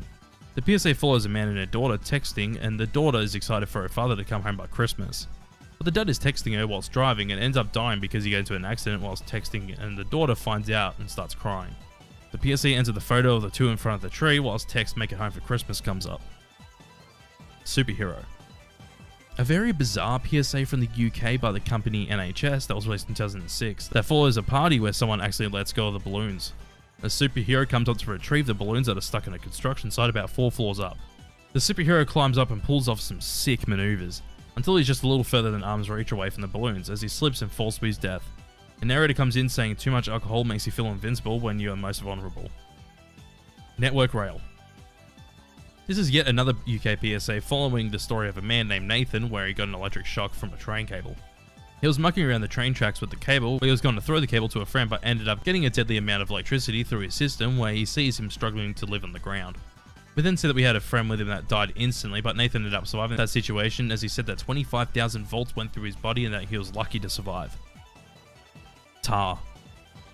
Tar is a 2006 PSA from the company VUKA in South Africa, where an older woman is getting ready for something in a bathroom. She then randomly coughs out some black substance, and after that it gets worse and worse as she starts throwing up in the sink. This happens whilst the song "The Dress Looks Nice on You" from Sir John Stevens plays in the background. More and more black liquid keeps coming out until it finally stops. Text comes up saying 20 a day, 40 years, 3.4 kilos of tar. Enjoy. Yeti. This is a 2009 PSA from the company Lansar in New Zealand, and it follows a man that's almost dead in some mountains until a Yeti comes and saves him. The Yeti takes him out of his situation and walks through all the hills to a campfire where the Yeti tells him that there's no such thing as Yetis. We then cut back to him still being in the tree where he was dreaming about Yeti saving him and he was stuck in the tree and almost dead, and then we see the text saying in reality we're your only way out, and then it comes up with the company's logo. Toys That Kill. The 2004 PSA from the company Mothers Against Guns in the UK follows a few younger and older kids that are playing with BB guns in a forest. They're playing around with the guns and they seem to be having fun except for one kid waiting behind some cover. His younger sister comes up asking if she can play with them, and the young boy kind of brushes her off, and then one of the other kids comes and shoots the boy in the head with a BB gun. But the twist of this PSA is that it was a real gun, and the narrator comes in and says that BB guns are turning into real guns as we see other kids dead in the forest. Venomosity. A wild series of PSAs that was released in 2011 from the Arizona Department of Health in America. But one of them follows a classroom where a person's tempted to go and have a smoke, and as they're tempted, a weird looking venom tentacle comes out of them. The tentacle then goes and drags them outside to have a cigarette, and the text "Cravings brought to you by addiction" comes up. Another one shows the insides of someone smoking, as we hear a narrator meant to be Venom talking to the viewer about how it's feeding time, and that the more you give him, the stronger he gets, obviously meaning the more you smoke, the stronger it gets. After that, zooms out to see him smoking in a shed, and text "Confinement brought to you by addiction" comes up. Also, I want to mention that the website does not work anymore, unfortunately. Welcome to the battery. This is a 1988 PSA from the company Compassion in World Farming, or CIWF for short, in the UK. This PSA is following a man talking to the viewer with a black background. He's talking about how you are being put in a certain system, as he mentions cages and lanes, and that they're made for your safety. He then talks about how people are going to remove your teeth and nails, as it reduces the possibility of cannibalism and that it's in your interest to comply. The man tells us that this whole system is completely legal and that you are part of one of the most cost-effective systems and that you should have no worries. We then see that chickens are being put into this system, and then this is happening with your approval. The PSA then ends with the line, "Welcome to the battery." Tier 3. Disturbing. Montana Meth Project. Montana Meth Project is a well-known anti-meth organization started in 1999. The company released a lot of anti-meth PSAs throughout the 2000s, and overall they made a lot of PSAs. Montana Meth Project's PSAs were actually shown to be quite effective when they started showing all the disgusting things that meth does to you instead of just trying to scare kids. The company does have some great PSAs, such as Ben, Deep End, and Jessica, but they have some very strange PSAs like everything else, which is the only PSA to have a corn song in it from what I can find. WSIB/preventit.ca. A Canadian organisation that focuses around making PSAs about being safe in the workplace, with their most well-known PSA definitely being Top Chef. WSIB made most of their PSA in 2007, but they did release one PSA in 2009. Besides from those 7 PSAs, the company has not made any others. It's quite strange to see a company with barely many PSAs at all still being remembered. I guess they're mainly remembered for their Top Chef PSA. Can You Hear Me? Can You Hear Me is a 90s PSA from the UK made by the company Safety on the Move. It follows a scenario where someone's lying in a hospital bed with people around the bed looking at them and talking about what happened before and what has happened to the person in the bed. One of the people standing talking to the person in the hospital bed admits that it's their fault and begs for the victim's forgiveness. Heaven Can Wait. This 2002 PSA from the company Axion in Belgium centers around a few guys in a car crash that crashed into a tree. All the people in the car seem to be dead until we see the spirits of all the people start to rise. Their spirits go to the sky, except for the passenger that kept his seatbelt on because his spirit goes back into his body. After his spirit is back, he wakes up to his friends dead in the car. PSA ends with the text "Heaven Can Wait," belts up. Jacqueline. Jacqueline is a PSA released by the Texas Department of Transport in 2004. PSA shows a woman holding up an old picture of herself before she got into a car accident caused by a drunk driver. She explains how she ended up in that situation and what happened to her until near the end of the PSA she pulls down the photo to show what she looks like now after the accident. This is more of a depressing PSA than it actually being scary, as it's sad to see someone that had to go through so much. Jacqueline got into the accident back in 1999, and after that accident she had this PSA air in 2004 and also made an appearance on Oprah in 60 Minutes. Unfortunately, she died of cancer on the 20th of April in 2019. RSPCA. British company that's released some PSAs over time was made to try and help animals find homes and get out of dangerous households. This company was founded all the way back in 1824, almost 200 years ago, but they started making PSAs around the late 80s, all the way up till about the late 2010s. Their most well-known PSAs are definitely How Much Is That Doggy in the Window, My Little Puppy, and Yard. The first 2 PSAs I mentioned are known for being absolutely insane. I do want to mention that the RSPCA is one of those companies where they have one country's version and then another country's version, which it's still the same company, like RSPCA in Australia versus RSPCA in the UK. The UK RSPCA PSAs mostly try to scare the viewer or shock them without giving the viewer much information about what the company is trying to do or how to help animals in need. RSPCA in Australia, on the other hand, has only made one disturbing PSA, but the rest of their PSAs actually is just light-hearted PSAs that try to inform the viewer that animals need your help, or they actually try to inform the viewer on how you can help those animals and educate them. Lost Dreams. Lost Dreams is a 2001 PSA from the Australian government of all people. But this PSA follows a few different scenarios of people using drugs whilst their younger selves narrate the PSA, saying what they want to be when they're older. We start the PSA with the same woman being used, a man looking through someone's wallet they stole in the bathroom, a woman abusing their mother, and a boy that's being zipped up in a body bag. Text fades in saying, "Drugs destroy lives, let's work together against drugs." Fire Kills. Fire Kills is a British company that started in 1988, and they mostly try to warn people about the dangers of fire and how dangerous house fires can be. The company has made some well-known PSAs such as Victim, Night Vision, which I'll also mention later, and On Your Child's Life. They've made some absolutely great PSAs that are very well done, such as the ones I mentioned before, but they do have some of their very weird PSAs, such as Pull Your Finger Out. The Pull Your Finger Out PSA is just the most British thing possible, but not in a good way. I really just find that I can't take this seriously, And also, if I'm trying to think that this is funny, I don't think it's funny. Operation Trident. This is a metropolitan police unit in the UK set up in 1998 to tackle mostly gun crime. They've released a few PSAs around 2005 tackling gun crime, such as people not telling the authorities when knowing that someone has a gun, imprisonment because of gun crime, and being charged for gun possession. Danish Road Safety Council. A company from Denmark basically is out to try and prevent car crashes, released 2 PSAs in 2003 that both follow the same premise. The 2 PSAs have car crashes going on in reverse, so they start off with the crash itself and rewind as all of the damage of the accident goes away. One of them has a collision with another car, whilst the other has a bloke that hit a bike rider. Both PSAs have the person who caused the accident talking about how they wish they could reverse time, and that the accident never happened, tying into what we're seeing visually. Mothers Against Drunk Driving. Mothers Against Drunk Driving is an organisation that's trying to stop people from drunk driving. The company started back in 1980 after a mother lost her 13-year-old daughter to a drunk driver from a hit-and-run incident. It's honestly really sad that some companies are made after tragedies have happened.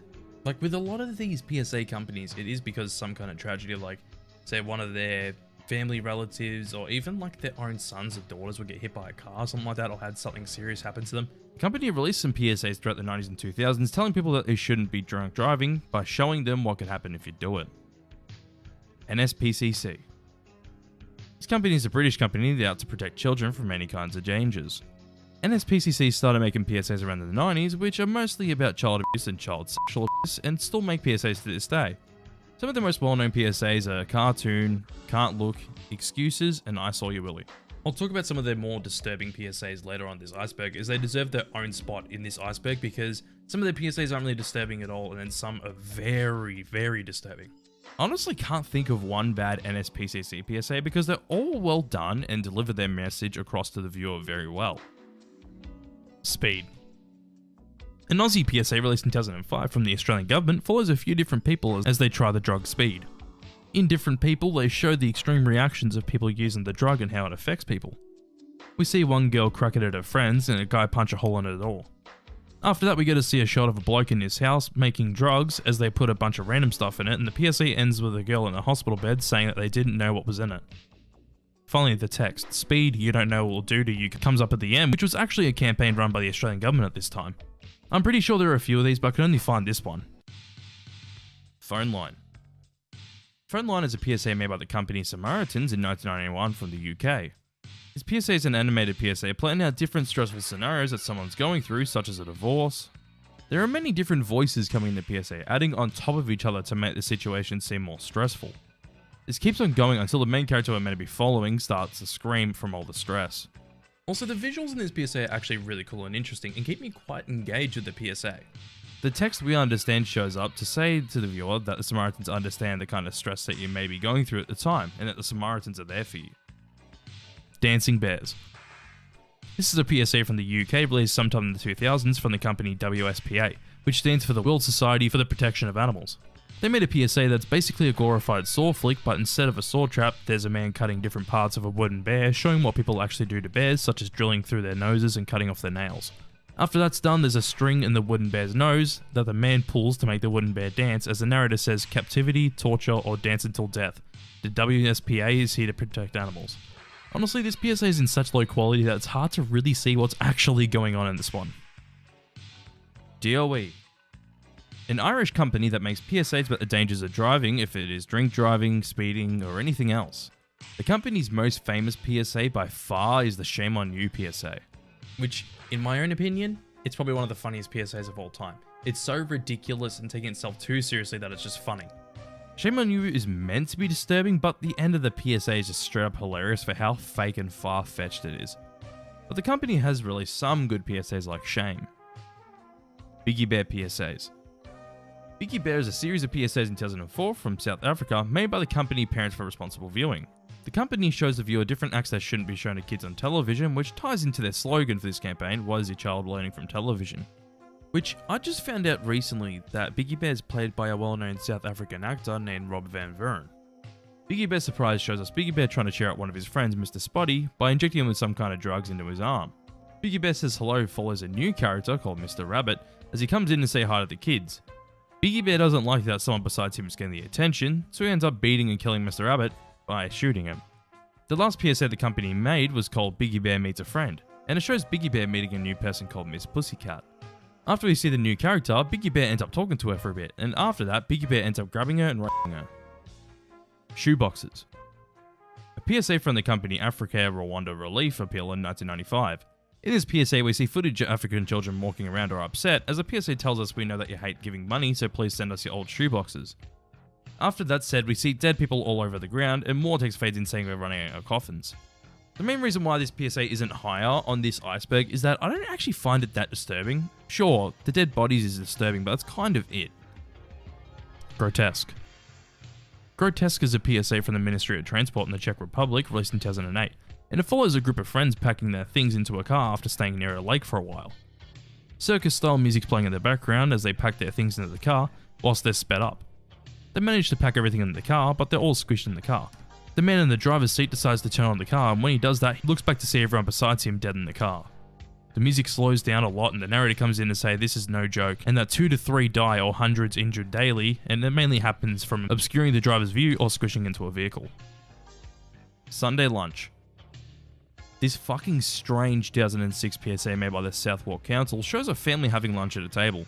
Everything seems alright and all good, until the mother pulls out a gun and shoots the youngest son in the head. The whole family's horrified and you can hear them all crying, and one of them even throws up after seeing the youngest son dead at the table. Text fades in when you can hear the family crying, saying if you keep quiet about gun crime, it's like pulling the trigger yourself. Just another PSA that tries to intentionally scare the viewer. There's not really much else to say. ECPAT. ECPAT is a company trying to end sexual exploitation of children. The company has a few PSAs such as child sexual exploitation as a crime, in where we follow a few different girls that are being exploited for sex as their ages come up next to them. The PSA ends with an underage girl naked in bed as the authorities storm the building. A picture of a man shows up on screen as the text 10 years covers his face.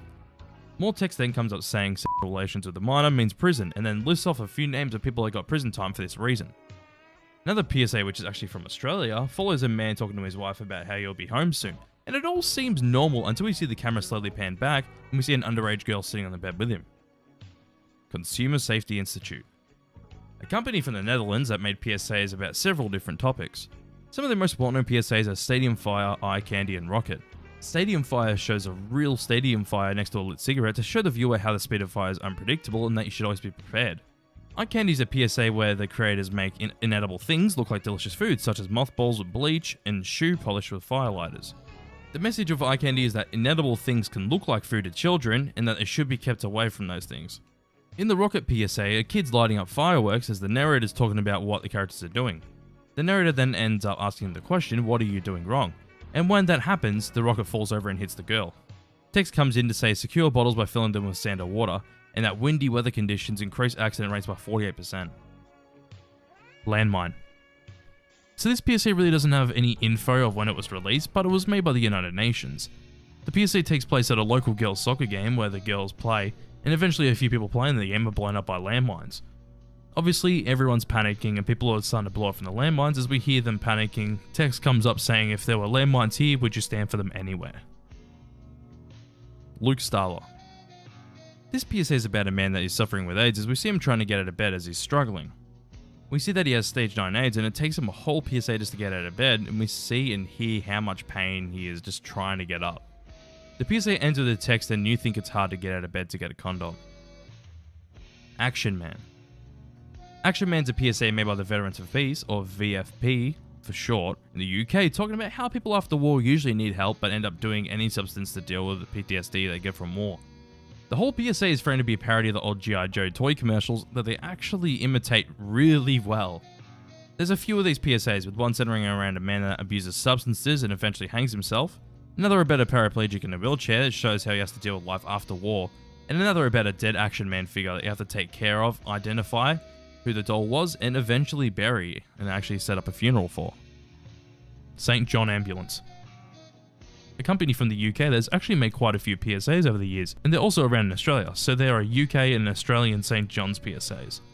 All the PSAs encourage people to learn first aid in case of an accident or any kind of scenario where someone gets severely injured. The most well-known one is Save the Boy, where a man and his son are out and the son falls off a tree, and the wife knows first aid but she's actually at home and she doesn't know that this has happened. I actually saw a St. John's PSA on TV recently, but it was about someone that drowned in a river and their group of friends were there with them but didn't know first aid, so they encouraged the viewer to learn first aid. By the way, did you know that the creators of Don't Hug Me I'm Scared, Becky Sloan and Joseph Palling made this PSA in 2016? Yeah, they made a PSA about a bunch of fairy tale creatures making a rhyme for baby CPR, and it's pretty enjoyable. RSA. RSA is an Irish company that makes PSAs about the dangers of driving, if it's drink driving, speeding, or anything else. The company's made some disturbing PSAs, but to be completely honest, their PSAs aren't memorable at all in my opinion. I'm not saying they're bad at all, but it's just nothing to say about them. Creeping. This is a PSA from South Australia that was released sometime in the 2000s from the company Mac of South Australia. The PSA follows a few different scenarios where people are going too fast and can't slow down in time, so they cause accidents. It starts with a car hitting two people crossing the road, and then the PSA flashes different videos of accidents caused by the same thing. The PSA ends with a shot of someone driving as cuts and bruises fade onto their face and then fade off of his face. Then fade off of his face, and then the text "Stop Creeping" comes up on screen. Is there anybody out there? Another Samaritans PSA, but this PSA came out in the year 1986, which obviously released in the UK, and it features the Pink Floyd song "Is There Anybody Out There" from their album The Wall. As the song's playing, we see a grey wall and then a person trying to get through the walls. We see their hands and head pushing up against the wall. We see that the man's struggling to get through the walls. He ends up screaming because he can't get through. The person ends up slowly giving up after frantically trying to get through, and when the person pulls away, the text says yes. The Samaritans comes up responding to the question if anybody is there to help. Neighbours. Neighbours is a PSA from the company Family Violence Prevention Fund that was released sometime in the 90s. PSA follows a couple in bed as we hear the couple arguing in the apartment above them. We hear that the woman in the apartment above is being abused, and as the couple are in bed, they don't do anything and they just try to go to sleep. After this happens, the text fades in saying it is your business. Mirror. A Swedish PSA from the company Anorexia Bulimi Conduct, released in 2007, shows a young woman looking at herself in a mirror as she seems to be unsatisfied with how she looks. We can tell she doesn't like her body. She keeps grabbing parts of her body and thinking that she's overweight and not healthy. This is until the camera pans out to slowly show that the girl in the PSA is actually anorexic and sees herself in a different way to how she actually looks. Text fades in saying, "Help people with eating disorders." SWR. A company from Germany that actually stands for Südwestrundfunk, I probably fucking butchered that, is a broadcasting station that broadcasts radio and TV stations. They were founded in 1998, but from 1999 onwards, they started making PSAs for their radio and TV stations. Their most well-known PSAs are Day Trip, Amok, and Nightmare. Day Trip is by far their most well-known PSA, and I've talked about this one a lot, where a father and son walk around a city and see disturbing things. The things they see is such as a man being hit by a car, a fist fight, and a woman possibly being raped.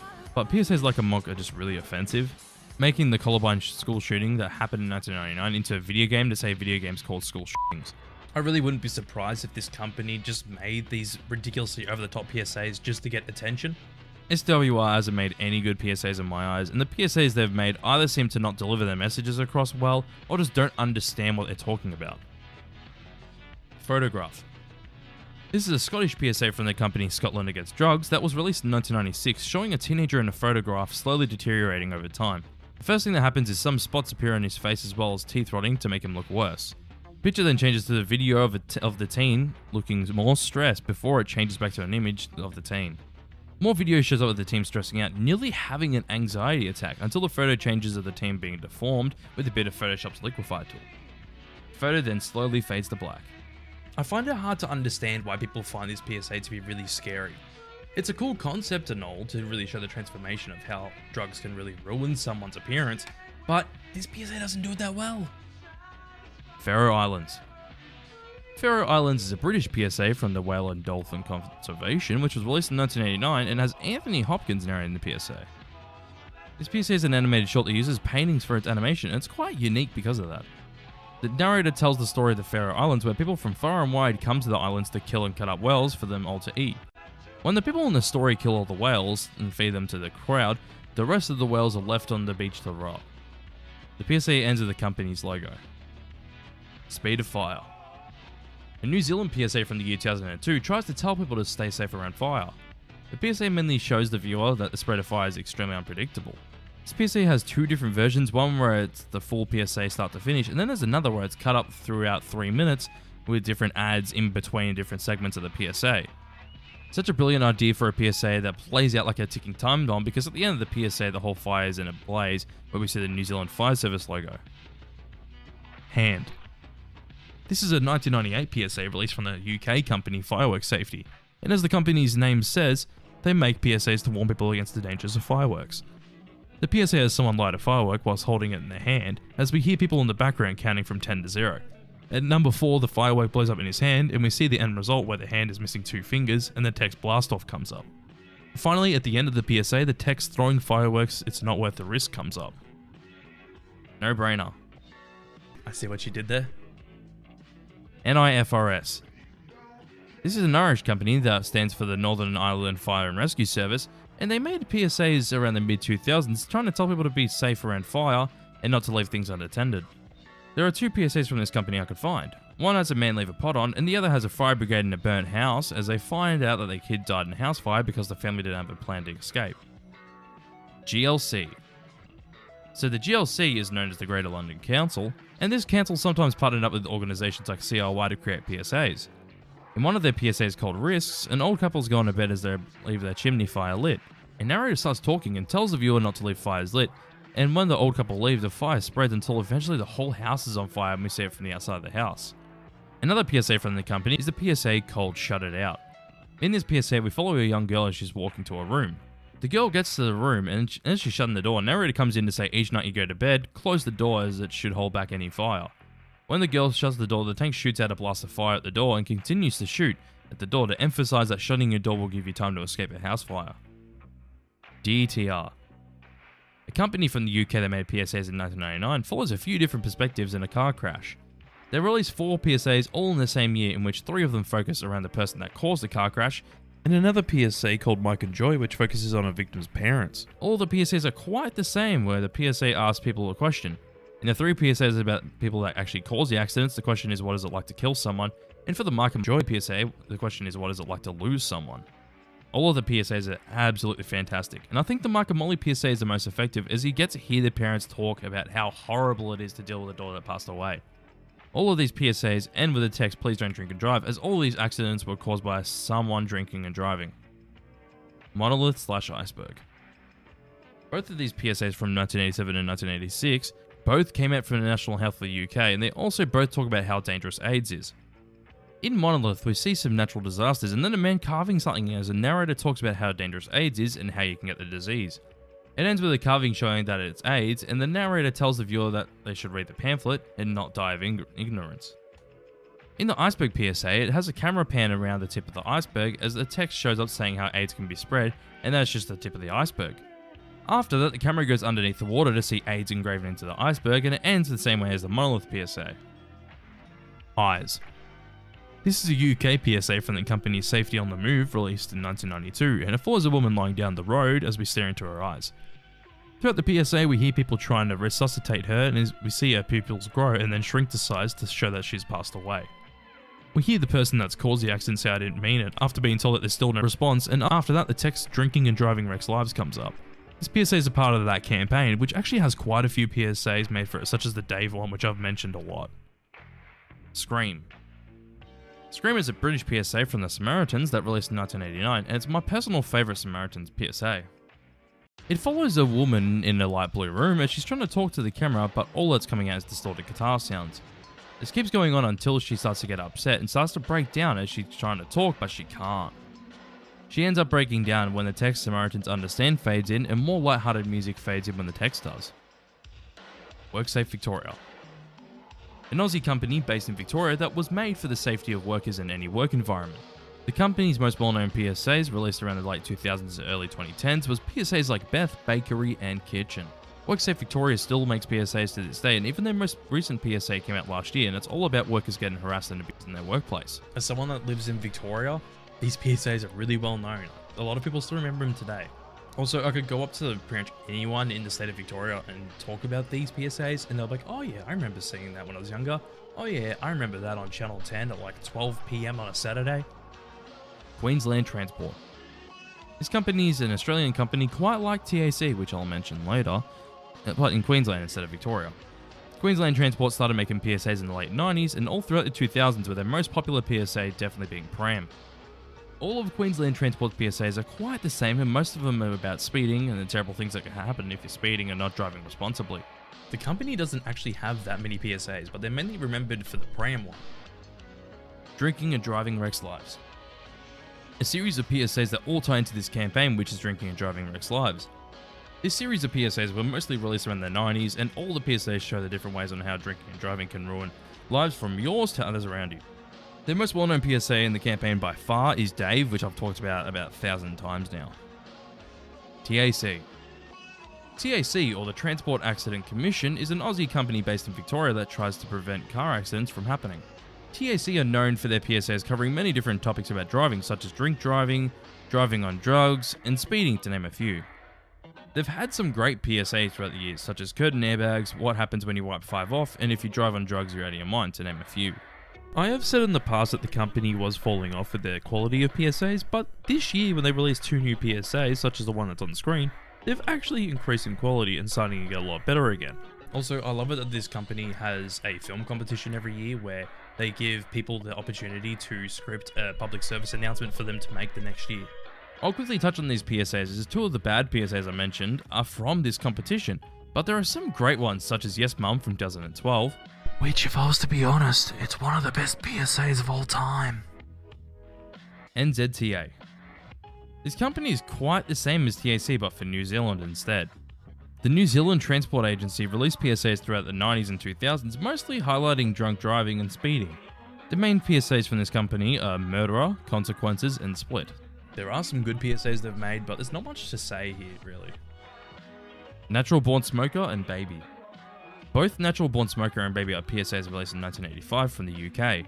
They both follow this weird-looking Natural Born Smoker as the narrator talks about the person, or in the case of the Baby PSA, the baby itself. In Natural Born Smoker, the PSA highlights how the person is a natural born smoker and it's not a real thing. And in the Baby PSA, they show how a natural born smoker would raise a baby to be a natural born smoker. Padlock. A 2006 PSA from Quebec, released by the company CSST, shows a man doing his job and having to pull a lever. The man comes back to activate the machine, and when he does, he flattens someone's head. The PSA ends with the text Padlock. Car Park. Car Park is a British PSA from the company Calm, released in 2006. The PSA follows a man parking at a car park as he seems to be going to work. We then see another man seemingly walk up to him. The man that's going out of the car thinks the other guy's going to hurt him, and as the PSA cuts to black, text comes up saying 3 men are killed in Britain every day. It cuts back to the man as we see that the man that was scared is actually unharmed by the other person because they just walked past him. But after that, we see the hooded man standing on the edge of the car park as he falls off the edge. Text fades in saying he can help stop suicide. Devil. This is a PSA released in 1999 from the company Smokeline in Norway, and the PSA follows a man that's meant to be the devil talking to the camera. The devil asks if there are any smokers out there as he lists a few facts about smoking, like how 50% of smokers will die from smoking. He then decides to flip a coin to decide which 50% of people die, and as he flips the coin, he looks at the coin and then just laughs. Obviously the PSA is trying to say that there's always a chance that you'll die from smoking, so it's better off not to do it at all. By the way, I really like the performance this guy's giving in this PSA, it's pretty solid. Dirt Racer. A PSA released in the year 2000 from the Aussie company Market Force follows kids playing with their tricycles called dirt races. The PSA plays out like an ad for the product where the kids are enjoying riding on tricycles until one of the kids accidentally ends up riding on the road and getting hit by a car. We see a broken tricycle in front of the car and then the camera pans to the driver upset as the narrator says you can't always see what's coming. 10 kilometers an hour makes a big difference. Have a break. This 2011 PSA from Greenpeace in the UK follows an officer worker needing a break. The PSA imitates a Kit Kat commercial where their slogan is have a break, have a Kit Kat. But the man goes to pull out his Kit Kat and as he opens it we see an orangutan finger. Everyone else seems to see it except for him as his co-worker is in shock as he takes a bite at the finger. Text then comes in to say give the orangutan a break as their rainforests are being cut down by companies that Nestle partners it with to get their palm oil for their chocolate. High Rise. High Rise is a New Zealand PSA from 2006 from LTNZ. The PSA follows a family in the car as the narrator talks about when people drive fast they don't realise the danger they're in. We then see that a car is a floor off the road, and the narrator tells us that this is what a 90 km/h car crash feels like in a car. We then see another car up 5 floors, and the narrator tells us that's how it feels at 110 km/h. And finally, we can see a car 9 floors off the ground. The narrator says this is a 125 km/h crash. The PSA ends at the top car falling as it cuts black, Text comes in then saying, the faster you go, the bigger the mess. Inside Out. This is a 2003 PSA from South Africa made by the company National Council Against Smoking. The PSA follows a woman in a forest all alone. As she moves her head to face the camera, she pulls out a cigarette and starts to smoke it. When she's doing this, the camera is panning around her until a tree wipes across, and then we see her skin looking completely burnt as she's still smoking a cigarette. Smoke then covers the screen and text fades in saying, would you still be smoking if it did to your outside what it does to your inside? Made in Taiwan. A PSA from the UK made by the company EIA that released in 1995 shows a group of rhinos on a TV.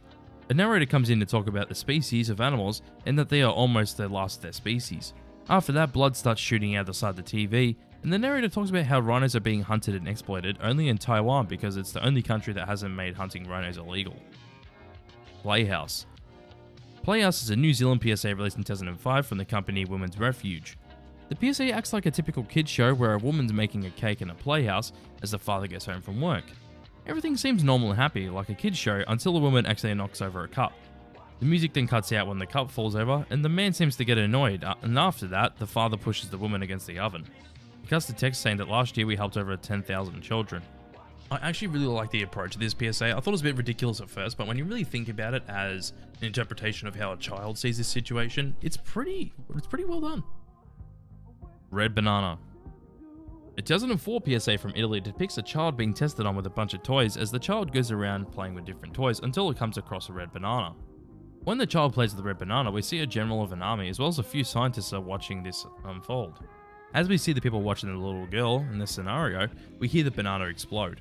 The last thing we see in this PSA is a toy train driving past the girl's blown off foot. SAAQ. So SAAQ is a company from Quebec, and they usually make PSAs about car accidents and trying to prevent them from happening. I've talked about the PSA to Hero Zero in the past, which shows real footage of a man speeding and flipping his car over when he was at 200 km an hour, and unfortunately he died from the crash. The company started making PSAs in the 90s and still make PSAs to this day, and their most recent one I've seen is from about 2020 and it's about marijuana use whilst driving.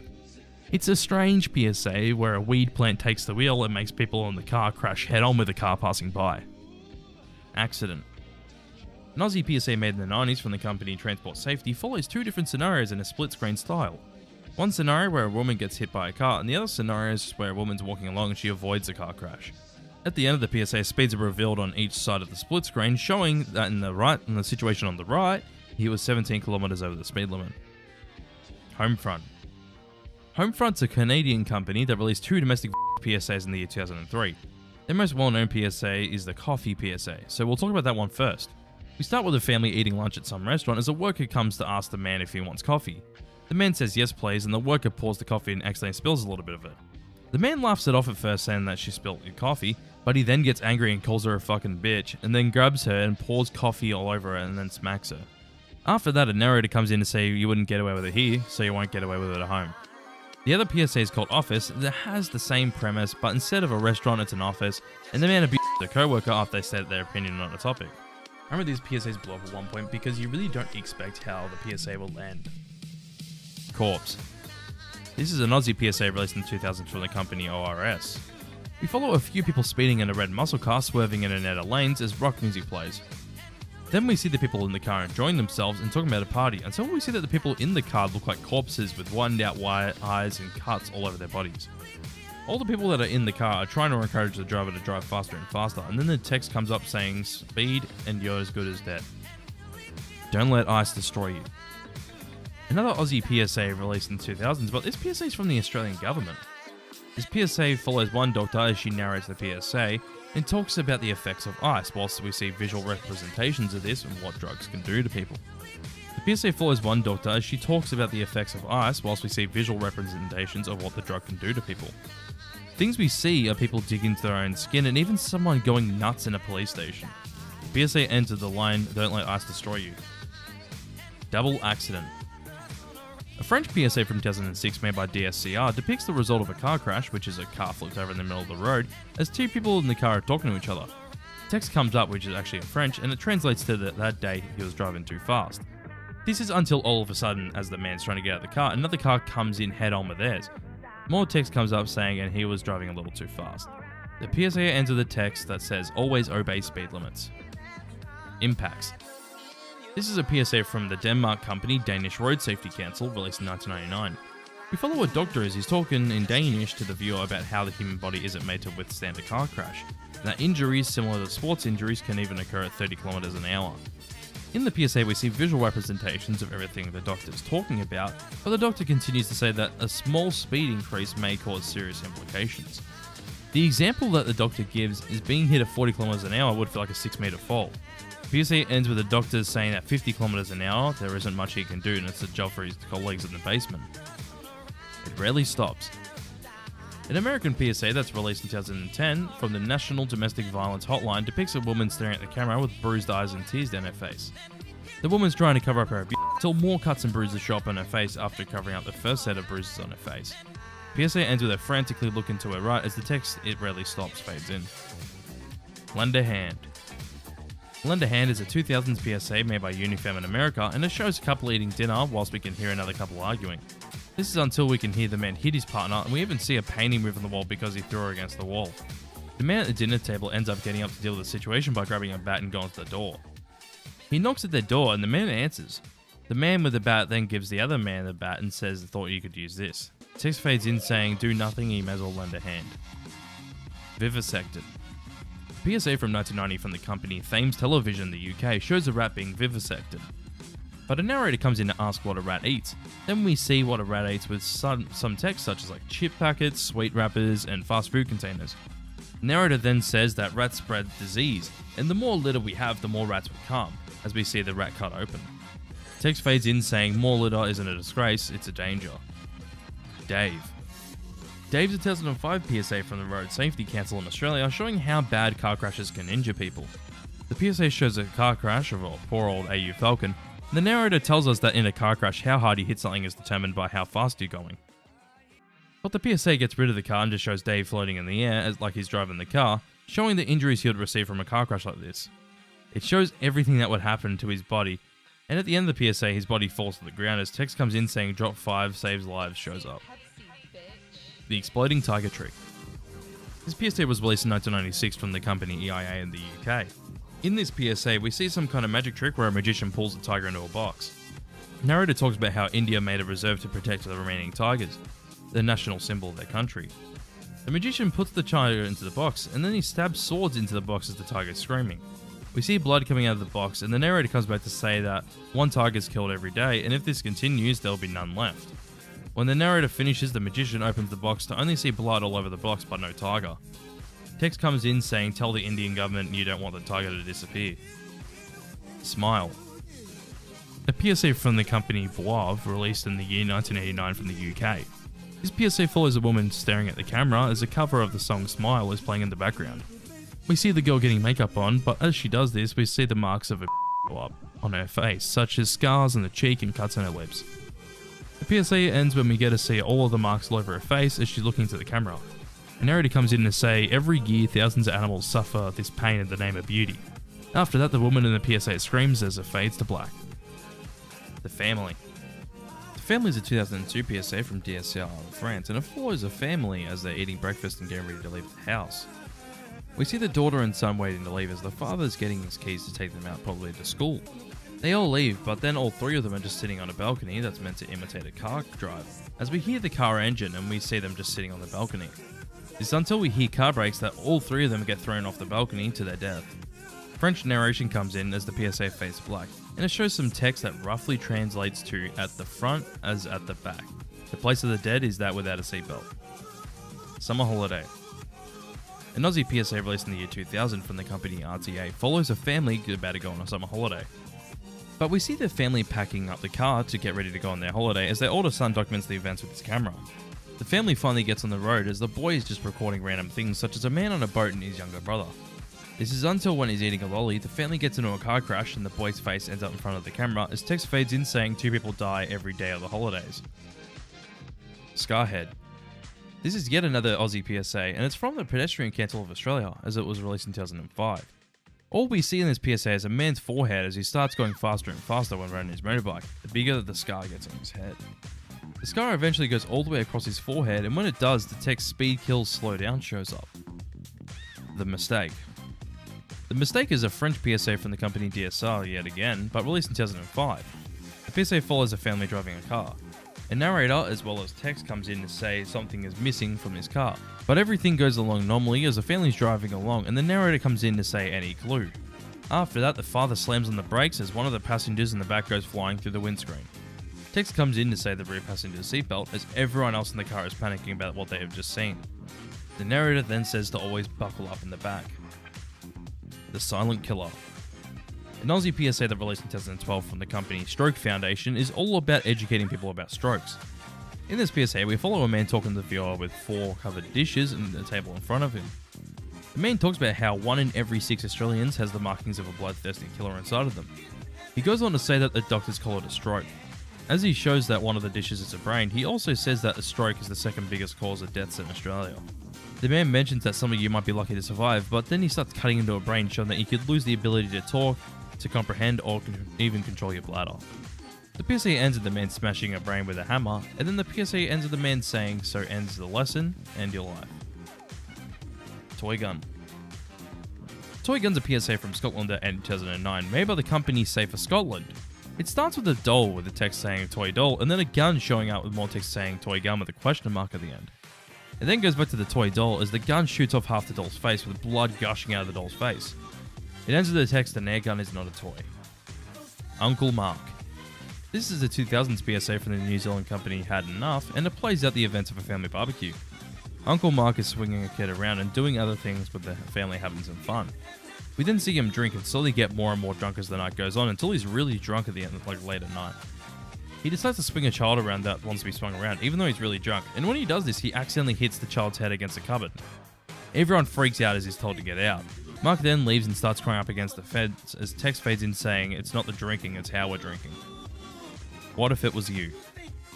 What if it was you is a 2014 PSA from the company League Against Cruel Sports in the UK. We follow a mother with their baby as they see something outside. They go outside to see something disturbing. The mother puts the baby back in the cradle as the mother runs away seemingly from something or someone. But the mother keeps on running for a while until they seem to get stopped by some dogs as we hear barking when she falls over. We cut back to the baby as the text "What if it was you" fades in. Join us now to stop illegal fox hunting. Tier 4. Very scary. Excuses. This is a PSA from the company NSPCC that released in 1991.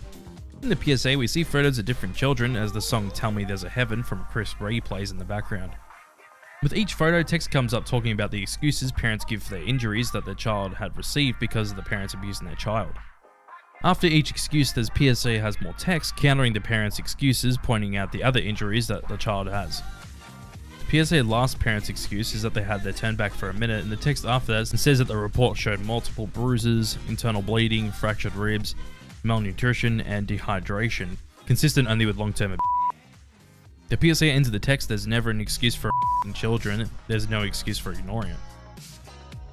Maynika. A PSA released in 1997 from the company National Children's Month in the Philippines starts off with someone holding a toy doll as the narrator is talking to the viewer in Filipino. They're saying, "Listen to those children crying at the cruelty," as we see the person squeeze the doll as we hear the children crying in the background.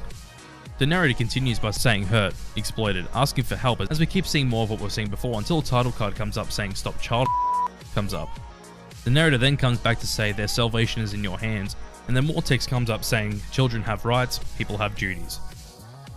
Partnership for a Drug-Free Singapore. Partnership for a Drug-Free Singapore is a well-known company for making anti-drug PSAs throughout the late 90s.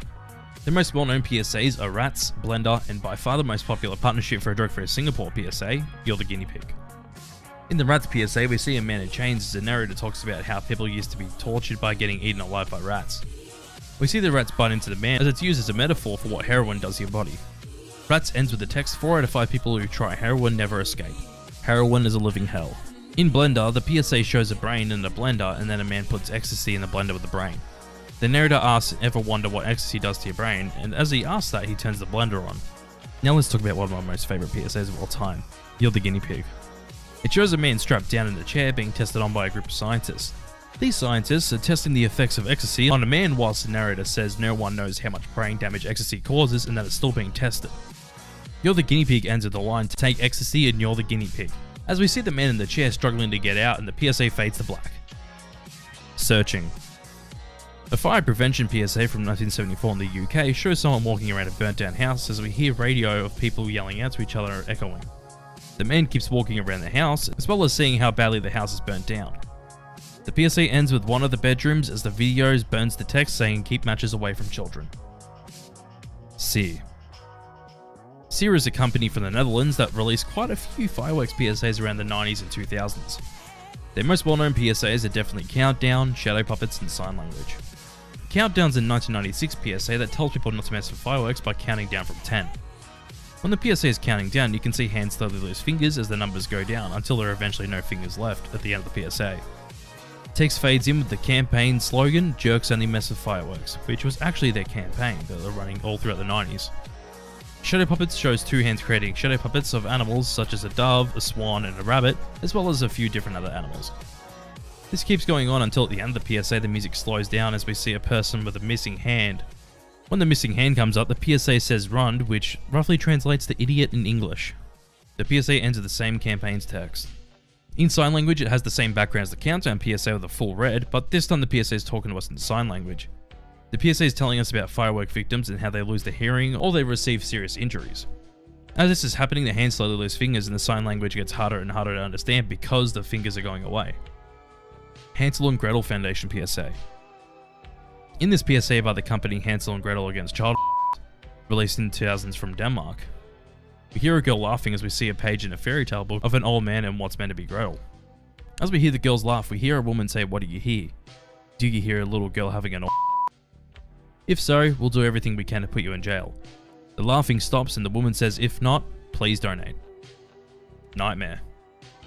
This is a Scottish PSA from the Scottish Office Fire Safety from 1995, shows the events of a man's nightmare where a house fire is occurring as we see a photo of the man's family burning. We hear the kids screaming throughout the PSA, which switches from being a normal photo to a video of the family begging for help as the man's trying to reach out to them. We see them disappear one by one until the man wakes up alone in his bed full of sweat. His alarm's beeping and that's what woke him up, so he turns it off and grabs the photo of his family on the bedside table. The man looks at the photo and holds it up against himself as the narrator tells the viewer to always check their smoke alarm and to plan your escape or you might live to regret it. This one honestly just hits in the feels, like damn, it hits hard at the end. Disasters. Disasters is a PSA that was released in 1991 from the UK company Disaster Action, and it follows a person with a flashlight as they look around an area with dead bodies wrapped in newspapers.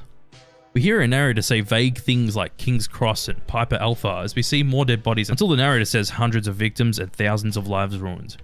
The narrator keeps going on saying it's time to put lives before profits, time to tighten the laws, and to put safety first before the next disaster.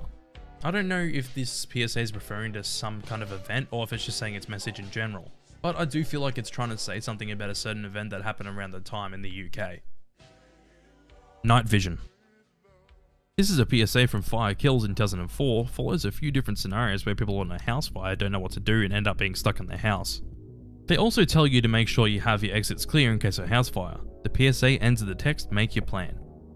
It's quite an effective and disturbing PSA, and also straightforward, so there's not really much to say about this one. Stairs. Stairs is a PSA from the company Family Prevention Fund, which is a company I mentioned earlier in this video, and this PSA released sometime in the 1990s. The PSA follows a kid sitting on top of the stairs as they're listening to their parents argue. We then hear that the father starts with their mother because the father didn't get any pizza. In this PSA, when they see the kids' faces watching in shock at the whole situation. PSA ends with the text, "Children have to sit by and watch. What's your excuse?" Boiled bear, anyone? A British PSA from the company Task Force, released in 1996, and all we see is text on the screen for a recipe on how to boil a bear. As the text is coming up, we can hear the audio of a bear being boiled alive as people are trying to cook the bear to eat. The narrator comes in at the end of the PSA to say bears are considered a gourmet food in the Far East, despite the fact that the species is endangered and close to extinction. Chase. This 1998 PSA from the UK, made by IFAW, follows the perspective of a fox walking around the wild. This happens for a while, walking across roads and through different forests until a dog eventually finds the fox and drags it out of a hole. After that, we see photos of foxes because of fox hunting, and then text fades in to say, "For pity's sake, ban fox hunting now." Which, from what I know, apparently this is still an issue in the UK, which is actually just depressing. Dangerous machine. A PSA from Quebec made by the company CSST in 2006. It follows a man working in a factory in front of some machinery. The man slides down a piece of metal, and when he does that, his long sleeve shirt gets stuck into the machine. The man tries calling out for help, but no one comes to help as he gets closer and closer to being crushed. His hand eventually starts to get crushed, and this man's struggling to get out as the PSA fades to black and text comes up saying, "Seen enough? Us too. Machines cause 35 accidents a day." Game. Game is a PSA from the League Against Cruel Sports in the UK, released in 1989. The PSA follows a man as he's getting on a horse to go fox hunting. He's ready, and then he starts to enjoy being on the horse a little too much. It's a bit strange. Text about fox hunting keeps coming up as the man slowly gets more and more gross as he's trying to hunt the foxes. This keeps on going until we see that he's rocking on a rocking horse, and he passes out on the horse, and then more text comes up saying, "How do you get your kicks?" Gas chamber. Gas chamber is a Japanese PSA from the company Alive, released in 2004, and it follows a point of view where we see how some animals are being gassed to death. We can hear a dog crying in one of those chambers as text comes up saying 450,000 dogs and cats are disposed of yearly in gas chambers. We then see another shot where they're putting a dog in one of these chambers, and then text comes up saying, "Please don't throw away your pets." This one's honestly kind of hard to watch. It's just upsetting hearing the animals how they're crying out for help. Monsters. A 2012 PSA from the company Fragile Childhood in Finland tackles how children see parents when intoxicated. The PSA follows a few different scenarios where children are with their parents and the children see them as something else, and always something disturbing. We see children see their parents as a giant ugly rabbit, a grim reaper, a zombie, and a clown, to name a few. The PSA ends with one kid seeing their father as a robber, and as they're putting the seatbelt on them, text comes in saying, "How do our children see us when we've been drinking?" A lot of people really overhype how scary this PSA is, and honestly, in my opinion, it is disturbing, don't get me wrong. But people act like it's the scariest of all time. Nah, you gotta watch more PSAs. Kitchen Mother. This is a Japanese PSA released in 1982 from the Japanese government public relations. We follow a mother passed out on a table as their child's crying next to them. The narrator comes in to say that recently stimulant drugs are destroying housewives, young people, and salaried workers. The PSA then shows the mother using a needle to inject themselves with some drugs as they fade out of the shot. We only see the child crying as the narrator says, however, not only will it destroy yourself, your family will also be destroyed. Text then fades in saying, "Let's expel stimulant drugs from everyone." Milk. Milk is a 2003 PSA from the Taiwan company Child Protection Hotline. This PSA has a child singing a song until we see a trail of blood on the floor. The camera follows the blood until we see more and more dripping on the floor. The camera pans up to where the blood's dripping from and we see a milk carton in which the blood changes from milk on the table. Text comes up saying, "She, Shen Shao, 3 years old. Cause of brain damage, hemorrhage." Spilled milk comes up. PSA then cuts to black where more text comes in saying, "In Taiwan, there are children violently every day." Distress call. This is a PSA released in the year 2002 for the American company Haven, and it follows a real call to the authorities, where we hear what it seems to be a young girl begging for help as we see images of what the situation must have been like. The authorities ask if the perpetrator has a gun or a knife, where the girl says yes, and the young girl screams for their mum as she is being and we see text pop up saying, "Every day, 7 women are killed." Narrator comes in to say if you or someone you know is a victim of domestic or to call Haven. Stop. A PSA from the company Transport Safety in Australia, released in 1997. The PSA follows a family in their cars, 2 young girls are singing "Old MacDonald Had a Farm," and we see that the father's going above the speed limit. We then see that someone stopped right after a turn, which is a really shitty thing to do. Like, if you're pulling over, why would you stop right after a turn? That's going to cause an accident. So the driver has to go into the other lane to overtake the car that stopped. The narrator comes in to say if the driver had kept this car to 100 k's, he would have stopped here. And the narrator then talks about each family member as we see them and the injuries or death that could have been avoided if Jim's dad wasn't speeding. After that, the narrator says it's too late for that now, and the car continues to go again as the family spin out and crash into a wooden pole.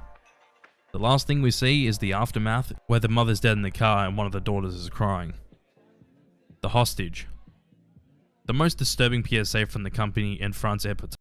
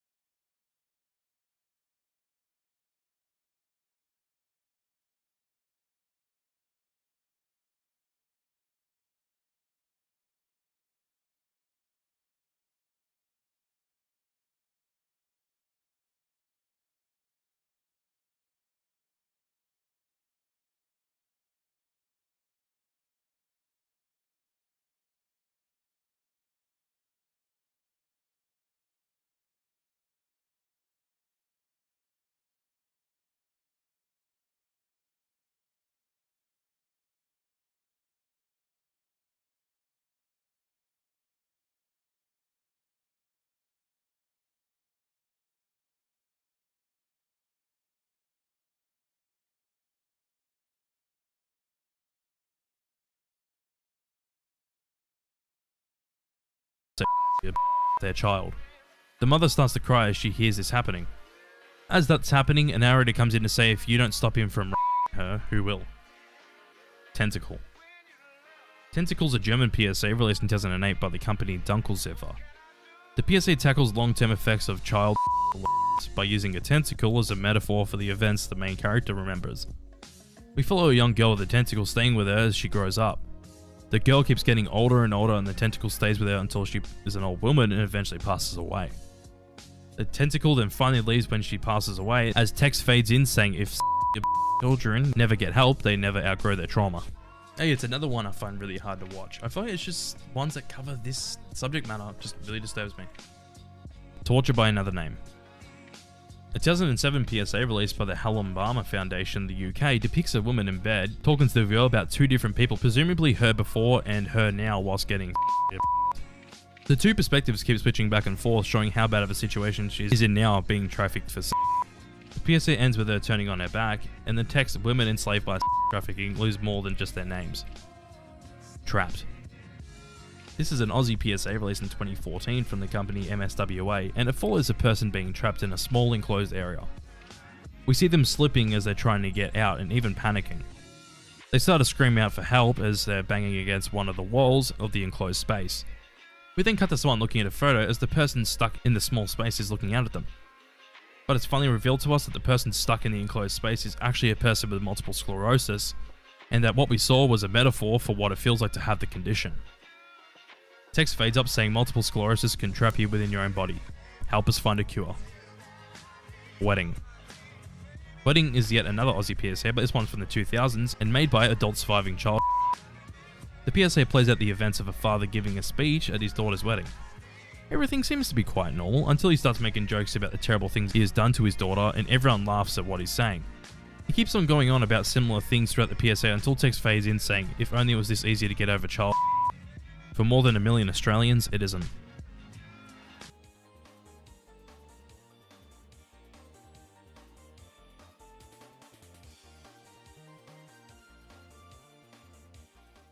Tier 1. WSIB Top Chef. A 2007 PSA from the Canadian company WSIB follows a sous chef as she's talking to the viewer about her life. She mentions that she's going to be head chef by next year, and that she's getting married to her fiancé, but she won't be marrying him this weekend. Why is that? Well, she tells us after that she's getting into an accident and points out how the grease on the floor should have been cleaned up, and the fry pan shouldn't have been left out so close to the walkway.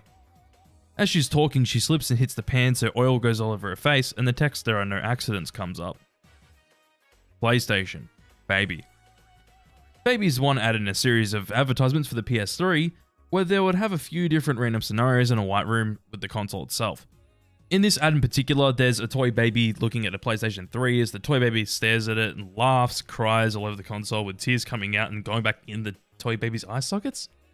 I think everyone knows how weird these ads are, and God, watching this again, yeah, it is really weird. Adult Swim. The Dawn is Your Enemy. The Dawn is Your Enemy is an Adult Swim bumper that aired between 2005 and 2010, and the bumper was basically telling the viewer that the dawn's your enemy. They do this with a drawing of hills with flowers as the sun's rising with a face on it, as well as a pair of eyes with eyebrows in the sky. The point of the bumper was saying that dawn is your enemy because you've stayed up all night watching Adult Swim, and it was meant to scare children away from watching Adult Swim. Dumb Ways to Die. This is a PSA released in 2012 from the Australian company Metro Trains, and this PSA absolutely blew up when it came out, which spawned 2 different phone games. The PSA sings a song about dumb ways to die while showing dumb ways to die in a cartoony way. The message gets delivered when the dumb ways to die are things to do with trains, and finally at the end of the PSA, the message "be safe around trains," a message from Metro, comes up. As I mentioned just before, the PSA absolutely blew up everywhere. Not just in the state of Victoria and Australia, but it went nuts worldwide. And I'm not 100% sure if this is true, but I think it is the most viewed PSA on YouTube of all time.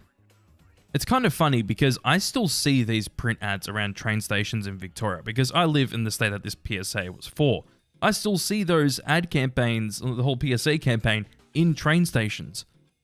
And also, the campaign was that successful that RTD in Denver wanted the campaign for themselves, and they actually got it for the state of Denver. Anti-smoking PSAs. So this entry is just talking about various anti-smoking PSAs that would air on random television stations. The funny part about these is they'll usually air anytime during the day. The more disturbing ones would only air after about 9 PM, but a lot of kids would still see a lot of these during the day and get scared by them. Each country does have their own fair share of anti-smoking PSAs, but with America, it's mainly the real cost and truth PSAs. Kaffee Coffee. This is a series of advertisements for a German coffee drink called Kaffee, and I'm pretty sure you know what this is all about. Basically, there'll be a normal video, something casual's playing until like a ghoul or a zombie or something like that jump scares you at the end of the ad. There are a few that are fake outs, but the whole point of this campaign is to say that their coffee gives you energy. Basically, because it's scaring you, gives you like a jolt of energy. It's like, oh, this drink will give you energy.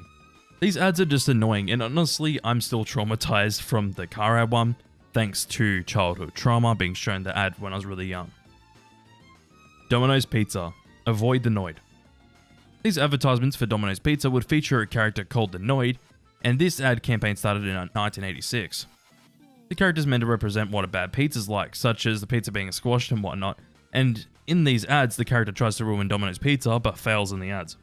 The ad campaign ran from 1986 to 1995 when they decided to end the campaign, and believe it or not, they did make a game for the NES called Yo Noid that released in 1990.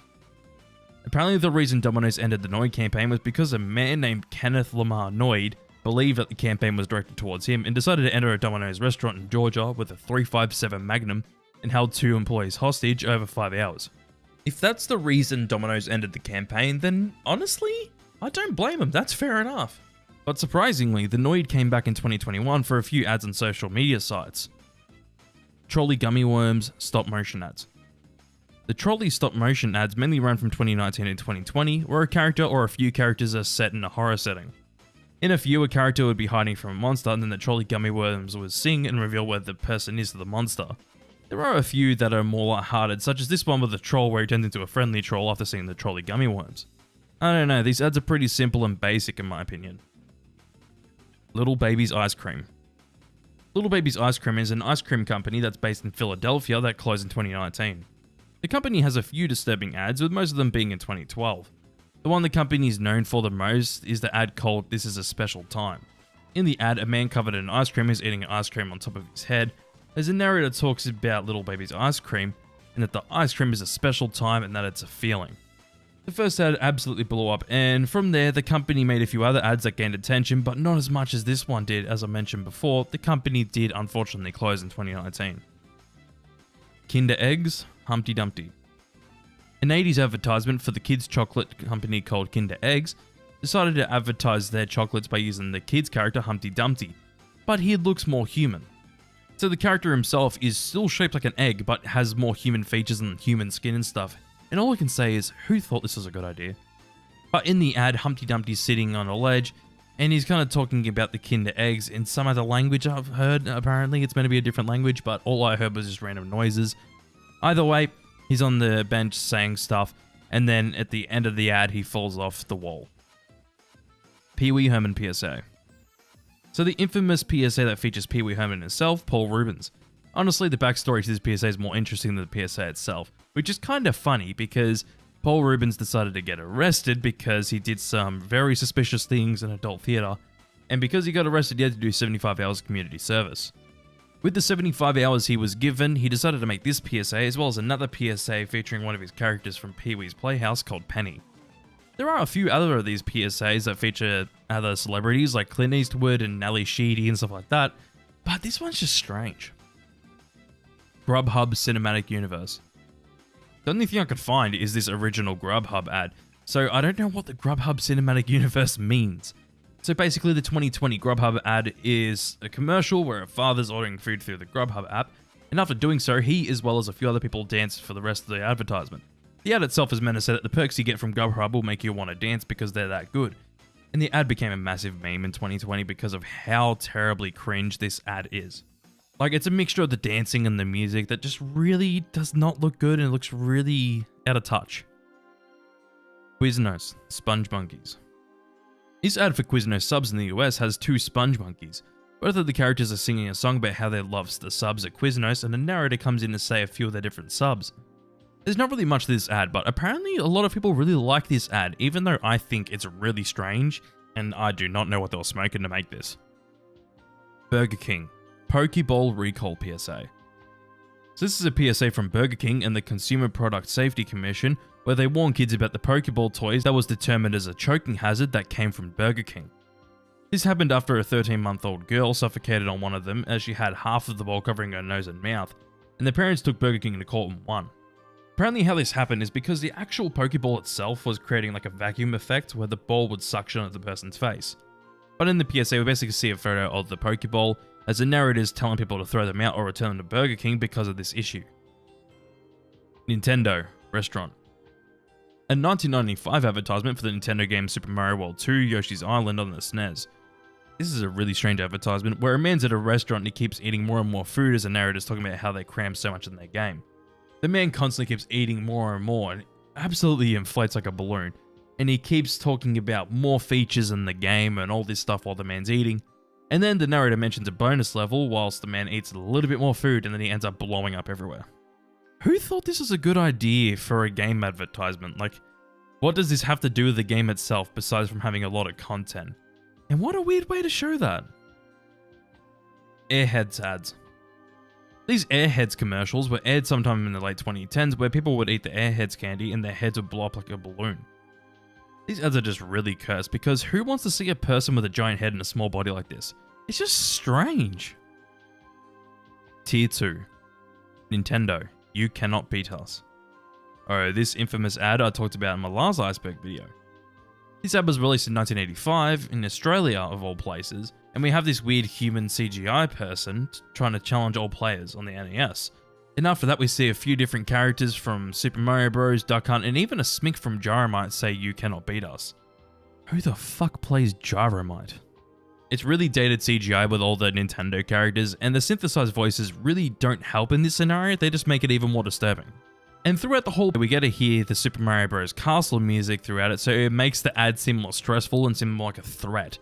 Like the way they're saying, you cannot beat us. It just sounds like a threat to the viewer. You cannot beat us. Smokey Bear, If You Knew It Was Me. This 1973 PSA from Ad Cancel called If You Knew It Was Me follows the actress Joanna Cassidy talking to the viewer about the forest. She goes on to talk about the forest and how forest fires easily happen, and that they can happen often, and tells the viewer to be extra careful when you're in the forest next. After that, she pulls her hair over and her head then rips off her face to reveal that it was Smokey Bear behind it all, as he says, if you knew it was me, would you have listened? I'm going to give you some good advice for this PSA. Do not pause whilst the mask is being taken off. Like, that's nightmare fuel. Autoway Tire Ghost. Tire Ghost is a 2013 advertisement for the Japanese company Autoway, and in this ad, a person's driving down a dark snowy road. The two people in the car spot a ghost woman in the distance who then jumps right in front of the screen. The people in the car obviously panic and then reverse out of there. Text comes up saying snowy roads are scary, and after that we see the ghost woman holding up a laptop that says, have you ever put snow tires in your car? Then the company's logo comes up. Yeah, I can see why this scared people. Milton Bradley, Mr. Bucket. Mr. Bucket's a kid's game where you have to use a scoop to scoop up coloured balls and put them in Mr. Bucket as he spits them back out. In my opinion, Mr. Bucket isn't scary at all, but watch lots of people make sex jokes about Mr. Bucket with the whole bowls thing going on. I also think a lot more people nowadays know about this because of the Board James episode where they talked about the game Mr. Bucket. Scotland Against Drugs, Photograph. This is a Scottish PSA from the company Scotland Against Drugs that was released in 1996, showing a teenager in a photograph slowly deteriorating over time. First off, some spots appear on the face, as well as teeth rotting to make him look worse. The picture then changes to a video of a raver looking stressed before it changes back to an image of the teen. More video shows the teen stressing out, nearly having an anxiety attack, until the photo completely distorts and warps his face. The photo then slowly fades to black. This PSA just doesn't scare me. When the face is being warped, where it looks ridiculous, that's where it loses me. It's disturbing before then, it's actually pretty effective, it's just the ending does not land for me. Snickers, grocery store lady. A 2010 commercial from the chocolate brand Snickers decided to advertise their chocolates by having two kids dress up as a lady and telling people to stock up with Snickers. The creepy part about this ad is the mask that the kids are wearing to disguise themselves.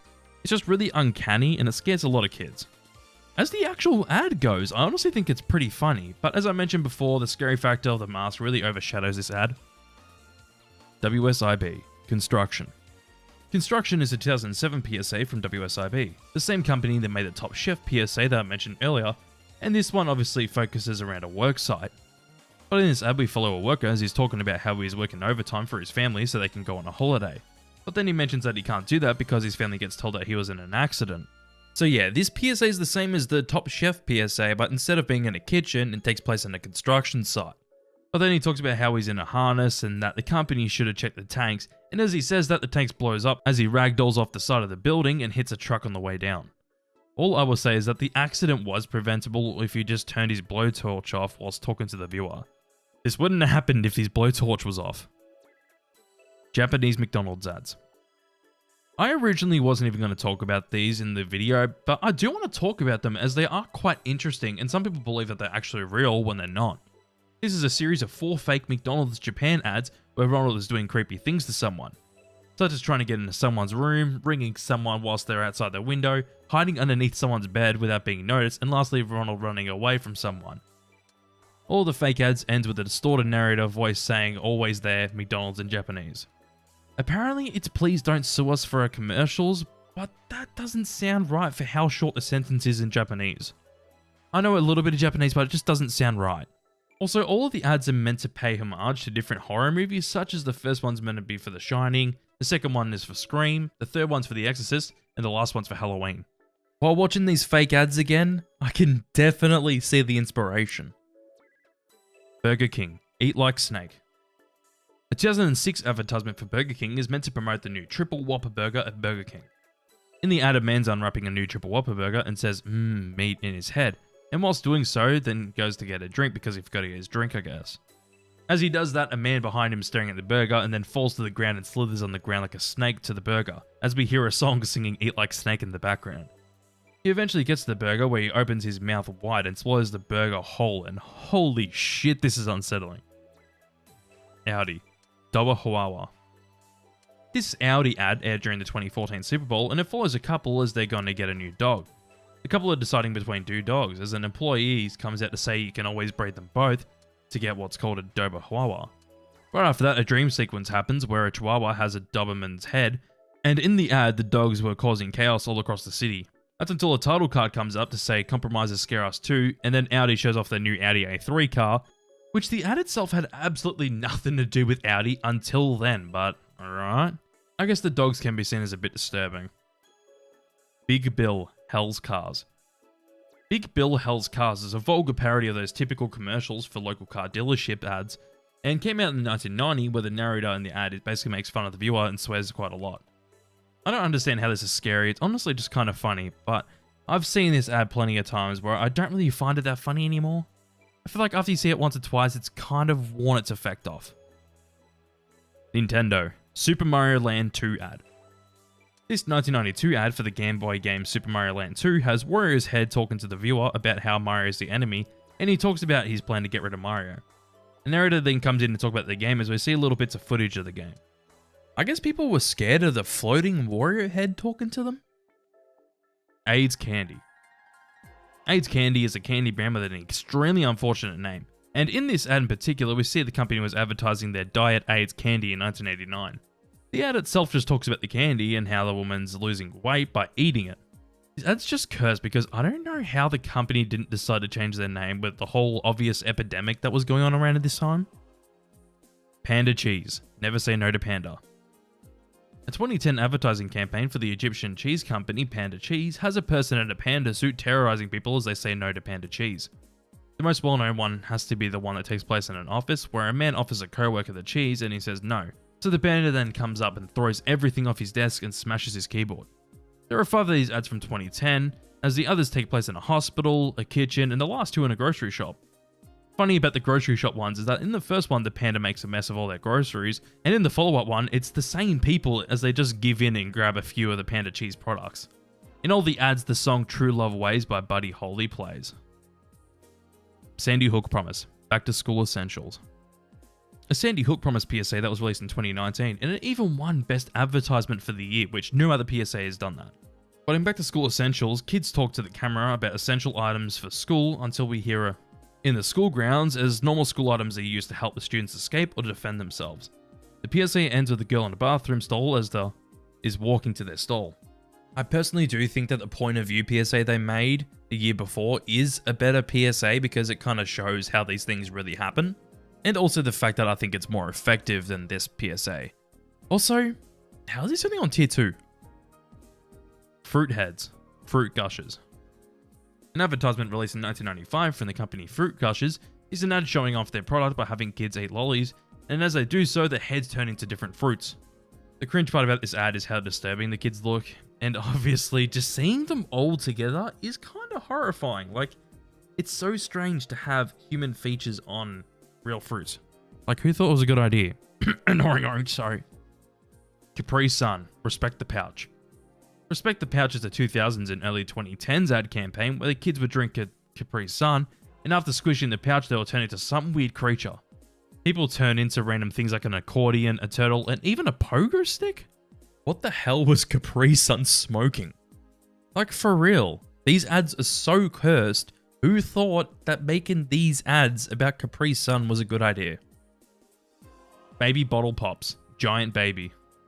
This is a very strange advertisement for the Baby Bottle Pops candy, and it has two giant babies sitting on a couch as two kids come into the room and see them with their baby bottle pops. The babies are rapping about the candy, and this is only a short 15-second ad, but god, those big giant babies are cursed. Who thought that two giant rapping babies was a good idea for this? I'm a Styrofoam Cup. This weird PSA from 2007? I'm actually not sure when this came out, but it has a can and a styrofoam cup talking to each other about how the styrofoam cup needs to go in the recycling bin. This whole PSA, well, if it is one, is out there to tell people to recycle it, and I just don't know what to say about this one. It's just really strange. Bam! Yo, I'm a styrofoam cup, yo! Wilkins Coffee. Wilkins Coffee is a company that made a bunch of short advertisements created from 1957 to 1961, made by Jim Henson himself.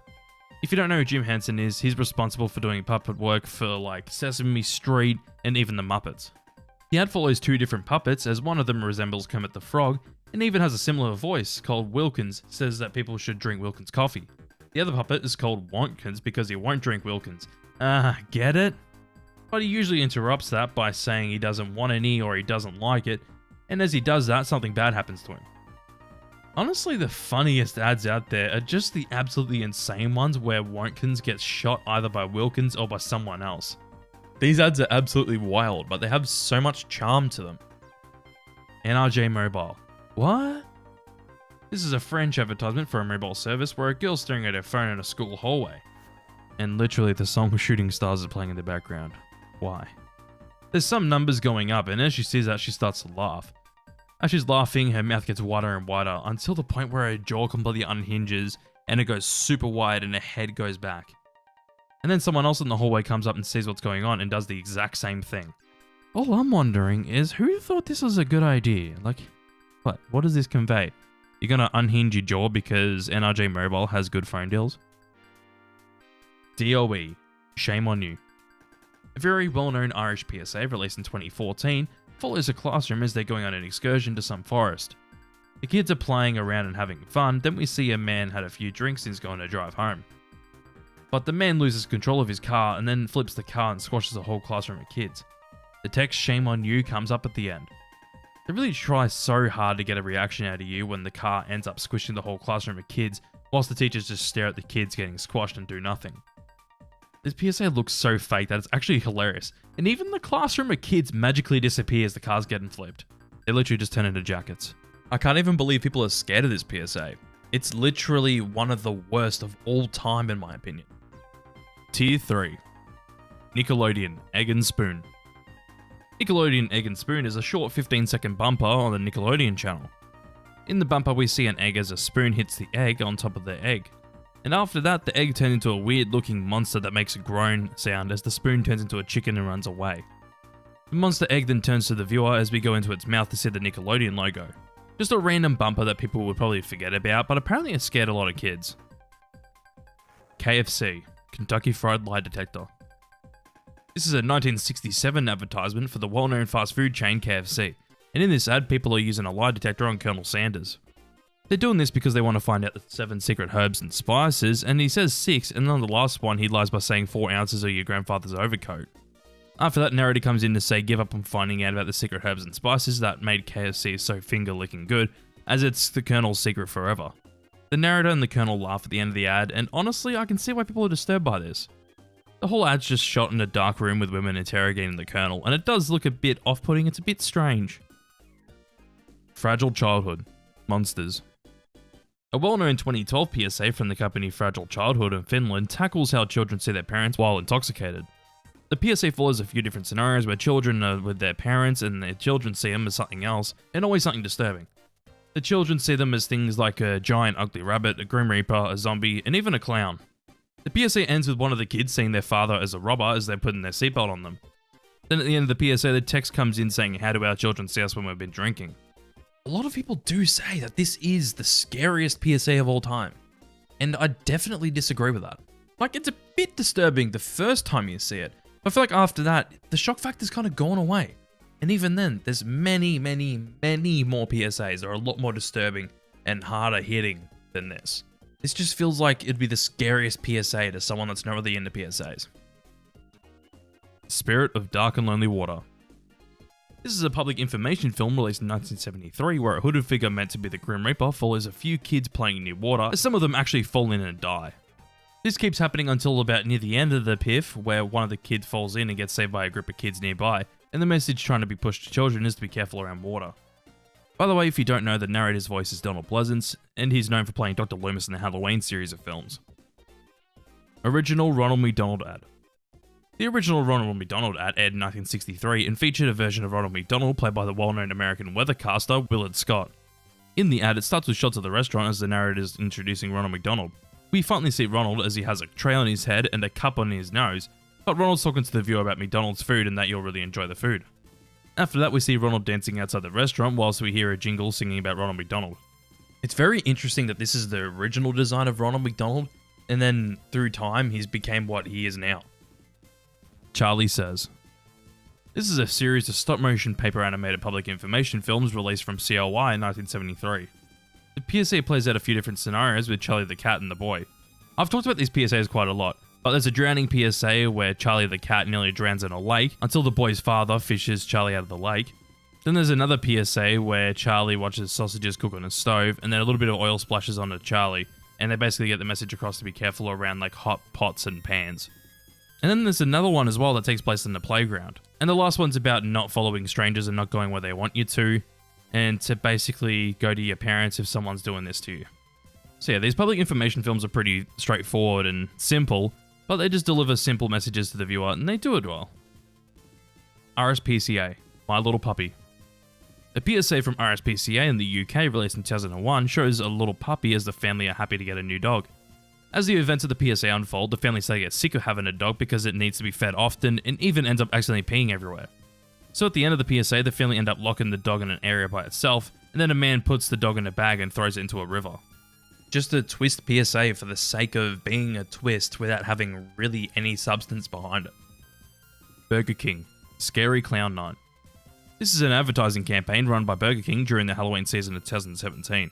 With the release of the new adaptation of Stephen King's It, Burger King thought it'd be a good idea to give the first 500 guests that go to certain Burger King restaurants a free Whopper if they dressed up as a clown. Apparently Robert De Niro directed this ad, which is really strange, but in this ad we see a kid go out at night as he steps on a clown horn. The kid keeps going on as he gets on his bike to ride down the road when he sees a clown behind him. The kid obviously panics about that, so he pedals more, and as he does so, he sees more and more clowns pop up near him. It gets to the point where there's so many clowns chasing after the kid that the kid gets to a Burger King restaurant and shuts the doors behind him. But when he shuts the doors behind him, there's more clowns behind him, as one of them says, "I want a Whopper." After the clown says that, the text, "Come as a clown, eat like a king," comes up. Yeah, some people just get scared of clowns, and I understand it because people were scared of it. So, in theory, this ad would scare them too. Doesn't really help that this ad shot like a horror film as well, so yeah, I understand it. Montana Meth Project. Montana Meth Project is a well-known anti-meth organization started in 1999. The company released a lot of anti-meth PSAs throughout the 2000s and overall made a lot of PSAs. Montana Meth Project's PSAs were shown to be quite effective when they started showing more the disgusting things that meth does to you instead of trying to completely scare kids. The company does have some great PSAs, such as Ben, Deep End, and Jessica, but they have some very strange PSAs like everything else, which is the only PSA I can ever think of that has a Korn song on it. I have a full video where I talk about Montana Meth Project and them in detail, their history and their campaigns and stuff, so card should be up on screen if you want to go check that out. NSPCC, Ventriloquist. This is an NSPCC PSA released in 2004 where a puppet girl's in a classroom with other kids. The teacher's asking a question to the kids but then asks Sally the question, who's the puppet girl in this PSA? And she obviously wants her to answer, but Sally doesn't know the answer.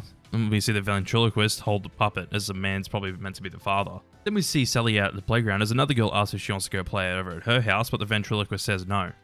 People are laughing at her on the bus on the way home, and then when she's home, we see that Sally isn't eating at the dinner table as the ventriloquist says that she's fine and that she isn't hungry. The text, "Children can't speak up," comes up on screen.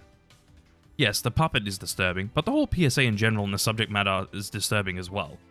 This could definitely be in a higher tier than where it is. Duck and Cover. Duck and Cover is a 1951 PSA trying to tell people to duck and cover when an atom bomb hits. Keep in mind that this was made about 6 years after World War II ended, so it does make sense why this was made. But the PSA does this by using a cartoon turtle called Bert the Turtle where he covers himself with his shell as ladies are singing the line duck and cover. We then get a narrator coming in to tell us to duck and cover when an atom bomb hits as we see footage of actors ducking and covering themselves. The PSA shows a few different scenarios where people duck and cover, such as having a picnic, at a school, and even at home. The little jingle comes back at the end of the PSA. There's a full 9-minute version of this public information film as well, but it's basically just the same thing, but just a lot longer, and then this version is a shortened 1-minute version of that. Jack in the Box, Clown Explodes. This is a 1980s commercial for the fast food chain Jack in the Box, where an old woman in the car is asking a group of men what they're doing with Jack in the Box. The men are strapping dynamite to Jack in the Box as one of the men tell her that he's going to go bye-bye. The grandpa says that Jack is cute, and one of the men says Jack being cute is in the past, as the men talk about the new burger for the restaurant. The grandma then eats the burger they're talking about, says that the food is better, and says that the food is better at the box, and tells the men to blow up Jack, as Jack gets blown to smithereens. Truth, unsweetened. A great PSA from a controversial American company, Truth, in 2011, follows a few hospital patients suffering the effects of smoking on a parade float. They're singing a song about how cigarette companies make tobacco taste sweet by listing all the flavors that they make until they ask why they make tobacco taste sweet. Text then shows up talking about how tobacco companies aren't allowed to make candy-flavored cigarettes anymore, but they still sell candy-flavored tobacco products in over 45 flavors. This PSA was made before Truth was absolute dog shit, and hey, I've even talked about this company in detail as well, so cards should be on screen at the moment. And to be completely honest though, nearly the past 10 years they've made shit PSAs. Tarako. Tarako is a Japanese commercial from the 2000s where an army of Kewpie dolls dressed in tarako, which is meant to be a Japanese seafood ingredient. They're all chanting tarako like tarako, tarako, as they're marching, and then we see the kid looking at them in shock. Which, hey, who blames her? I think everyone was shocked seeing this for the first time. But after that, we see a fork go into the spaghetti as the product comes up on screen and a narrator speaking in Japanese. The thing about ads like this in Japan is that they probably don't think it's weird. They probably think it's a normal Japanese ad. But because it's not our culture, we think these ads are weird. Halifax, Howard in the Class. Halifax made this advertisement sometime in the 2000s. I believe it was from 2002, where a horrible looking CGI man's talking to the viewer about loan rates and saying that some people spend up to 15% on them. The weird animated abomination then tells the viewer with Halifax you can get rates of 9.9% on your loans with them, and they also talk about how the big four banks charge anywhere between from 11 to 15%. The man then sings a cover of Who Let the Dogs Out by saying who pays you extra, and the kids in the class chant who to the song. Like, who pays you extra? Who? What the fuck? Denny's. Nanopus. This is a 2009 Super Bowl commercial for Denny's where they have a banana peel with googly eyes and a mustache sitting on top of a stack of pancakes, as people call the thing Nanopus. Then someone's pulling strings to make the banana peel move, and a voice meant to be Nanopus sings a song saying you can call him Nanopus as one of his eyes falls off. A lot of attention to detail in this ad, isn't there? But then a deal for Denny's comes up on screen where you can get a free Grand Slam at Denny's every Tuesday from 6 AM till 2 PM. Mr. Potato Head. Giant Head. Giant Head is an advertisement for the kids' toy Mr. Potato Head, and in this 1970s advert, a person has a giant potato head on, It barely even resembles the toy. But the man's walking down the stairs as he sees kids walk up to him, and he gives 2 kids brand new Mr. Potato Head toys, as the kids seem happy and excited about the toys. Kids play with the toys as they're showing off the different types of Mr. Potato Head, such as the Donald Duck version and a clown. The ad ends with the man with the potato head saying Mr. Potato Head toys from Hasbro. I'm really seeing a pattern where all of these like old ads, people get scared of them just because they're like old and vintage. But that's the thing though with these ads.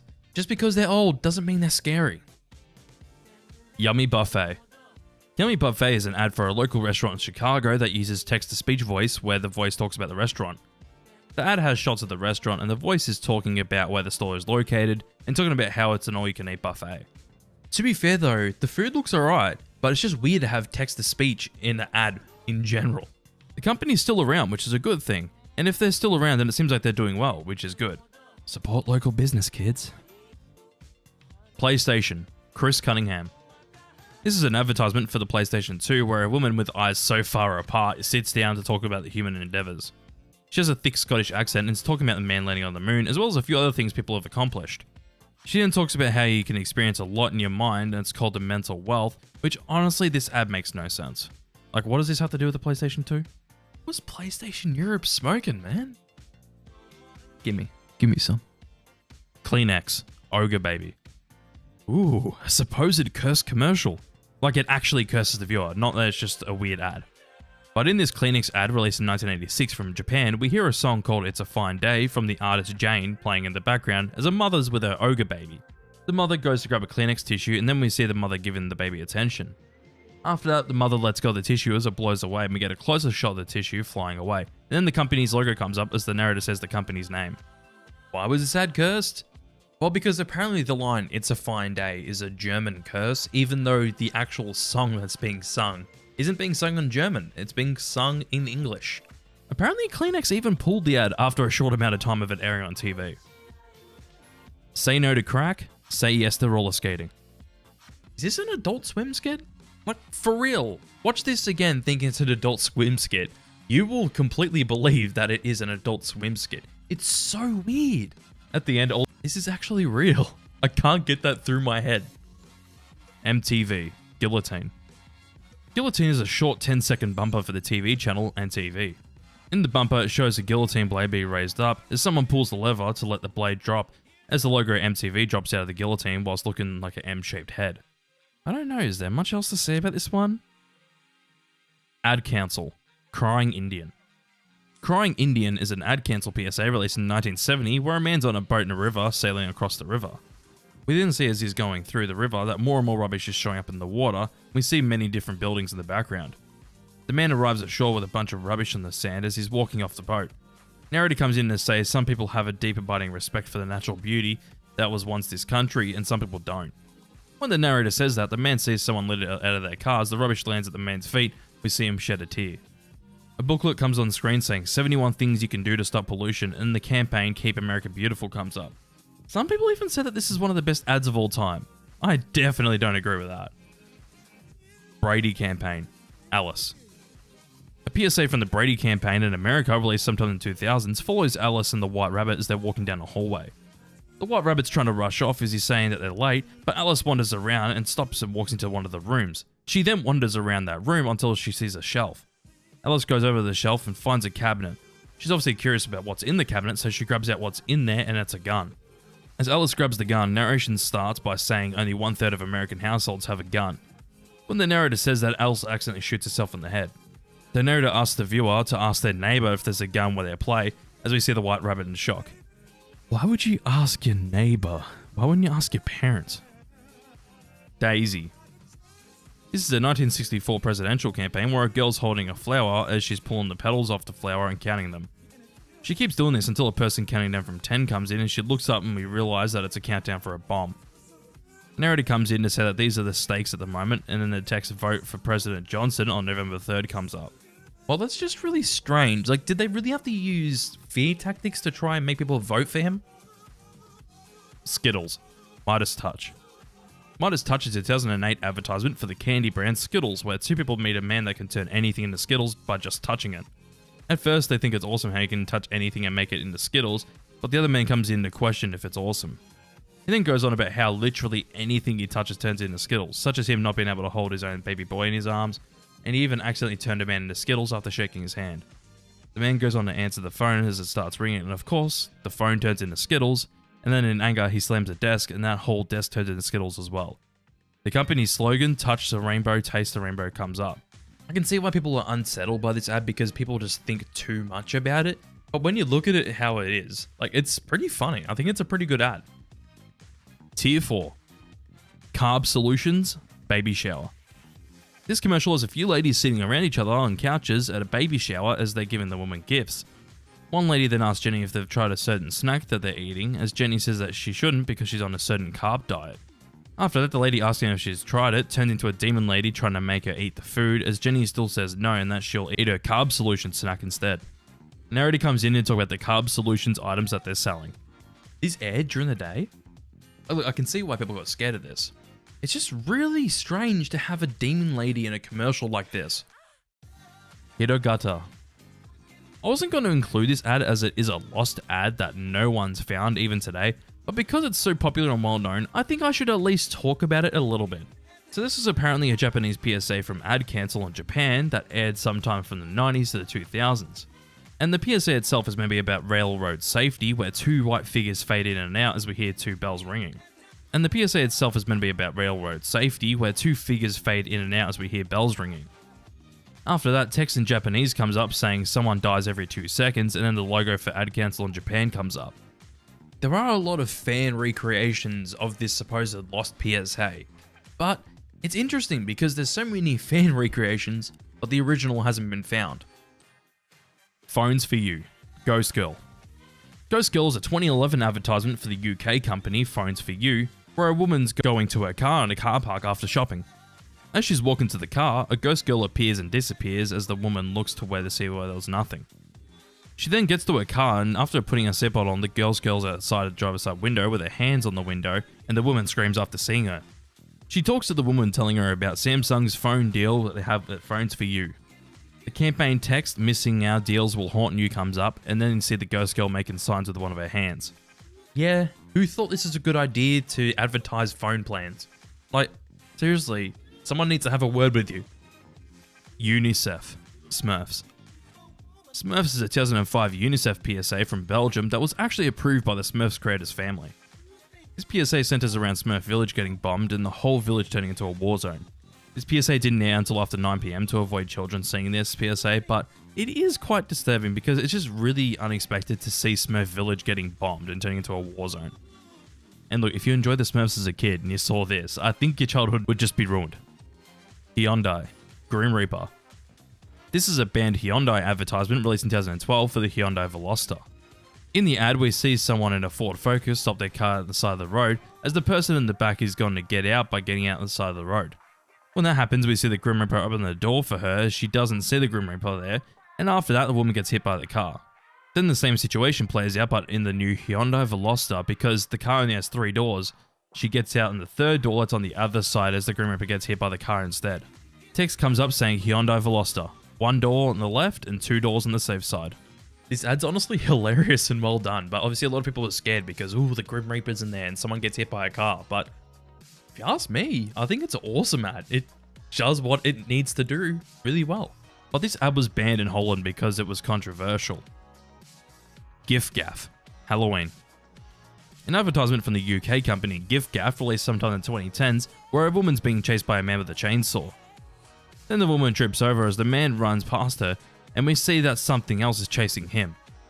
We see that it's a clown chasing him, and that the zombie's chasing the clown, and it keeps going on until we see people chasing each other set up a choir for their screaming voices. Am I missing something here, or is this really confusing?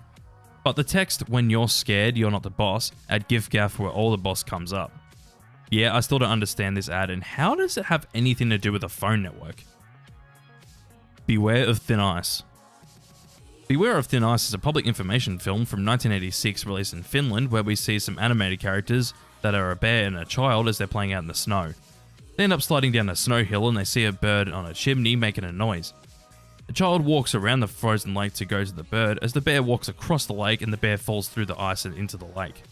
The bear is struggling to get out of the water as the boy comes and crawls his way over to get the bear out of the water. They then walk around the lake to get to the bird, but we see a few figures on the building and the kid and the bear walk in. The bear, when inside, has a blanket wrapped around him and hot water on his feet, and then after that all the characters form the shape of a number 2. The bear then says, "Beware of thin ice." This is honestly a bit uncanny in my opinion, but this is just another situation where old TV programs are scaring people because they're old. Crinkles the Clown. Crinkles the Clown is a 1956 advertisement for Sugar Rice Crinkles, where a man's dressed up as a clown, pops his head through a kennel of some kind, and says breakfast. But then he stands up to say he's hungry and goes over to a bowl of Sugar Rice Crinkles and has a spoonful as he's saying the best cereal is post-Sugar Rice Crinkles. Throughout the whole ad, Crinkles is just talking about the product and why it's such a good cereal and that you'll love the cereal more than every other cereal. The ad ends with the text, "Greatest cereal treat on earth." Another case of old TV programming scaring people. How many of these are we going to get? But with this one too, I do understand that people are scared of clowns, so I guess it passes, but hey, Crinkles is a homie. Eggo, Monster Girl. A 2001 advertisement for Eggo waffles follows 2 kids as they're sitting down eating breakfast, and the girl's talking to a toy doll. The other kid tries to steal the girl's Eggo because she seems to be distracted with her doll, and as he's trying to do that, the girl turns into a monster, telling the boy to not steal her Eggo. Obviously, the boy basically shat his pants, and then a narrator comes in and talks about Eggo waffles. Virgin Mobile, Stalker. This is a series of 2 ads where a woman's stalking someone named Brad. In the first ad, she's in a tree talking to the viewer about things she's doing to stalk Brad. She goes on to say the many things that she can do to stalk Brad with a new phone that she has for $25 a month deal through Virgin Mobile. In the second ad, she's in Brad's closet, basically doing the same thing as the first ad, but she can see Brad through the closet. The whole point of these ads is that the phone deal Virgin Mobile is offering is crazy, and they show that by showing someone stalking another person because that's crazy as well. Happy's Pizza, Friday. Happy's Pizza Friday is an advertisement showing off a new deal that Happy's Pizza has on Fridays where you can get 2 rib tips dinners or 1 pound jumbo shrimp for $9.99. The ad has this weird Pac-Man lookalike spinning a pizza, and then a narrator comes in to talk more about the deal. Also, I just found out that this company has over 65 locations in the US, but that makes me beg the question, why is this company spending so little on their ads if they have that many locations where they have a decent budget to make half-decent ads? Jolly Green Giant. This classic 1960s ad has a person in a field that's meant to be the Jolly Green Giant. There's a jingle about the Jolly Green Giant playing throughout the ad, and the giant gives some animated people things like beans that they're sorting out and cutting up. Then we see footage of beans coming out of the tin when someone's using a fork to scoop them out of the tin. The narrator's talking about how the beans are fresh, where they're literally putting shit like this in tins. But at the end of the ad, we see the animated characters riding a train with a few tins on the train as well, as the Jolly Green Giant grabs one of the tins. Mr. Yuck. I love this classic PSA. But this one was released in 1975, where we hear some weird music playing in the background at the start of the PSA as we hear laughing. Then we see Mr. Yuck as someone's talking about Mr. Yuck and how he's mean and green. The PSA breaks into a song talking about the dangers in the house as they show off the Mr. Yuck sticker, where it's a sticker to show kids that something is poisonous. The ad ends with pretty much what happens at the start of the ad as well. I don't know what to tell you, Mr. Yuck's a banger. Like, it is a little bit disturbing seeing the sick kids and stuff like that as the narrator's saying sick, sick, sick. But I love this shit. It's so good. Barambo 2. Barambo 2 is an advertisement from Iraq for different types of lollies. In this ad, we see cursed CGI abominations singing a song in Georgian, and I have no idea what they're singing about. Maybe they're singing about the product, but they go around a carnival doing different things, such as being on a carousel, going on the Dodgem cars, and at the end of the ad, the text comes up, which roughly translates to "Thank you, delicious caramel." Yeah, sorry, I don't understand this ad at all. Freddy Freaker. A 1988 commercial for the party freak himself, known as Freddy Freaker. Freddy Freaker! We see that he's a yellow goblin thing that constantly T-poses and just moves side to side as we hear the song that they made up for Freddy Freaker. The ad is advertising their phone line where you can ring Freddy Freaker to hear what? I don't know. He could just be trying to seduce you on the calls, and all I know is that it's $2 a call, and that was $2 back in 1988. Fuck that. But I know this little character became a meme a few years back as the channel Only Players talked about the party freak and even sold merch of the character on a shirt. Speaking about merch, over this holiday season you can get 10% off your orders with the code HOLIDAY10 on my merch store zachar.store. I have 3 exclusive designs as well as stuff with my logo on it. I have stickers, sweatshirts, shirts, and even hoodies. So remember, if you want to get 10% off your order, make sure to go check out zachar.store. Anyways, let's continue. RSPCA, how much is that doggy in the window? A PSA from 1987 made by RSPCA in the UK shows a dog looking at the camera whilst instrumentals of how much is that doggy in the window plays in the background. The camera slowly zooms up to the dog until a gun's pulled up the side of the dog's head and a voice says please give us £1 or we'll have to pull the trigger. This is a very controversial PSA for good reason, and later had a censored version that replaces PSA on TV just talking about how much it costs to take care of a dog. Which, why didn't they do that in the first place? Nasonex, B.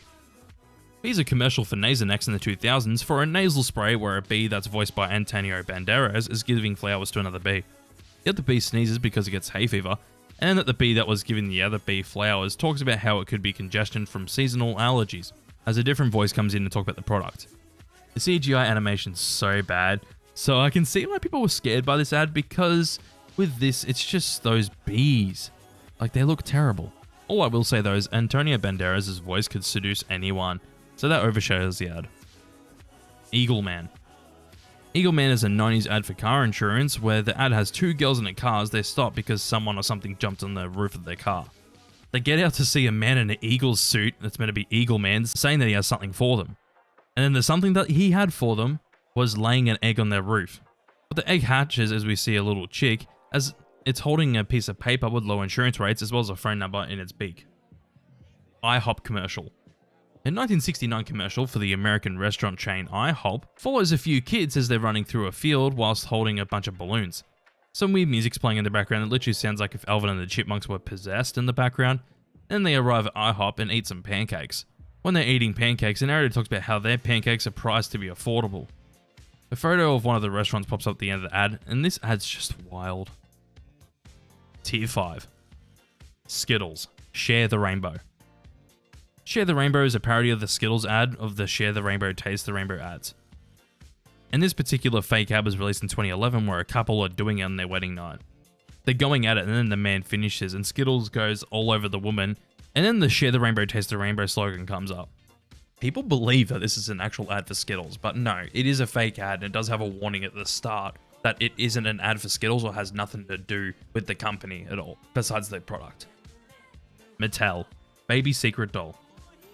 A 1966 advertisement for a Mattel baby doll that whispers into your ear secrets.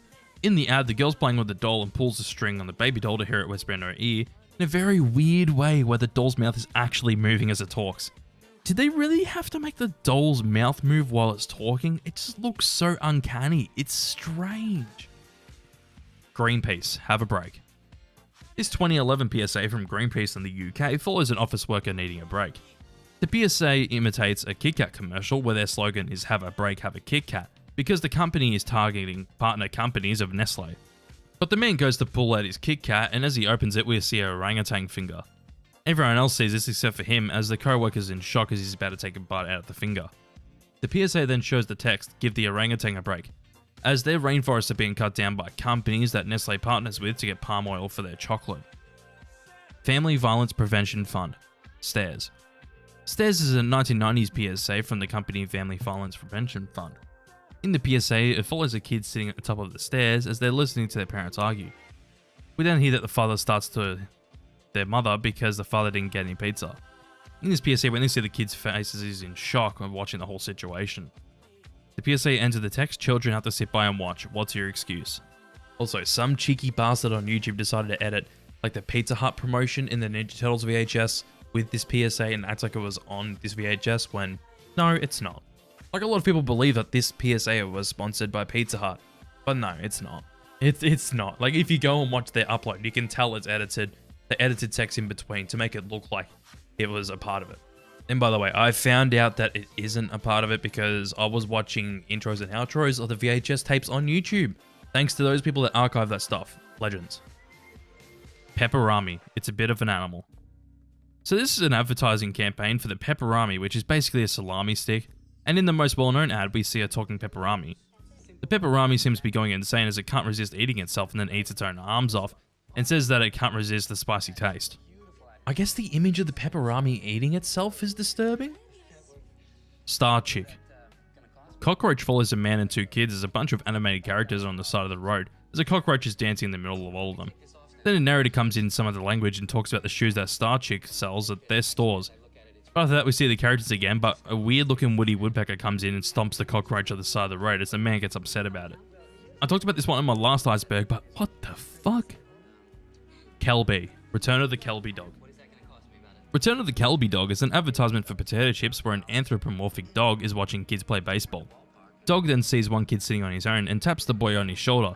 The dog then tries to encourage the kid to play baseball as the kid throws the ball in the other direction. Another dog grabs the ball and gives it to the boy, and the anthropomorphic dog grabs it out of his mouth and gives it to the boy to throw him as he throws it in a different direction. Then both dogs go and chase after the ball and they get into a fight.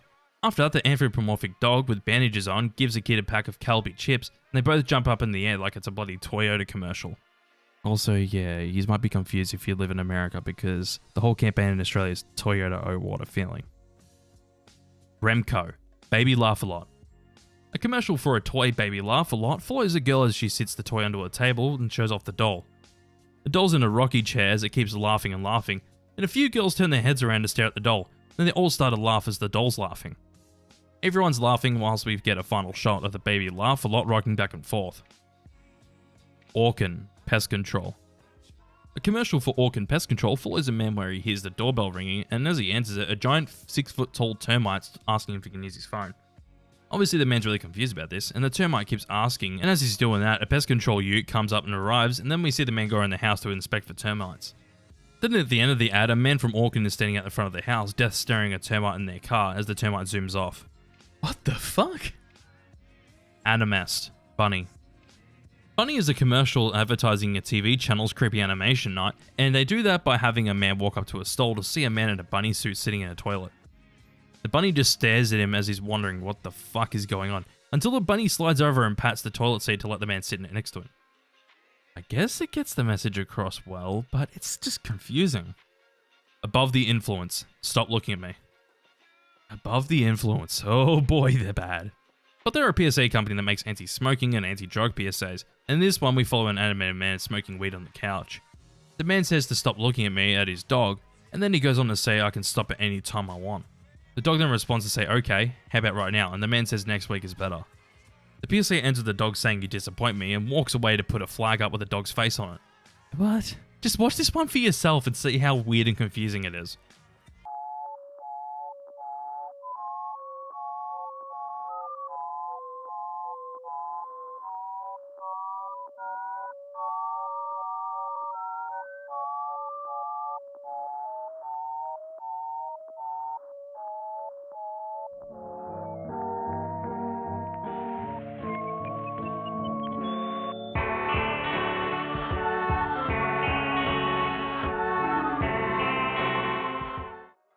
Pop-Tarts, Yeti. A 2003 commercial for Pop-Tarts follows a Yeti talking to someone about the new chocolate fudge Pop-Tarts and how they're good.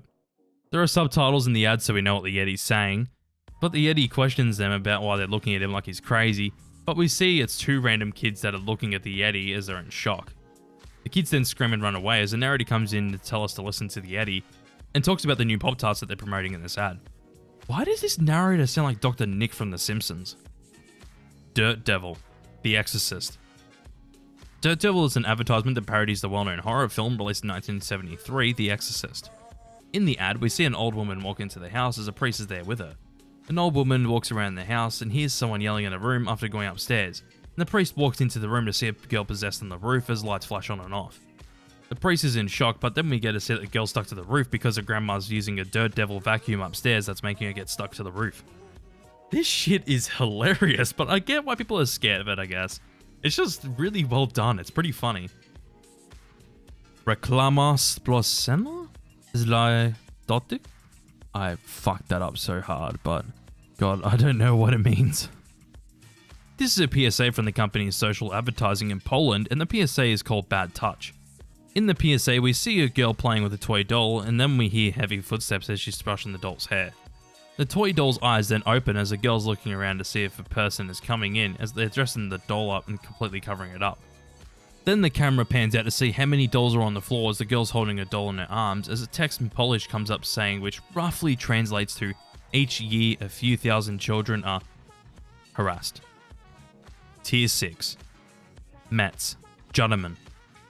Gentleman is an advertisement from the year 2000 for an alcoholic beverage called Mets, and in the ad we see a puppet walk on stage as the camera focuses on the moon. Then we see the same puppet as a real person walking around a snowy forest as we hear some music and a little rhyme about the gentleman in the background. The gentleman's trying to sneak up on some traveller that is walking around through the forest and eventually gets right in his face as he holds a small bottle of Mets. After that, the traveller follows the gentleman because the traveller wants the Mets bottle. They go all the way through the forest until they arrive at a place where lots of people are drinking Mets bottles. The traveller drinks one, then turns into a puppet being controlled by a puppet gentleman. Weird, but also pretty damn cool with some really nice set design. Turok Evolution. This is an advertisement for a game called Turok Evolution, where a man's walking out of his house and as he talks to his neighbour. The man's walking out of his house to pick up a newspaper outside his house, and as he's walking back he hits his foot on a sprinkler as a bit of blood is coming out of his toe.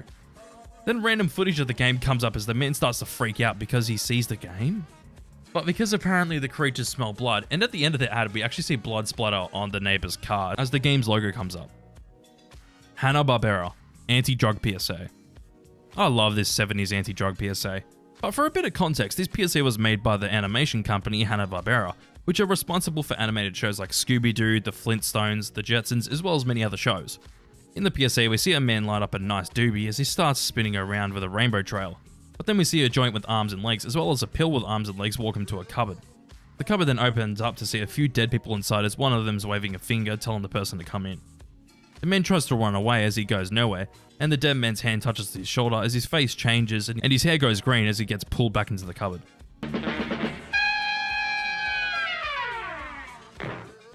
Partnership for a Drug-Free America. Cleaning Girl. A PSA released from Partnership for a Drug-Free America in 1997 shows a girl on meth scrubbing her house clean with a toothbrush, whilst a jingle about meth is playing in the background. We then see images of her in a corner as she's looking at her skin and eventually trying to itch imaginary bugs out of her skin. There's an alternate version of this PSA with a different sounding jingle that still has the same lyrics as well. American Cancer Society. Smoking Fetus. Smoking Fetus is a 1984 PSA released from the American Cancer Society to make people aware of the dangers of smoking whilst pregnant. They do this by showing a fetus smoking in the womb as a narrator comes in to ask if you would give a cigarette to your unborn child. They go on to say every time you smoke you do exactly that. American Cancer Society's phone number comes up at the end of the PSA. Crusher. Kittens. How did this ad scare anyone? It's just photos of cats playing instruments as one of the images of a cat sings a song in the ad. It's honestly just a cursed ad for a drink called a Crusher, where it makes it easier to make milkshakes in 4 different flavours, and those are chocolate, banana, strawberry, and raspberry. There isn't really much to say about this one besides from the ad just speaks for itself. Cat's Eye. Pest Control Jingle. 2012 commercial for Cat's Eye Pest Control where a cat is looking through a fridge. We then see a few different animals preparing for something, and we even see an ant army. And don't worry, all the CGI animated animals are absolute monstrosities. But there is a pest alert for these horrible looking things, and they go to get rid of all the pests in a house as a jingle for Cat's Eye Pest Control is playing as they're getting rid of the pests. Monkey on their back. Ooh, one of the first examples of a jump scare being used at all, or even the first example ever. But in this PSA from the 70s, we see a simple monkey clapping its hands together as a girl talks about how people that do heroin have a monkey on their back. Isn't it cute? Right after that, the girl says, isn't it cute? The monkey jump scares the viewer with the funniest jump scare I've ever seen. It's interesting because this is apparently one of the first examples of the jump scare being used in media. Capital One. Troll. A 2002 advertisement for Capital One where a man's fighting a troll in a house as their partner's asking if they're still doing the bills. The man and the troll wrestle as the man says he's wrestling with the credit card balance, obviously trying to show how struggling or dealing with the credit card rates. Then the woman comes down the stairs to dropkick the troll, and then tells the partner that they switch to a Capital One credit card and the troll then shrinks down as the woman flicks it away. Narrator comes in and talks about the Capital One credit cards, and at the end of the ad we see a hand put a pencil up the troll's back end. No joke, this is how the ad ends. Like, what? Prevent gun violence. The monster is real. The Monster is Real is a 2014 PSA released from the company Prevent Gun Violence in the United States. In this PSA, we see a kid is there snooping in a closet and he sees something and runs away and hides under his bed. The mother tells him to get out as the boy doesn't want to as they saw a monster in the closet. We then see that the boy's staying up late at night because they're scared of the supposed monster in the closet, but the parents come in to tell him that there's no such thing as monsters and for him to go to bed. The next day after walking past the closet, the boy snoops into the closet to find a gun sitting on top of the set of drawers. The boy grabs the gun and inspects it and then accidentally shoots himself in the head with the gun. The text, "The monster is real, 1.5 million US children are living with unlocked loaded guns," comes up on screen. Well, talk about a twist ending, holy shit. Lurpak Aardman ads. This is an interesting set of ads for the Butter brand Lurpak, where the animation studio responsible for Wallace and Gromit, Aardman Animation, animated these ads. The full ads themselves are still lost, but there are segments of the ads up on YouTube with people that worked on the ads narrating them. In the ads, a block of butter turns into a person and does some kind of activity, which usually ends in the butter person talking about the butter. NSPCC Cartoon. This 2002 PSA from NSPCC in the UK follows a cartoon boy being by his father at home. It's played off like a cartoon because the cartoon boy gives very exaggerated reactions to that is endured on him, such as getting a massive cartoony style bruise on his head, and at one point his whole head's on fire. The whole PSA builds up until the boy is in his room and his father approaches. The boy's scared and backs himself into a corner until he soils himself when his father picks him up. The boy runs away until the father catches up to him and throws him down the stairs. Then it's revealed that it was a real boy thrown down the stairs, as the text, "Real kids don't bounce back," comes up. It then ends with the text, "If you think a child's being do something." Also, it's apparently supported by Microsoft. Stay Out and Stay Alive. Stay Out and Stay Alive is a public information film about staying out of old mines and staying alive. The whole thing's actually 24 minutes long, and it's basically the whole piff is talking about how mines are very old and very dangerous, and you shouldn't go wandering through them, you should just stay out. They talk about many different abandoned things to do with mines, such as the mines themselves, sticks of dynamite, and even old abandoned buildings, and how you should definitely stay out of them. The piff doesn't show any deaths, but there are people talking about those events where people do die from exploring these type of places. Tier 7. TV3 Horror. A 2008 Irish advertisement for the TV channel called TV3. In this ad, we see a band playing a song as they're cut off, and the woman gets hit by one of the guitarists and is bleeding to death. And then after that, everyone attacks everyone, and even the drummer slices a person's head in half with a cymbal. But it's funny because after all that, the drummer just casually goes back to playing the drums. Was this actually an ad for a horror channel? I really don't know. Teletoon Baby. Teletoon is a TV channel, and in this ad called Baby, it's a bumper for the night station where we see a stroller sitting outside at night. We then see like a big rock thing with a fake face on it as it starts to move, and then eventually a mouth opens it and rips and then covers the camera. The text Teletoon then comes up on screen. This is like if Pee Wee Herman had a bad acid trip. Montana Meth Project, ER. ER is a Montana Meth Project PSA released in 2011 where we see a girl staring at the camera as she's being moved on a stretcher in a hospital. Obviously ER stands for emergency room, so the girl's being taken to the emergency room as we hear her narrate the ad. She says, "If I had asked, would meth make me become an addict? Or can you really lose it on meth?" We then see her freaking out on the stretcher as she keeps on narrating. She goes on to say, "Or if I had asked, would meth become the only thing I care about? I wouldn't be asking." Ad cancel. Crashing glasses. So this PSA is a part of the Driving Can Kill a Friendship PSA campaign that aired throughout the 80s. And in this PSA we see two glasses of wine as they're approaching each other. The narrator talks about how when friends don't stop friends from drinking and driving, friends die from drinking and driving, as the two wine glasses smash together. We then see another set of glasses do the same thing with the car crash sound effect over it again. As it's about to happen for a third time, a third hand comes in to stop one of the glasses from crashing into the other. And then we see the text, "Drinking and driving can kill a friendship." Montana Meth Project, Kevin. Another Montana Meth Project PSA, but this one was released in 2010, and it follows a kid named Kevin narrating the PSA, talking about a person that got addicted to meth. They first mention where they went to school where they beat up their best friend.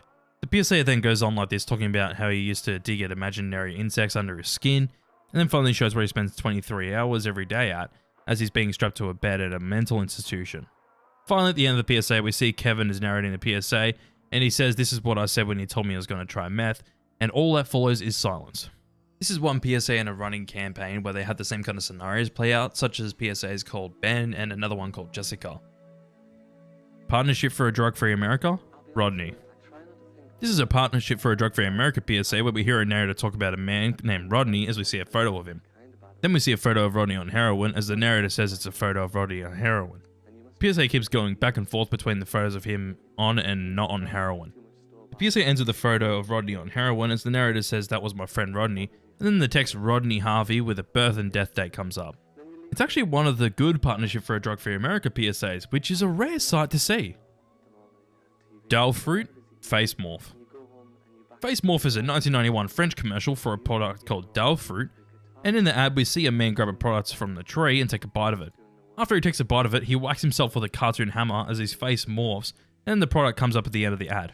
I am very confused about what the hell is going on in this ad, but alright. Amazon. Human Face Dog. A Japanese Amazon commercial for Amazon Prime where a dog has a man's face is talking about Amazon Prime Video as the dog's doing normal activities. There isn't much else to say about this ad besides from saying it looks cursed, and it reminds me from Korn's music video for the cover of the song Word Up. Which, let me say, the music video is so fucking weird, but the song's a banger. Mr. Soapy. Mr. Soapy is meant to be a Japanese commercial for a company named Misawa, which I assume they're meant to make a soap product. But in the ad, we see a mouth over a bar of soap as they're talking to us saying that they are Mr. Soapy, and that the most important thing to do to not get sick is to wash your hands. Then a man in an army outfit finished up in the toilet as Mr. Soapy says remember to wash your hands, but the man just brushes it off and starts to walk away. As that happens, the bar of soap hits him in the face and knocks him out, and then we see him knocked out as Mr. Soapy reminds us to wash our hands. At the end of the ad, we see the same man that got knocked out using Mr. Soapy to wash his hands. Lucozade NRG. Desmond the dog. This is an advertisement for Lucozade energy drink where a woman's singing about Desmond the dog, which is a puppet dog, and walks up to the lady. The lady then talks about the Lucozade NRG drink to Desmond and lets the dog try some. After the dog tries some, he turns into a CGI dog that starts to dance and move on his own. As the woman's scared of it, she tries to jump out of the fake window.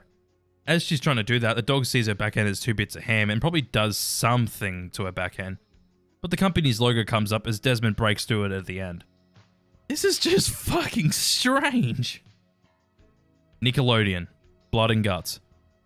Okay, so this is apparently a lost Nickelodeon bumper where a thing that's meant to be blood is singing as the guts are farting.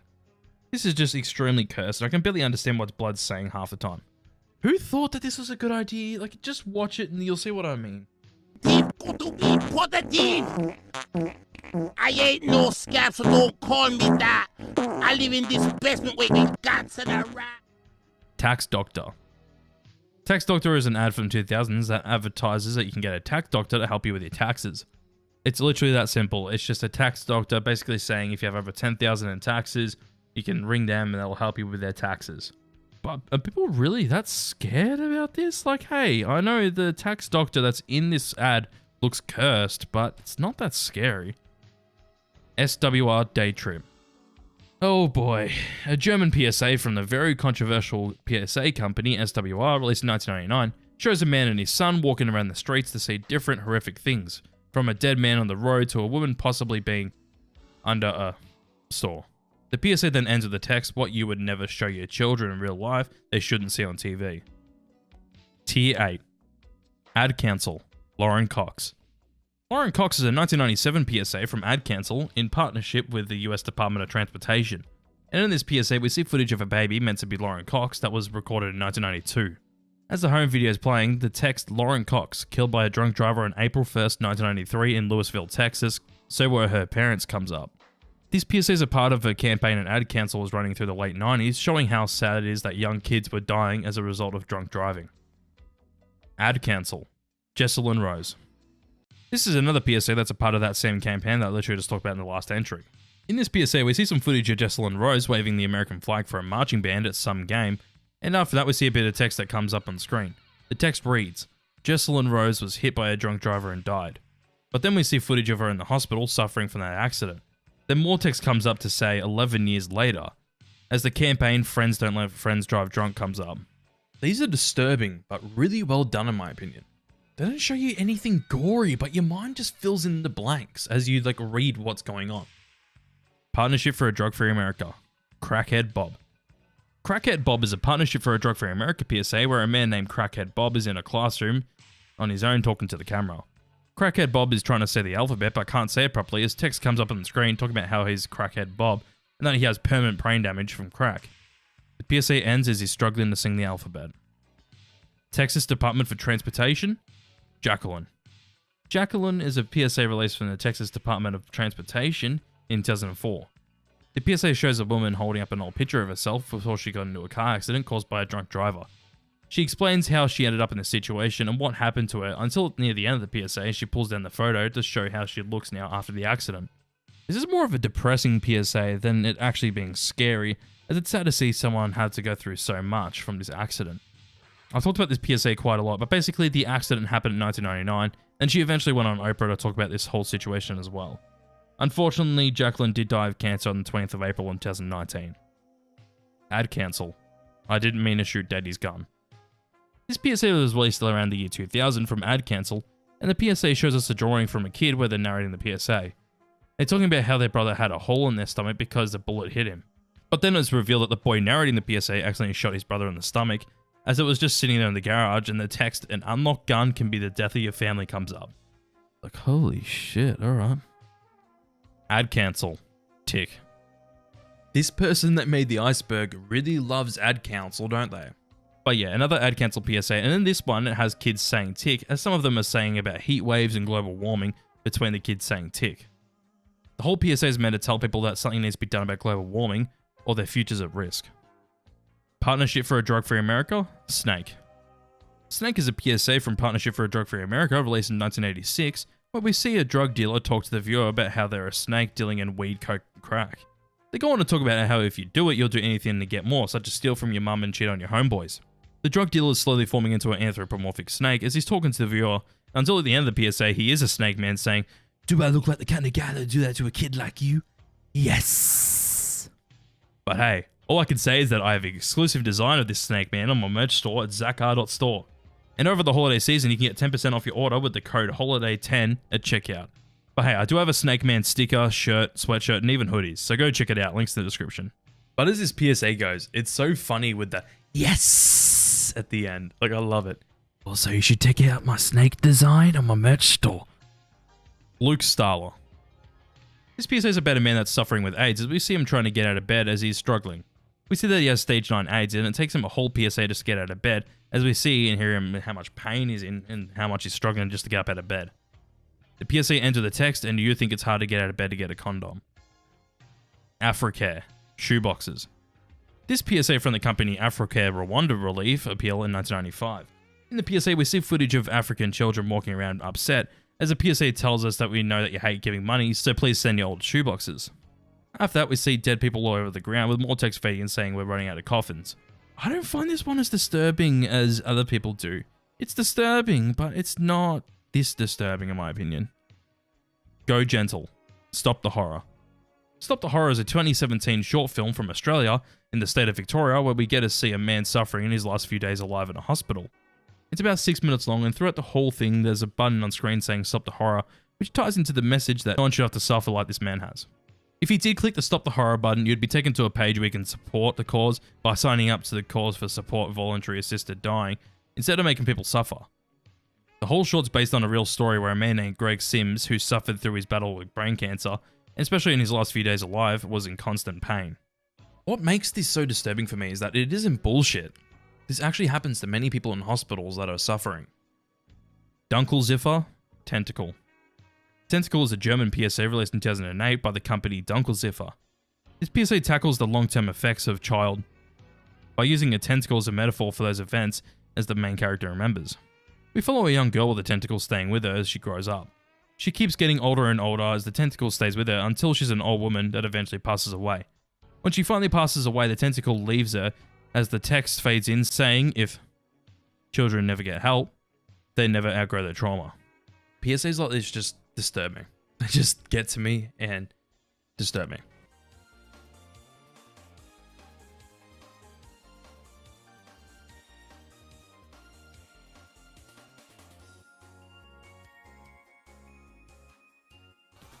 Tier 1.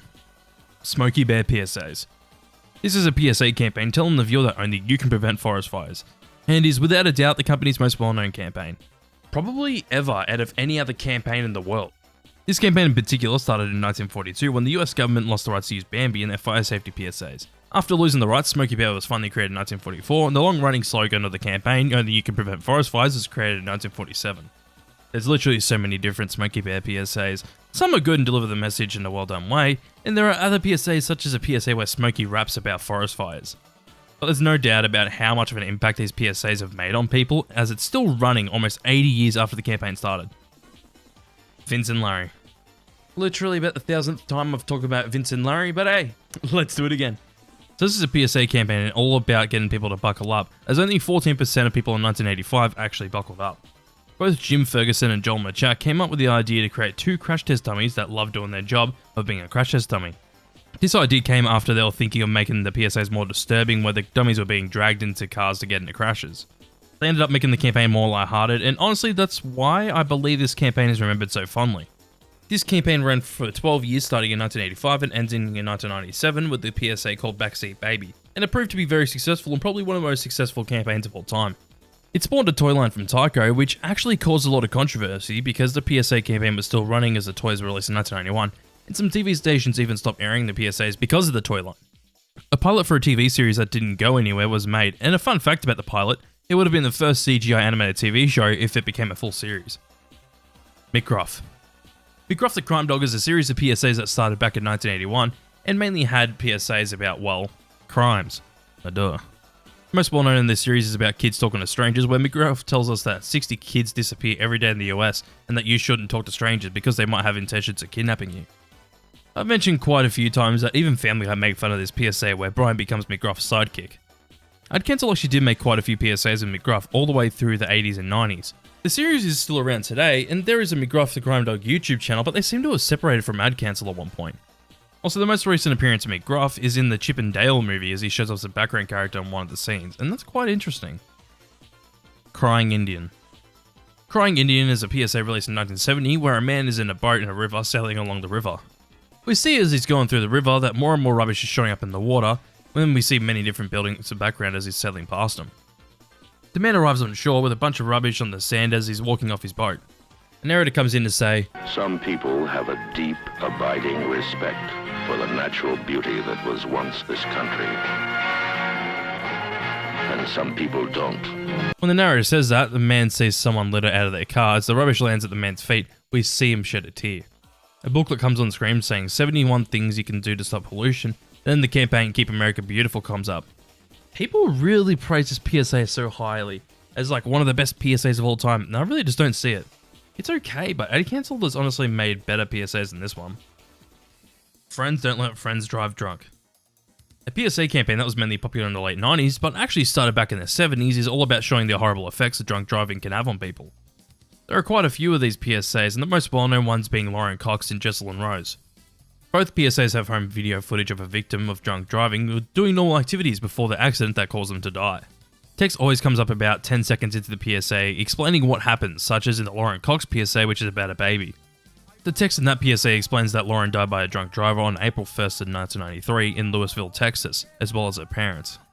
There are a few others, such as PSA having glasses smash into each other as the campaign comes up to the end, and even a Star Wars PSA released in 1979 set in Mos Eisley Cantina from A New Hope.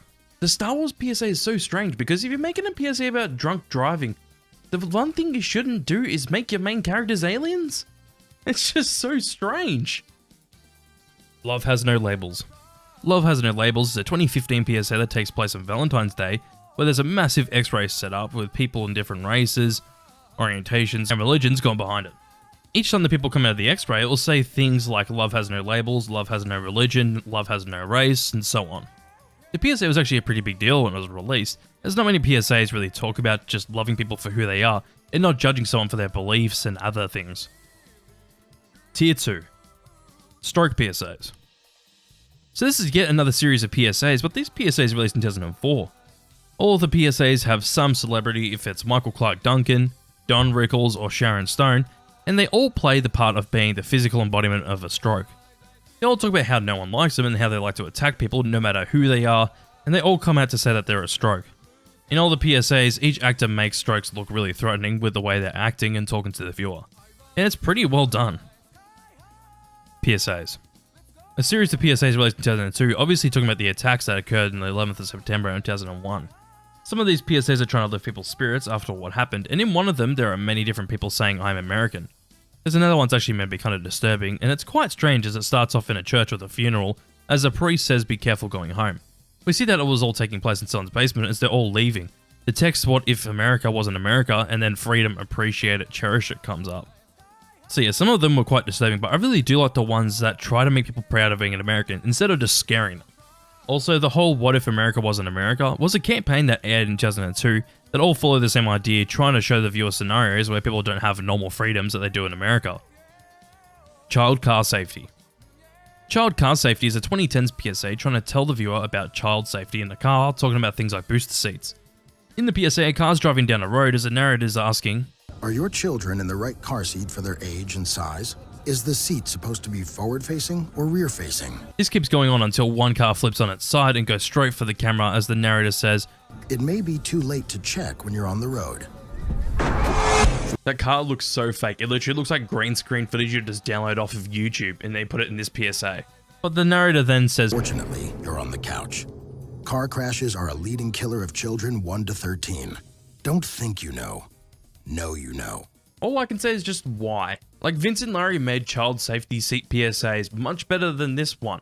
So why even make this one? An unlocked gun could be the death of your family. A series of PSAs that came out in the 2000s? I'm not sure, but the PSAs are right to tell people to make sure to lock up their guns so kids don't get access to those guns. The most well-known one in this campaign is by far the "I didn't mean to shoot daddy's gun" PSA, where a kid tells a story about how he accidentally shot his brother in the stomach.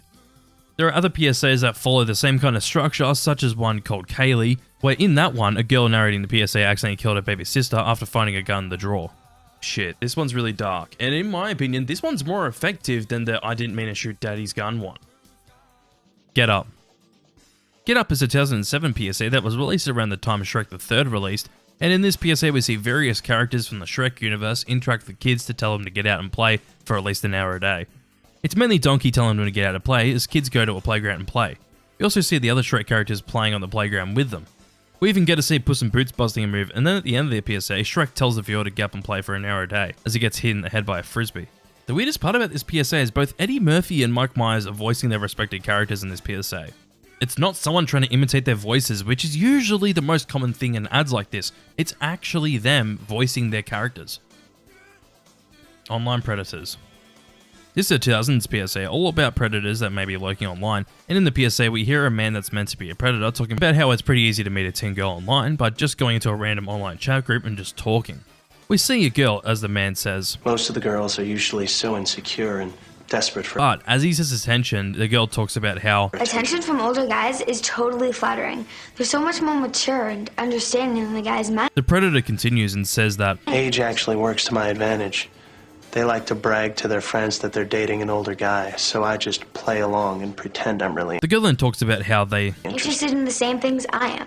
You can talk forever and really get to know someone without worrying about looks or whatever. That's the best thing about... The predator talks about how chatting seems unthreatening to them, so they lower their guard. After a while, I start talking about how we're soulmates and how lucky we are to have found each other. And the girl says that other people don't understand. I know what I'm doing. If you really care about each other, there's nothing wrong with... We then see the predator as he talks to the viewer about how meeting them is the goal, and that things get interesting when they meet them. The narrator talks about how online predators know what they're doing, as the text "don't believe the type" comes up. See More Smoke. See More Smoke is a PSA about smoke detectors released in 1996 that even has Gilbert Gottfried voicing the smoke detector. In the PSA we see kids in a kitchen as a toaster is smoking. The smoke detector's coughing and the kids look up to ask who the smoke detector is. See More Smoke introduces himself and talks about how the more smoke he sees, the more noise he makes, and he says that he sees more smoke coming from the toaster. The kids realize that they left toast in the toaster that's actually causing the smoke, and the kids thank Seymour for telling them. But Seymour says that it's his job, and that he makes this certain noise when he sees it. And let me say, that moment's horrifying. Seymour ends the PSA by asking the viewer how many smoke detectors the viewer has in their house, and that you should count them, and that a smoke detector should be sitting right outside your bedroom. Word pictures. A 1989 PSA has words like dumb, pathetic, and stupid written on a piece of paper by a child displayed on the screen, as kids are saying things like, "You're pathetic, you little brat." The narrator comes in to say, Child abuse is also known by some other words. The narrator comes back in to say, Words like these can hit as hard as a fist. A pretty simple PSA, but I quite like it as it's effective. Camping. Camping is a PSA about... Well, honestly, I have no idea besides it having something to do about teachers telling better stories than everyone else. It's strange, but the PSA has people at a campfire as one person asks a lady how's work going. She then goes on about some story about an outbreak of a virus, and that eventually all the living were dead by the time they learn a lesson about how quickly viruses spread. For real, can someone please explain to me what the hell this PSA is actually meant to be about? I really don't know. Can someone please help? The text. A 2009 PSA shows a car accident as the person in the accident narrates about how they wish they could go back and change it all. We then see that he was texting as he was driving, and he says, I would. We then see different things happening in his life as he's talking about how he wishes he could go back and change it all. And in the scenarios, everyone else just stares at him at the end of each scenario. The PSA ends with a shot of his eyes as he says he can't change what has happened. Family Violence Prevention Fund. A series of 2 PSAs made in collaboration with the Family Violence Prevention Fund was released sometime during the 90s. The 2 PSAs are called Neighbours and Stairs. In the Neighbours PSA, it follows a couple in bed as they can hear a couple arguing in the apartment above them. We then hear that the woman is being abused, as the couple in bed don't do anything about it and try to go to sleep. After this, text fades in saying that it is your business. In the Stairs PSA, it follows a kid sitting at the top of the stairs as they're listening to their parents argue. We then hear that the father starts to abuse the mother because the father didn't get any pizza.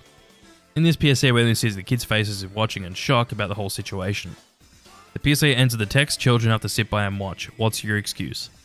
I mentioned previously that some devious little devil tried to pretend that this PSA was on the VHS tape for TMNT, like the first Teenage Mutant Ninja Turtles movie.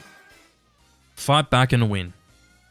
Fight Back and Win is a 2002 PSA about fair housing, and in the PSA we see a nice house as text comes up saying this could be a home of your dreams with calm music playing.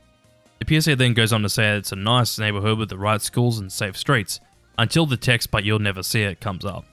Music changes to be more unsettling, and then the text if you're not the right race comes up as the narrator says that racial steering is illegal. If you think you've been a victim, call the National Fair Housing Alliance. We'll respond within 24 hours and help you take action. T3. National Guard and Reserve. This is a PSA campaign that was running during the 80s and 90s, saying that the National Guard and Reserve are an important group and that if people are going to help the country, companies that the people are employed to should let them go help their country. There's quite a few of these PSAs around, but they all just show how people are helping the US military, and after doing that with the National Guard and Reserve, they go back to their normal lives. It's on us. We can. I honestly find it strange that this PSA starts off with Casey Neistat. But this whole PSA has people that are representing the campaign. Telling us that it's on us to tell the viewer that they are to tell people when their drinks aren't safe. So yeah, this campaign's tackling the issue of people spiking other people's drinks, and that people need to speak out when they see it happen to someone's drink before something serious happens to them. It's a pretty simple PSA that just encourages the viewer to let people know when people spike others' drinks and to make sure they're safe. Earthquake PSA. A PSA that features Dwayne "The Rock" Johnson? But anyways, this PSA is all about earthquakes as it first shows some random footage of some movie he's in. I don't know, there's a million fucking Rock movies that seem exactly the same. But then The Rock himself is sitting in a movie set talking to the viewer about earthquakes, and that what you see in movies is one thing, but what you see in real life is a completely different thing. The Rock then explains that just because you can't predict when earthquakes will happen doesn't mean you can't prepare for one, as The Rock gives the viewer the advice of drop, cover, and hold on. I know that this would have been, and probably still is, a big issue in America, and hey, it's just a simple and well done PSA. Matches. Matches is a 30-second long PSA released in 2019 all about lung cancer. In the PSA, we see a set of lungs made out of matches as the narrator talks about, you quit smoking and thought, that's that. After that, the matches on the lungs start to light up as the narrator talks about, here's the thing about lung cancer. By the time you see the symptoms, it could be too late. We see the lungs burnt up, but then they go back to how they were at the start of the PSA as the narrator talks about how, but now, there's a new scan that can detect lung cancer early. And they encourage people that have just quitted smoking to go and get a scan. Prevent child abuse. A series of 3 different PSAs released sometime in the 90s or 2000s, as they all show something as a narrator talks about the normal use of these things and what people expect from them. Then a narrator says something else, such as, to someone else, it's a place to make a kid shut up and listen. To someone else, it's a place to teach a child a lesson he'll never forget. Or basically just hurt or traumatize them. The whole point of the PSAs is for people to do something about the massive issue before it starts or whenever they can. Small Step Campaign. SmallStep.gov is a PSA campaign from AdCancel that encourages people to change ways they do things in their life for their health. All the PSAs follow a different scenario where people find body parts. All the PSAs follow different scenarios where people find parts of the body that seem to be overweight, such as stomach, hips, double chin, and even those fat ass cheeks. I'm pretty sure this was only in 2004, but I may be wrong. They basically use the ideas to stay healthy that are on the website and make a PSA out of it to convince people to do some of those steps. Do you still like me? This is a 2003 PSA about the fair housing campaign I talked about earlier. And in this PSA, we walk into an apartment room where someone's sitting down saying, "Let's play a game." The man then goes on to say, "Let's pretend for a moment. You own an apartment building, and I want to rent from you." They then go on to say that, "I have a steady job, I make a good salary, and have a good credit history. Would you rent your place to me?" Then he changes into a different person of a different race and then says, "How about now?" He then keeps changing into different people of different races, asking if your opinion is the same or has it changed. He then asks things like, "Or a last name that sounds foreign. What if I have a disability? What if I'm a single parent?" As he asks again if you'd steer him away. A narrator then says that the Fair Housing Act protects your right to live where you want. The Boss. The Boss is a PSA made in collaboration with the company That's Harassment, and it's all about workplace harassment. In this PSA, it follows a boss played by David Schwimmer and a worker played by Zazie Beetz. There's a full version of this PSA where the boss can't figure something out, so the worker fixes it for them, then they obviously chat for a little, and then the boss comments about their earrings and goes in for a kiss. Obviously she's not comfortable with that at all, and he tries to act like it wasn't a bad thing that he was doing. The PSA ends with the text, "If you're a victim of harassment or assault, or you know someone who is, ring 1-800-656-HOPE. This is one of a few different PSAs, but in the other PSAs they take place in different places, such as like in a shop and at the doctors and stuff like that. Science of childhood trauma. A 30-second PSA from 2016 has a narrator talking about the science of childhood trauma and how it works in the brain. They talk about how the more neural connections are created in regions of the brain that involve fear, anxiety, and impulsiveness. Then they say that the good news is the young brain is malleable, and fostering stable, supportive relationships can prevent or help reverse this damage. And that you can learn about changing minds through their site. Unique. This is another PSA released in 2016 that is for changing kids' minds, but this one centers around someone talking about how no one should have to go through all the fights and violence that happens in the world. They talk about how one of their friends was stabbed and other horrible things that really impact young minds and make them more aggressive. Another person then says that the kids have something to say but aren't being listened to, as we see the text saying that your everyday gestures can help them heal. Then after that, the changing minds image comes up at the end. Journey. Journey is a 2013 PSA that follows a bottle as it travels around to different places. The bottle keeps rolling around different places as someone is talking about the bottle, saying, "Called me a piece of trash and swore that's all I'd ever be. At the end, the narrator says, But I didn't listen." As the dog rolls the bottle along until someone comes up and puts it in the recycling bin, and the narrator says, "And now, I am what I've always wanted to be." As we see the bottles recycled into a bench. Hashtag do the vape talk. A PSA released in 2022. Oh god, I was literally about to say 2023 because this year only just started. But in this PSA, it has a dad talking to the viewer about how kids are vaping and they can't let it happen to their kid. His dad talks about how it's awkward to talk to your kids about the dangers of vaping, so instead he decides to take different approaches to get their attention and talk to them about it until he gets the fucking backpack kid to do a TikTok dance with him to try and get his daughter's attention. I be flossing.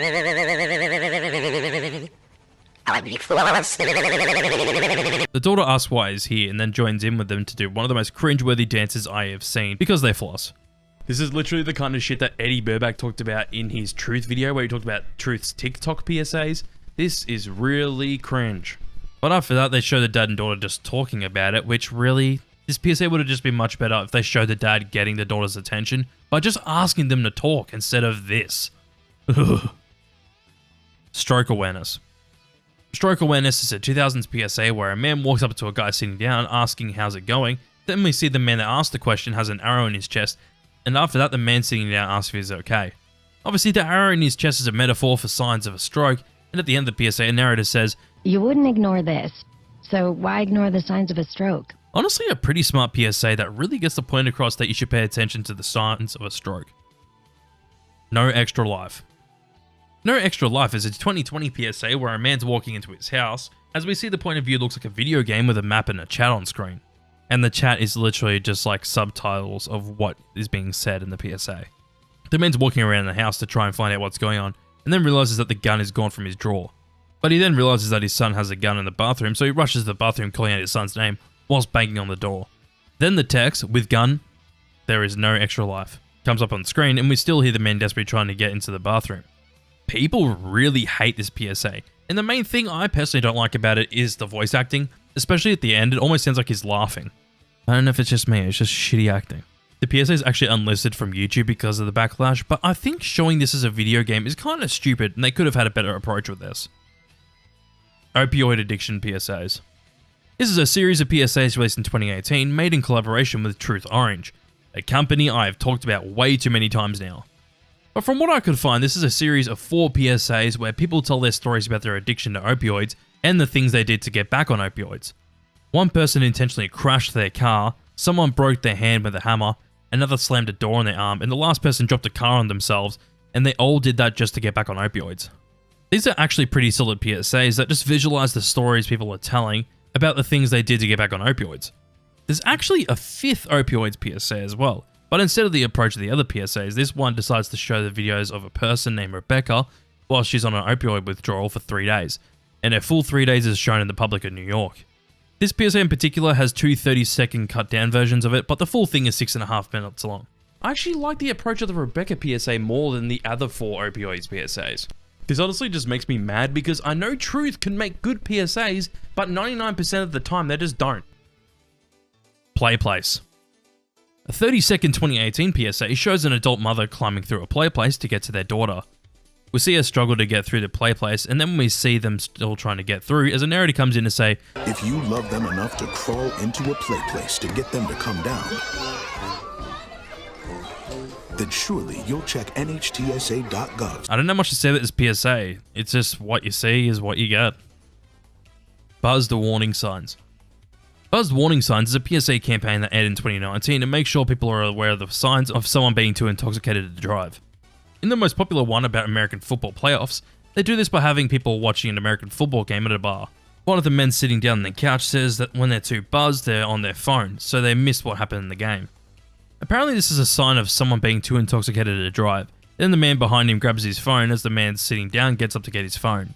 The text, "Buzz driving is drunk driving," comes up. What is this PSA saying? For real, wouldn't it be a better idea that he has his phone so he can get an Uber home instead of trying to drive home? Seatbelt. A 1999 PSA where a couple is in bed and the lady asks if their partner can get up and get some ice cream. The man gets up to check to see if they have any in the freezer, but they don't, so they have to get their keys and go to the store to get some. As the man's going out to drive and get some ice cream, a narrator is saying, "Some things you just can't do without. It happens every night, all across America." After he says that the man's reversing out of his driveway, and as he's about to drive forward, a car crashes head on with his before he even got his seatbelt on. The text, "Didn't see that coming, no one ever does," comes up on screen.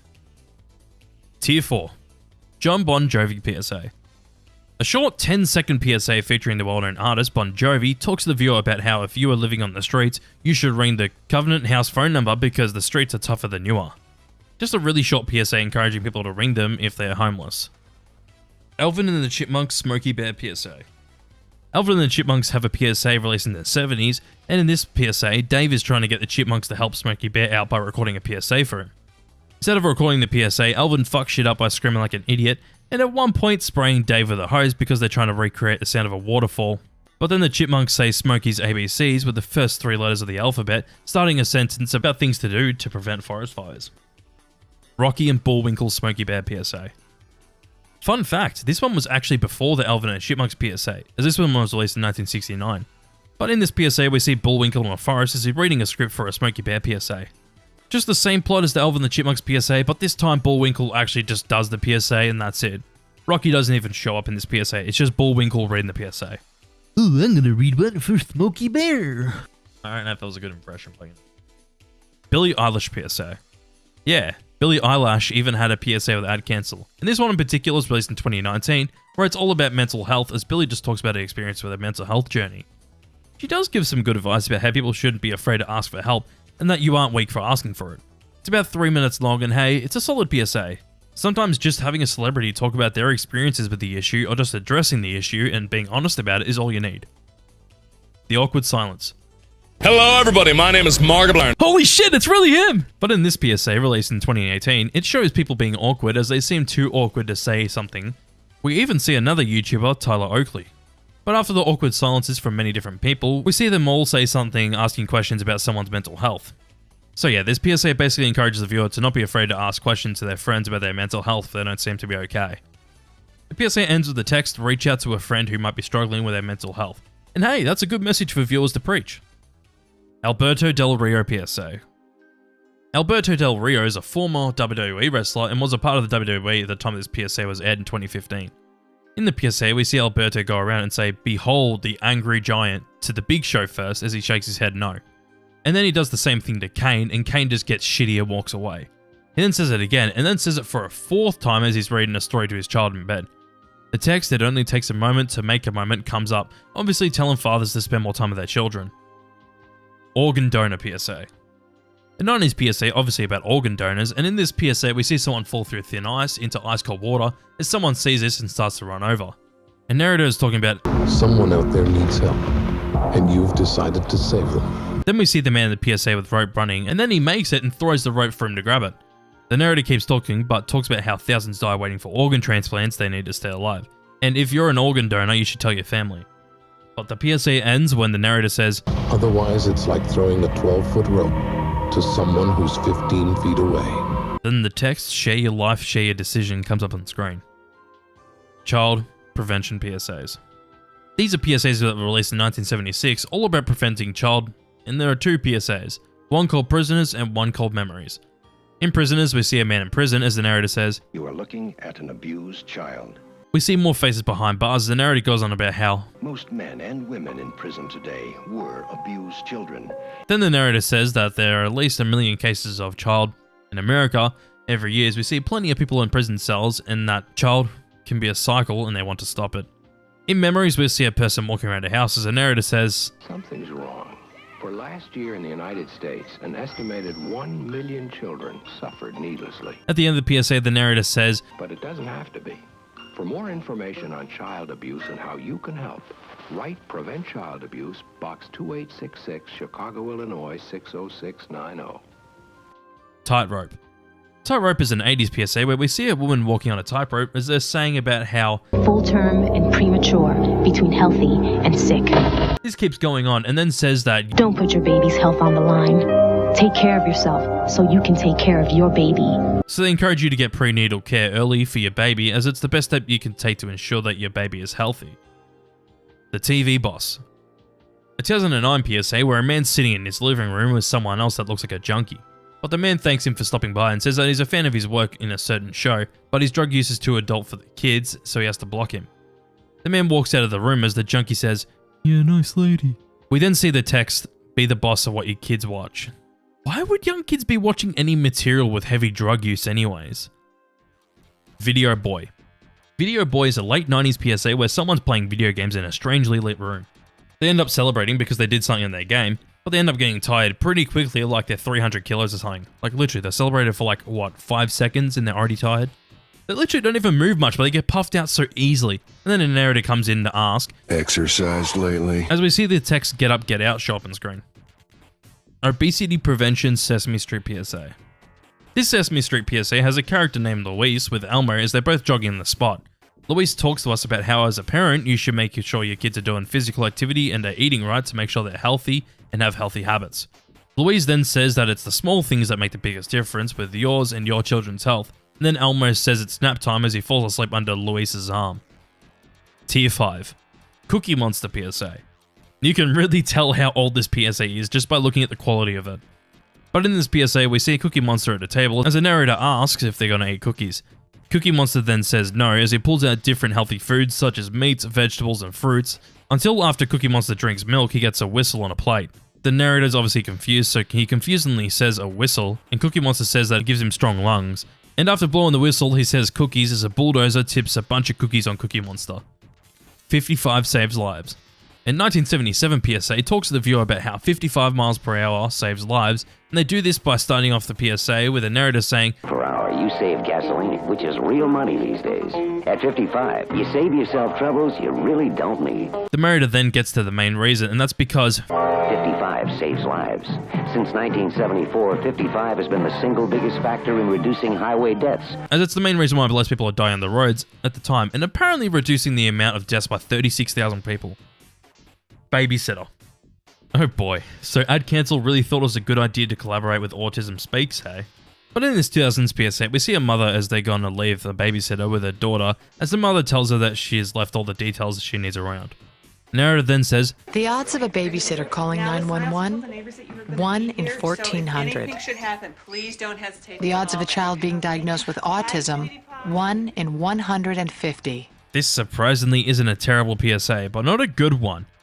All I can ask though is, what does babysitting have to do with autism? Did they literally just use this just to have a comparison? SUV. A 2009 PSA follows a family in a car as one of them in the car smells something funny, and the narrator talks about passing gas. Everyone hates the smell and they all cover their noses, and this is how the PSA ends. "Kids shouldn't be exposed to secondhand smoke.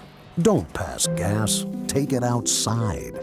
Yeah, man didn't shit his pants, he was just smoking in the car, and honestly, I understand why they would cover their nose for that too. Cigarettes fucking stink. American Car. American Car is a 1975 PSA where people dance to a car with an American flag on it as they get in the car. The whole PSA has people talk to the camera, encouraging people to carpool as less people are on the road when people carpool, and the song's being sung throughout the PSA about carpooling. Did there really need to be a PSA about carpooling? I sure as hell don't think so, but hey, obviously Ad Cancel thought in the 70s that they needed to do that. Big Daddy. This is really strange, a PSA with fucking Godzilla in it. Yes, this is real. But we see Godzilla spending time with their child as the song My Best Friend from BG Studios is playing. But the footage we see on screen is from the 1967 Godzilla film called Son of Godzilla, and in this clip we see Godzilla's having fun with their son. This is until the narrator comes in saying you don't need to be bigger than life to be a good dad, you just need to spend time with your kids.